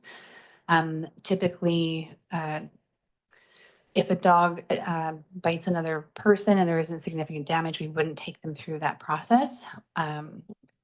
At the same time, with new designations within the bylaw, we would likely expand and have different types of designations. So if a dog did bite somebody, but maybe didn't result in stitches or major surgery or things like that, they would be designated as a dangerous dog, but at a lower level. So you would see more of those designations coming out and greater regulation. So not just the most extreme situations, but ones that are really in the interest of public safety. And can I get a comment on the traffic control? So for the traffic control bylaw, this one is really driven by the number of complaints that we get. So the biggest complaints that we have regarding traffic control include the 24-hour parking requirement right now. So folks are allowed to park in the same spot for up to 24 hours. The bylaw isn't overly explicit what it means to move your car every 24 hours, and we have been challenged and have not been successful in maintaining that. So technically right now you could in one location move 3 stalls down and still be there for 24 hours. Explaining that to residents is very challenging. Staying on top of the different vehicles is also challenging. And that's just one component. The other components also include different types of regulation within parking lots, on sidewalks, and those types of things. And then also updating it to reflect what will soon be the new bylaw adjudication and also looking at fees. All right, thanks for that. And Councillor Frisch. Yeah, thanks, Mayor. And I'd like to thank Councillor Moran for bringing up some projects that I know are near and dear to her. And actually just kind of ask the same question. If we wanted to, could we do those projects perhaps a little more frugally? You mentioned wanting to do some pilot project work. Could we in fact just budget for the pilot work in year one? And is it realistic to maybe budget a little less for the work around racism that I guess hasn't really been fleshed out yet? Saunders. I thank you through the mayor to Councillor Frisch. Absolutely, if that was council's direction. When we bring the report at the next council meeting, we can put some thought to what that might look like. The report's already written, so I can't change it now. But we can absolutely take council's direction at the time if it makes sense, or if that's Right. council's will to look at delaying it. I will look to just to look at the source of funding because I believe it is surplus as well. But of course, we can still look at a delayed approach to some of the aspects of it for sure. Sure. And so no need to decision make tonight on that. It'll work its way into the budget over the next few weeks. Is that right? Thanks. Appreciate it. Well, Mr. Garman. Sorry, thank you, Mr. Mayor. The intention of the staff report was to follow up on council's direction on how to deal with menstrual projects. I doesn't appear that we're probably going to be readings of financial bylaws this evening.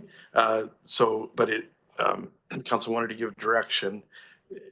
It could be fine tuned when this report comes through the next one.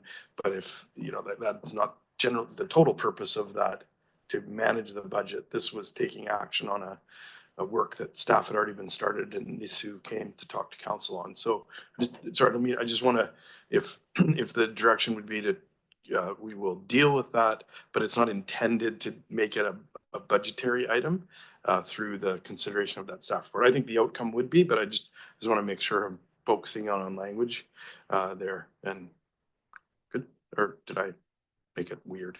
Sorry. Ms. Saunders. Thank you through the mayor to council. So yeah, just process it. The report is a report back from council's direction to implement. So earlier this year, council gave direction to implement a pilot project at Lewis and Link, and then also to incorporate a gender equity lens because the presentation from North Island College was around menstrual equity. And so staff had made a recommendation to include just a bit of a broader look, especially at signage. So the report is coming back to report on a little bit on how the pilot went, and then also what we recommend moving forward, where staff are going to recommend expanding it to in 2025, and a bit of an approach for some of our, particularly our park buildings, and how we would recommend approaching those. But the outcome of that report, I would think, will be we'd be able to incorporate any changes in the financial plan following next week's meeting. Excellent. Thanks for that. And just for a point of clarification, because and again, I want to echo, I appreciate council bringing forward projects that are often near and dear to their own hearts. And one of the things that seems to be a common theme on some of them is that they're currently sort of funded through surplus. And I guess what I want clarification on is, if we move it out of surplus, can now other things be paid through surplus? Because I think there's consensus we don't want to use more surplus necessarily, but if something comes out, can now something fit into that surplus? I'm just going to the podium. I would say yes. If council has that target of about 20% of the operational spend should be the surplus, that becomes our fixed amount. Anything that you take out, you can replace as long as you're staying within that guideline that you're self-setting. Mm-hmm. Yeah, and I just because I don't think it's been articulated, but it just seemed to be one of those hanging threads here. So I appreciate that clarification, and I'll pass it over to Councillor McCollum. Yeah, I think I would say most people have shared what changes they're comfortable with having. So I'm just trying to move on to the next stage of the process. So I wanted to suggest that we provide direction to staff to fund the bridge building demolition from gaming. And so I checking with you, Mayor, if we're ready for a motion. And if so, that's my motion. Yeah, I see Councillor Cole Hamilton has his light on, but I mean, we've had a fairly lengthy discussion tonight, or Yeah. if you'd rather wait for more discussion. Okay, it's been seconded. Is there any questions or comments regarding that? Now, Councillor Frisch will, I'll get you back in here if you don't want to. Okay, Councillor Frisch then. Yeah, well, my question is, obviously I said last time that I was interested in seeing that a more competitive number on that and possibly even limiting that. So whether, even if it comes out of gaming, I'm still a little concerned at hitting that $680,000 number. And so would it be fair to assume that that will come back to council if it's indeed, a big number like that and we're uncomfortable with it, we just wouldn't be doing it? Is that, or we'd find some other solution, I guess is what I'm saying. Is that fair to assume, or is it carte blanche if we say it's coming from there and you charge ahead? A blank check. Mr. Davidson's going to clarify. Yes, thank you for the question. Through the CEO to Mayor and Council, we can certainly report back as information becomes available and as we have more indications about what the cost might actually be. Certainly before award, just to give Council as much notice as possible about what the cost could potentially be. And Mr. Davidson, before you turn your microphone off, would it be of use? I know we have a motion on the table, but for an amendment for that motion to have an upper limit that has to come back, or we could certainly go that route. I put forward 500,000 last time. I understand one of the councillors had proposed 300,000. I think 300,000 would be low, but in that range would certainly be probably a good threshold. okay. And so based on this discussion, if it's over a certain threshold, it's going to magically come back, so we don't necessarily have to amend it. I'll go back to the mover. Oh yeah. So what I've heard is council wants to hear about it. Council wants to set a maximum at 500 or whatever they decided, and we would report back to council. This is a significant matter. It's also could contain some risk, et cetera, based on those things. And I'd like us to report back, given the amount of discussion that had happened. And I recognize when council gives us direction, we're not always going to come back on things. When something is I mean, we've talked about this more than many items over the years. So definitely, I would take the direction that prior to the letting of the work to report that to council, and we have a subset of 500 at this point. And that would also, if that happens and it's more than that, then we would obviously need to come back to council because it's identified. Would that work for our team?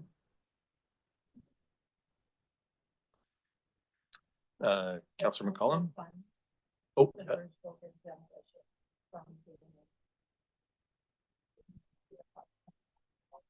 Are you making that? Yeah.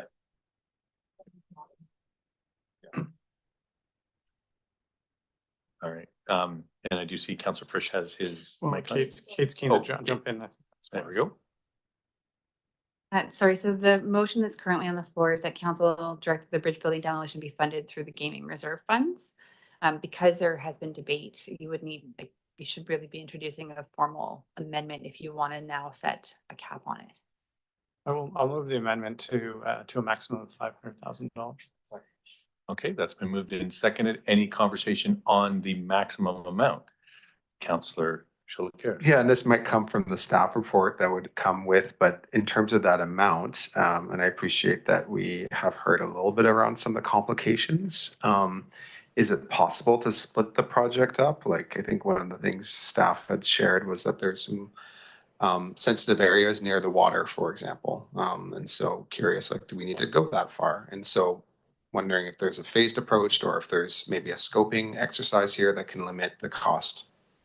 Mr. Davidson. That is a very interesting question. Thank you. Yeah, through the CIO to Mayor and Council, sometimes, yes, we can certainly look at that opportunity. We can include some of the core works as the base scope of work and then add optional items as available. I'm thinking of the deck on the back half that extends down into the water that may prove challenging from a budget and schedule perspective. And so maybe there's an option to leave some things in place and still proceed with the majority of the work. So staff can certainly explore that as an option, definitely. And Mr. Garbutt. So thank you. We're the Bridge nightclub is a very, because I've never been there. I'm sure it was a fun place. Who knew? So, sorry, lighten the mood. I guess the one secondary component of this, and we haven't really talked about that, is that the building itself costs us a significant amount of money. And then so if we're in the decommissioning process of it, could be occupied. So there will also be costs related to securing it. And if we're in a demo component, there may be some risks related to the public there. So we have, I think, some good direction here. Could it be phased? Staff understand the level of concern with respect to the cost of this. But again, when we have demolition and then deconstruction and then the available area that may or may not be publicly accessible and could be occupied, which the building has been occupied previously, we just have to also manage a number of those items. But I can really, we are very, council has expressed a lot of interest and give some really clear direction on this. So we'll keep council in the loop in terms of what is possible related to this project when it goes forward. And Mr. Davidson will be involved in it. So he's heard all of these discussions. And I'm taking notes in this regard. Okay, and Councilor Moore on the amendment? Oh. No, it's not on the amendment, sorry. Okay, well, based on that, I'll call the question on the amendment. All those in favor? The amendment passes. And Councilor Moore, did you have a subsequent? It's just a general request, I guess, around this project in general. It's not to do with the budget per se, but maybe it is because it's around communication. I think this particular line item gave us a heart attack. I know some people out there are following the budget, and we do get criticism around these things. So, I mean, this is a building that obviously was bought long before our time. I think even the councillors that have been here for a while, I don't think. Yeah, Oh, you can blame Councilor. you're gonna admit that, okay. Gillian and myself, sure. Anyway, it was bought quite a while ago. I don't know what the price was, but now I'm sure there's gonna be commentary that now we're like demolishing real estate that we bought. So I just hope that we'll have some proactive messaging around that, so that we're ready with some, I guess, as many sort of not explanations, but some context around that, and why we're doing what we're doing and why it's costing so much money and all that kind of stuff. So just wanted to put that out there. Thanks. Thanks, Councilor Moore. Okay, we do have a amended motion on the table. I'm going to call a question. All those in favor? The motion as amended carries. Okay, so we've got one thing done. All right. Moving along. All right, much appreciated. I know I'm making light of it, but I'll pass it over to, I'm looking for a light. Whose light's flashing? Oh, it's the podium.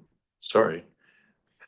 So given this new information to me, our discretionary tax change has fallen by 2.11% for that single project, because it was one that was new and was funded directly from taxation. So the 10 is now 7.89. Because that adds to the 1.78 you'd already. Nope. Oh, yeah, maybe speak right into that microphone. So given that motion from council to remove the bridge demolition project and fund from gaming, that reduces the amount of cash needed from taxation. The project was 100% funded from taxation the current year. 2.11% was the equivalent value of that. So given the information on the screen, the discretionary change was 10 minus 2.11% from there. And that's where that's the amount of cash we need to balance the budget. Mr. Garbutt? And the other 1.78 is also within there. That's going to push it down a little bit. further. Mr. Garbett had a comment. My apologies. I don't want to get in front of Councillor Moore. Okay, all right, Councillor Moore. Okay, I think you said 1.7 plus 2.1. Okay. Well, I was actually thinking about proposing another motion, but maybe, and it was really around kind of the remnants of our conversation. But maybe other people have some comments before we get to that point. Well, I was going to propose that staff, I know, have been taking notes. So staff take away all the comments that we've made. And in addition, look at any other cost savings to the, I'm not really saying it very well, but basically I'm direct staff to take away our comments as well as input from every department around any other adjustments that could be made and then come back to us. Sorry if someone can word it better than me. I'm just going to let Mr. Garbett speak. Yeah, thank you. I'm obligated to remind council that we have to have sufficient taxation so we do not push the bow wave forward for 2026. We had circulated prior to the meeting, our meeting last Wednesday, that we could set a rate, which I'm just trying to assist with the conversation as well. We've got some specific direction, set a rate, and then also pass a resolution to give us direction to form up the 2026 plan, which looks at service levels and which will start in May. So I just wanted to let council know that. I mean, if there are any other specific reductions, but we do need to make sure we tax sufficiently to deliver our core services.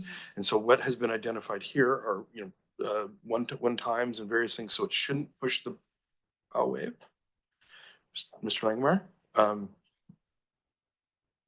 So an item like the bridge building, it has no impact on 2026. So although we reduced the 2025 taxation, 2026 is still going to need actually a higher percentage change now because the current year's increase has been reduced. So it's this mix of one-time items and ongoing items. Yeah, and that's where coming back and I know at the solid waste, we passed a motion on financial stability and resilience policy. And I mean, that we could do a similar type thing where we come back starting in May and start working towards that 2026 so that the sticker shock we're feeling right now, we take the time to really articulate that vision going forward. Yeah, and this was more around our discussion tonight than those future conversations, but I can kind of withdraw my comments and then other people talk. Maybe they have a different way of formulating things. Thanks. Fair enough. Councillor Jolicoeur.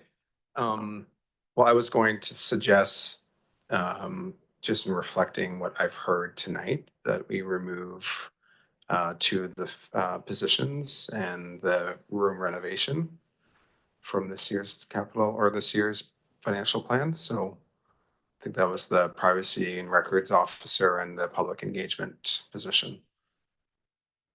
All right, you may want to do it separately. Yeah. Okay. So we'll start with the public engagement, removal of the public engagement position from the 2025 financial plan. It's been moved and seconded, and then comments. Do you want to speak to it now?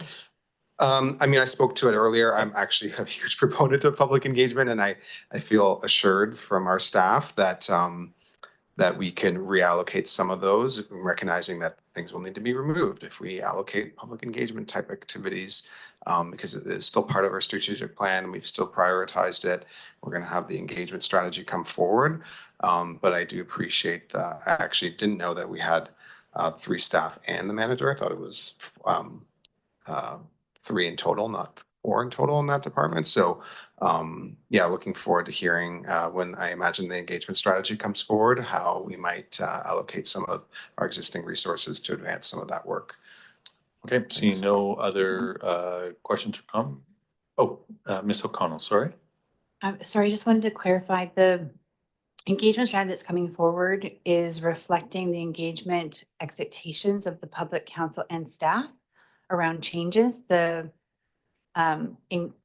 implementation strategy that's proposed for work as in 2025 would come later in this year and would contemplate the impacts of this change based on basically the understanding that with an increase in service expectation that'll come through the strategy, that additional position would be needed. So you won't see that coming in the engagement strategy presentation at the end of next month. That'll be part of the implementation strategy. It'll just be adjusted to reflect the service impacts of the lack of that position. Okay, we've got it on the table. I'll call the question. All those in favor? And motion carries. And then you had a secondary? I was just gonna ask, can we find out where we're at now with the removal of that position? Our discretionary increase 5.89.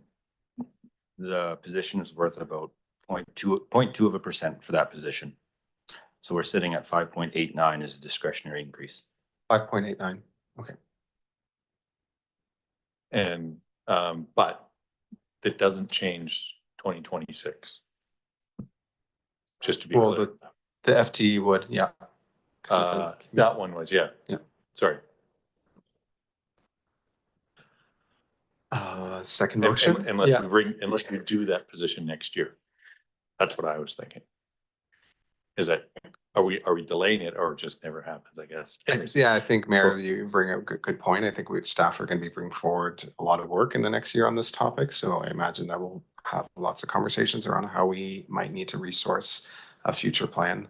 I guess the second motion that I table is the removal of the privacy and records officer, I think was the title of the position from the 2025 financial plan. It's seconded for discussion, brief comments. We've had lots of discussion, so. Yeah, I guess just briefly, still potential legal costs. We've managed this long. I appreciate there's a theme that, you know, the requests have been coming on. And I think staff have articulated this is one of those positions that it's really for council to take a position on what level of risk we're willing to take when it comes to privacy and when it comes to the ability for us to complete the FOIs, which my understanding is that those are legislative. So we end up outsourcing a lot of the help anyways to get those done. So again, supportive of the business case behind it, but would be supportive of considering it at a future financial plan. Councillor Frisch. Yes, a similar sentiment. I do worry that, I don't worry, there was a good business case made that if it goes the way it's been going recently, that this would be almost a savings, it sounds like. But at the same time, it may not. We may not need the position nearly as much as we think. So, yeah, I guess I think I'm actually going to vote against this motion, but I really appreciate putting it on the table for discussion. And Councillor McCollum. Yeah, this is one of the ones that I've gone back and forth on a number of times. But yeah, I'm less convinced about the savings associated with not proceeding. And there is work that is needed that we're not able to do without the position. So I am going to vote against the motion as well. I think it makes sense to keep it in the plan. Yeah, I'll leave it at that. Thanks, Councillor McCollum and Councillor Moran. Yes, sorry, I feel like I was provided enough rationale to have it, although I do see your point. It might not be something that we see materialize immediately, but I think that it's one of those things that it's better to be on the side of caution. Privacy is a huge issue right now. We don't really know what's going to happen. We're getting more of these requests, and sometimes they get a little bit more complicated. And also there's an element of,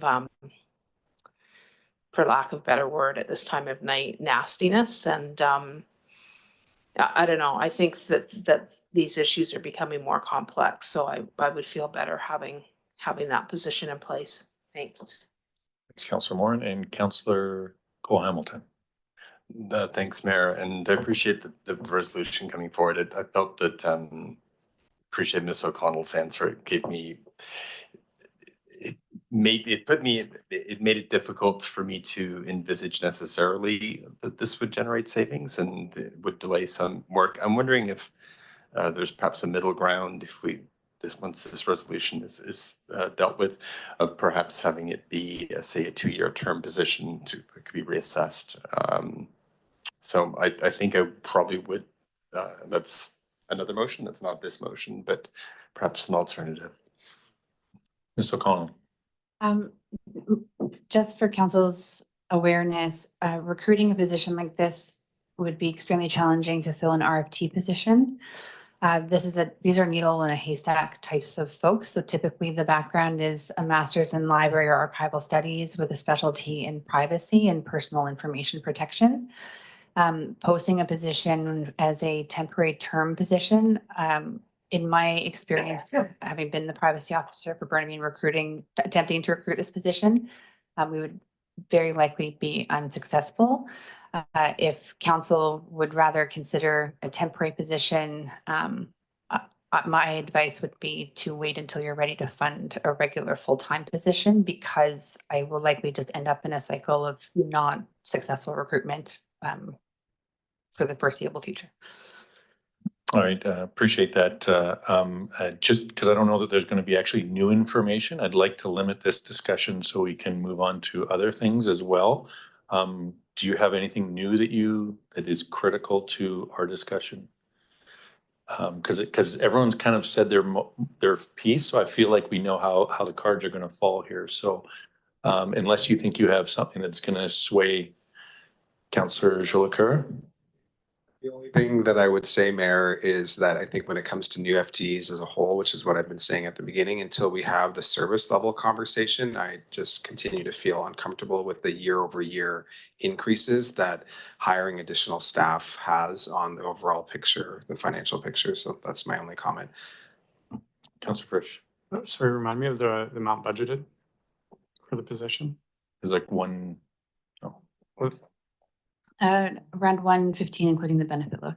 115. Versus the 125, I think, or 124. Yeah. 124 is the estimate based on the current, the 2024 costs for processing just FOI. Well, it would be a significant savings, so maybe I'll vote in favor. Sorry.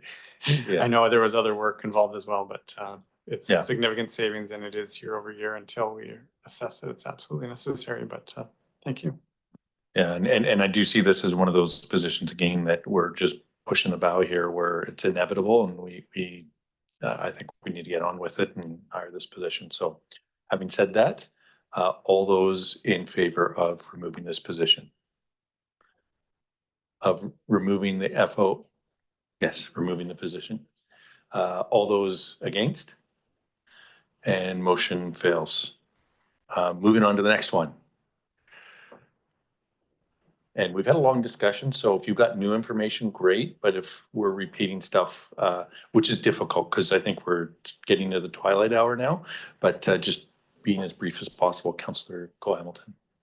Yeah, thanks, Mayor. I appreciate the discussion. I think we made some really useful decisions here, and they've been driving the number down, and Adam will know what it currently is. I think there are a couple of things kind of harking back to what I was saying earlier. So I think this is going to be a multi-year crisis that we have to deal with, and mindful of what the city manager calls the bow wave. I think we might want to possibly, if we're going to make all these cuts to spending, we should maybe reassess the amount of the surplus that we want to commit this year, and perhaps this does give us the opportunity of perhaps setting a rate, because that would just simply determine how much the surplus got used to bring it to that rate. So I guess that requires actually proposing a rate. So Yes, unless Kate has. Oh, Ms. O'Connell. Should council desire to adjust the rate? I did prepare for that scenario. So I have a draft motion where you can just fill in your numbers when you get to that point. So I'm happy to share that with you. Yeah. It feels like we might be at that point and Yeah. No, for this year, like if we take these things out of the budget, which we have, we're now sitting at 5 something as the discretionary rate. And I'm wondering if that's actually in terms of, if it's perhaps, if this is a multi-year crisis and we are pushing a bow wave, then we may find ourselves in a position of having to deliver a much more substantial tax increase next year because we've used, and the less of the surplus we use this year, the more flexibility we have for the long haul of dealing with this situation. So I would, whatever, I'm not sure what the wording of the resolution is, but to put a number into it, I was thinking perhaps 6.8 or 6.75. Mr. Garvin. I don't know if we modeled 6.75, we might have used round numbers. Ms. O'Connell? And could we do the math on the fly, maybe? 7 might be a little easier. Ms. O'Connell. The scenario options that myself and the chief financial officer went through, where I have the exact numbers, would go down to 7, but that doesn't include some of the adjustments that council has just made that have an impact on the tax rate. So given the different pieces that council have done, what I need to do is take the financial plan back, make the specific changes. If council does give a direction at what rate they want, I can do that work at the same time and return. So it would be, given the approved changes, set a rate, I'll return with a financial plan bylaw that meets what you're looking for. Currently, we're at 5.89 is the discretionary change. Do you have a follow?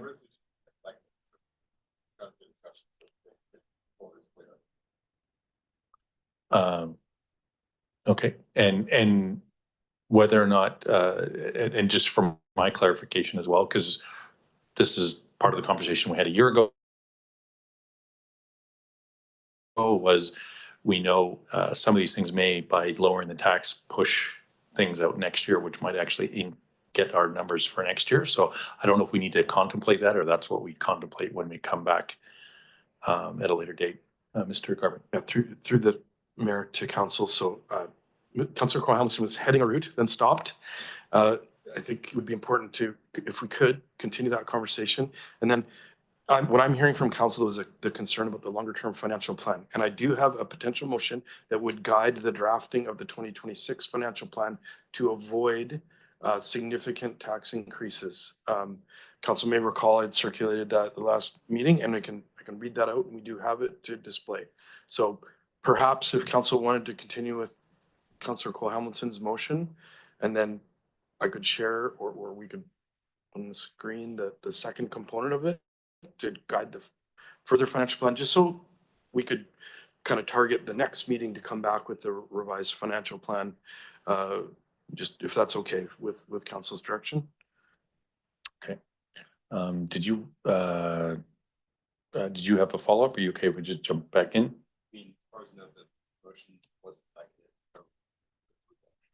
Okay, Councillor Frisch. Yeah, I'm happy with that line of reasoning, work on maybe setting a rate that we're all comfortable with, and then getting on to talking about how we're going to tackle 26, maybe, considering our challenges this year. But I wanted to ask a quick question. You mentioned some changes and some savings that staff had already found. Do you need a motion to cover those, or are those going to be baked in no matter what? Those items would be baked in. Those are items that we actually don't have control over how much BC Hydro is going to pay you this year. That's baked in. Thank you very much. And the other point I wanted to make is that I would be tempted to go a little bit lower, but I do like the idea of maybe saving a bit of our reserves and in fact taxing just a bit more than we've seemingly hit tonight in order to soften the blow next year. So I'm in favor of that, and I'll leave it to others to discuss. Thanks.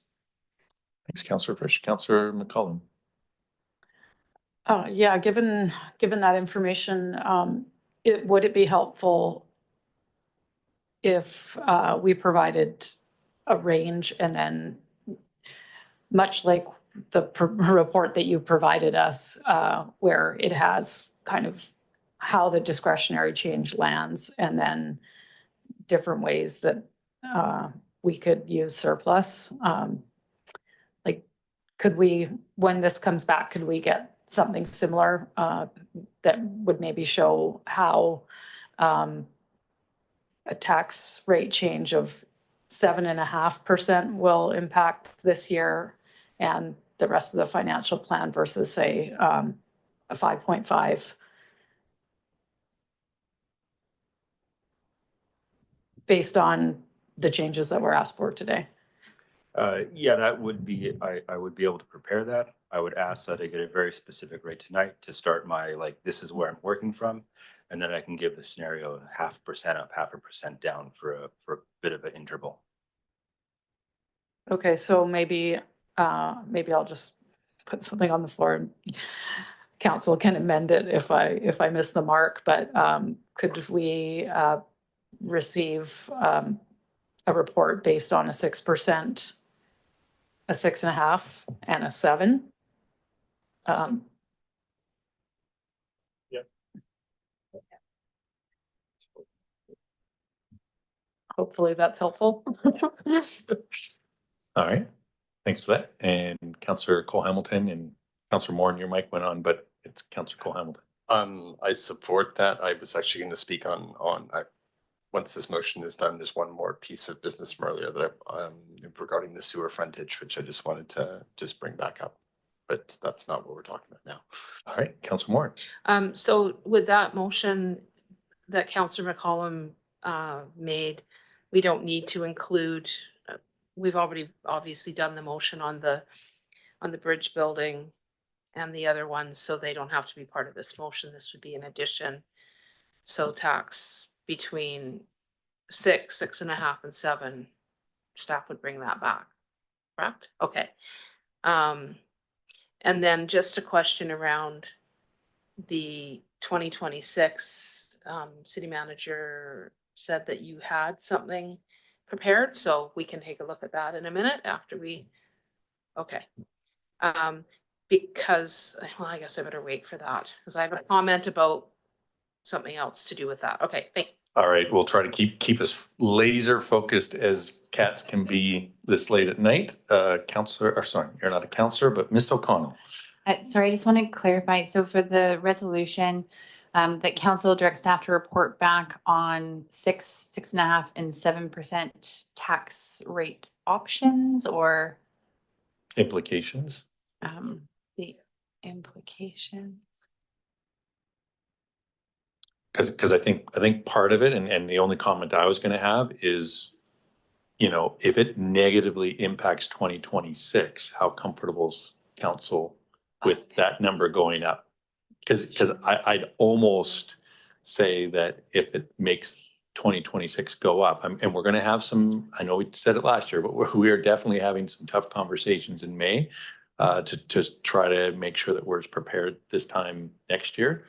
But if that bow gets pushed to next year, is there a number, and does it make sense to talk about that now? It's just, if we set this, if we come back with this information and it 2026 ends up at 15% or some higher number or any higher number, I think we'll be in a very similar situation a year from now.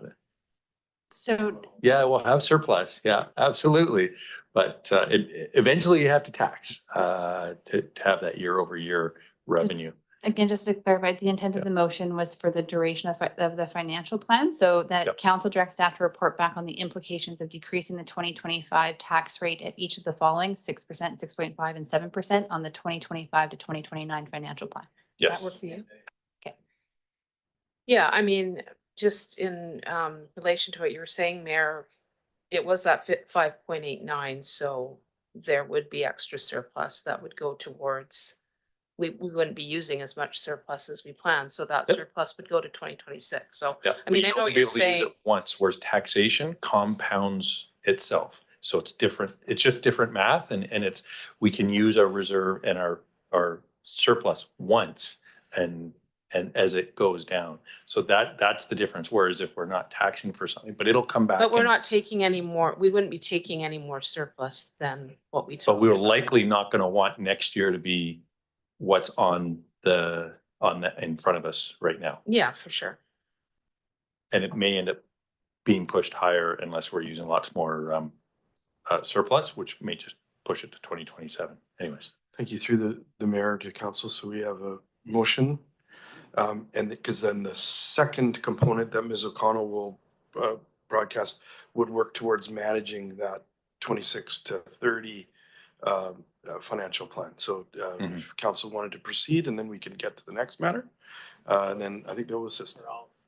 Request that you call the question. I'm happy to call the questions. All those in favor? And motion carries. All right. It feels like Councillor Cole Hamilton. Thanks. I just wanted to return to that item of the sewer frontage tax. I know that the city manager said he was taking notes of some of the issues, but we didn't actually bring it to a resolution. And just to smooth out the tax increase, so it's not, I think, 15.6, then 000. Mr. Langenmeyer. So I can speak to that one a little bit. I did set the frontage rates and did that calculation back in the fall. The sewer fund currently does not have enough revenue to pay for current year operations. It's relying on the surplus by about $900,000. The increase in that frontage eliminates that reliance on surplus. The sewer fund has some surplus some surplus available, but not a ton. I would want to do a bit of an analysis on the impact of how much surplus would need to be consumed to make that change in delaying the frontage increase. So perhaps then, and I recall when you were explaining earlier, you said it was just more convenient to do just a lump and then leave it. Perhaps would it be best to ask for a resolution asking you to bring back options for smoothing out the frontage fees over the course of the sewer frontage fees over the course of the budget cycle? Would that be an appropriate guidance for you to do the exploration you wanted to see in terms of looking at the impact on reserves? Yes, I would much prefer to bring information back and then have council make a decision than make a decision tonight. Well, that's great because I look at any information to make a decision, so it's going to be perfect. Okay, so does anyone care to second that? I'll second. Okay, thank you. All right, and questions on the motion on the floor, Councillor Frisch. Yeah. Oh, sorry. I'm going to go to Ms. O'Connell. Sorry. Sorry, because these are ideas and I'm trying to craft them from ideas and it's the financial plan, like big deal. I'm going to kind of keep making sure I'm understanding and then you all know what you're voting on.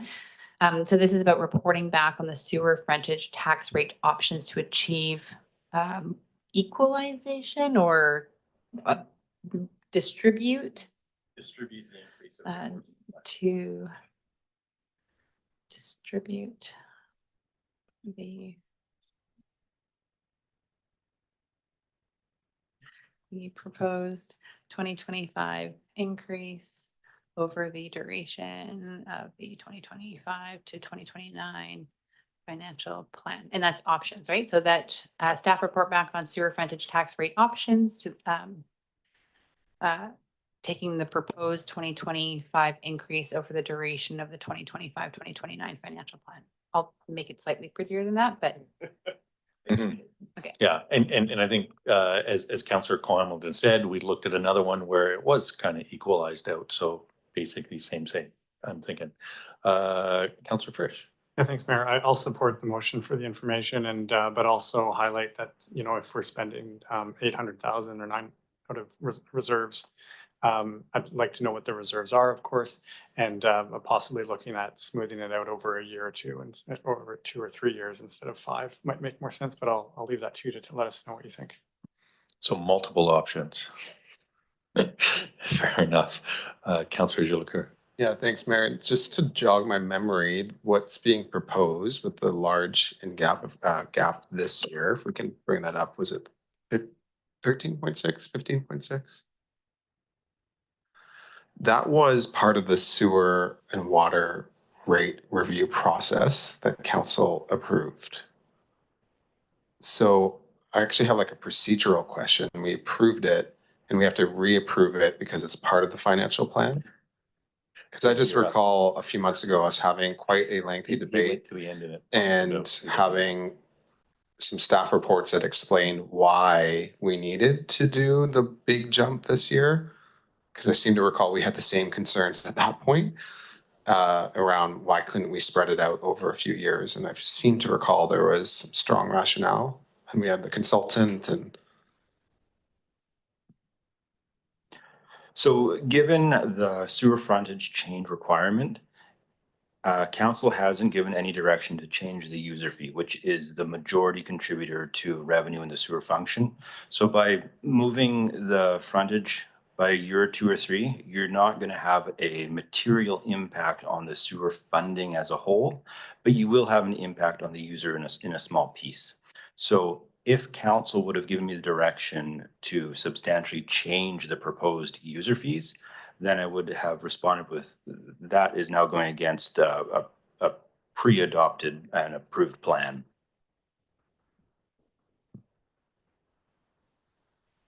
And this slide actually was the comment I was making, which is the lower the tax rate, how it affects next year's tax rate. If you look at the 2025 versus 2026. That being said, we have a motion on the floor. I'll call the question. All those in favor? And motion carries. Councillor Frisch. Yeah, do you have a motion prepared to start an earlier process for 26 and beyond prepared? Well, Oh, I'm sorry, am I jumping the gun? well, I was going to say, it's something that we've certainly chatted about, but we maybe before that, we may want to start next week earlier than our regularly scheduled program, like maybe at 2 p.m. so that we can continue this discussion, get the information back. It'll be, I'm going to look to staff. My city manager suggested it, so not to pass the buck, but yeah. Yeah. So we're talking, the question is, can we turn around the revised financial information for next week? If the answer is yes, then we have an agenda that we reviewed today. Agenda for the next meeting that we reviewed today. There is a lot of consensus developing here. So when we come back with that number, I would presume that council would be in a position to fairly quickly walk through and give us direction. We have quite a few items that have been sort of delayed to come because we had financial planning for basically this month. Some of it will be adjusted as a result, could have some budget implications. And we also need to come back soon with our strategic plan because that will also potentially, actually I haven't heard really big significant changes in that regard. So we have a lot to do. And if maybe perhaps February 26th is a better time to come back with the financial plan information, which I just got a team's much message. bigger smile, huge smile. So we can come back with on February 26th with the material just to make sure we don't have any errors. There's some moving things and we have to have some conversations. So and we also have no meeting on the 19th. That would result in us having to call an extra meeting. So we can go on the 26th with this material. Should have enough time for our financial staff to put it together in a comprehensive way that's accurate. And then we can deal with the existing agenda items that are on the next scheduled meeting. So we wouldn't have to adjust the time. It's just that we have run up against the time a long time, and I saw that ability from the CVRD on to have a very long time to walk through things adequately. So it sounds like 26 would be when we would come back with the options analysis that we're talking about. So we wouldn't have to adjust anything on the next council meeting. So good, okay. Then we voted on the last motion, and then we have consideration for guiding the 26 to 30. And Kate just has to, sorry, Ms. O'Connell needs to sign into the Zoom meeting to share her screen, their screen. Respectfully, if it would be possible to just take a 5-minute recess for me to do the transition and make sure I've got a lot of different motions kind of running. As you were Yes. talking, I just want to make sure I get the right ones up on the board, please. Okay, I think that's fair. Councillor Moore has And Councillor Moore has a question. Councillor Frisch had a question as well, but I think we answered it. Oh, this was just in relation to the February 26th meeting. Are we able to get those materials a little bit ahead of time, like before the agenda would normally be, to give us a bit of time to go through it? A little bit? No? Oh, I thought it was 2 weeks from now, the financial. February 26th. Let's, Yeah, okay. if we can circulate the materials in advance, we will try to acknowledge the question. I just at this point, we can't commit to that. There is a non-work day inside that timeframe. So thank you. And we'd much rather than be accurate than fast. I think that will take us to a natural break. We're just gonna take maybe 10 minutes.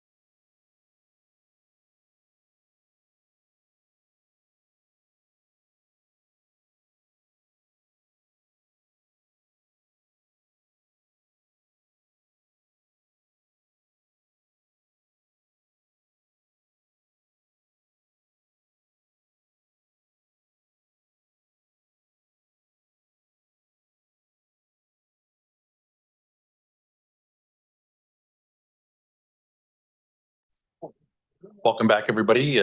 Thanks to staff for articulating the words that we used earlier.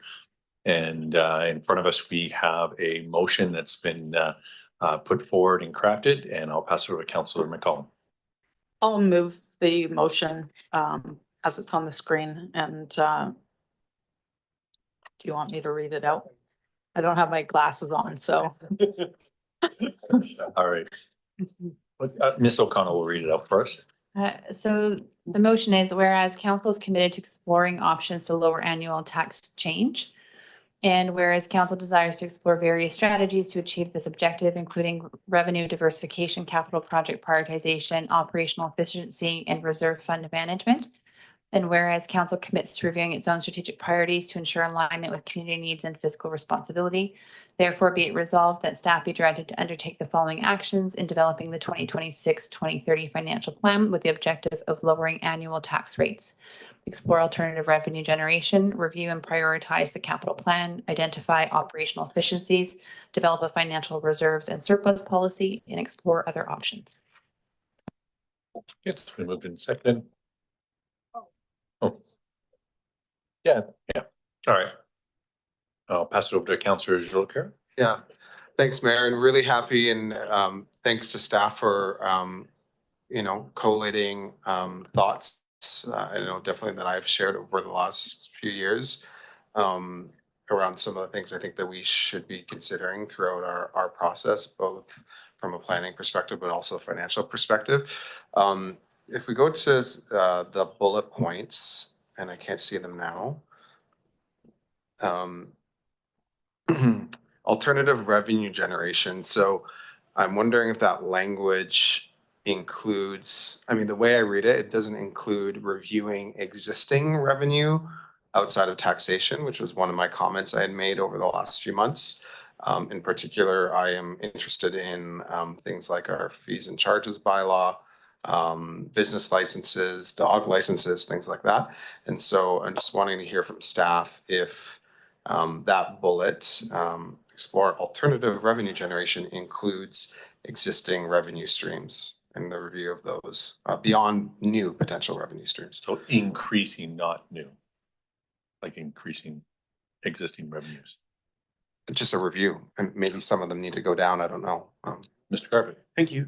Through the mayor to Councillor Jolicoeur, yes, it does.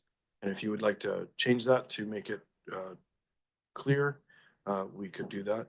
Fees and charges would all be reviewed, as well as options for additional revenue sources. So. All right, thanks for that. And yeah, just a second clarification question. So some of the language we've been using in our conversations have been service reviews or service levels. And so just wanting to be clear that that third bullet would cover that, operational efficiencies. Are those two the same thing? Is that how staff interpret that? That is not the same as launching a core service review. So what we've heard from council, and if council wants to weigh in on that, I would recommend that we come back with a detailed staff report on service reviews and what it means. Operational efficiencies is to look at aligning our levels of service with what the community has indicated, and council will explore where that's there within reason, but exploring significant service level changes is a very different exercise. And so I would suggest if council wants to launch a service review, in addition to looking at kind of operational efficiencies, council should be explicit, and we need to come back with an understanding.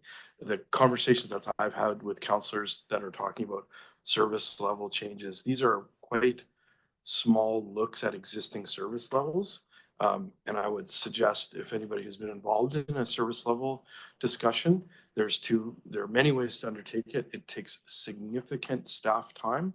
It is extremely expensive to deliver, and you have to bring in outside specialists. But then it takes your entire staff team and their support group to respond to those kind of directions. And in order to do that properly, you need to engage with the community to do that as well. Because every change in service level or option in service level has a translation into on-the-ground services. And a successful service review needs to actually engage the community on those changes, because it's not it is definitely a component of dollars and cents, but it's an interwoven process where if you make these changes, these are the localized impacts, and then trying to gauge those impacts. And there are lots of papers out there about how to do these things and how to do them correctly. And we would have to be very thoughtful if council would want to go down the route of a truly comprehensive core service review process, and that needs a lot of definition around it. Thanks for that clarification. And Councillor McCollum. Oh, sorry. I thought Councillor Zolliker had a follow-up. My apologies. Councillor McCollum. No, thanks, Mayor. Just to pick up on that, I don't think myself personally, I've suggested I wanted to do a core service review at any given point. So just wanted to add my personal perspective that operational efficiencies is more reflective of what I would like to see than a core service review. And I'll leave it at that.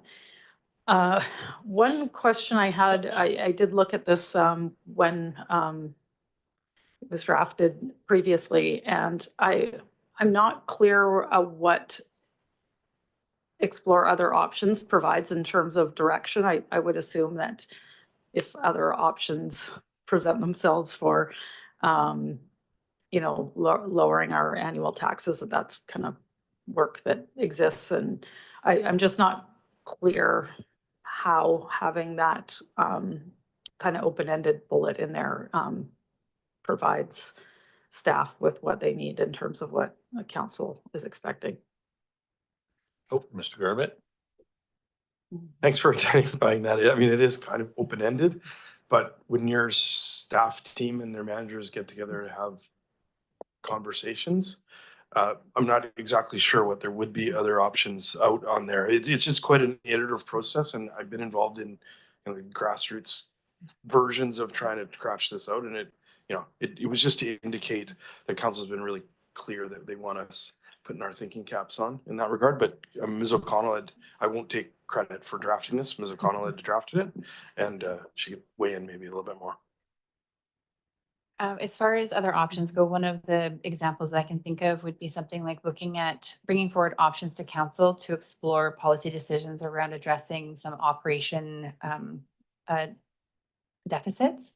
So like the really great work that was been done by Rec and Culture around the benefit continuum and things like that, we haven't looked at applying that in other areas.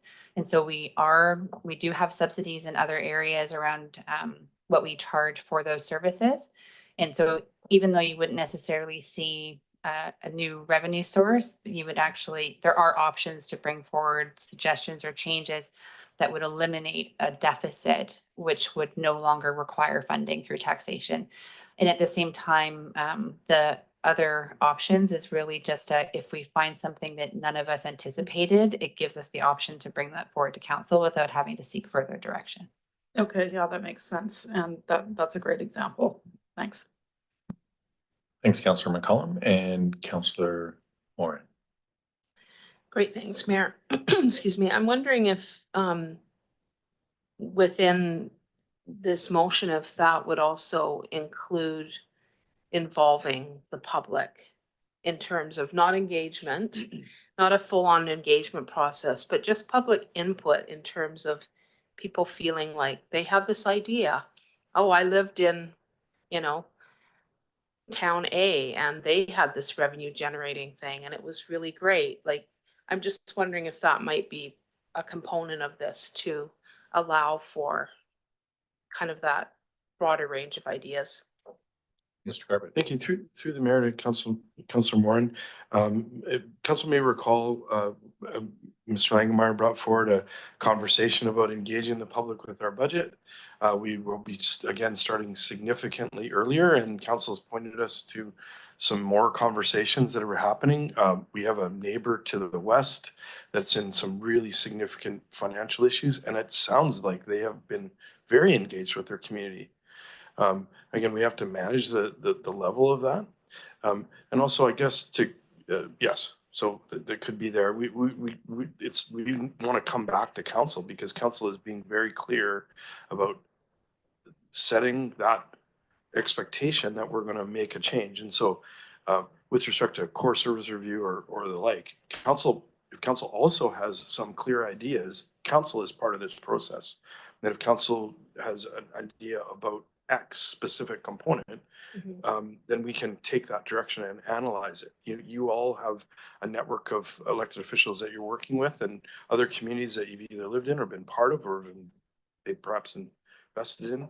And so like this is like a team Courtenay approach to looking at this because we obviously need to be working together to do that. And it is something that I think we're quite passionate about is trying to align that. And council has given us direction to engage with the community, go to talk to the community about various things. And then we have strategic priorities and then we have service levels you need to maintain, et cetera. So, I mean, that's possible. And we'll come back with a conversation with council. And if council wants to adjust that as well. There are some other processes that can happen. Thank you. For sure. All right, thanks, Councillor Moran and Councillor Frisch. Yeah, thanks, Mayor. So I'm not in favor of a core service review, so no interest in hearing more about that. But I wanted to clarify a couple of my thoughts on this. One is obviously this is tied to our strategic priority. And so if we want to see taxes lowered, we're going to have to possibly adjust our strategic priorities and staff understand that. Okay. And I also am leery of, the 5 bullet points. Is this in fact a huge amount of work, which is kind of counterproductive in a sense? I wonder about our reserves and surplus policy idea. Is that really necessary? I feel like we already have some. Is it a ton of work or is it's something that you'd like to clean up in your department anyway?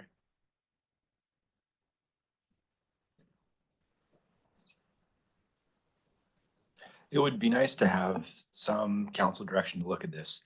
So this year I brought forward that kind of guideline of how much we should or could have in surplus. We don't have it in any sort of policy. And by putting a parameter on that and working towards that, in future years, if council does set out surplus amount policy, that really helps the tax and revenue questions or comments into the future. Thanks very much. I support this.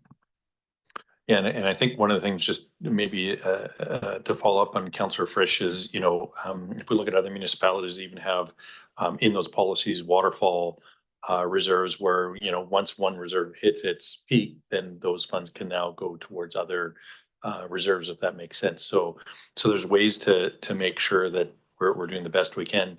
And then maybe just as I'm interjecting here, the other thing that I would say on bullet 4 under that financial reserve and surplus policy, to me, that's a line where gaming might actually fit as well, considering those are kind of the funds that we use instead of taxation, if that makes sense. So I don't know that we necessarily need to amend this, but I definitely, for me, I'd like to see gaming be looked at as well on here. So if that makes sense.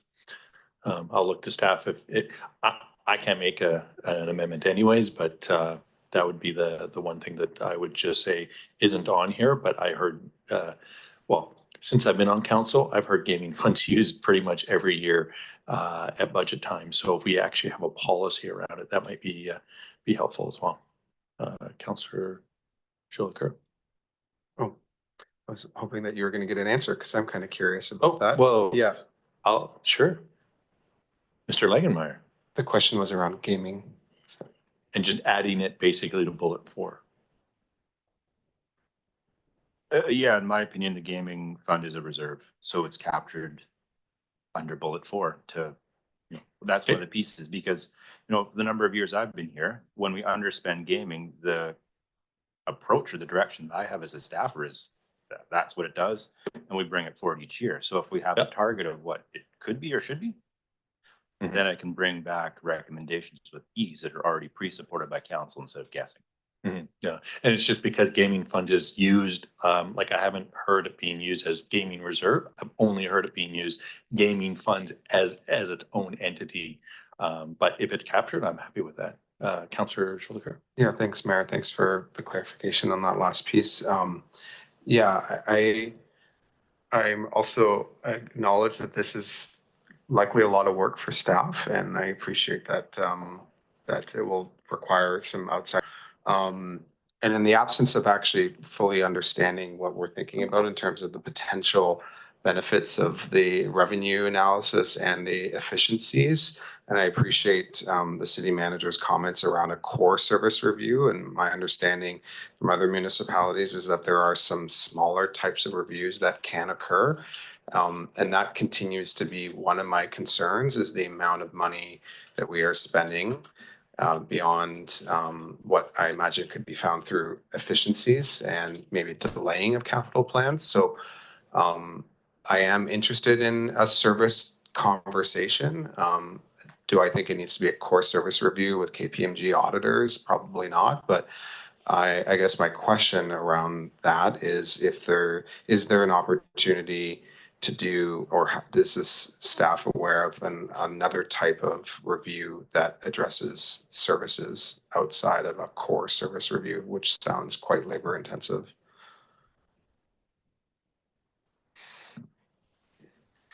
Mr. Garvin. I've participated in a version of a core service review that was grassroots. It was in response to the elected officials said, we would like to have this outcomes. What do you think about it? And we didn't use any outside consultants, but we used subject matter experts from other local governments. But the level of effort for staff to undertake that work was somewhat similar. It was just more informed because people are in practice. And council could give us direction to come back with some discussion about what that could look like.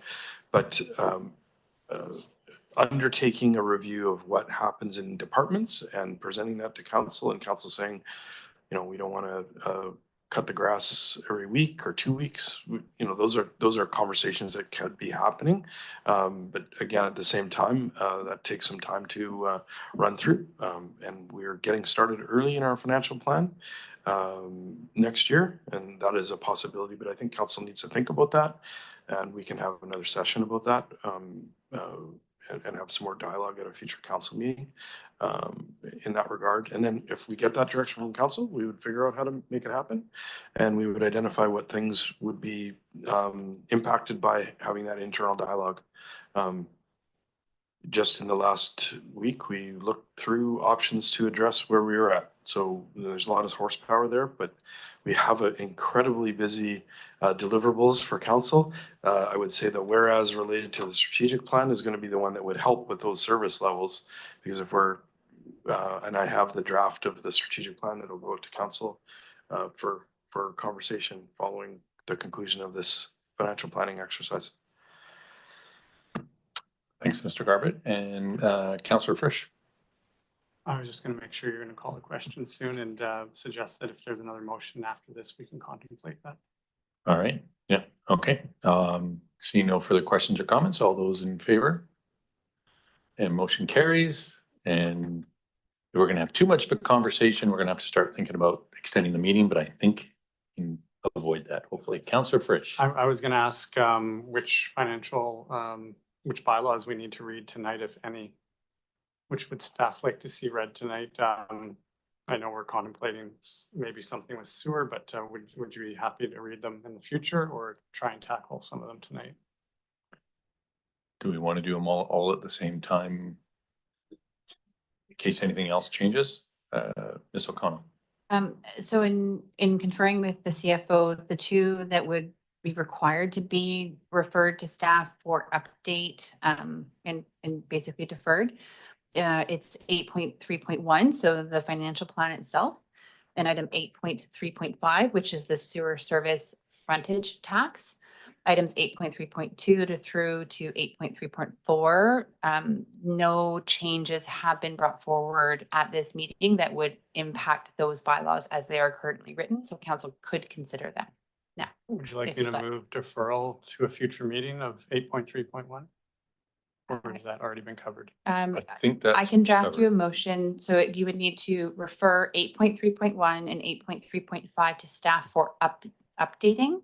So moved. Hold on, based on tonight's decisions, but if council is going to make further changes at the next meeting, the bylaw would then have further changes at that one. So it would be deferred just to a future meeting. So referred to staff for updating and then deferred to a future meeting. What discussion? This is all that's left. Sorry.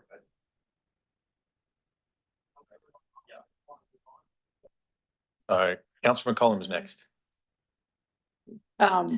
Let's just do the bylaws that we're not changing, and then Kate can give us the motion that she needs for 8.3.1 and 8.3.5. So I'll move that council give first, second, and third reading to fees and charges amendment bylaw number 3167, 2025, water. Yes, we moved and seconded. Any questions or comments? Seeing none, all those in favor? Motion carries. I'll move council adopt for second and third reading of water service frontage tax amendment bylaw number 3168, 2025. All right, seeing no questions, all those in favor? Motion carries. And I'll move for second and third reading of fees and charges amendment bylaw number 3169, 2025. All right, seeing no questions or comments, all those in favor? Yes. And motion carries.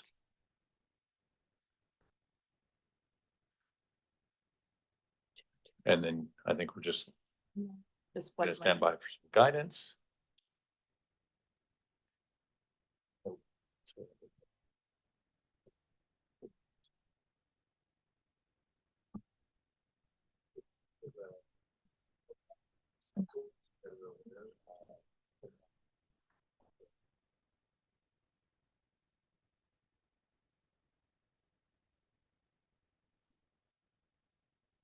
What was that for?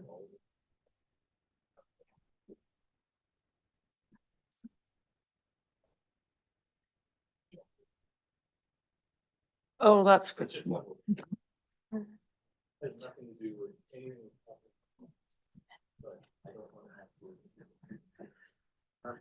Yeah, Councilor Frisch. I'm just thinking we've already given staff direction on these two items. I don't see any need to give you more direction. I think you're really clear what your next step is on these two, and there's, yeah, we don't have to deal with these. There's no rule saying that if there's something on agenda, we have to do something about it. I'll stand by.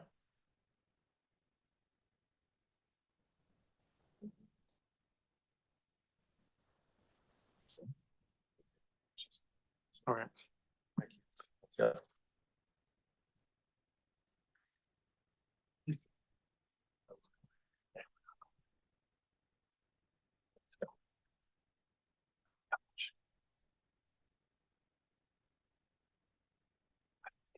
Okay, so for the referral that council refer bylaw 2025-2029 financial plan bylaw number 3165, 2025 and sewer service frontage tax amendment bylaw number 3170, 2025 to staff and direct staff to update both bylaws based on council's direction regarding changes to the financial plan and bring forward the updated bylaw to council for consideration at a future meeting.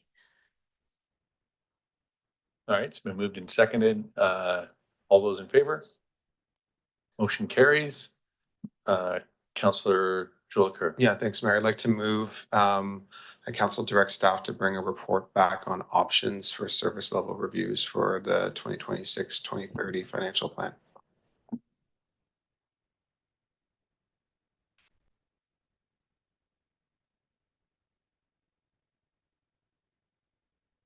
I don't see a seconder. It might be preemptive. And we are going to be coming back fairly shortly to finalize our 2024 or 2025 to 29. So I think there'll be time to have bigger discussions going forward. And Councilor Warren. Yeah, no, that kind of blindsided me. I had something related to the motion, so I'm just trying to collect my thoughts as to what that was. Oh, okay, so the motion says that the bylaws will be coming back, but aren't we going to be receiving options to choose from? Like, I'm just wondering how we can, pardon me? We referred it for more information. Yep. So it's captured in the motion.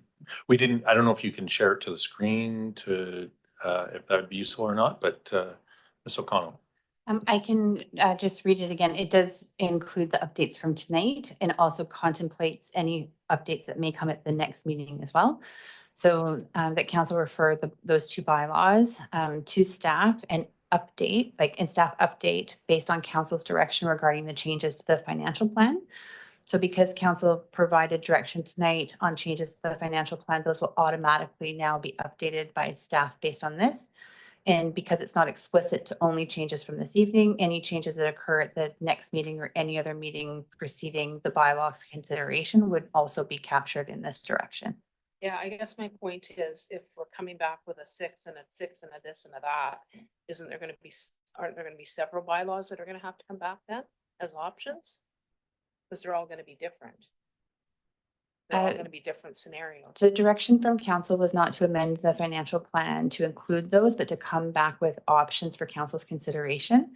So those options wouldn't be incorporated into an updated bylaw until staff had received direction from council as to which one of those rates is your desired rate. Yeah, and so, and then we have 2 that are gonna come back, and then 3 we passed tonight.